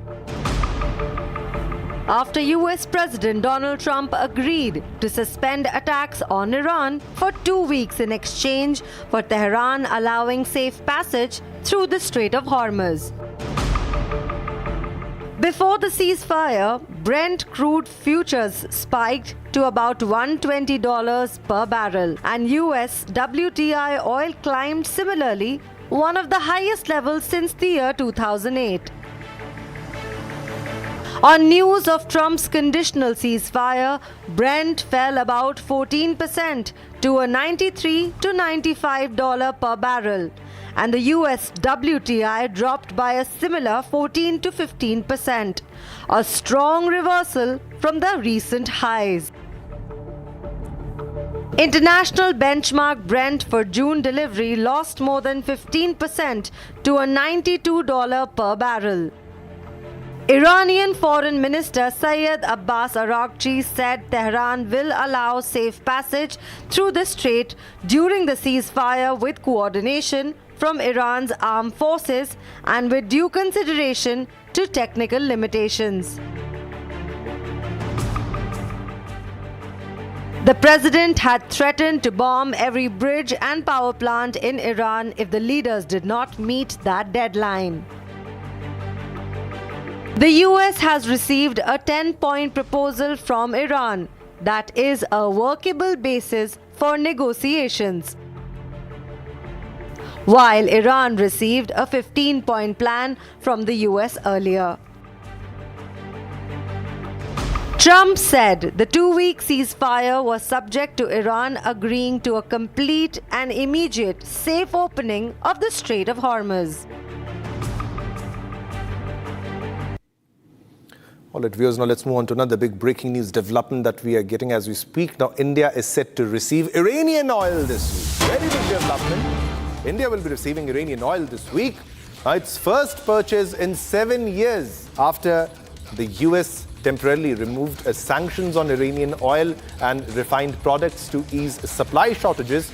Ship tracking data from Isaac and Kepler showed on Wednesday that India's oil ministry last week said that refiners have purchased Iranian oil amid the Middle East conflict that has disrupted supplies through the Strait of Hormuz. Ladies and gentlemen, as you remember, this was allowed by United States of America, that countries can now buy Iranian oil while they were at war with Iran. And they said that only the oil that was stranded at sea will be allowed to be purchased now. And Iranians also were making fun of the Americans, that there's no ship stranded in the sea. All right, we have Shivangi from the newsroom for more details on this. Shivangi, so the Iranian oil has been allowed by the US that you can purchase Iranian oil. Now, this is the first time that India will be receiving Iranian oil after a very long gap. More details, please. That is right. This is very important to note, of course. One point is, like you mentioned, it's after 7 years. That means since 2018, 2019, this is the first time that Iranian oil is on its way to India. Also, the bigger context, of course, we saw a global energy crisis all over the world because of the situation in the Middle East, Shivam. So this is a big shift coming in. It's also a big geopolitical shift. But apart from the shipments which will be coming, it's very important to note that how India has navigated this very sensitive time. So India has hedged the energy risk very smartly. We have seen how India has kept its options open now by having different supplies for its energy needs. So that's something we had pointed out. We also see that the disruptions in Hormuz, of course, have created a big risk for India. However, because India has diversified, we see that this is a possibility, that India is keeping all its options open to make sure that its energy supplies are not disrupted. Also, speaking a little bit more about how India has managed, to make sure that it's prioritizes energy security. We have seen that India is making sure that it is negotiating with everybody on the table. We have seen India really maintain that thin diplomatic line. Of course, India is managing the diplomacy with US, with Iran and other players, showing that India keeps its interests first before joining any particular bloc, especially when it comes to its citizens. So this is a very important geopolitical shift. It's a very important shift when it comes to India's energy crisis that we have seen. Of course, now the oil prices are going down. We see a little bit of ease there because of the ceasefire. But as for India, India has played this very well. And now we will see Iranian oil shipments coming through very soon. Well, back to you, Shivangi. All right, Shivangi, thanks a lot for the updates on the story. Now, let's move on and get you another big breaking news development. Ladies and gentlemen, another big news coming in. This is Defense Minister Rajnath Singh to hold a meeting with group of ministers at around 3 p.m. in Kartavya Bhavan. Big breaking news development. Meeting of the group of ministers will be chaired by Defense Minister Rajnath Singh. The meeting will be held at Kartavya Bhavan at around 3 p.m. This is a very crucial meeting, ladies and gentlemen, following the Israel-Iran conflict, the US-Iran conflict, and primarily the crisis in West Asia will be discussed. This definitely is a big sigh of relief for all the countries across the globe, and especially for India also, because of the rising oil prices and the threat in the entire region as the Strait of Hormuz continued to be a war zone. Now this meeting will be held at 3 p.m. All right, we have Ishan with us for more details in this story. Ishan, if you can put this into perspective, what exactly will be the agenda of discussion? And if you can share more details of the meeting, Ishan, over to you. This is the third IGOM that will take place. That is the informal group of ministers meeting. Yep. Now, the IGOM was formed by Rajnath Singh to keep a close eye and keep a close watch with all the ministries and stakeholders involved to monitor the West Asia conflict. Now, India imports roughly 2 million barrels of oil per day. Most of it transits Hormuz, and that was severely affected by the closure of the strait. India has been navigating the entire thing. And now the informal group of ministers, which is chaired by Minister Arnab Singh, will meet and discuss the remedies and the current situation. Now, last night we saw that there was an escalation, and now we also saw that now there is a talk of a ceasefire, 2-week moratorium period, and both parties have presented their demands or the list of things that they would like to discuss. And this 2-week period is a ease on the tensions in the Strait of Hormuz. There will be passage of ships, and resources crunch will definitely reduce, and the pressure on the government will definitely reduce. And this will also be a very important for the energy security update. The volumes will increase, and apart from all of this, the most important part is that the three service chiefs will report on the force posture and missile defense readiness and contingency plans for protection of Indian vessels and diaspora in the Gulf. And all of this will be discussed during this particular meeting, as was done in the previous two meetings. This entire process of discussion is to involve all the stakeholders and keep everybody updated on what the current situation is, so that the government can best tackle the difficulties or the challenges that lie ahead. Back to you. All right, Ishan, thanks a lot for the details in this story. Well, it appears it's time to slip into a short commercial break, but don't go anywhere. Coming up next, Israeli PM says Lebanon not part of peace deal as strikes across southern Lebanon continues.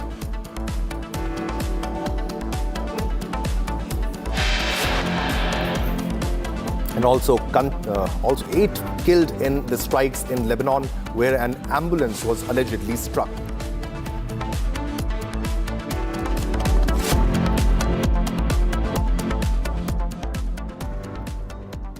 Amity has been ranked India's #1 not-for-profit private university for 11th year, with top 10 ranked institutions in management, engineering, biotech, law, masscom, telecom, hospitality, fashion and more.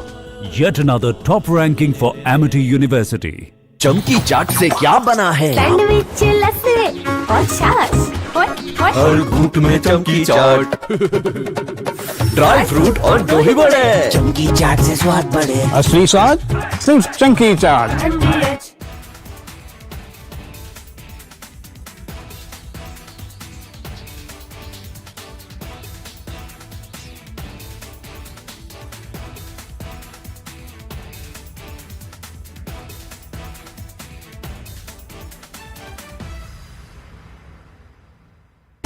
Pure सूजी pasta उबालो मिलाओ और खाओ 8 minute में तैयार क्या test है सबका राजा hardware masala 3, 2, 1 Booster ignition. Artemis 2 now bound for the moon. Humanity's next great voyage begins.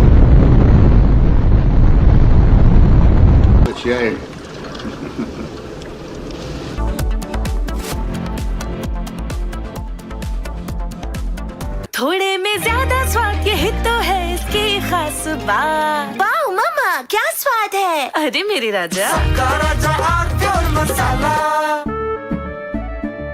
केसरिया से मन जोगी हुआ रे दिल झूमे देखो मतवारा हुआ रे केसरिया से मन जोगी हुआ हर पल मनाओ केसरी त्योहार विमल बोलो जुबान केसरी चमकी चाट से क्या बना है? सैंडविच लस्सी और छाछ हर घूंट में चमकी चाट अब बताओ स्वाद आया? असली स्वाद सिर्फ चमकी चाट 3, 2, 1 Booster ignition. Artemis 2 now bound for the moon. Humanity's next great voyage begins.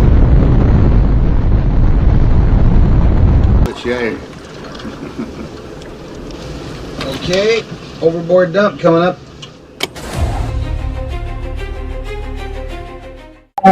Actually, there is always a redundant chain of execution systems available on the Artemis. Okay, it is not just the main chain, and it is a redundant chain is also available.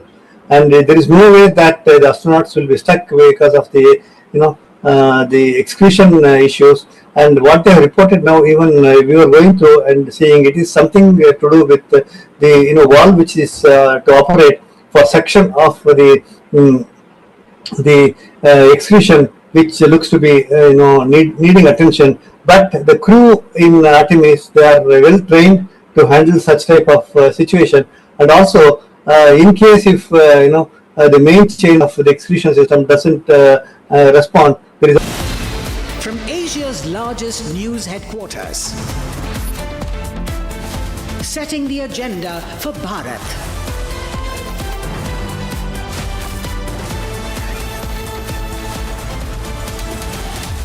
You're watching Republic.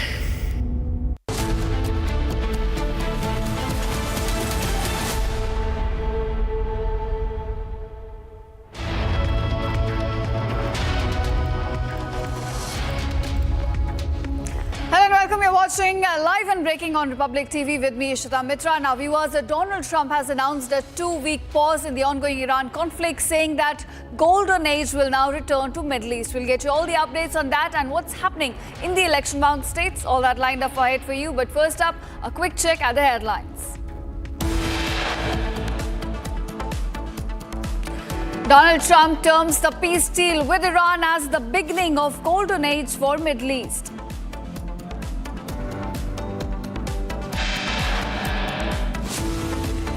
Israeli opposition leader criticizes a US-Iran deal, terms it as a political disaster.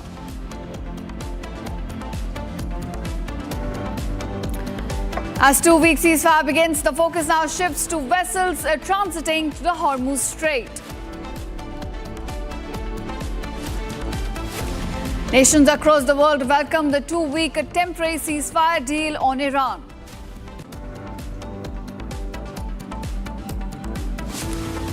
Pakistan's role in peace deal between US and Iran emerges as Islamabad all set to hold a high-level meet. Israeli Prime Minister says Lebanon not part of the peace deal as strikes across the southern part of the Lebanon continue, with the latest killing at least 8.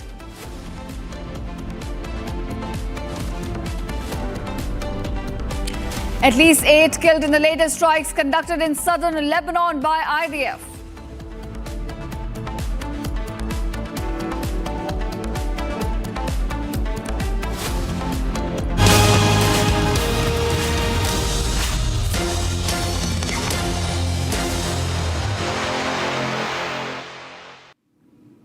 All right, viewers, beginning with the election-bound state of Tamil Nadu, now actor turned politician and TVK chief Vijay is in fact holding a campaign. We'll get you the live visuals of his campaigning as top leaders are now hitting the streets ahead of Tamil Nadu elections. And this time it's the actor turned politician TVK chief of Vijay, who's now in fact holding campaign on the streets. In fact, we'll get you visuals from his campaign that's now intensified.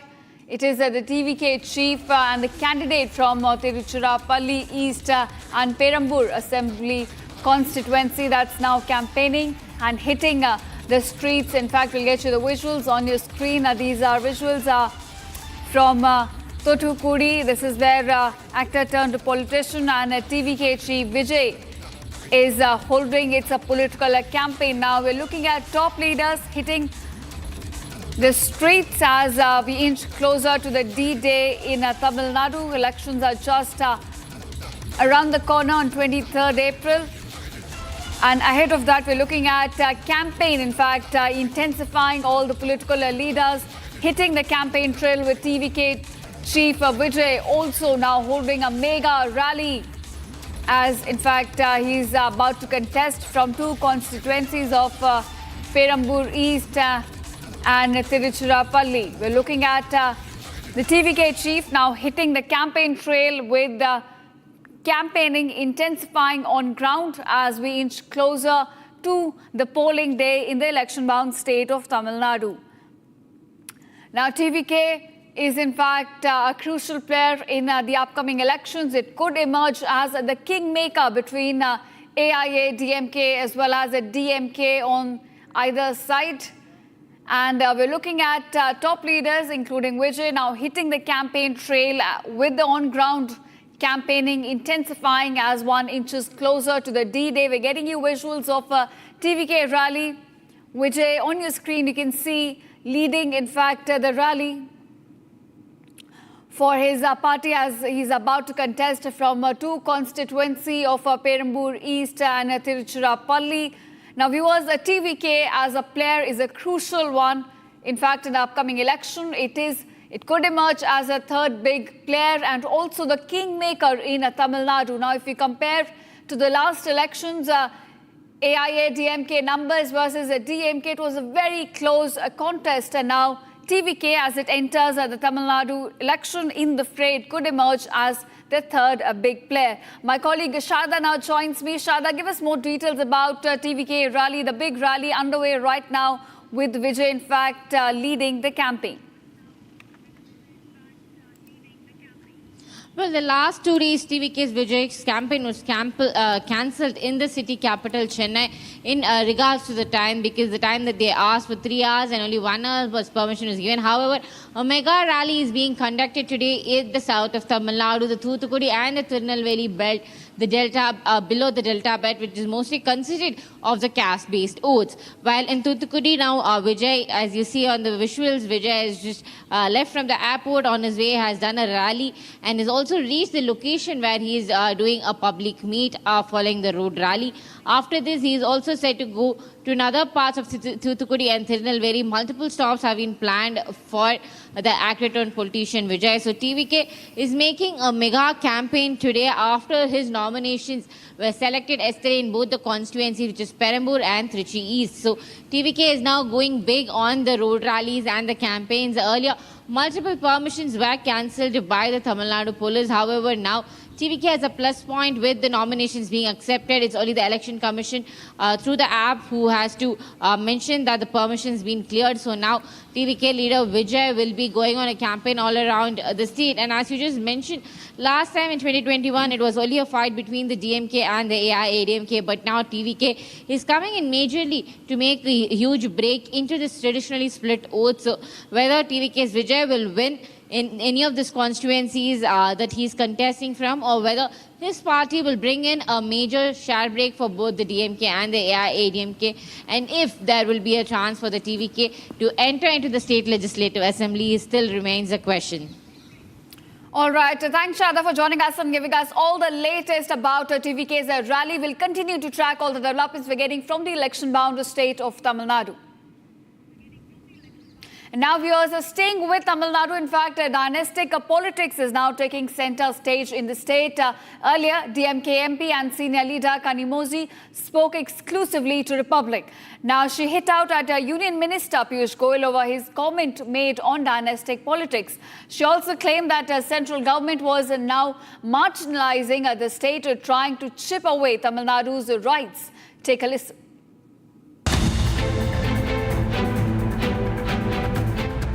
I feel very, very confident that the DMK is going to be voted back to power and people are with us. And also, yesterday Piyush Goyal stated that dynasty politics continue in DMK, and he's constantly been pointing out that. No, Piyush Goyal shouldn't be talking about dynasty politics because he comes from a dynasty himself. And see, when you talk about dynastic politics, it is not that somebody is dropped into a particular place. We are elected representatives. People have accepted us. Also, you being an MP, being the centre, there's you also being the one who created the manifesto along with the team. The first page of your manifesto is talking about state and autonomy and getting the rights. You've been a person who's been fighting for it for a long time. Do you think that if elected to power, DMK will make sure that whatever resolution that you passed in the last assembly will you be able to bring it? See, the union government has made it a point to chip away, the state rights in every bill it passes. We are also worried about delimitation now. In the garb of bringing women's reservation, they are trying to, take away the number of seats from the states. So everything is against state rights. So it has become a constant battle now to make sure that the rights of the states, not just in Tamil Nadu, for the entire nation, it's protected. Also now VCK leader Thirumalan withdrew his nomination, and then ADMK leader Edapadi says that it is DMK's pressure that made the VCK leader. See, he is a very big leader, and I think it is his decision to contest and his decision to withdraw because of some decisions made within the party. I don't think the DMK has any say in it, nor do we believe that we can interfere into another party and ask them to do, because our leader MK Stalin and all of us in the party have great respect and regards for Mr. Thirumavalavan. And now viewers are moving on to the election-bound state of West Bengal, where we're looking at the tussle between the TMC and the Election Commission now escalating. Now TMC MP Derek O'Brien shouted at CEC, in fact, to wait until the Election Commissioner responded saying Derek O'Brien should respect the commission and maintain a decorum than showing indecent behavior towards the election commission. Now, the four-member delegation was also warned by CEC to not put out intimidating behavior, and no notice shall be accepted without a proper signature. So we are looking at tussle essentially escalating between a TMC as well as the election commission. This time it's Derek O'Brien who in fact is shouted at the chief election commissioner, to which the election, in fact, the commissioner has now responded very strongly, saying that Derek O'Brien should respect the commission and maintain the decorum while in fact engaging with the election commission. Now, the four-member delegation was also warned by the chief election commissioner to not put out intimidating behavior, and no notice shall be accepted without proper signatures. My colleague Harsha now joins with more details on this. Harsha, it seems every day we're looking at this tussle between the election commission and TMC just intensifying. Now, this time it's a Derek O'Brien at the heart of this controversy, with the chief election commissioner strongly saying that he should in fact not engage in indecent behavior. So what we learned through our sources is that there was a very heated argument in the chamber of the CC Gyanesh Kumar. We saw that today morning there was a four-member delegation of TMC which visited CC Gyanesh Kumar to register their complaint, to give the notice regarding the major deletion in the electoral list till now, and also what they have been stating, that there are few observers against whom the CC should take action who are working in behest of the Bharatiya Janata Party.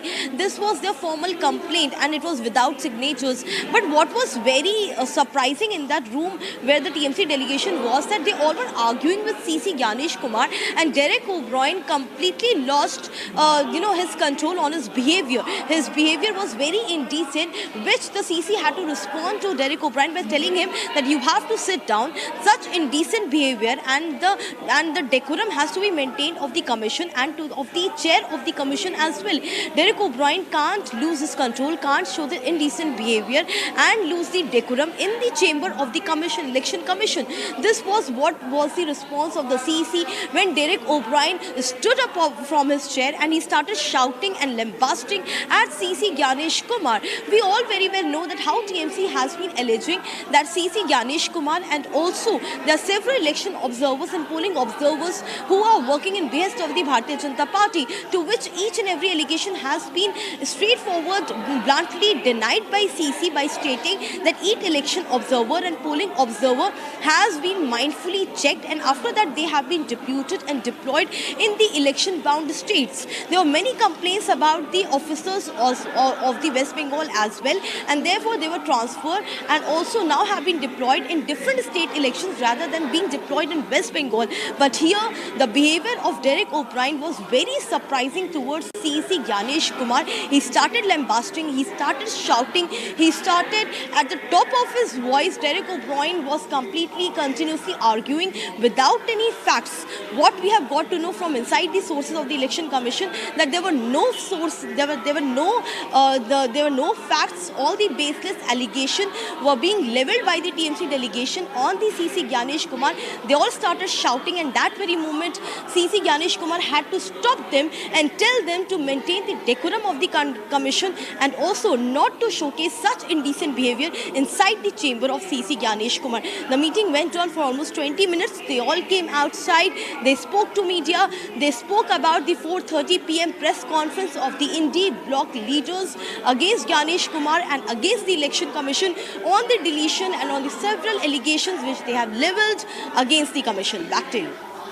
Right, of course, Harsha. And also, as you mentioned, it was clearly a very indecent act on the part of Derek O'Brien. Was there any apology issued after the incident, perhaps by the MP himself or by the party? Any words of remorse towards this incident? No, not yet. We have not heard anything like this from the TMC delegation. Derek O'Brien just came outside. He spoke about what happened in the meeting. He straightforwardly stated that these are the allegations. Our notice was not being accepted. In fact, Sagrika Ghosh, one of the members of the delegation, took to the social media platform. She has completely denied. No remorse, no apologies, no sorry to the commission for the indecent behavior. They in fact went on by stating that this was not what happened in the meeting. The meeting was completely opposite. CC CC Gyanesh Kumar is trying to have the benefit of the doubt from the entire meeting, and this was not what happened. Yes, the notice and the signatory issue was right, but then she has leveled again another allegation on CC Gyanesh Kumar by stating that the CC told the TMC delegation to go out of the room. So this is now what the war of words and the heated argument is being stated from the ECI sources and from the TMC side as well. But the reality which has come outside is that no, Derek O'Brien has not apologized, no sorry, no remorse. Yes, but he still behaved very indecently to the commission. He disrespected the chair of the commission. In fact, he went on shouting at CC Gyanesh Kumar inside the room at time when the meeting was underway between delegation and the commission. Back to you. All right, so no remorse and no apology from TMC right after it acted in a very indecent manner before the Chief Election Commissioner. Thanks, Harsha, for joining us, and we'll continue to track this tussle between a TMC and the Election Commission.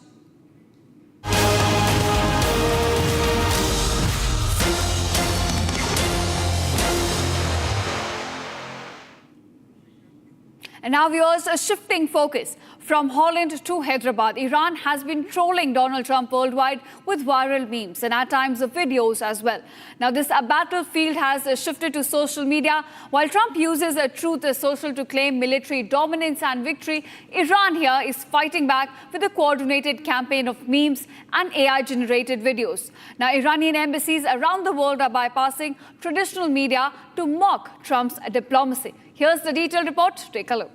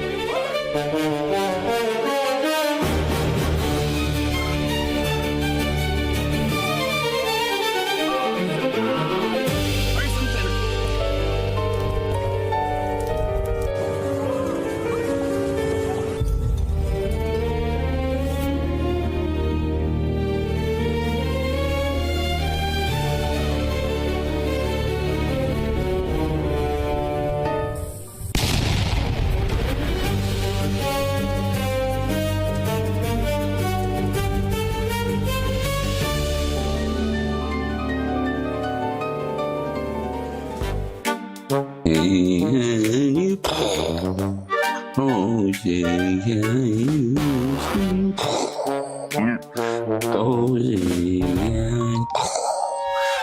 We've done all of it. Their Navy is gone. Their Air Force is gone. Their missiles are just about used up or beaten. Taken together, these actions will cripple Iran military, crush their ability to support terrorist proxies, and deny them the ability to build a nuclear bomb. Our armed forces have been extraordinary. There's never been anything like it militarily. Everyone is talking about it. Well, it's only good if you win. You know, you can only do. And we've won. Let me say, we've won. You know, you never like to say too early you won. We won. We won the bet. In the first hour, it was over. But we won.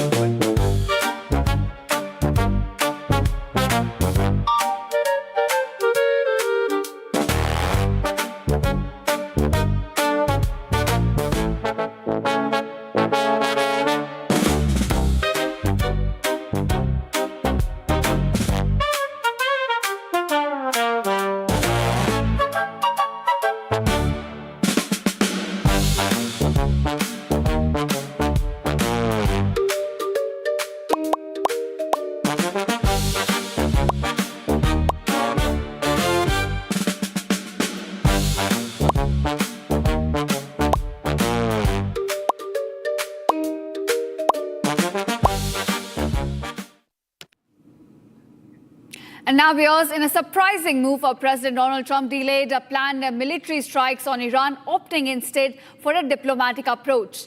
Now, Trump here agreed to suspend the attacks on Iran if Iran agrees to open the Strait of Hormuz on a temporary basis.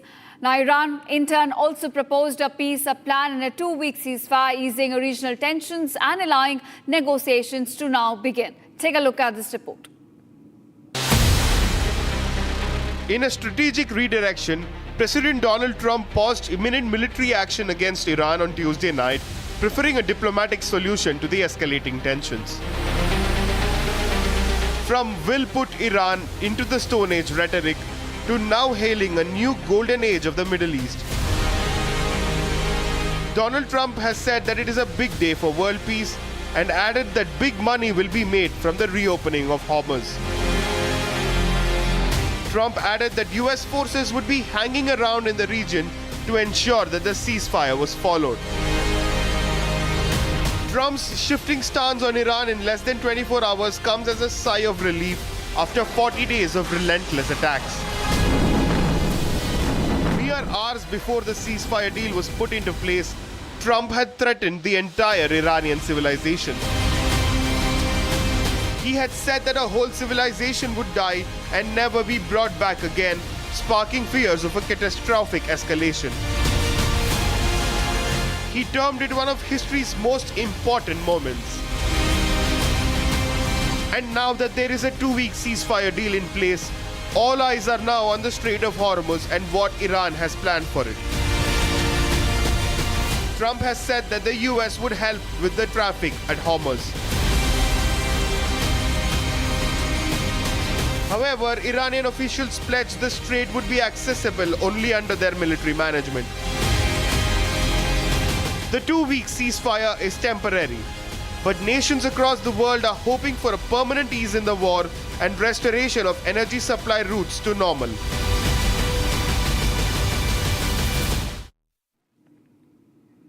And now, viewers, and now that the US and Iran both have agreed to a 2-week ceasefire, we're looking at global reactions pouring in on these talks, which are set to begin on Friday in Islamabad.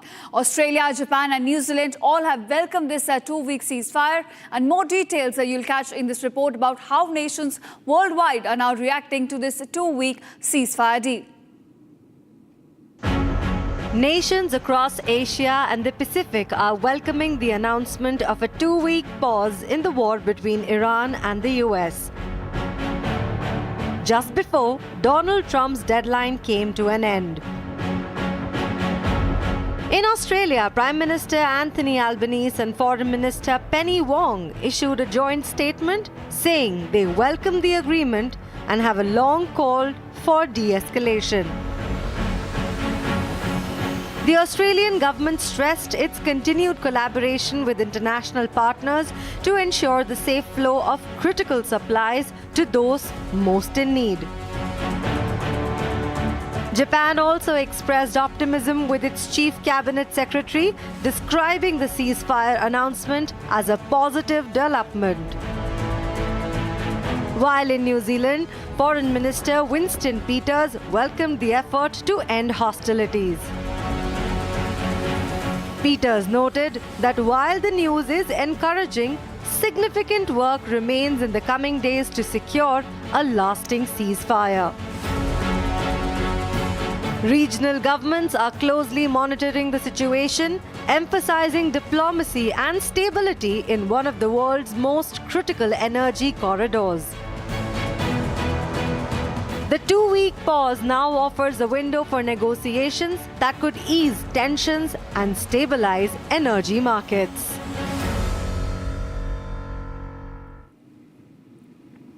All right, that's the latest we could pick up from the war in West Asia and the election-bound states of Bengal and Tamil Nadu. Don't go anywhere. On the other side, we get you all the details about TVK chief holding a vibrant roadshow in Tuticorin. He is set to address now a massive public rally.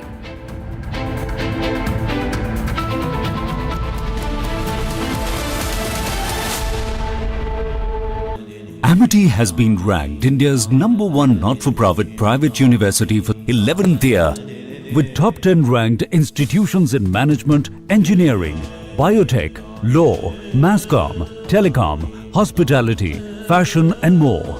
Yet another top ranking for Amity University.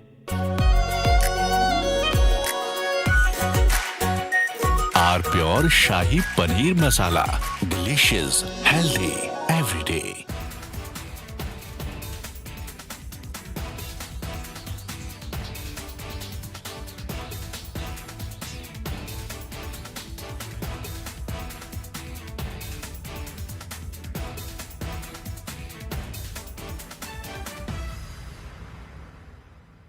Three, 2, 1. Booster ignition. Artemis 2 now bound for the moon. Humanity's next great voyage begins.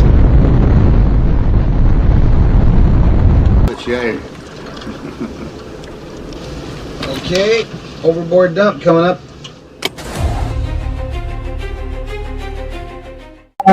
Actually, there is always a redundant chain of excretion systems available on the Artemis. Okay, it is not just the main chain, and it's a redundant chain is also available.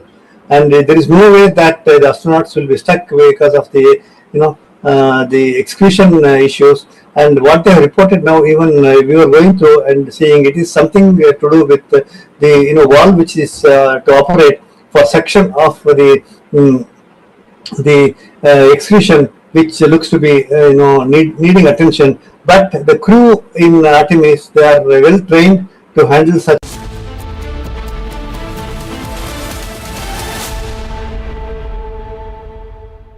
प्यास बुझाए ठंडक लाए सबको भाए जीरा से MTH का जल जीरा जीरा से जीरा से असली रिफ्रेशिंग, असली स्वाद, असली मजा। MTH केसरिया से मन जोगी हुआ रे, दिल झूमे देखो मतवारा हुआ रे, केसरिया से मन जोगी हुआ। हर पल मनाओ केसरी त्योहार। विमल, बोलो जुबान केसरी। आर प्योर सूजी पास्ता उबालो, मिलाओ और खाओ 8 मिनट में तैयार। क्या टेस्ट है सबका राजा, आर pure masala. 3, 2, 1. Booster ignition. Artemis 2 now bound for the moon. Humanity's next great voyage begins.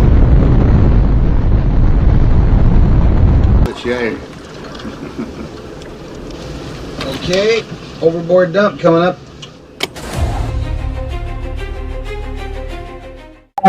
Actually, there is always a redundant chain of excretion systems available on the Artemis. Okay, it is not just the main chain, and it's a redundant chain is also available. And there is no way that the astronauts will be stuck because of the the excretion issues. And what they have reported now, even we were going through and seeing, it is something to do with the valve which is to operate for section of the excretion, which looks to be needing attention.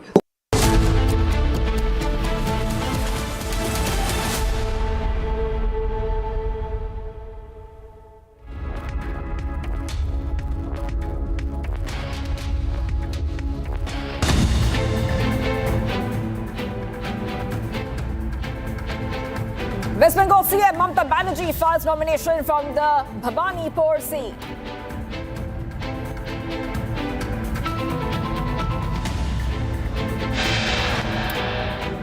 Chief Election Commissioner Ganesh Kumar allegedly tells TMC delegation to get lost during a meeting. TMC delegation raises concerns about voter disenfranchisement and alleged biases in SIR.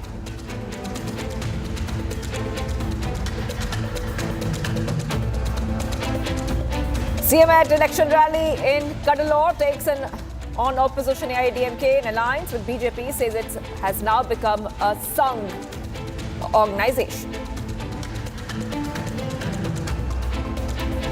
Assam, Kerala, Puducherry set to vote tomorrow after concluding the campaigning for the assembly polls. Actor Rajinikanth takes an indirect jab at TVK chief. Vijay says youngsters should focus on studying and education and not go behind actors.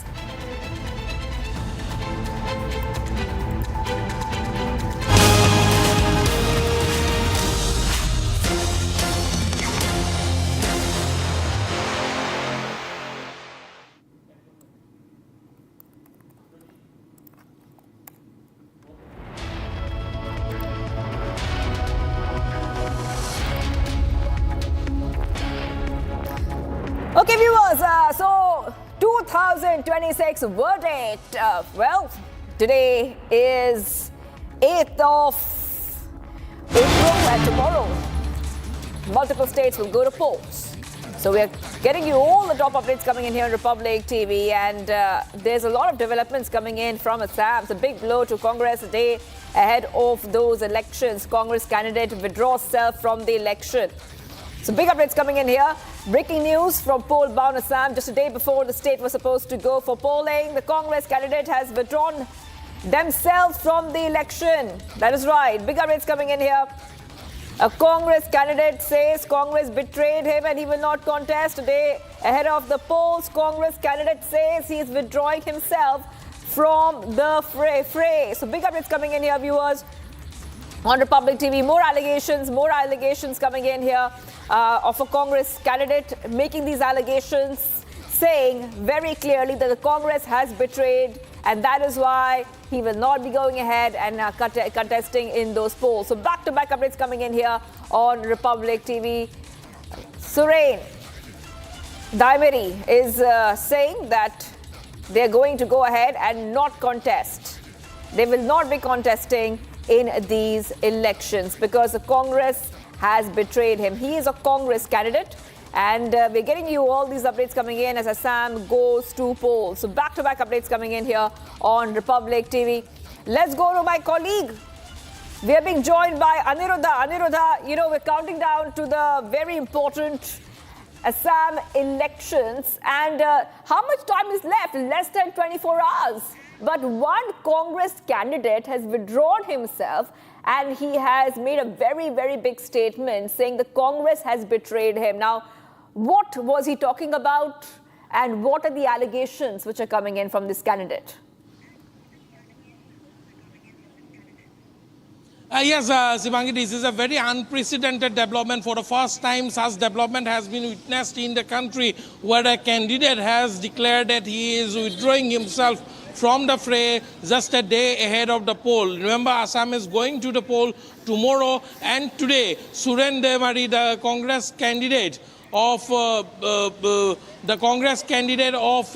Udalguri constituency, has withdrawn himself. He has said that he is not going to contest the election as the Congress party has betrayed him. He has made some major and startling allegations against the Congress party. He has said that the Congress leadership was not in touch with him till yesterday, till when the campaigning got over. They didn't contacted him. They had betrayed him. This is the allegation that has been leveled by Suren Daimeri against the Congress party. And he has said that he is not willing to contest the election as a Congress candidate. However, the legal validity, if we talk about the legal validity, Shivangi, it is very doubtful because, you know, as we all know, that the last date of withdrawal of nomination has already passed, and if a candidate cannot withdraw himself from the fray a day ahead of the poll. So in these conditions, it will be very interesting to observe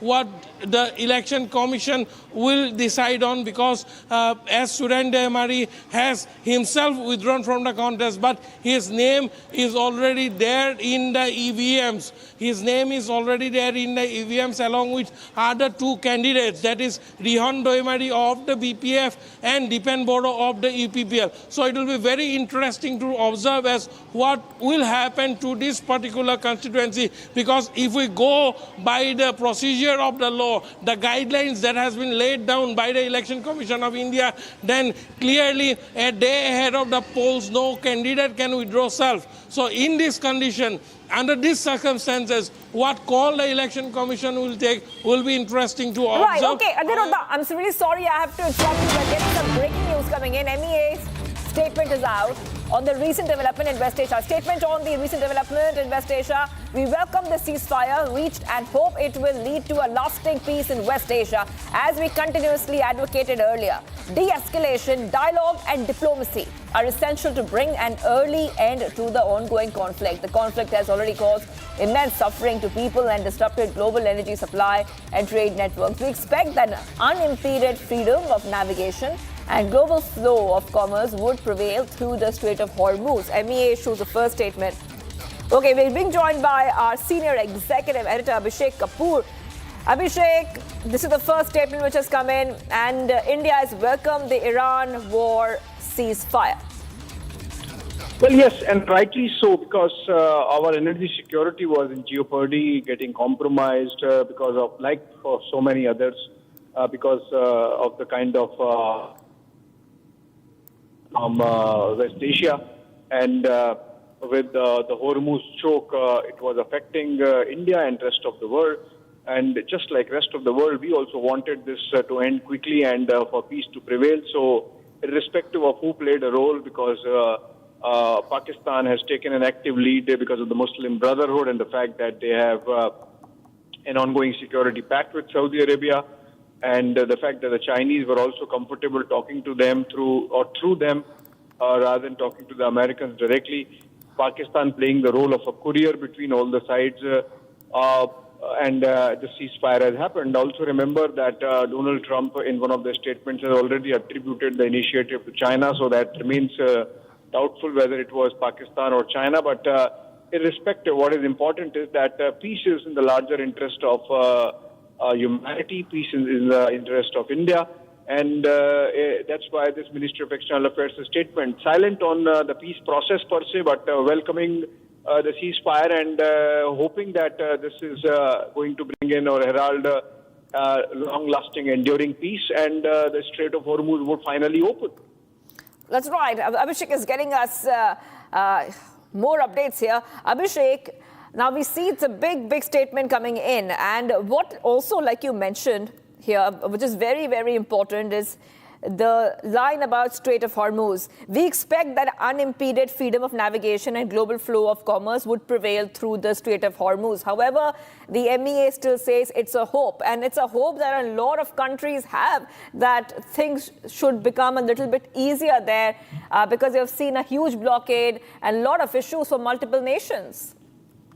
Yeah, absolutely. So the blockade applied to everyone, maybe a little less measure to India, because we have had about 9 ships come out over the last fortnight carrying LPG and crude for India, and that was a goodwill measure from the Iranians for their long-standing friendship with India and people of India. But still, this was no match to the daily requirement, and the struggle was there.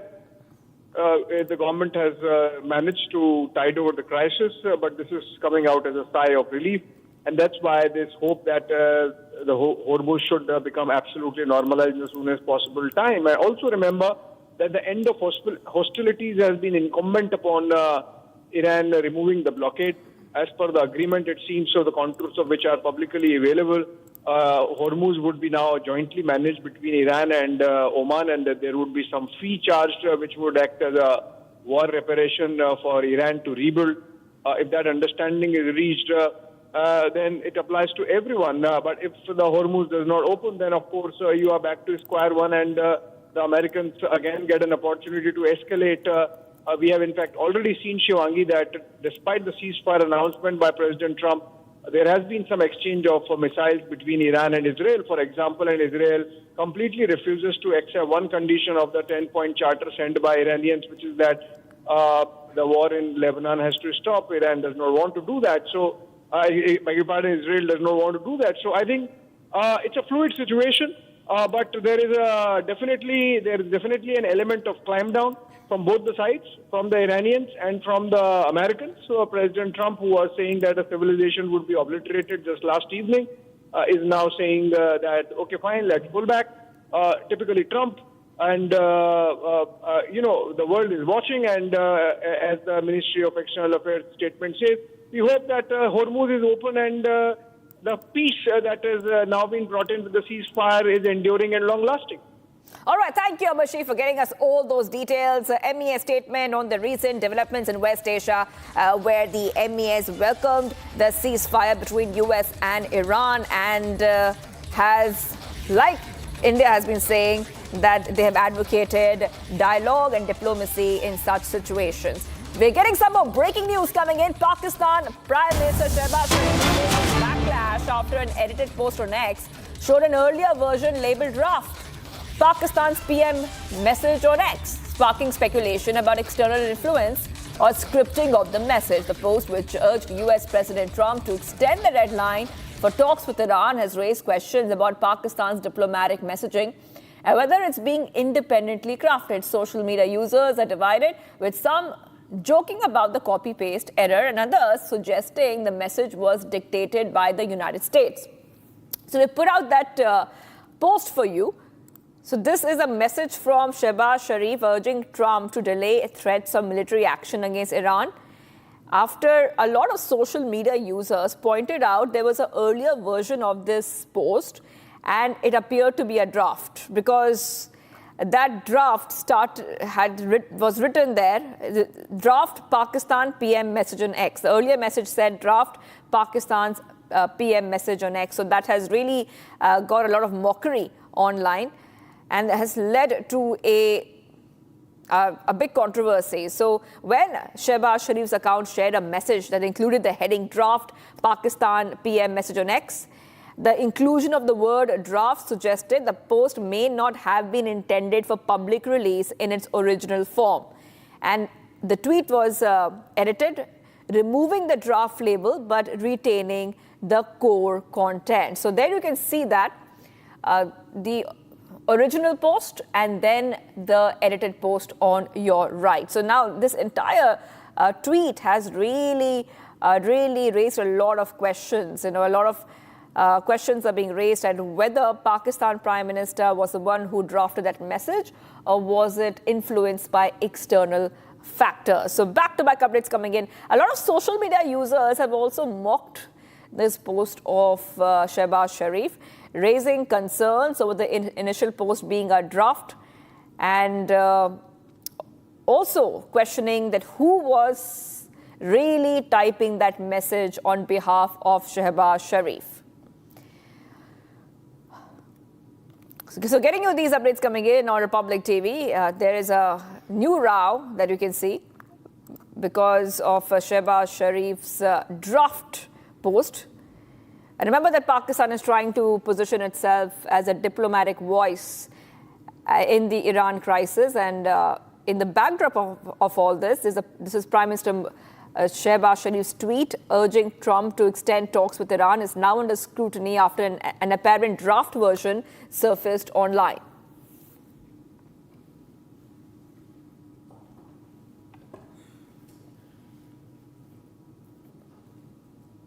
And the US and Iran have agreed to a 2-week ceasefire with talks to finalize a peace deal set to begin in Pakistan's Islamabad on Friday. Australia, Japan and New Zealand welcomed the 2-week ceasefire in the Middle East that was reached to negotiate a resolution to the US-Israeli conflict with Iran. More details on how nations across the world reacted to the ceasefire deal.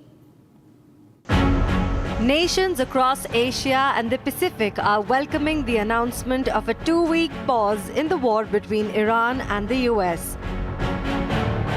Just before Donald Trump's deadline came to an end.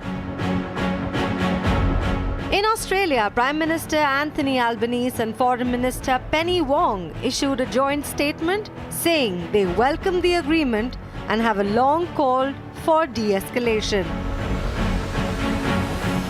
The Australian government stressed its continued collaboration with international partners to ensure the safe flow of critical supplies to those most in need. Japan also expressed optimism with its chief cabinet secretary, describing the ceasefire announcement as a positive development. While in New Zealand, Foreign Minister Winston Peters welcomed the effort to end hostilities. Peters noted that while the news is encouraging, significant work remains in the coming days to secure a lasting ceasefire.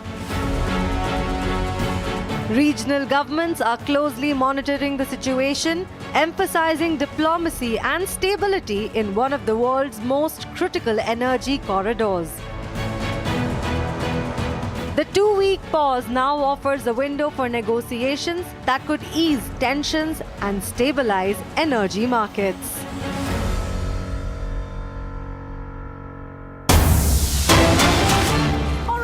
Lebanese army has issued a warning to citizens amid the recent ceasefire developments, advising them to exercise caution when returning to southern villages and towns.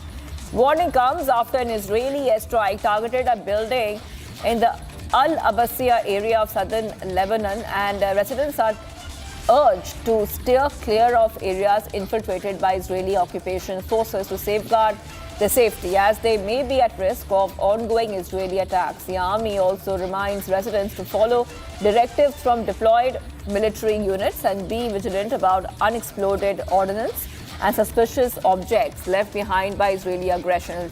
So Lebanon army calls on citizens to exercise caution at these very, very sensitive times. This is a update coming in from the situation which is evolving in the West Asia region, because also this getting back some details, as this reminding our viewers of some details which had come in earlier, because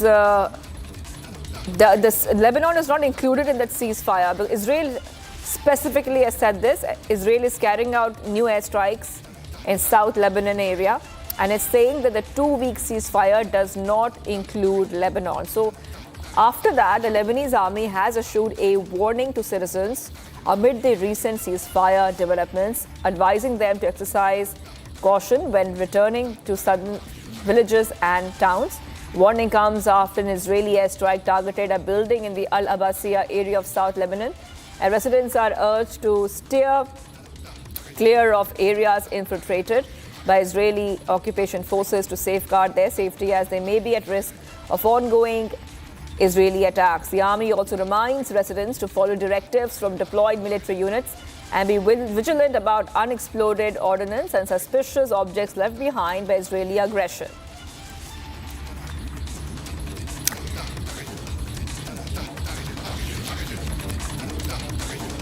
And let's see what's happening when it comes to the ceasefire. Iran citizens have gathered and raised slogans at Tehran after the 2-week ceasefire was announced. They burned flags on the streets and voiced their anger against USA. The 2-week ceasefire comes after 40 days of war, and it remains to be seen how the deal will play out over the next 10 days. Citizens in Iran remain apprehensive and are expecting the war to continue. More details in this next report.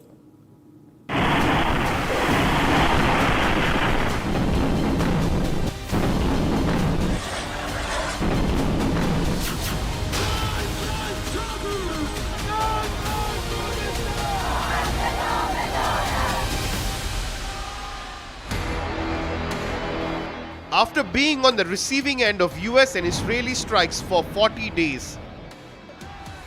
A 2-week peace plan is now in effect across Iran. However, hours after the ceasefire was made public, thousands of Iranians turned up on the streets of Tehran on Wednesday morning. They raised slogans in Farsi and Arabic. They shouted death to America, death to Israel, and war until victory.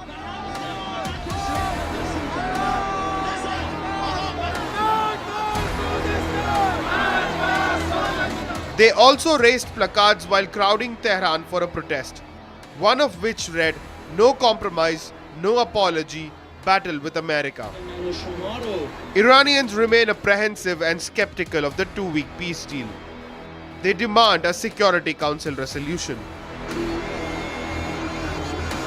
قابل اعتماد نیست. قابل اعتماد نیست. تا قطعنامه نشه شورای امنیت تصویب نکنه و این خسارات واده نشه اصلا قابل اعتماد نیست. نه بنده نه ملت ایران این قبول نداره. The protesters also burnt American and Israeli flags. The loud chants by the protesters sparked concerns even among the organizers, who tried to calm the protesters, but in vain. The United Nations Secretary General Antonio Guterres also welcomed the peace deal. He called on all parties to abide by the terms of the ceasefire in order to pave the way towards a lasting and comprehensive peace in the region. After being bombarded for 40 days, Iranians get a 2-week reprieve for life to return to normal.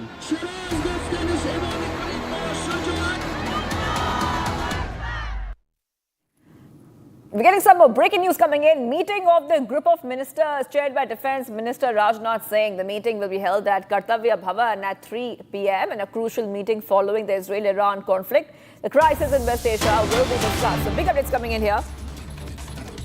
What we see, the meeting of the group of ministers will be chaired by Rajnath Singh, and this will be happening around 3 p.m. So this is still around an hour left for that.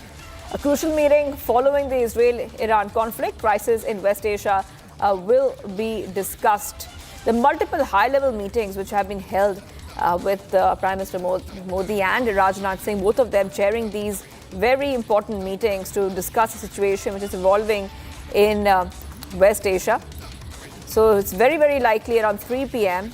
the Union Defense Minister Rajnath Singh will be chairing a meeting of a group of ministers to review the evolving situation in the region following this 2-week ceasefire between the US and Iran that will be expected to reopen the Strait of Hormuz. The meeting comes with the backdrop of an advisory issued by the Ministry of External Affairs urging Indian nationals in Iran to exit the conflict-hit country. And the ministry has also advised citizens against approaching international land borders without prior consultation. So we have seen Rajnath Singh chair multiple such similar meetings last week to assess the development and chart measures to mitigate the impact on India.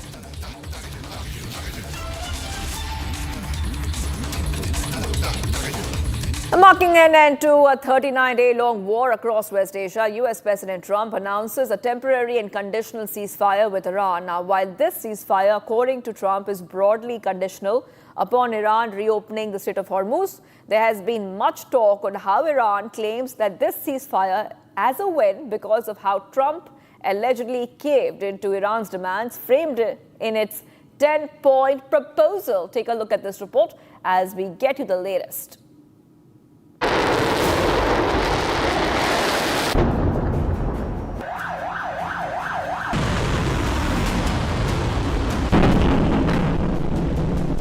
After 39 long days of havoc and bloodbath, part of the Middle East war, US President Donald Trump took to social media announcing a temporary 2-week-long ceasefire.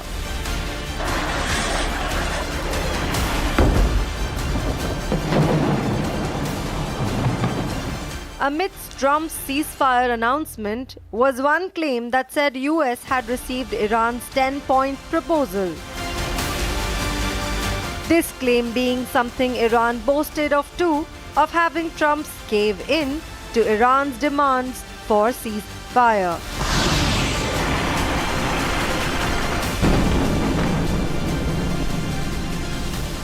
Iran's 10-point proposal entailed demands such as Israel and US curtailing its aggression and accepting Iran's control over the Strait of Hormuz.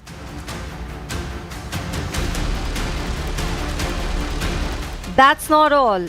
Iran also urges for acceptance of uranium enrichment in the Farsi version of its ceasefire plan. Iran pushed for the lifting of all primary and secondary sanctions as was imposed by the US, especially amidst the war-resultant global economic and energy crisis, and termination of both UNSC and IAEA resolutions. Lastly, IRA stressed on how US and Israel must pay and compensate to Iran, while also seeking US combat forces to withdraw and back down.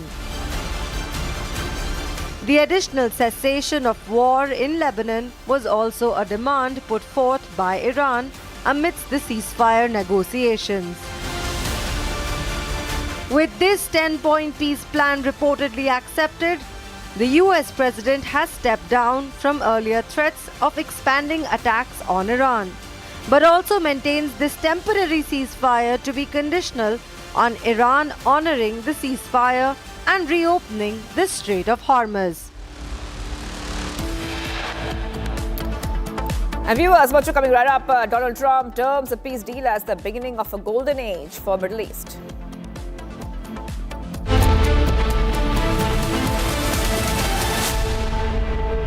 चमकी चाट से क्या बना है? आलू चाट या fruit चाट, स्वाद बढ़ाए चमकी चाट। क्या बात है? स्वादिष्ट पकोड़े और फरसान, अरे चमकी चाट है इसकी जान। असली स्वाद सिर्फ चंकी चाट।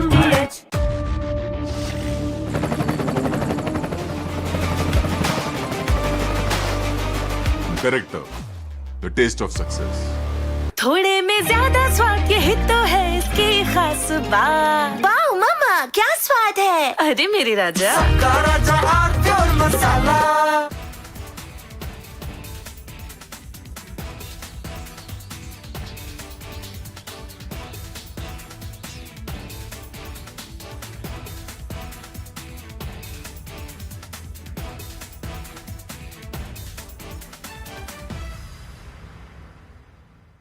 Three, 2, 1.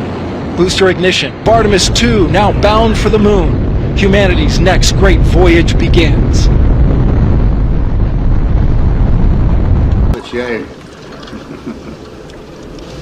Okay, overboard dump coming up.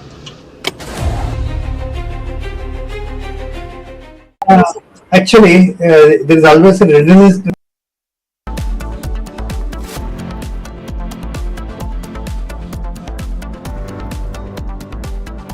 चमकी चाट से क्या बना है? सैंडविच, लस्सी और छाछ। हर घूंट में चमकी चाट।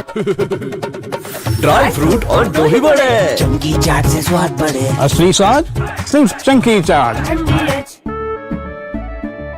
केसरिया से मन जोगी हुआ रे, दिल झूमे देखो मतवारा हुआ रे। केसरिया से मन जोगी हुआ। हर पल मनाओ केसरी त्योहार। विमल, बोलो जुबान Kesari.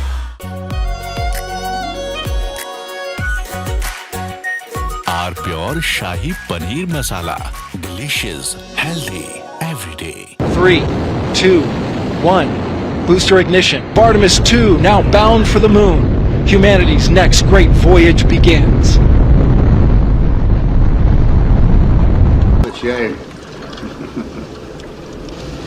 Okay, overboard dump coming up.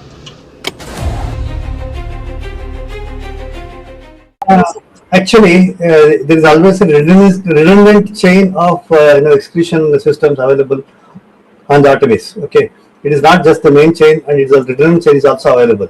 And there is no way that the astronauts will be stuck because of the the execution issues And what they have reported now, even we were going through and seeing, it is something to do with the valve which is to operate for section of the excretion, which looks to be needing. From Asia's largest news headquarters, setting the agenda for Bharat.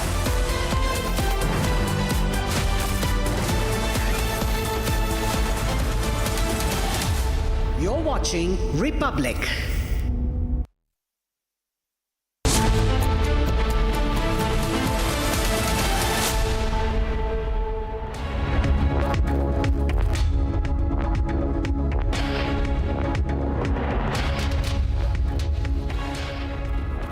Hello and a very warm welcome. You're watching Republic TV. I'm Gesu Bharadwaj, and US President Donald Trump has announced a 2-week breather in the ongoing West Asia war. He said that he will stop all bombing campaigns against Iran for the next 2 weeks until a peace deal is reached. We're getting you all the details, but first, here's a check on your headlines for the hour. Take a look.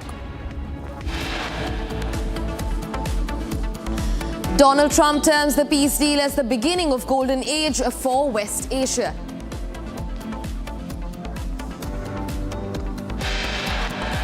Israeli opposition leader criticizes deal, terms it a political disaster. As the 2-week ceasefire begins, the focus now shifts to vessels transiting the Strait of Hormuz. Nations across the world welcome the 2-week temporary ceasefire deal on Iran. Pakistan's role in peace deal between US and Iran emerges as Islamabad is set to hold a high-level meeting.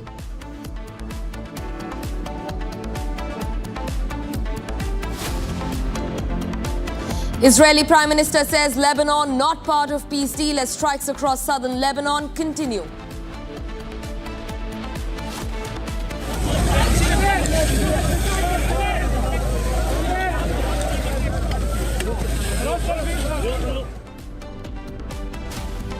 Eight killed in southern Lebanon as Israeli strikes continue to escalate across the region.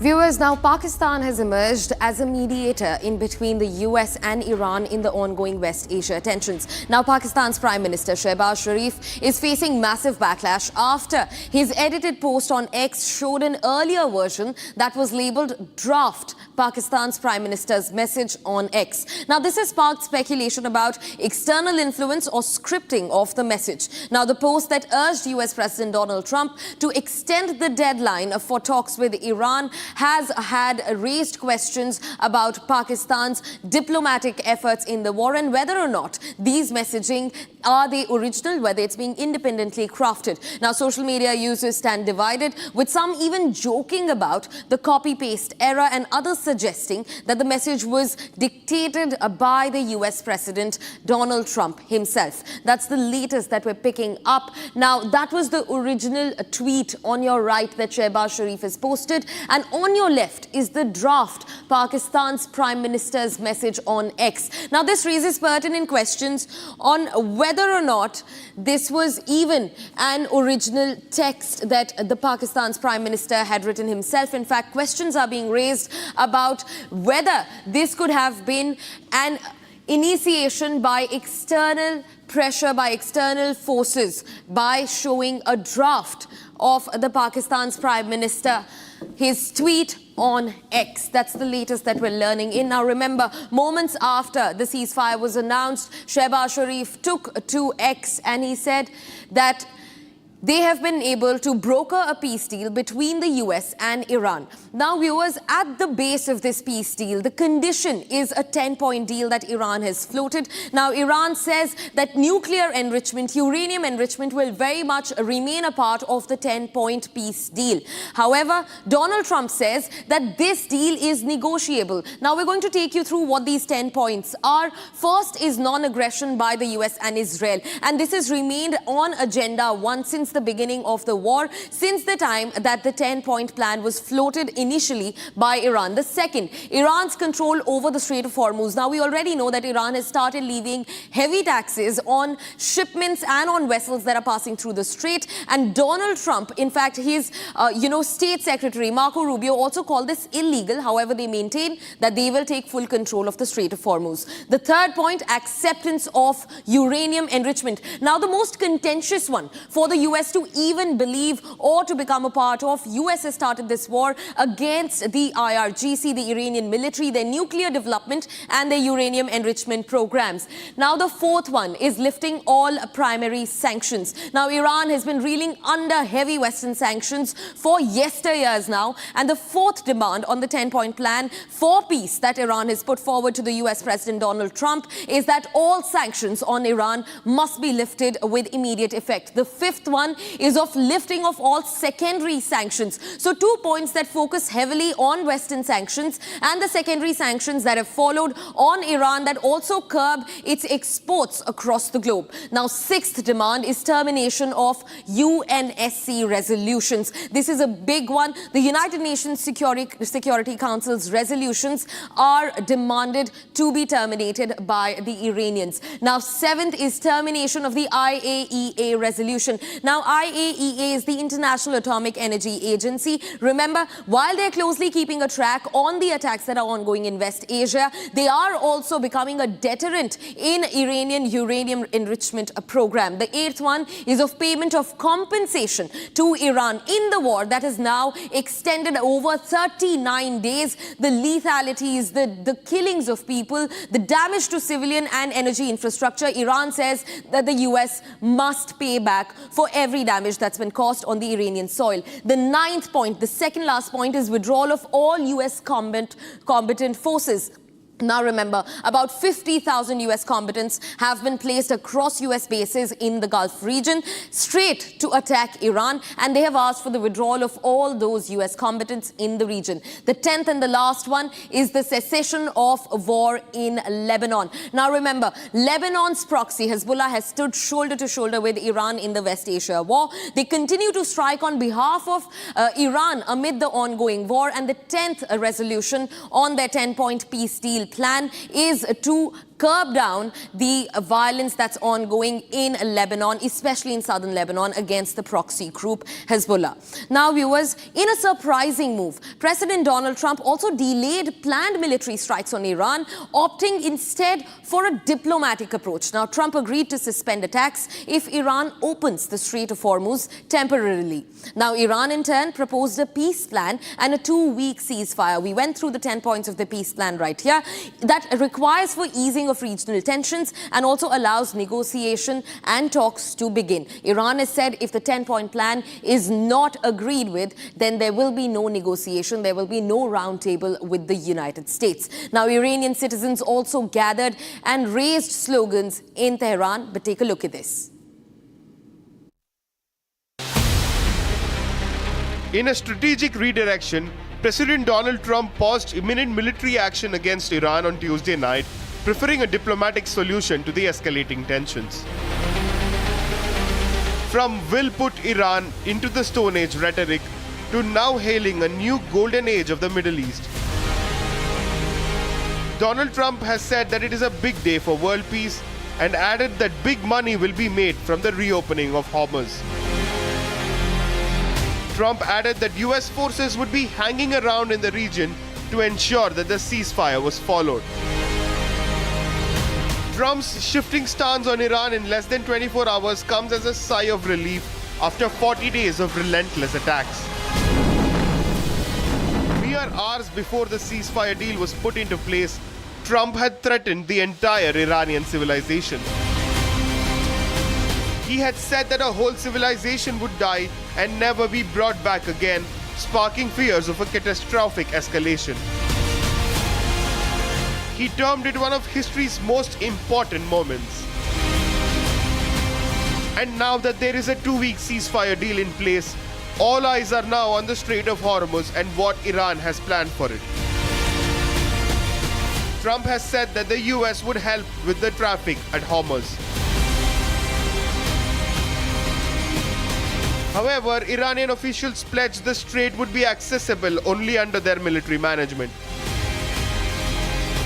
The 2-week ceasefire is temporary, but nations across the world are hoping for a permanent ease in the war and restoration of energy supply routes to normal.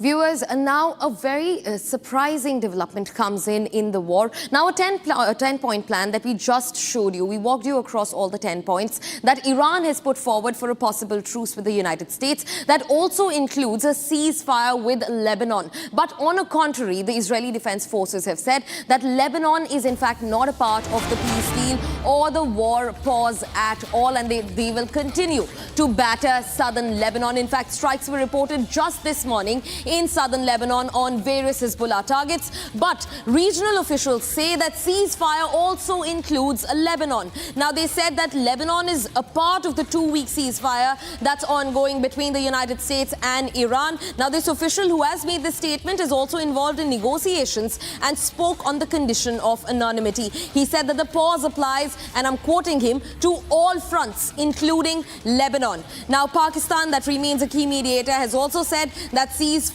includes the fighting in Lebanon. However, the Israeli Defense Forces, the Israeli Prime Minister Benjamin Netanyahu said that the ceasefire will not stop the Israeli fight against Hezbollah inside Lebanon. That's the latest that we're learning in. On one hand, officials say that Lebanon is a part of the truce plan. In fact, Lebanon has also been made a part of the 10-point plan that has been put forward by the Iranians for a truce to even happen between the United States and Iran. But on the other hand, Israeli Defense Forces continue to maintain that their operations in southern Lebanon and across borders in Lebanon will not stop, and they will continue to batter the Hezbollah proxy that sits deep inside the Lebanese territory.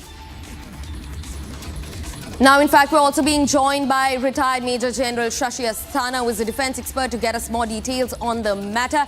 Major General, I want to understand from you, on one hand, the officials are saying that Lebanon is very much a part of this truce. But again, Israeli Defense Forces have continued to strike Lebanon. Today morning also there were strikes that were reported. One is that aspect of the war. Second, yesterday Trump said that this will be an end of an entire civilization, and today morning he wakes up comfortably and says that, there's a 2-week pause mediated by Pakistan. How do we read this? At one point he takes the entire intensity up to the sky and then it drops down back to the ground. In fact, yesterday itself, I had mentioned that this is going to happen. Yeah. And it has happened exactly the way I had predicted. And the reasons are very simple. Firstly, President Trump was trying for an exit, and his threats of yesterday that civilization will die tonight, etc., they were basically maximum pressure and a blackmailing technique to get the best result by today morning. When he realized that he is not going to get anything more than what has been given to him, perhaps he thought that it is better to pull back and declare a victory and somehow try and get an exit. Now, it was known that as far as this further attacks would be retaliated by Iran. Iran had said in no uncertain terms that the moment their power grid is targeted, they are also going to do a similar attacks on the Gulf countries too. So that was one major issue.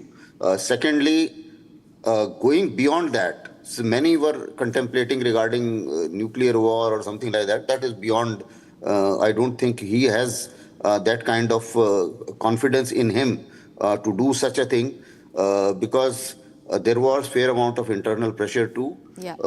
Everybody knew that he is going to have the kind of, there was a question of impeachment also somehow. There was question of activating Article 25. People were thinking that such a, the nuclear button under him may be a big problem. So things like that. There was a fair amount of pressure inside as well. So this is one part of it as to why that happened. The second part of the question which you asked was regarding the Lebanon issue. Yeah. See, Israel was trying to make the best of it, and this is also I pointed out yesterday when Israel was striking very hard on Iran, because Israel knew President Trump's taco syndrome, that is, Trump always chickens out. And they thought that might as well, before he signs something or before he agrees to something like ceasefire, let's degrade Iran's capability as much as we can.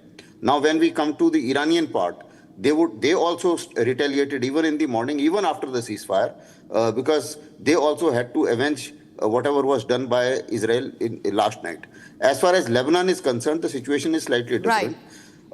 Israelis have already entered inside Lebanon, and Israel is threatened, the northern Israel is threatened by Hezbollah's strikes. Yeah. They feel that this is an opportunity which they have got, that their troops are already inside Lebanon, so they might as well try and degrade Hezbollah as much as they can. Definitely. And therefore, they will like to continue a little more than what has been agreed upon. So this Hezbollah, Israel's action on Hezbollah are likely to continue for a little more time unless America puts some pressure on Israel to back off. Right. Major General Asthana, in fact, continue being with us. We're also getting in some more breaking development now, viewers. Pakistan's Prime Minister Shehbaz Sharif is facing a huge backlash after a drafted tweet of his made it online. Now, viewers online are completely divided. They are saying that Sharif's earlier post, the draft that you can see on your left-hand side on the screens, was in fact not written by him. This was not an original deal that was brokered by Pakistan, and that the words were in fact borrowed from the West. And they have also said, people are also saying, and there are contentious assumptions about the tweet where it said that Western pressure has in fact mediated Pakistan's position in this entire war, and that his earlier tweet, people are questioning whether Pakistan's diplomatic message is true, whether it's being independently crafted or not, or whether it's meddling by the United States in the message that has been put up.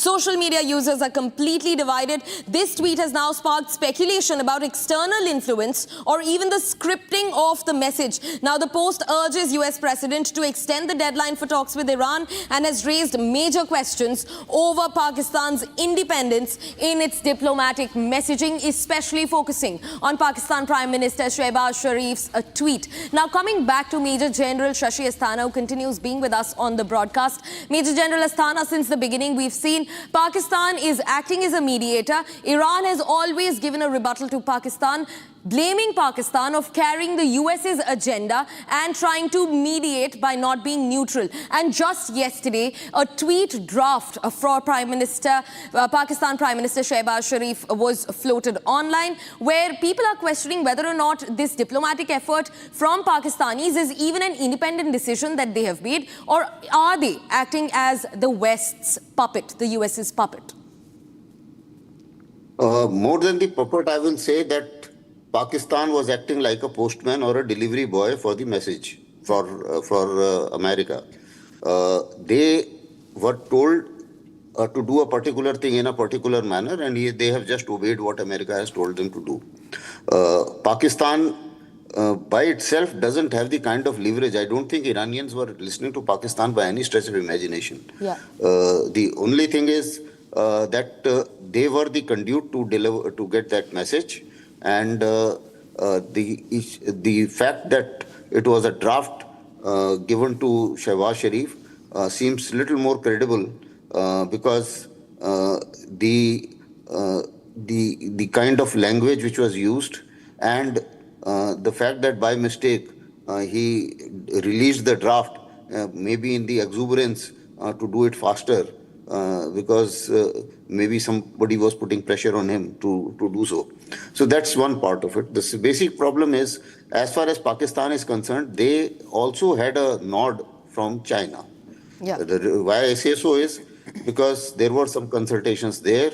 Chinese also had some kind of stake in a manner that initially Chinese did not intervene, and they were also getting benefited in a manner that when America is getting weaker, Iran is fighting them, America is losing reputation, losing material, and losing money. So that was to an advantage of China as far as Cold War 2.0 is concerned, and or competition, strategic competition between China and US is concerned. Yeah. But beyond a point, once the cost of oil started rising beyond a point, then I think it does affect China also adversely, and therefore China must have given them a nod. So as far as Pakistan was concerned, it was playing a puppet with two superpowers. Yeah. And that is how he managed to deliver a message, and by mistake it came out quite clearly as to what that he was given a text which he was supposed to convey as a postman or a delivery boy. I don't grant them any status more than that, because a mediator is supposed to have some leverage, and he is supposed to have some kind of shall I say in the matter. They didn't have any say. Yeah, definitely. And Major General Asthana, also the fact that, the top band of this message says draft for Pakistan's Prime Minister's message on X. That is exactly what, the message quotes on its top band. And that is why speculations are being raised that this message was in fact dictated by the United States and sent to the Pakistani Prime Minister for him to then go on to upload it as an independent diplomatic claim in mediation from the Pakistani side. Your first comments on that also, since it is very clear that Pakistan is not in fact a neutral mediator. Pakistan is in already a defense deal with Saudi Arabia that is being struck by Iran, so they cannot be seen as a neutral mediator at all. Major General Asthana. Certainly, if as far as Iran is concerned, Pakistan had a defense deal with Saudi Arabia. So Iran being suspicious of Pakistan was quite obvious. Secondly, Pakistan was also a route in case US was to launch a major ground operation, let's say hypothetically after some time, then Pakistan was the logistic route.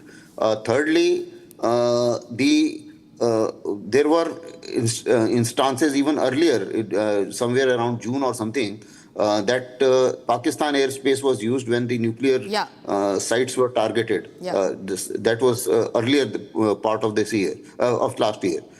So the Iranians believing Pakistan was not a case, and therefore the neutrality of Pakistan was difficult to be assumed.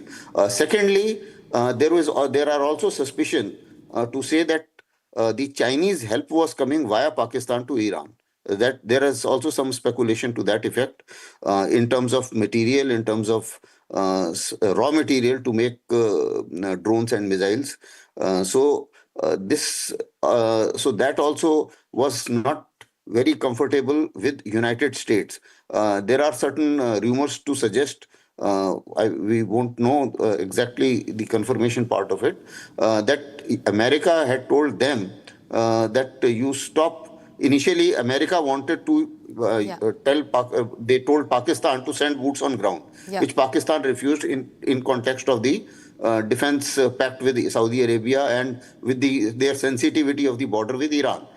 So thereafter, I think they told them that, okay, if that be so, then nothing should move from China to Iran also. So Pakistan was stuck in between, and therefore they were forced to do something which they are not very used to, that is mediation, because they are themselves a problem. They are the only new country which has maximum number of UN designated terrorist entities, and they also have a nuclear weapon.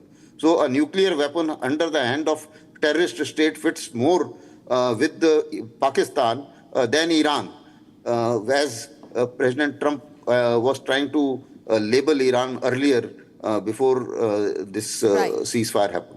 Right, Major General Asthana, it's always a pleasure to have you on Republic. Thanks for such a detailed lowdown on the situation, and of course the conversation will continue. Thank you for joining us on Republic. For now, viewers, shifting focus and taking a look at what's happening in Tehran. Now, Iranian citizens gathered and raised multiple slogans on the streets of Tehran right after the 2-week truce. The 2-week stopping of bombing campaign was announced by US President Donald Trump. Now, people not only said death to America and death to Israel, they expressed their anger for sure. They also burned flags on the street and voiced their dissent against the American aggression in Iran. Now, the 2-week ceasefire comes after 40 long days of war, while Iranian territories, Iranian energy infrastructures have been completely flattened. Multiple deaths reported all across Iran. Now, much like the rest of the globe, the Iranians also do not trust Donald Trump for his word. He has announced a truce, a pause in the fighting before also, but bombing continued nevertheless. So there are speculations that this war will continue, it will go on, and that is the sentiment with which people in Tehran came out on the streets. Take a look at what unfolded.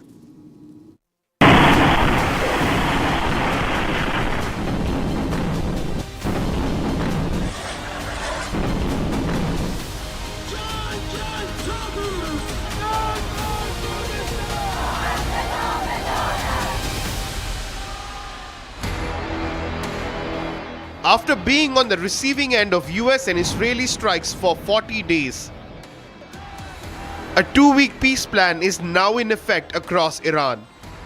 However, hours after the ceasefire was made public, thousands of Iranians turned up on the streets of Tehran on Wednesday morning. They raised slogans in Farsi and Arabic. They shouted death to America, death to Israel, and war until victory.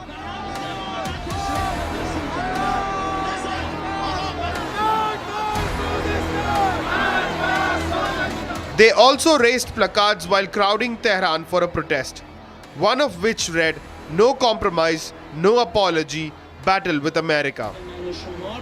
Iranians remain apprehensive and skeptical of the 2-week peace deal. They demand a Security Council resolution. قابل اعتماد نیست. قابل اعتماد نیست. تا قطعنامه نشه شورای امنیت تصویب نکنه و این خسارات واده نشه اصلا قابل اعتماد نیست. نه بنده نه ملت ایران این قبول نداره. The protesters also burnt American and Israeli flags. The loud chants by the protesters sparked concerns even among the organizers, who tried to calm the protesters, but in vain. The United Nations Secretary General Antonio Guterres also welcomed the peace deal. He called on all parties to abide by the terms of the ceasefire in order to pave the way towards a lasting and comprehensive peace in the region. Whoa. After being bombarded for 40 days, Iranians get a 2-week reprieve for life to return to normal.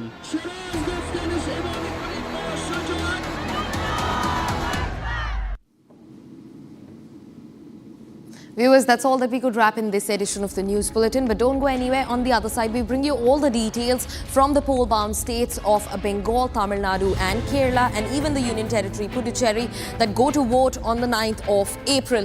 On the other side, Chief Election Commissioner Gyanesh Kumar has alleged that TMC delegation, he asked them to get lost during a meeting. TMC delegation raises concerns about voter disenfranchisement and alleged biases in the SIR.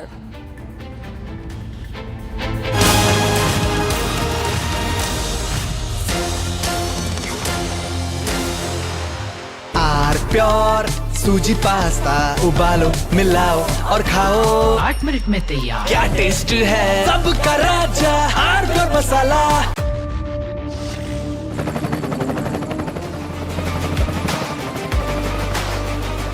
Character, the taste of success. प्यास बुझाए ठंडक लाए सबको भाए जीरा से MTH का जलजीरा जीरा से जीरा से असली रिफ्रेशिंग असली स्वाद असली मजा MTH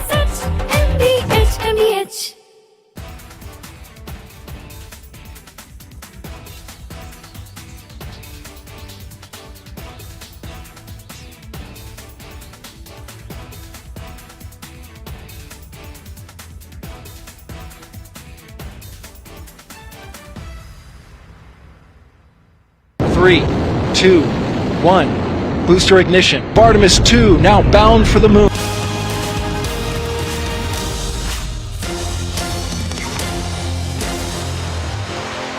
Amity has been ranked India's #1 not-for-profit private university for 11th year, with top 10 ranked institutions in management, engineering, biotech, law, masscom, telecom, hospitality, fashion and more. Yet another top ranking for Amity University. थोड़े में ज्यादा स्वाद ये हित तो है इसकी खास बात। वाओ मामा क्या स्वाद है? अरे मेरे राजा। सबका राजा आरती और मसाला। 3, 2, 1. Booster ignition. Artemis 2 now bound for the moon. Humanity's next great voyage begins.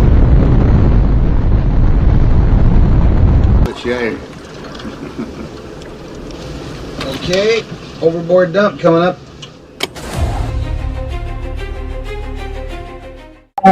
Actually, there is always a redundant chain of execution systems available on the Artemis. Okay, it is not just the main chain, and it's a redundant chain is also available.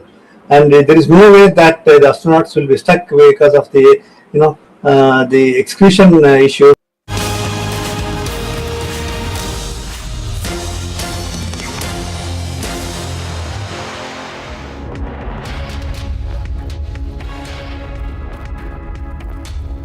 Hello viewers, a very good afternoon. We are live and we are breaking. I'm Shimangi Shukla getting you the latest. Less than 24 hours are left for the crucial assembly polls. We'll get to all the details for the headlines first. Let's get started.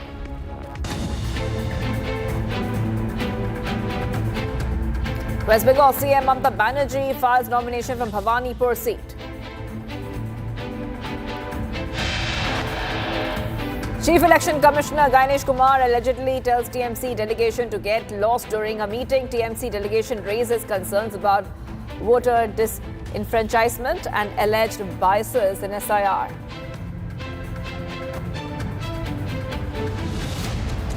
CM at election rally in Cuddalore takes an opposition. AIADMK in alliance with BJP says it has now become a Sangh organization.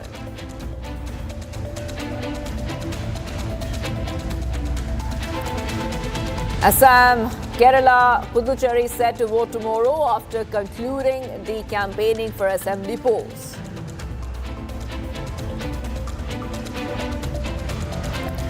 Actor Rajinikanth takes an indirect jibe at TVK chief. Vijay says youngsters should focus on studying and education and not go behind actors. And TVK holds mega roadshow and party chief Vijay addresses a massive public rally in Thoothukudi.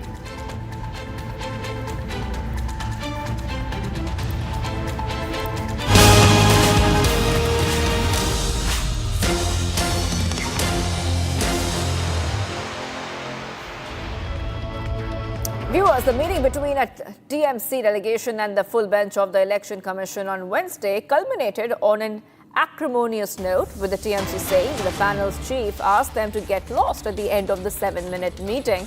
While the EC accused them of shouting after the meeting, TMC's Rajya Sabha MP Derek O'Brien told media persons that they handed over the letters from the West Bengal CM to the Chief Election Commissioner Ganesh Kumar and also apprised him of the specific instances of poll officials having links with the BJP. Then he said, get lost. We have done 8 to 9 meetings with the Election Commission. Apart from the CEC, none of the election commissioners spoke. This is what the TMC is saying. So getting you these back-to-back updates coming in here on Republic. We also have a reaction. Let's play it out. I want to tell you what the election commissioner Chief Election Commissioner told us within 7 minutes of the meeting. Get lost. This is what the Chief Election Commissioner told the Trinamool Congress delegation. Get lost का हिंदी क्या होता है? निकल जाओ यहाँ से. निकल जाओ यहाँ से. ये इलेक्शन कमिश्नर बोला लास्ट में. तो हम निकल जाए. हम लोग निकल आए. We are the second largest opposition party in parliament. So let's go across. Shambhu is joining us live from outside the Election Commission office, headquarters. Well, Shambhavi, what really happened there? It was a very short meeting, very tense meeting. And what is our election commission saying on that meeting, which turned quite tense?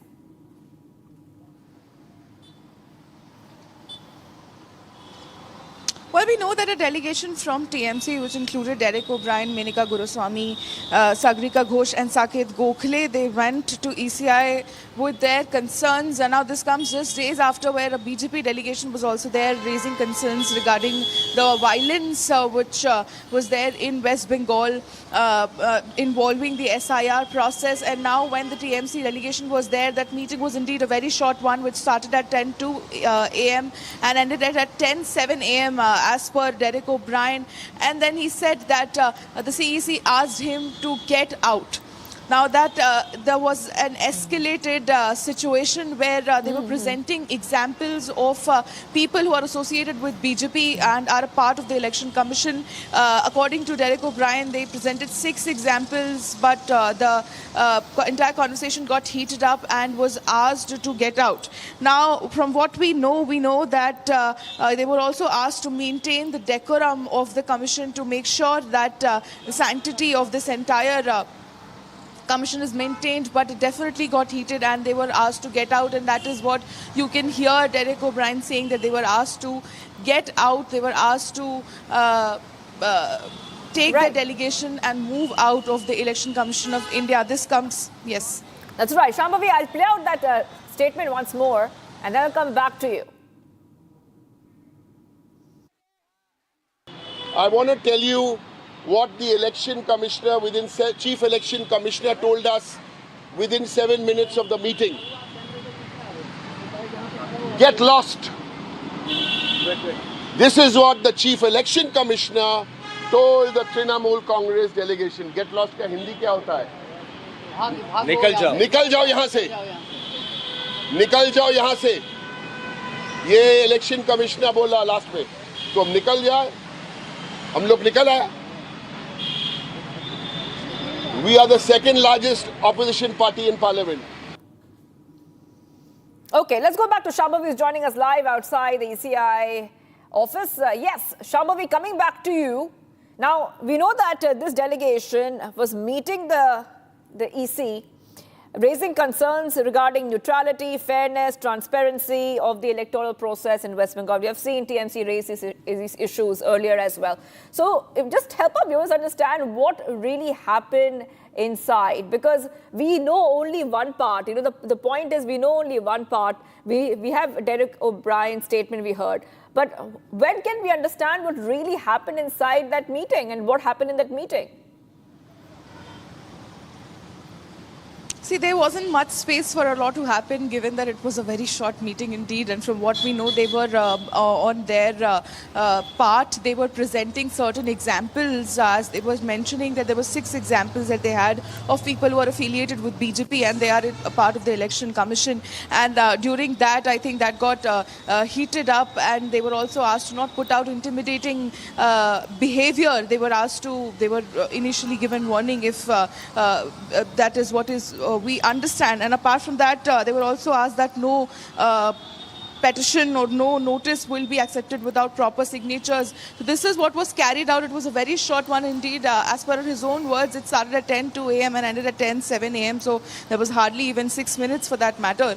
And then they were asked to get out. So there was still some clarity. Even Derek O'Brien openly challenged the CEC to release the video and the audio of what exactly happened in the meeting today. We are yet to hear that what exactly unfolded in ECI, but we know that this comes after a BJP delegation has already approached regarding ECI, regarding the violence which is being carried out in West Bengal. And again, another BJP delegation is set to visit, meet ECI, which included Virendra Kumar, Arjun Ram Meghwal and certain other ministers. We'll see what direction does this take? Back to all you. right, well, thank you, Shambhavi, for getting us all those details. A 7-minute long meeting between TMC and EC, which really turned tense. We also move ahead, viewers, right now. Fresh violence has once again shaken Manipur. Militants from the hill areas dominated by the Kuki launched a bomb attack on a civilian house. attack killed 2 children and triggered panic in the conflict-prone region. The police have taken 1 suspect into custody for questioning. The Manipur CM is also chairing high-level meetings. This happened yesterday. There's a report here telling you what's been happening in Manipur. अभी तो कह रहा था कि अभी chief minister कह रहे थे, उससे आगे भी सभी लोग कह रहे थे कि मणिपुर में पीस आ गया। ये पीस है क्या? अगर ये पीस है तो हमें ये पीस नहीं चाहिए हमें।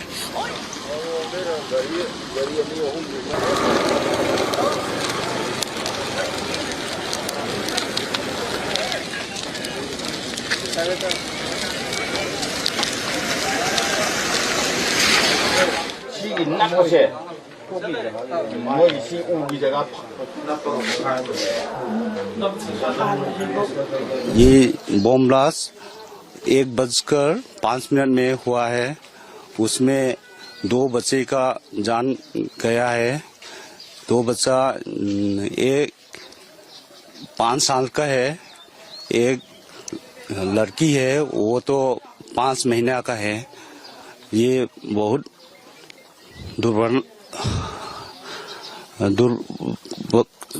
छह इंसिडेंट है। उसका माँ भी अभी भी इंजर्ड है, हॉस्पिटल में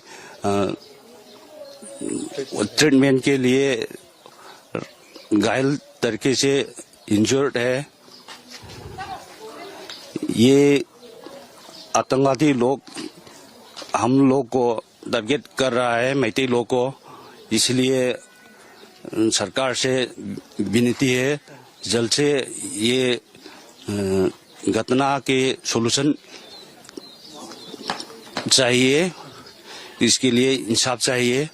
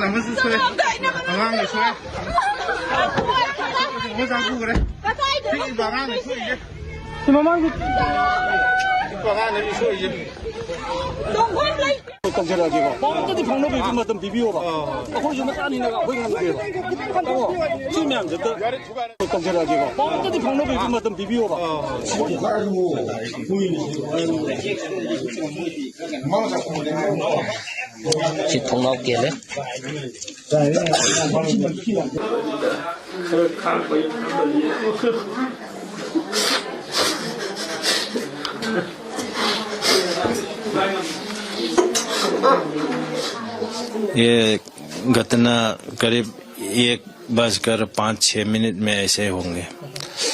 यही घटना हुआ है। ये अभी ये नॉर्थ साइड में हमारा बहू के साथ दो बच्चा है।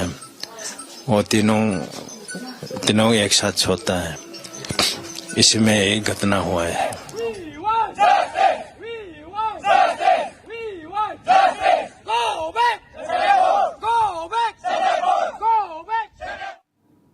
Well, getting you some breaking news coming in. This is in relation with the escalation, the West Asia situation. Israel opposition leader has said that following the government's complete failure to achieve the war's objectives, I will hold a special presser today at 6:10. The press conference is open for coverage and an opportunity for reporters' questions will be provided. So Israel opposition leader is calling the deal a political disaster. So of course, Israel's opposition not too happy with what has happened. A ceasefire which was negotiated between Iran and US. Just giving a context, Iran and US have agreed to a conditional 2-week ceasefire, and Trump announced a 2-week ceasefire between US and Iran if shipping is allowed through the Strait of Hormuz. Iranian Foreign Minister Abbas Araghchi says Tehran will agree to the end of fighting if attacks against Iran are halted. Getting you some more updates coming in on Republic TV. We're getting some breaking news coming in. There are reports of Bahrain media claiming that Patriot missile strike post-ceasefire. And this is a mystery missile strike reported in the Bahrain region. So big updates coming in here on Republic TV. Let's go straight across to the next set of updates. Now, we see that scenes are emerging from Bahrain showing the aftermath of a Patriot missile strike with damage reported in the affected area. So we have the picture coming in. Okay, you can see there's significant damage after that mystery missile strike which has happened a short while back. This is Bahrain, by the way. So this is Bahrain reports claiming that Patriot missile strike post ceasefire, and this is a mystery missile, Patriot missile strike reported in Bahrain. So you can see that there's some significant damage which has been made to those buildings, and some parts of the buildings have now caught fire because of that strike. The scenes are emerging from Bahrain showing the aftermath of a missile strike. Let's go to Ishita joining us from our newsroom. Ishita, yes, go ahead. These are pictures coming first on Republic. So Gulf nations have been struck multiple times, but post the ceasefire, we're coming to know that Bahrain has been struck. So that is raising a lot of questions now, Ishita. Right, of course. Shvangi, we had seen just 90 minutes before the Trump deadline, there was a 2-week conditional ceasefire agreement that both the sides reached upon. It was from both the sides that they declared they will not be taking any offensive operation against each other. But even despite that, we're looking at Israel continuing its attacks against Lebanon, because it has clearly said that Lebanon is not part of this 2-week conditional ceasefire. But Iran did agree to stop all its attacks against the Gulf nations, and despite the announcement of ceasefire that is currently under effect, we're looking at this US Patriot missile strike being reported in Bahrain. Now, we do not have details as of now whether this missile was fired before the announcement of ceasefire or after it, but right now the strike in fact has been reported, and as we are showing the visuals on our screen, there's been a damage as well reported on a building in Bahrain, and this is despite the fact that right now a 2-week conditional ceasefire is underway, where both Iran and the US have agreed to stop all their aggression, stop all their offensive operations against each other. So, of course, we'll have to see whether this missile was fired before the announcement of this truce by Donald Trump or after it. That's right. Hold on, Ishita. Getting you some more breaking news coming in. Iraq has reopened airports and airspace. Iraq's Civilian Aviation Authority chief has said the country's airports and airspace have reopened following the ceasefire between the US, Israel and Iran. He made the announcement just hours after the 2-week succession of hostilities mediated by Pakistan went into effect. Airspace and flights throughout the region have been disrupted by the war. Baghdad and other airports were shuttered, and latter faces threats and attacks. So Iraqi airspace reopened after the ceasefire deal. So we're getting these updates coming in. I think we have Ishita back with us. Ishita, we are trying to get some more updates to understand whether the situation is looking a little bit more normal now. But that's what a lot of countries are expecting. And a lot of countries have welcomed the ceasefire. Started on February 28th, all the region across the Gulf had been roped into this conflict. We had seen all the airspace getting shut, some for temporary basis, some for more prolonged time. But right now, the latest update we're getting is as the ceasefire has now been announced, we're inching towards some normalization. In fact, we could also see stabilization of oil traffic through the Strait of Hormuz. As far as airspace is concerned, the latest we're picking up is that Iraq, in fact, has now reopened its airports and airspace. Now, remember, this comes right after there was a 2-week conditional ceasefire agreed upon by both the sides, Iran and the US. And Iran, in fact, agreed to stop all its aggression, all its attacks that have been taking place on civilian sites all across the Gulf nations, including sites such as airports. So this time, taking into factor that there is now safer conditions around these civilian sites, Iraq, in fact, has reopened its airspace as well as airports. Now, we also have a statement from Iraq's Civilian Aviation Authority chief, Bankin Rekani, who's now said that the country's airports and airspace have reopened following the ceasefire between US, Israel and Iran. So we are looking at more normalization, more stabilization coming in across Gulf nations. Now, thank you, Ishita, for getting us all those details. So Republic TV gets you the latest after the ceasefire announcement.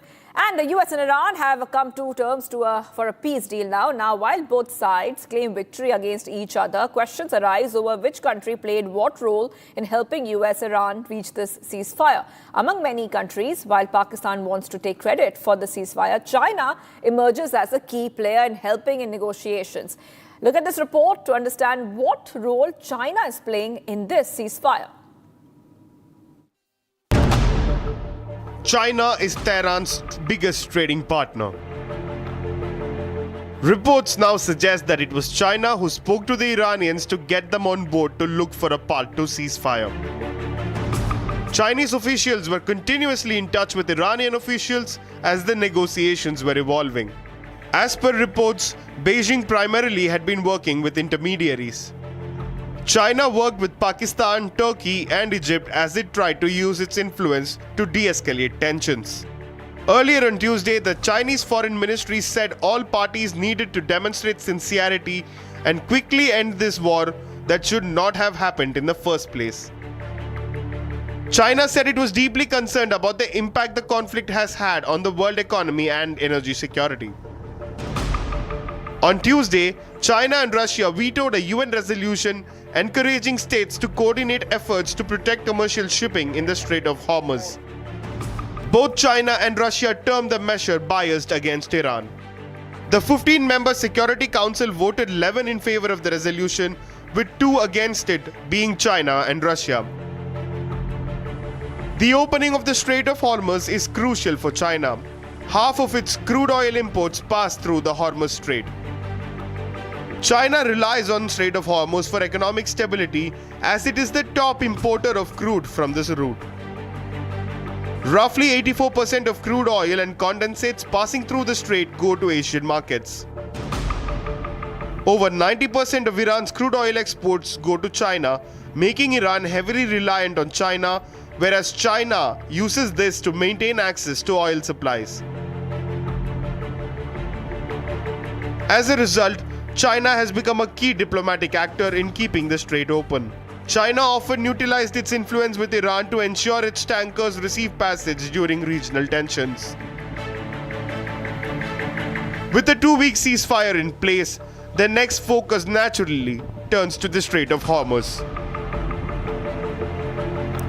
And the US and Iran have agreed to a 2-week ceasefire with talks to finalize a peace deal set to begin in Pakistan's Islamabad on Friday. Australia, Japan, New Zealand welcomed the 2-week ceasefire in the Middle East that was reached to negotiate a resolution to the US-Israeli conflict with Iran. More details on how nations across the world reacted to the ceasefire deal. Nations across Asia and the Pacific are welcoming the announcement of a 2-week pause in the war between Iran and the US. Just before Donald Trump's deadline came to an end. In Australia, Prime Minister Anthony Albanese and Foreign Minister Penny Wong issued a joint statement saying they welcome the agreement and have a long call for de-escalation. The Australian government stressed its continued collaboration with international partners to ensure the safe flow of critical supplies to those most in need. Japan also expressed optimism with its chief cabinet secretary, describing the ceasefire announcement as a positive development. While in New Zealand, Foreign Minister Winston Peters welcomed the effort to end hostilities. Peters noted that while the news is encouraging, significant work remains in the coming days to secure a lasting ceasefire. Regional governments are closely monitoring the situation, emphasizing diplomacy and stability in one of the world's most critical energy corridors. The 2-week pause now offers a window for negotiations that could ease tensions and stabilize energy markets. Breaking news coming in. Explosion has been reported at Iran's Lavan refinery and the source of the blast remains unknown according to Iran's news agency. So getting you some more breaking news coming in right now on Republic TV. And we will be getting our viewers all these updates Okay, this is Iran's Lavan refinery and the source of the blast remains unknown. So another explosion reported at Iran's refinery. Now, of course, we don't know exactly where this explosion has really come from. However, we have the picture for you. So let's put out the picture that you see on your screen. This is explosion which was reported. And you can see that some big plumes of smoke is coming out from Iran's Lavan refinery. Several explosions were reported at a refinery on Lavan Island just after the ceasefire took effect. The cause of the explosion is not clear as of now. So what caused that explosion, we do not know so far. But it's important to tell you that this is happening just after Iran and US agreed to a conditional 2-week ceasefire. So the blast has been reported at Iran refinery. Let's go straight across to Ishita. Ishita, the source of this blast, we do not know what caused that explosion there. However, we do know is that this happened post the ceasefire. So once again, raising questions about what really caused those explosions. Right, of course, Shivangi, we have seen that hours after Donald Trump declared this 2-week conditional ceasefire on Iran, hours after US President decided to stop the bombing of Iran's energy infrastructure, we are looking at a major attack now taking place on Iran's Lavan refinery. Several explosions have now been reported at this refinery on Lavan Island. Although the source of this explosion has not been established yet, the cause is still unclear, but it is a breaking news development we're getting at this hour. Several explosions are now being reported at Iran's Lavan refinery. Now, remember, this comes despite the fact there is a truce underway right now in effect as both the parties, US and Iran, they've now agreed to stop their aggressive and offensive operations against each other. But despite that, we are looking at several explosions on ground now taking place at Iran's Lavan refinery. This does put the truce at stake, and the future, in fact, of this 2-week conditional ceasefire remains uncertain, and although peace is still holding at the moment, but it is currently a fragile in West Asia. All right, well, thank you for getting those details, Ishita. I'm taking a short break right now. We'll be right back with much more coming right up. Donald Trump terms the peace deal as the beginning of a golden age for the Middle East post the ceasefire. All this and much more coming right up. We will continue to be live and breaking on India's #1 news channel, Republic.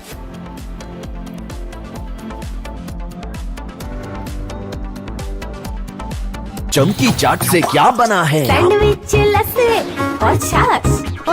हर घूंट में चमकी चाट। अब बताओ, स्वाद आया? आया। असली स्वाद सिर्फ चंकी चाट।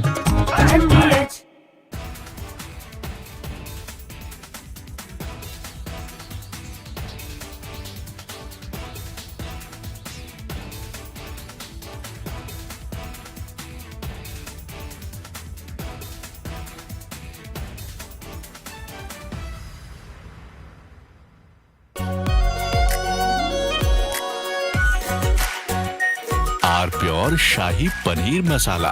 Delicious, healthy, every day. 3, 2, 1.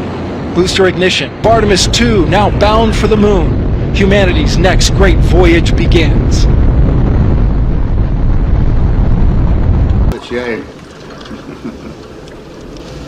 Okay, overboard dump coming up.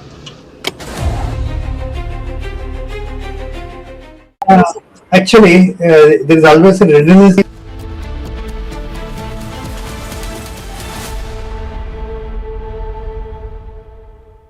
प्यास बुझाए, ठंडक लाए, सबको भाए जीरा से।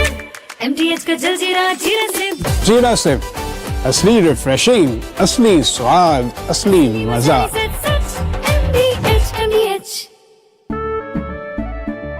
केसरिया से मन जोगी हुआ रे, दिल झूमे देखो मतवारा हुआ रे। केसरिया से मन जोगी हुआ। हर पल मनाओ केसरी त्योहार। विमल, बोलो जुबान केसरी। आर प्योर सूजी पास्ता उबालो, मिलाओ और खाओ। 8 मिनट में तैयार। क्या टेस्ट है सबका राजा, आर pure masala. 3, 2, 1. Booster ignition. Artemis 2 now bound for the moon. Humanity's next great voyage begins.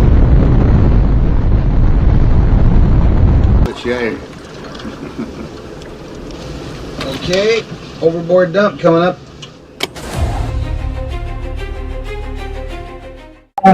Actually, there is always a redundant chain of execution systems available on the database. Okay, it is not just the main chain, and it's a redundant chain is also available, and there is no way that. From Asia's largest news headquarters, setting the agenda for Bharat.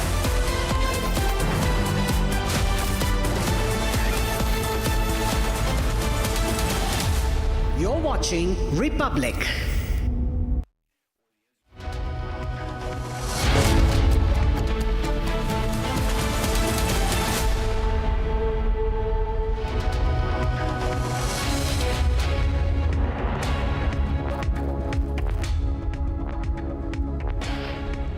Hello and a very warm welcome. You're watching Republic TV. I'm Gesu Bharadwaj. Now, viewers, Donald Trump has announced a 2-week pause in the bombing campaign against Iran. But is the truce really in place? Because at least 2 attacks have been reported post the truce announcement. Getting you all the details, but first here's a check on your headlines for the hour. Take a look.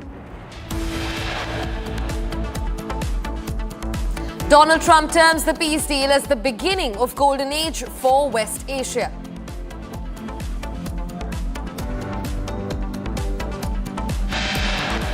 Israeli opposition leader criticizes deal, terms it a political disaster.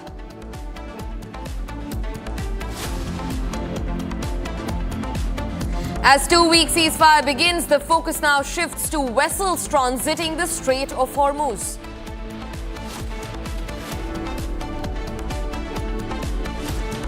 Nations across the world welcome the 2-week temporary ceasefire deal on Iran. Pakistan's role in peace deal between US and Iran emerges as Islamabad is set to hold a high-level meeting.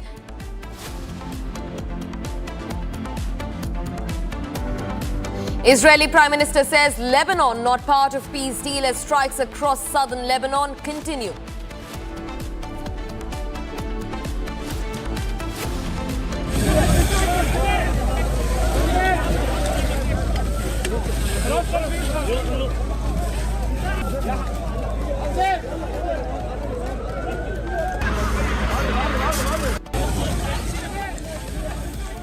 At least 8 killed in southern Lebanon as Israeli strikes continue to escalate across the region.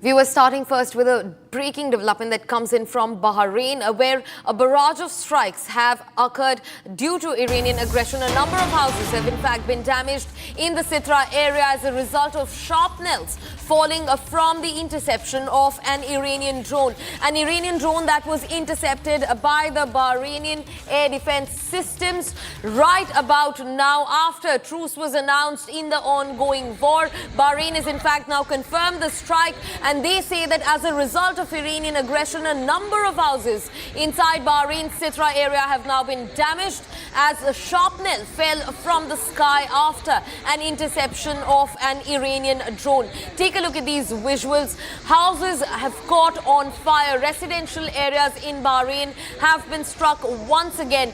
Just about now, a truce deal was announced in the ongoing escalations in West Asia. Now, Iran maintains that until their 10-point peace deal is not accepted, there is not going to be a ceasefire from their end. Now, Bahrain has confirmed strikes.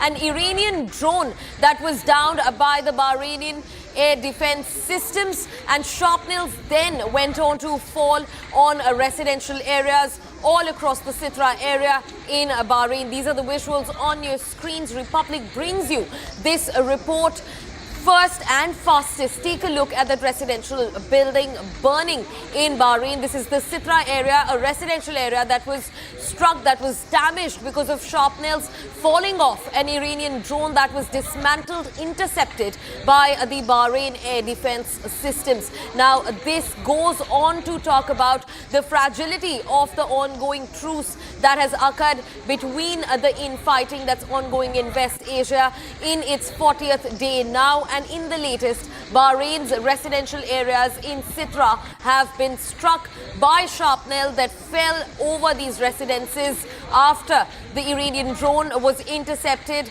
by the Bahrain air defense systems.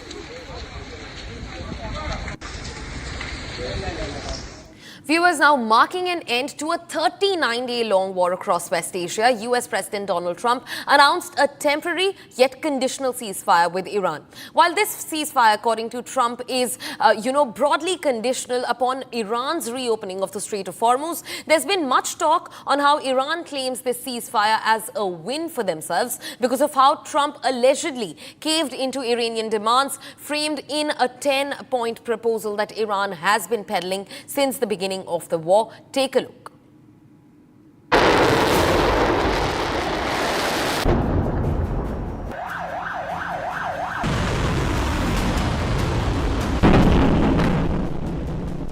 After 39 long days of havoc and bloodbath, part of the Middle East war, US President Donald Trump took to social media announcing a temporary 2-week-long ceasefire.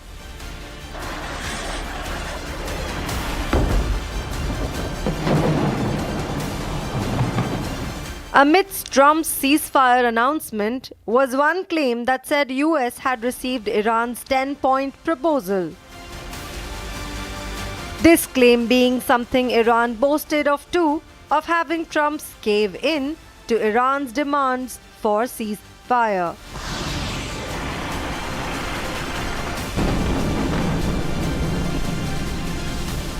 Iran's 10-point proposal entailed demands such as Israel and US curtailing its aggression and accepting Iran's control over the Strait of Hormuz.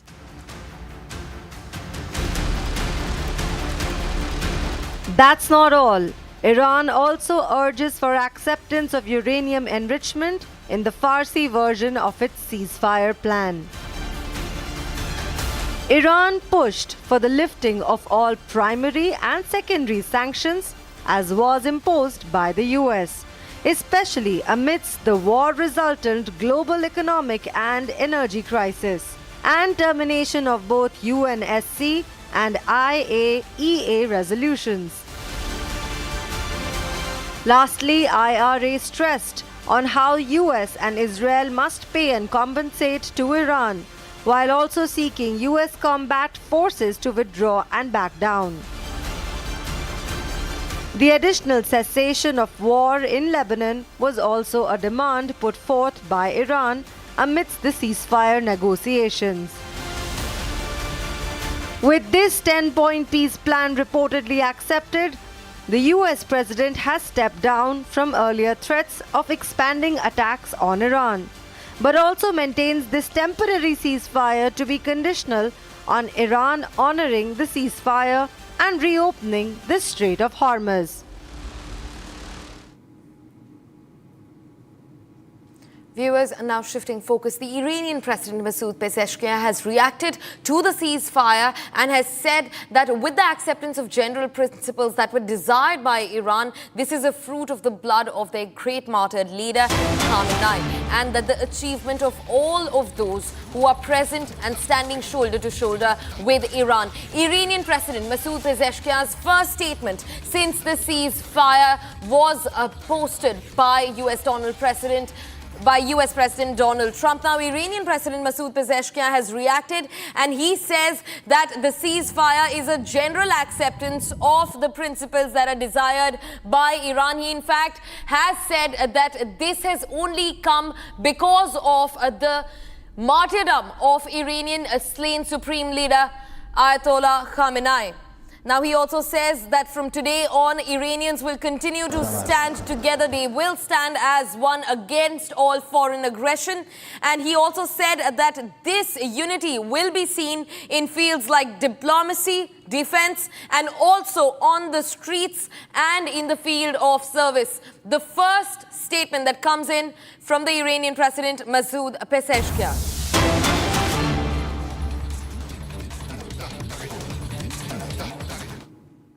The Brusselian bureaucrats and the European elite said that and somehow made a pressure that not to stop and not to make peace as soon as possible. What do you think? What was the motivations of the Brazilian elite not to make this peace, and how long can it take to make it?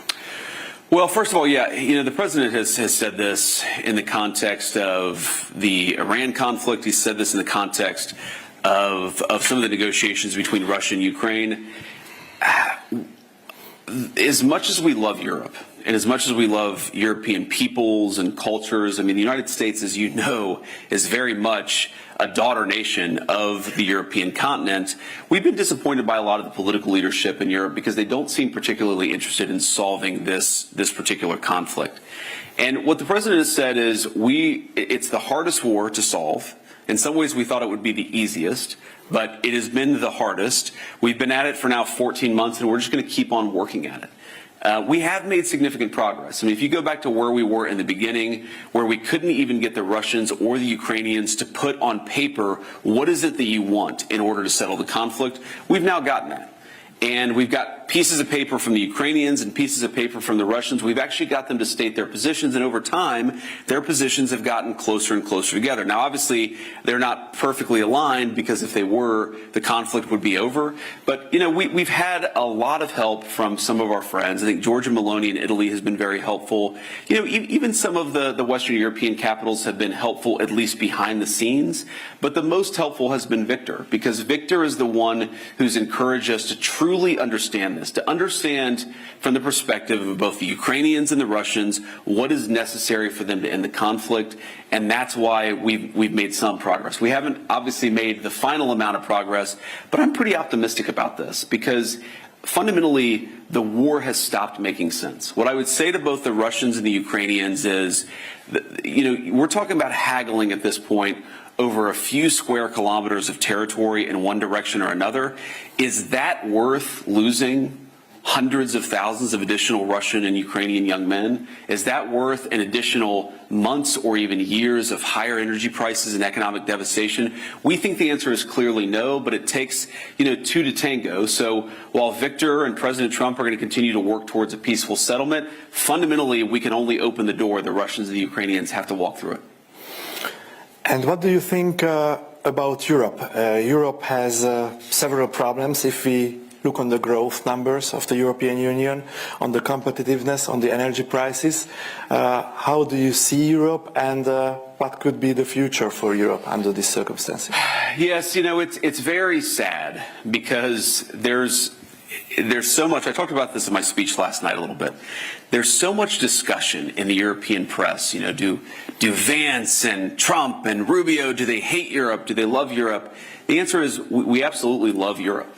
It's an important trading partner, but most importantly, again, like I said, it's an important cultural cousin of the United States of America. The ideas that founded the United States of America were first birthed on the European continent. We're very mindful of that fact. And of course, we love the people, the culture, the everything about this place. But we do have some disagreements with the political leadership. In particular, why have the Europeans, while saying, by the way, that Russia is the biggest national security threat, why have the Europeans made themselves completely dependent on unreliable sources of energy? Like, if you think that Russia, an energy superpower, is the biggest threat, you should do everything in your power to make yourselves economically and energy dominant, like President Trump has done in the United States. Our European friends have done the exact opposite. If you look at the cost of electricity in the United Kingdom, which is way underinvested in their energy resources, UK families are paying 4 times, 5 times, 6 times what United States citizens are paying for electricity.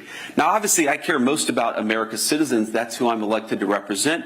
But isn't it a scandal that middle-class Brits, that people who are working hard and playing by the rules, can't afford to heat their home, can't afford to transport themselves to work because their leadership has made energy so expensive? Isn't it a scandal that when normal people on the European continent try to talk about what's going on in their governments, they try to criticize their governments, they try to exercise their rights of free speech, those governments then go to American social media companies and say, you must censor the citizens of your own country because we don't want to hear them. We don't want to hear their free expression. We don't want to hear their free speech. There's just so much wrong with the political leadership.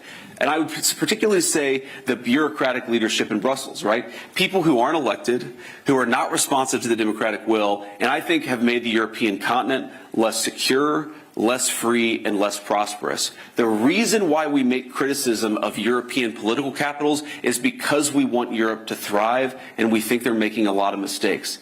You know, I've had a lot of conversations with European friends, with European heads of state and government, and it's always funny. They always say, well, you know, the United States it defies economic logic.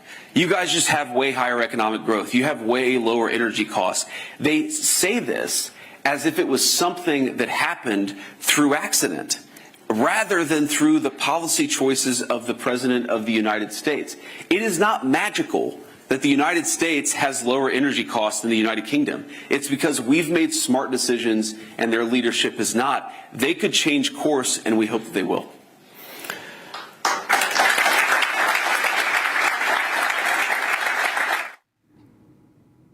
Viewers, now that was J.D. Vance, the United States' vice president, who goes on to explain how the United States is disappointed in the European leadership as the war continues in West Asia. Now, in a surprising move, President Donald Trump delayed planned military strikes on Iran, opting instead for a diplomatic approach. Trump agreed to suspend attacks if Iran opens the Strait of Hormuz temporarily. Now, Iran in turn proposed a peace plan and a 2-week ceasefire, easing regional tensions and allowing negotiations talks to begin. But for now, we go back to what J.D. Vance has to say as he remains live.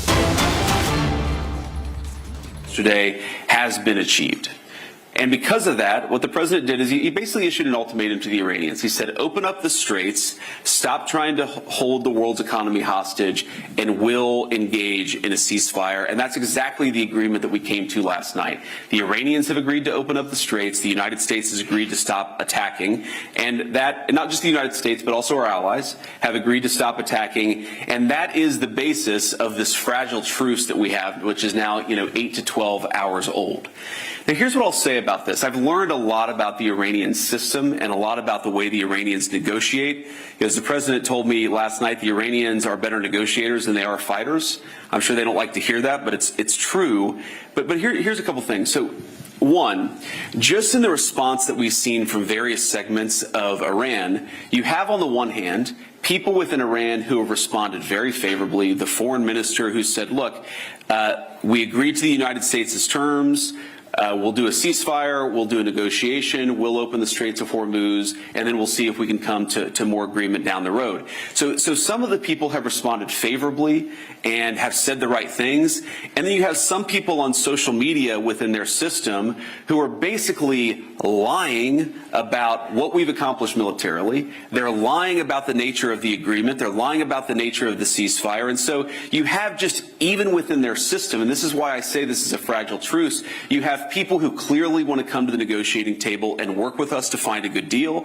And then you have people who are lying about even the fragile truce that we've already struck. And that's just an interesting thing about their system. And the final point that I'll say about this is the President of the United States has told me, and he's told the entire negotiating team, the Secretary of State, the Special Envoy, Steve Witkoff, he said, go and work in good faith to come to an agreement. That is what he has told us to do. If the Iranians are willing, in good faith, to work with us, I think we can make an agreement. If they're going to lie, if they're going to cheat, if they're going to try to prevent even the fragile truce that we've set up from taking place, then they're not going to be happy. Because what the president has also shown is that we still have clear military, diplomatic, and maybe most importantly, we have extraordinary economic leverage. So the president has told us not to use those tools. He's told us to come to the negotiating table. But if the Iranians don't do the exact same thing, they're going to find out that the president of the United States is not one to mess around. He's impatient. He's impatient to make progress. He has told us to negotiate in good faith. And I think if they negotiate in good faith, we will be able to find a deal. But that's a big if. And ultimately, it's up to the Iranians how they negotiate. I hope they make the right decision.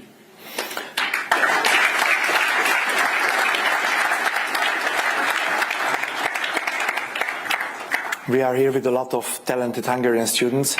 You talk a lot about education. Yes. How do you see the future of education? In which direction should it be developed? And do you know a bit the Hungarian education system, especially the tertiary education system, our university system? What is your opinion about this, and how will you develop your education system? Well, I like that the Hungarian university system has... U.S. Vice President J.D. Vance once again reiterating how the Americans are disappointed in the European leadership since they did not march along with the United States in their incursion against Iran. Now, viewers, the strikes and counter-strikes in West Asia have continued despite the pause on bombing. Now, in the latest, Kuwait says that it managed to intercept drones, some of which in fact targeted vital oil facilities and power stations in the south of the country, causing major infrastructural damage. That's the latest that we're learning from Kuwait. In fact, they have said that their air defenses are dealing with a wave of Iranian drone attacks since 8 a.m. local time. Now, the Kuwait air defenses have been dealing with strikes from the Iranian side since today morning, and now with an intense wave of hostile Iranian attacks, drones have been intercepted that were targeting crucial oil facilities and infrastructure inside Kuwait. This is the latest that we're learning in, as Kuwait now says that it has intercepted drones, some of which in fact were out to target vital oil facilities and power stations in southern Kuwait, causing major infrastructural damage. That's the latest that we've picked up as of now. Even after a truce was announced, Iran continues to batter the neighbors in the Gulf region. After Bahrain, now Kuwait says that their air defenses have managed to strike down a swarm of Iranian drones. Kuwait says that it intercepted Iranian drones that were out to target vital oil facilities and power stations in southern Kuwait. In fact, they've also reported major damage, heavy damage to their infrastructure in the southern part of the country. Now, Kuwait also says that they have been dealing with a swarm of Iranian strikes since early morning today. The Kuwaiti air defenses have also said that there is an intense wave of hostilities that have been unleashed from the Iranian military, and drones have been intercepted that were targeting the state of Kuwait. Despite a ceasefire, attacks on Kuwait, attacks in the larger Gulf region continue as the war now escalates and has surpassed the 1-month mark. Donald Trump, just this morning, he said that there will be a 20-day pause in fighting, a 20-day breather for Iran. Viewers, in fact, quickly cutting across to J.D. Vance, who continues to make some vital points on Your book is also translated to Hungarian. The Netflix movie about you is also watched in Hungary. You are coming from a more poorer family. Sure. You are coming from Rust Belt society of the United States, and you attended an Ivy League university. You have a degree from Yale. What was the most important that you received during your education?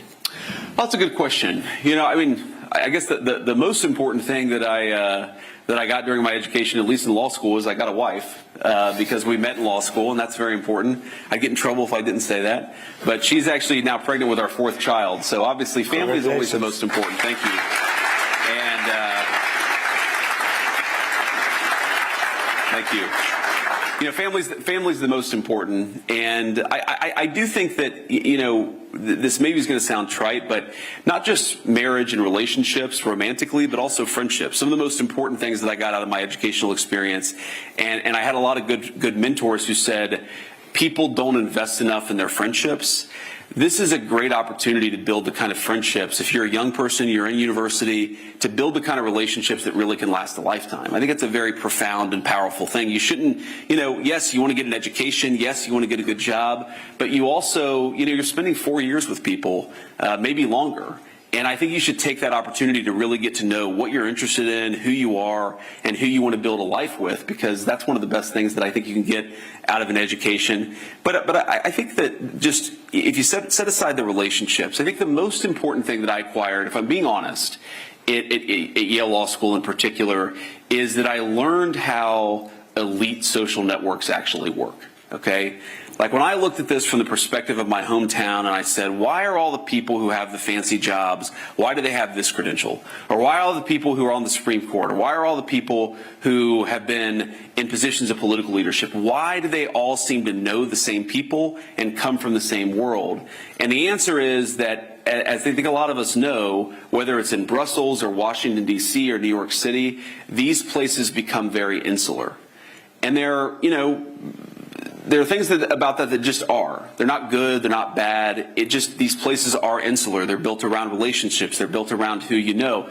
Many of the most important jobs in American society, I don't like this, by the way, but it's just the truth, are based on who you know. And so it's important to sort of develop those relationships, and it's important for conservatives in particular. I don't like this idea that conservatives shouldn't seek higher education. I don't think that we want to force everybody to go to college, but I think that if you're a conservative in the United States of America and you're interested in running for office, or you're interested in being a judge, you do have to get higher education, okay? So we can accept that college isn't for everybody, while also acknowledging that for certain jobs and certain professions, college is necessary. But I think the very negative thing that I learned about it is that these social networks, because they're so insular, they also become very self-reinforcing. I think there are people who have political power in the United States of America, and I'm sure in Brussels too, who have no idea what the majority of Americans actually think about a given issue. They've actually never talked to a normal American, an American who comes outside of these social circles. I mean, I would meet people who went to a fancy prep school, who went to a fancy university, who went to a fancy law school, and had never spoken to a person from my home state of Ohio, even though, it's at certain parts it's a 4 or 5 hour drive from Washington, D.C. And so I think one of the fundamental things that has to change, I don't know about the Hungarian system, but about the American system, is that unless we make education unless we make it, frankly, more of a meritocracy, where people can come from all over the country based on merit rather than on who you know, I think the system is fundamentally doomed. And maybe the most important thing about eliminating racial discrimination, particularly against middle-class white kids in the American education context, is not just the moral part of it, okay? The moral part of it I care a lot about. I don't want to discriminate against black kids, white kids, Latino kids.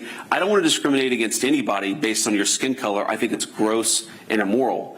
But a very, very important part of it is that you're going to have actually greater geographic diversity in our universities, because you're going to have people coming from all over the country to study. I think that will make those social networks less insular and less self-destructive. What would be your... There is a record. What would be your final message to the MCC students? Here are young individuals, 18, 19, 20. What would be the most important that they should be very careful? And if you would be as young as they are now, how would you do your career? I'd say enjoy your youth while it lasts, because one day you'll wake up and you'll be 41 and you'll have a glass of wine at dinner and wake up with a headache the next morning and be talking to this fine gentleman. So enjoy it while it lasts. But I think the piece of advice I'd give to you, and I give it to American students, American conservatives in particular, is resist the temptation to think that victory is immediate, or that we're going to win back our civilization through instant gratification. This institution was founded in 1996. It's far more influential than it was back then, but I think a lot of people, this is particularly true in the United States of America, if they see something that the administration does they don't like, they say, oh, that's not what we voted for, we're going to check out of politics. No. That's the exact wrong response. If we do something you don't like, the response should be to get more involved, to make your voice heard, and to try to push things in the direction that you want them to be pushed.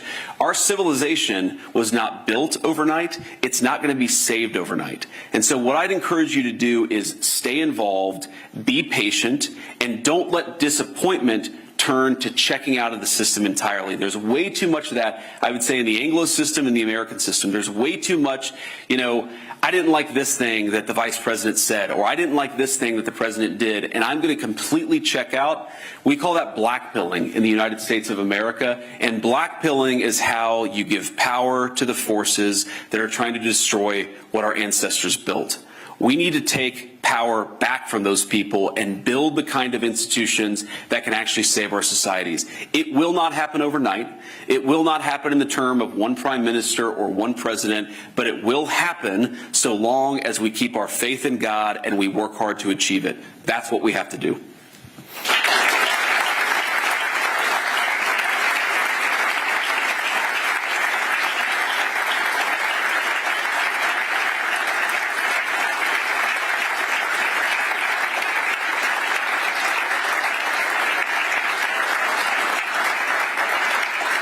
Standing ovation at MCC. Vice President J.D. Vance, thank you very much, and be a frequent guest at MCC. Thank you. I appreciate Thank you very much.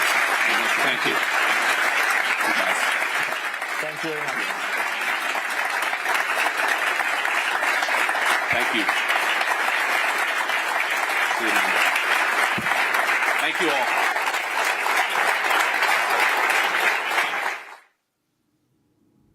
US Vice President J.D. Vance there taking on the European leadership, their political leadership. In fact, he also pointed out the difference in fuel prices as the war raged on between the United Kingdom and the United States. He, in fact, also alleged that the United Kingdom's leadership has not been able to manage their fuel stock or their oil really well. In fact, he also spoke about the ceasefire, the hottest news of the hour, the Iranian ceasefire. In fact, listen in once again to what the US Vice President J.D. Vance has to say. Remember, he's been mum in the entirety of the West Asia war, but today he's spoken about the Iranian ceasefire. Listen in.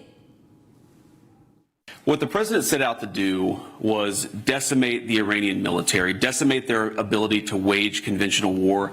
And that military objective, as the president said yesterday, as I said yesterday, has been achieved.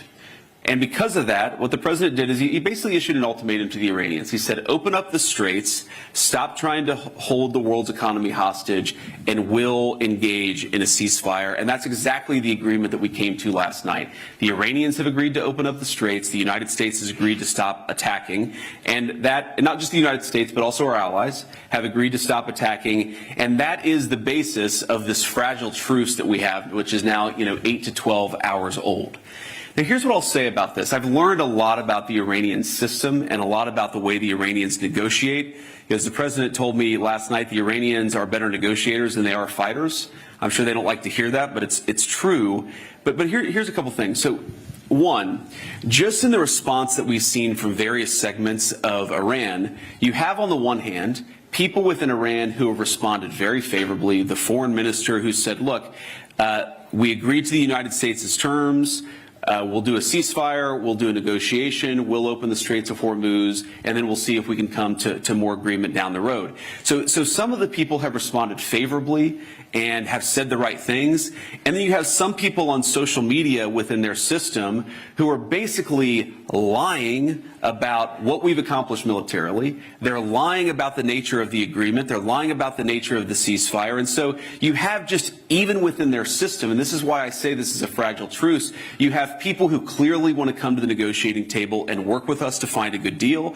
And then you have people who are lying about even the fragile truce that we've already struck. And that's just an interesting thing about their system. And the final point that I'll say about this is the President of the United States has told me, and he's told the entire negotiating team, the Secretary of State, the Special Envoy, Steve Witkoff, he said, go and work in good faith to come to an agreement. That is what he has told us to do. If the Iranians are willing, in good faith, to work with us, I think we can make an agreement. If they're going to lie, if they're going to cheat, if they're going to try to prevent even the fragile truce that we've set up from taking place, then they're not going to be happy.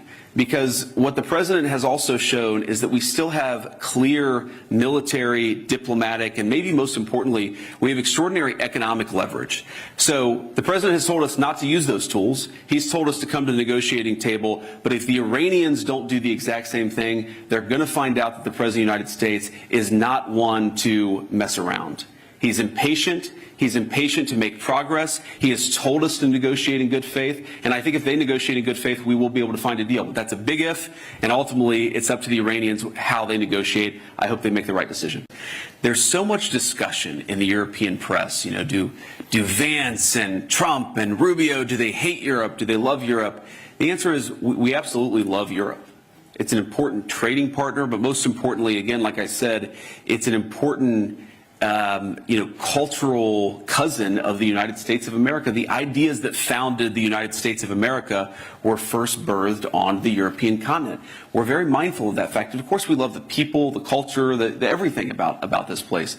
But we do have some disagreements with the political leadership. In particular, why have the Europeans, while saying, by the way, that Russia is the biggest national security threat, why have the Europeans made themselves completely dependent on unreliable sources of energy? Like, if you think that Russia, an energy superpower, is the biggest threat, you should do everything in your power to make yourselves economically and energy dominant, like President Trump has done in the United States. Our European friends have done the exact opposite. If you look at the cost of electricity in the United Kingdom, which is way underinvested in their energy resources, UK families are paying 4 times, 5 times, 6 times what United States citizens are paying for electricity. Now, obviously, I care most about America's citizens. That's who I'm elected to represent. Now, here's what I'll say about this. I've learned a lot about the Iranian system and a lot about the way the Iranians negotiate. As the president told me last night, the Iranians are better negotiators than they are fighters. I'm sure they don't like to hear that, but it's true. But here's a couple things. So, one, just in the response that we've seen from various segments of Iran, you have on the one hand people within Iran who have responded very favorably. The foreign minister who said, look, we agreed to the United States' terms. We'll do a ceasefire. We'll do a negotiation. We'll open the Straits of Hormuz, and then we'll see if we can come to more agreement down the road.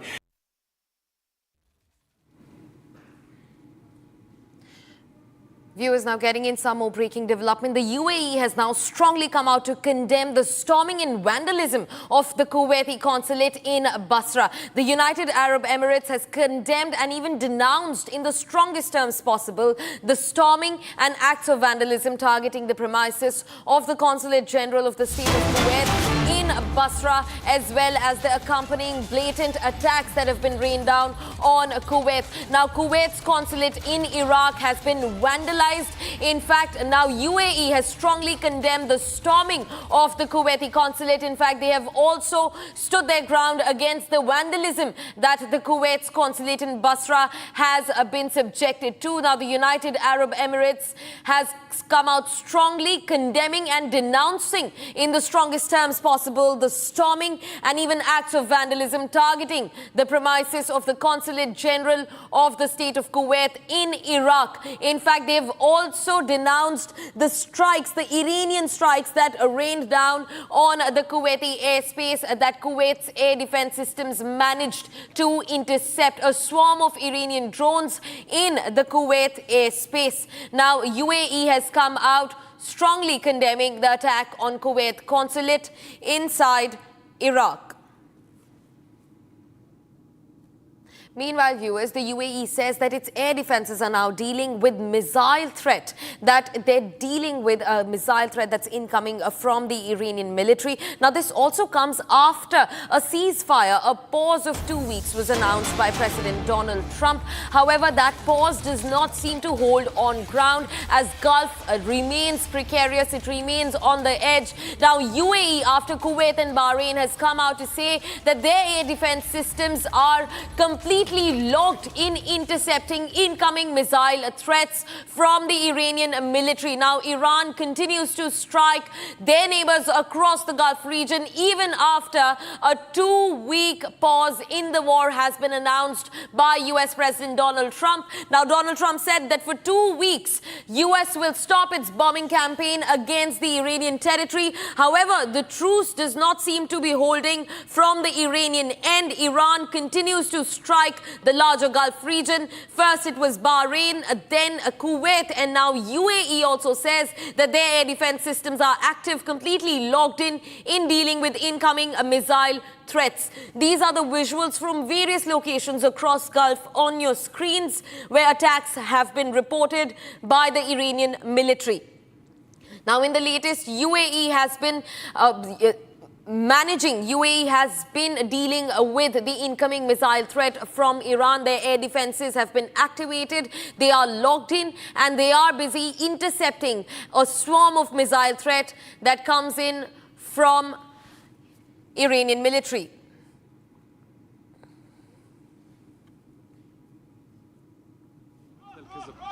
Viewers, while the truce has been announced specifically between the United States and Iran, there is contention over whether or not Lebanon is a part of this truce. Now, IDF spokesperson maintains that the campaign in Lebanon will continue. The ceasefire does not, in fact, apply to Lebanon at all. Now, the Israeli Defense Forces continue to operate against Hezbollah activities inside the Lebanese territory. Now, they say that we reiterate our calls. The Israeli Defense Forces have reiterated their calls for citizens in Lebanon to evacuate their homes immediately and move northward to the north of the Litani River. That's the latest warning that's been issued by the Israeli Defense Forces as they continue their bombing operations, their ground incursions against the Hezbollah proxies inside Lebanon, largely focused on southern Lebanon, and which is why the Israeli Defense Forces have now directed the citizens in Lebanon to move to the north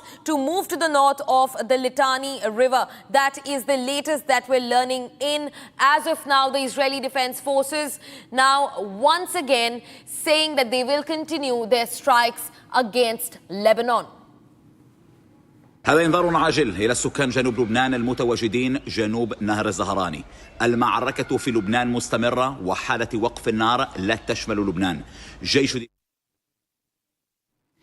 Viewers, and now External Affairs Minister S. Shankar met with Foreign Minister Khalilur Rahman of Bangladesh and even his delegation just this afternoon. The leaders discussed strengthening of bilateral relationship in its various facets. They also exchanged views on regional and global developments. Take a look. रखने आया हूँ इस मुद्दे पर पश्चिम Asia में जो गतिविधि चल रही है उस पर हम लोगों ने जो वहाँ युद्ध विराम हुआ है उसका हम लोगों ने स्वागत किया है। मैंने ये भी कहा है कि हमेशा से हम शांति के पक्ष में रहे हैं और हम लोग का ये मानना है कि संवाद से, कूटनीति से वहाँ पर शांति का पहल बन सकता है। जहाँ तक और देशों का उनका पक्ष है, उनका पोजीशन है, ये बेहतर होगा कि इन सब चीज़ का खुलासा वो खुद करें। Gauri, to your question on ships, transit of ships, look, we are closely following the developments. We have been in touch with Iran and several other countries and stakeholders to ensure unimpeded transit of our ships. As a result of our efforts, we have had several of our ships which have crossed the Straits of Hormuz. In our statement today that we've issued, we have conveyed our expectation that unimpeded freedom of navigation and global flow of commerce would prevail through the Strait of Hormuz. So we continue to be, this is an evolving situation, and we remain in touch with all our partners, stakeholders and countries to serve our interest. Thank you, Randeep. Now we'll quickly take questions from the fifth row onwards. Yeah. So, regarding refinery production,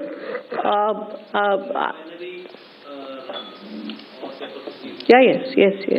So I have already said, when I said our refineries are running at optimum capacity, means that they are running at 100 and plus. So we have the refineries which are working at 110% also, 112% also. So I will again reiterate that our refineries are operating at optimum capacities.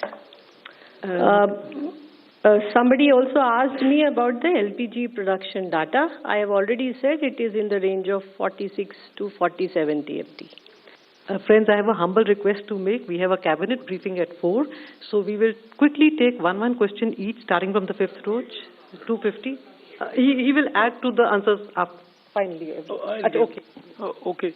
So I think the portion of that question has already been replied by Shri Randir ji. So you asked two questions: when our ships are likely to come back, and then when we are sending back our ships. So again, I'll say that we are in coordination with MEA and our missions, as well as our owners of the ships. We are trying our level best to bring our ships as early as possible, as well as, sending vessels again to bring the cargo from that region. Thank you. Thank you. Now we'll take questions. 256, 270. We start with the fifth row and all the questions behind that. And please be brief and quick. Thank you for letting me ask a question. I'm Tuesh Mishra from Economic Times. It seems Iran is going to ask for a toll from any ships that pass through the Strait of Hormuz. So what is the Indian government's position on this? Yes. I'm Atul Mathur from the Times of India. My question is for Sujata ma'am. You have informed that 17,000 people have surrendered their LPG connections, but how many new applications have been received for LPG connections since the war broke out? And has the government issued any kind of instructions to OMCs to issue new connections? If yes, how many connections have been issued so far? 271, 194, 252, 128, 200, 243, 249, and 139. That will all we'll take today. Please. Yeah, this is Shilpa from the Economic Times. My question is for Sanjeev sir. Sir, you mentioned enough coal in the country for NRS as well as power sectors. There is certain grade of coal that is being imported. Are we looking to ask them to blend more domestic coal wherever it is possible? And is the ministry writing to other ministries for the same? Yes, unke piche. Hi, I'm Abhimanyu Sharma from CNBC TV 18. I have two questions, one for Sujata ma'am, one for Randhir sir. Ma'am, if you may please answer the steps being taken to increase the production as well as use of compressed biogas to augment the supply of imported products. And to Randhir sir, to you, is there any truth in reports that any fees in yuan is being paid for passage of ships through the Strait of Hormuz? 194 and then 249 will be the last. Good afternoon. Saptaparna Ghosh from The Hindu. My question is to Sanjeev sir. I wanted to ask about coal gasification. Syngas can actually help in producing base products that would be required for ammonia, that could be utilized for ammonia and urea production. So is the coal ministry considering, this paradigm to further help out the urea and the fertilizer situation? If you could please share some perspective on that. Yes, 249 last. Hi, good evening, sir. My name is Danish Anand. I'm from NTV Profit. My question is for Sanjeev, sir. So you mentioned that we have enough coal stock, which is there for continuous electricity generation for 24 days. But is the buffer margin thin, considering that we are just a few months away from the peak summer demand? Thank you. We'll start with Sujata. Answers. देखिए, जब हम energy security की बात करते हैं तो we do talk about the clean energy also, और जो कंप्रेस्ड बायोगैस है is a part of that, और इसमें हमारे टारगेट भी हैं 2025-26 onwards 1%, 3%, 4% blending in the PNG. इसके संबंध में भारत सरकार ने एक सतत स्कीम भी है. इसके अलावा सिंक्रोनाइजेशन स्कीम टिल 2047 भी एक स्कीम है जिसमें injection of CBG into the gas pipeline has been ensured. इसके अलावा मैं आपको बताना चाहूंगी कि अप्रैल 2025 से लेकर फरवरी 2026 तक लगभग 82,000 टन सीबीजी हमारी ऑयल मार्केटिंग कंपनी ने प्रोक्योर किया है, as compared to 42,700 tons during year 24-25. That's from my side. Thank you. Sanjeev ji. Viewers, now External Affairs Minister S. Shankar met with Bangladesh's Foreign Minister Khalilur Rahman, and in fact also his delegation just this afternoon. The leaders discussed strengthening of bilateral relationship in its various facets. They in fact also exchanged views over regional and global developments. They also agreed to remain in a close touch. The External Affairs Minister S. Shankar meeting with the Foreign Minister of Bangladesh, where the two have now spoken about propelling the ties between India and Bangladesh much further. In fact, the External Affairs Minister S. Jaishankar also met with Bangladesh's Foreign Minister's delegation just this afternoon. The leaders discussed the strengthening of the bilateral relationship in all its facets. They also exchanged views on regional and global developments. Also, the West Asia war remained at the center of this discussion. Now, they also agreed to remain in close touch.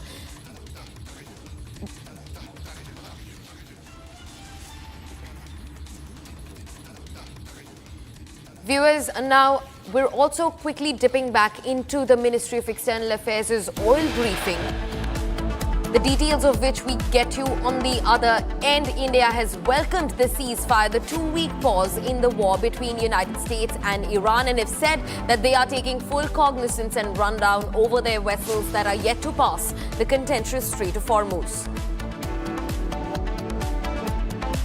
Amity has been ranked India's #1 not-for-profit private university for 11th year, with top 10 ranked institutions in management, engineering, biotech, law, masscom, telecom, hospitality, fashion and more.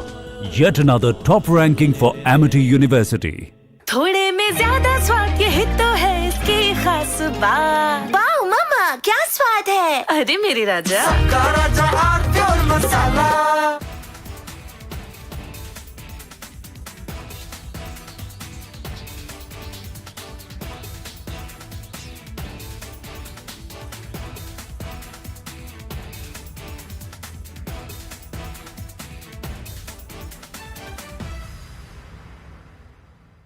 3, 2, 1. Booster ignition. Artemis 2 now bound for the moon. Humanity's next great voyage begins.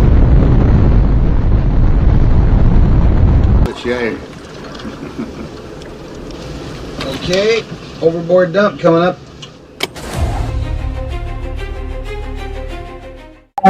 Actually, there is always a redundant chain of excretion systems available on the Artemis. Okay, it is not just the main chain, and it is a redundant chain is also available. And there is no way that the astronauts will be stuck because of the the excretion issues. And what they have reported now, even we were going through and seeing, it is something to do with the valve which is to operate for section of the excretion, which looks to be needing attention. But the crew in Artemis, they are well trained to handle such type of situation. And also, in case if the main chain of the excretion system doesn't respond, there is always a way of redundant chain and the methodology for excretion. And I don't think it is a major issue, but I'm sure it will get sorted out. And of course, there is a redundant chain which can be conveniently operated. Good luck. Godspeed, Artemis 2. Let's go. And here we go. 10, 9, 8, 7. RS-25 engines lit. 4, 3, 2, 1. Booster ignition. And liftoff. The crew of Artemis 2 now bound for the moon. Humanity's next great voyage begins.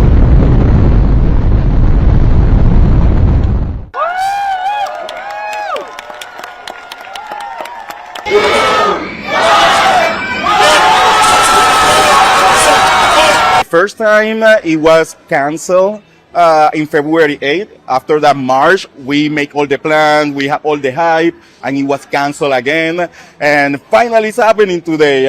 So we are going to celebrate a new milestone for everybody, not only for USA, for the whole planet, for the whole humanity.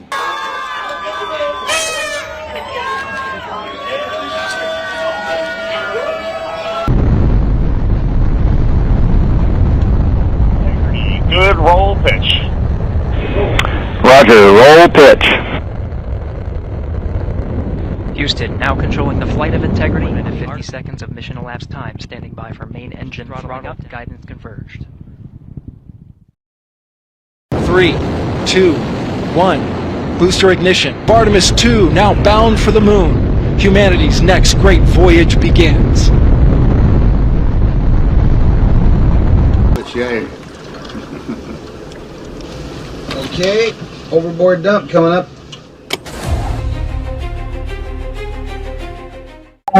Actually, there is always a redundant chain of execution systems available on the Artemis. Okay, it is not just the main chain, and it's a redundant chain is also available. And there is no way that the astronauts will be stuck because of the the execution issues. And what they have reported now, even we were going through and seeing, it is something to do with the valve which is to operate for section of the execution, which looks to be needing attention. But the crew in Artemis, they are well trained to handle such type of situation.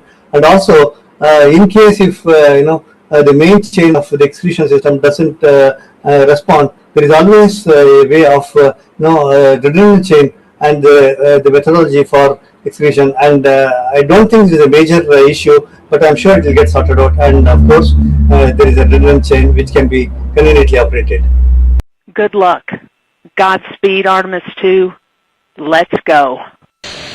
And here we go. 10, 9, 8, 7. RS-25 engines.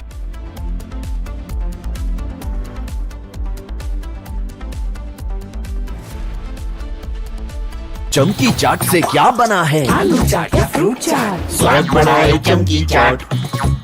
क्या बात है? स्वादिष्ट पकोड़े और परेशान, अरे चमकी चाट है इसकी जान। असली स्वाद सिर्फ चमकी चाट। केसरिया से मन जोगी हुआ रे, दिल झूमे देखो मतवारा हुआ रे, केसरिया से मन जोगी हुआ। हर पल मनाओ केसरी त्योहार। विमल, बोलो जुबान Kesari.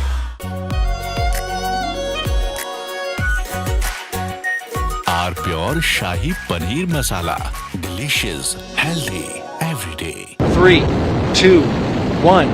Booster ignition. Artemis 2 now bound for the moon. Humanity's next great voyage begins. The child. Okay, overboard dump coming up.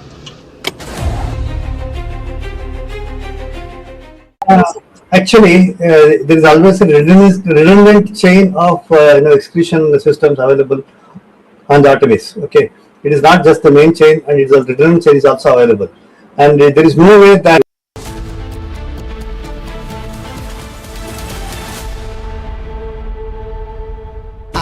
Pure सूजी पास्ता उबालो मिलाओ और खाओ 8 मिनट में तैयार। क्या टेस्ट है सबका राजा आर प्योर मसाला।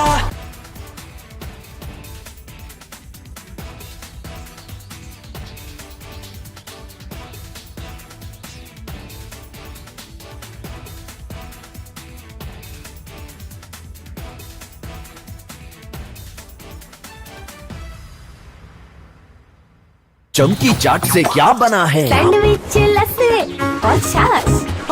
हर घूंट में चमकी चाट। ड्राई फ्रूट और दही बड़े। चमकी चाट से स्वाद बढ़े। असली स्वाद सिर्फ चमकी चाट। 3, 2, 1. Booster ignition. Artemis 2 now bound for the moon. Humanity's next great voyage begins. The child.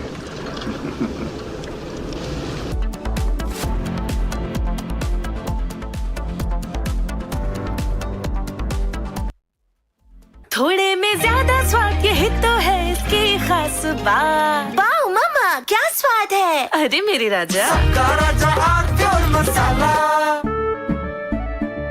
केसरिया से मन जोगी हुआ रे, दिल झूमे देखो मतवारा हुआ रे, केसरिया से मन जोगी हुआ। हर पल मनाओ केसरी त्योहार।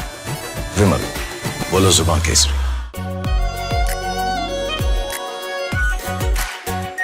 Are pure shahi paneer masala, delicious, healthy everyday.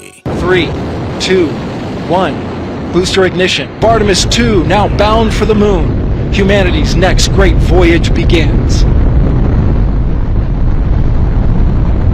shame. Okay, overboard dump coming up.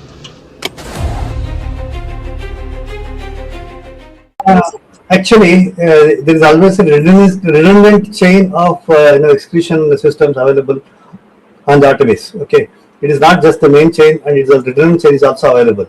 And there is no way that the astronauts will be stuck because of the the execution issues. And what they have reported now, even we were going through and seeing, it is something to do with the valve which is to operate for section of the execution, which looks to be needing. From Asia's largest news headquarters, setting the agenda for Bharat.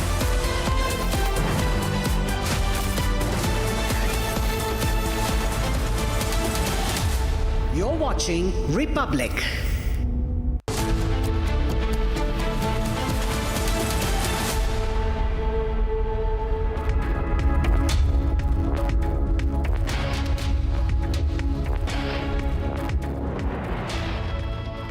Hello and welcome. You're watching Live and Breaking on Republic TV with me, Ishita Mitra. Now, viewers, despite a truce, a 2-week conditional ceasefire coming into effect and being agreed upon by US and Iran, we are looking at constant attacks taking place all across the Gulf nations, from Bahrain to United Arab Emirates. Now, what does this mean for the fragile peace in West Asia? We'll break it down for you in the bulletin ahead. But first up, a quick look at the headlines.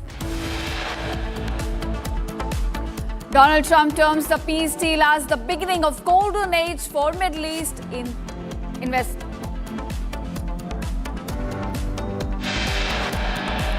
Israel's oppositional leader criticizes a ceasefire deal, terms it as a political disaster.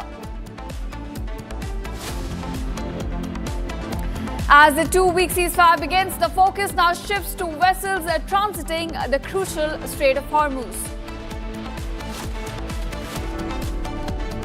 Nations across the world welcome the 2-week temporary ceasefire deal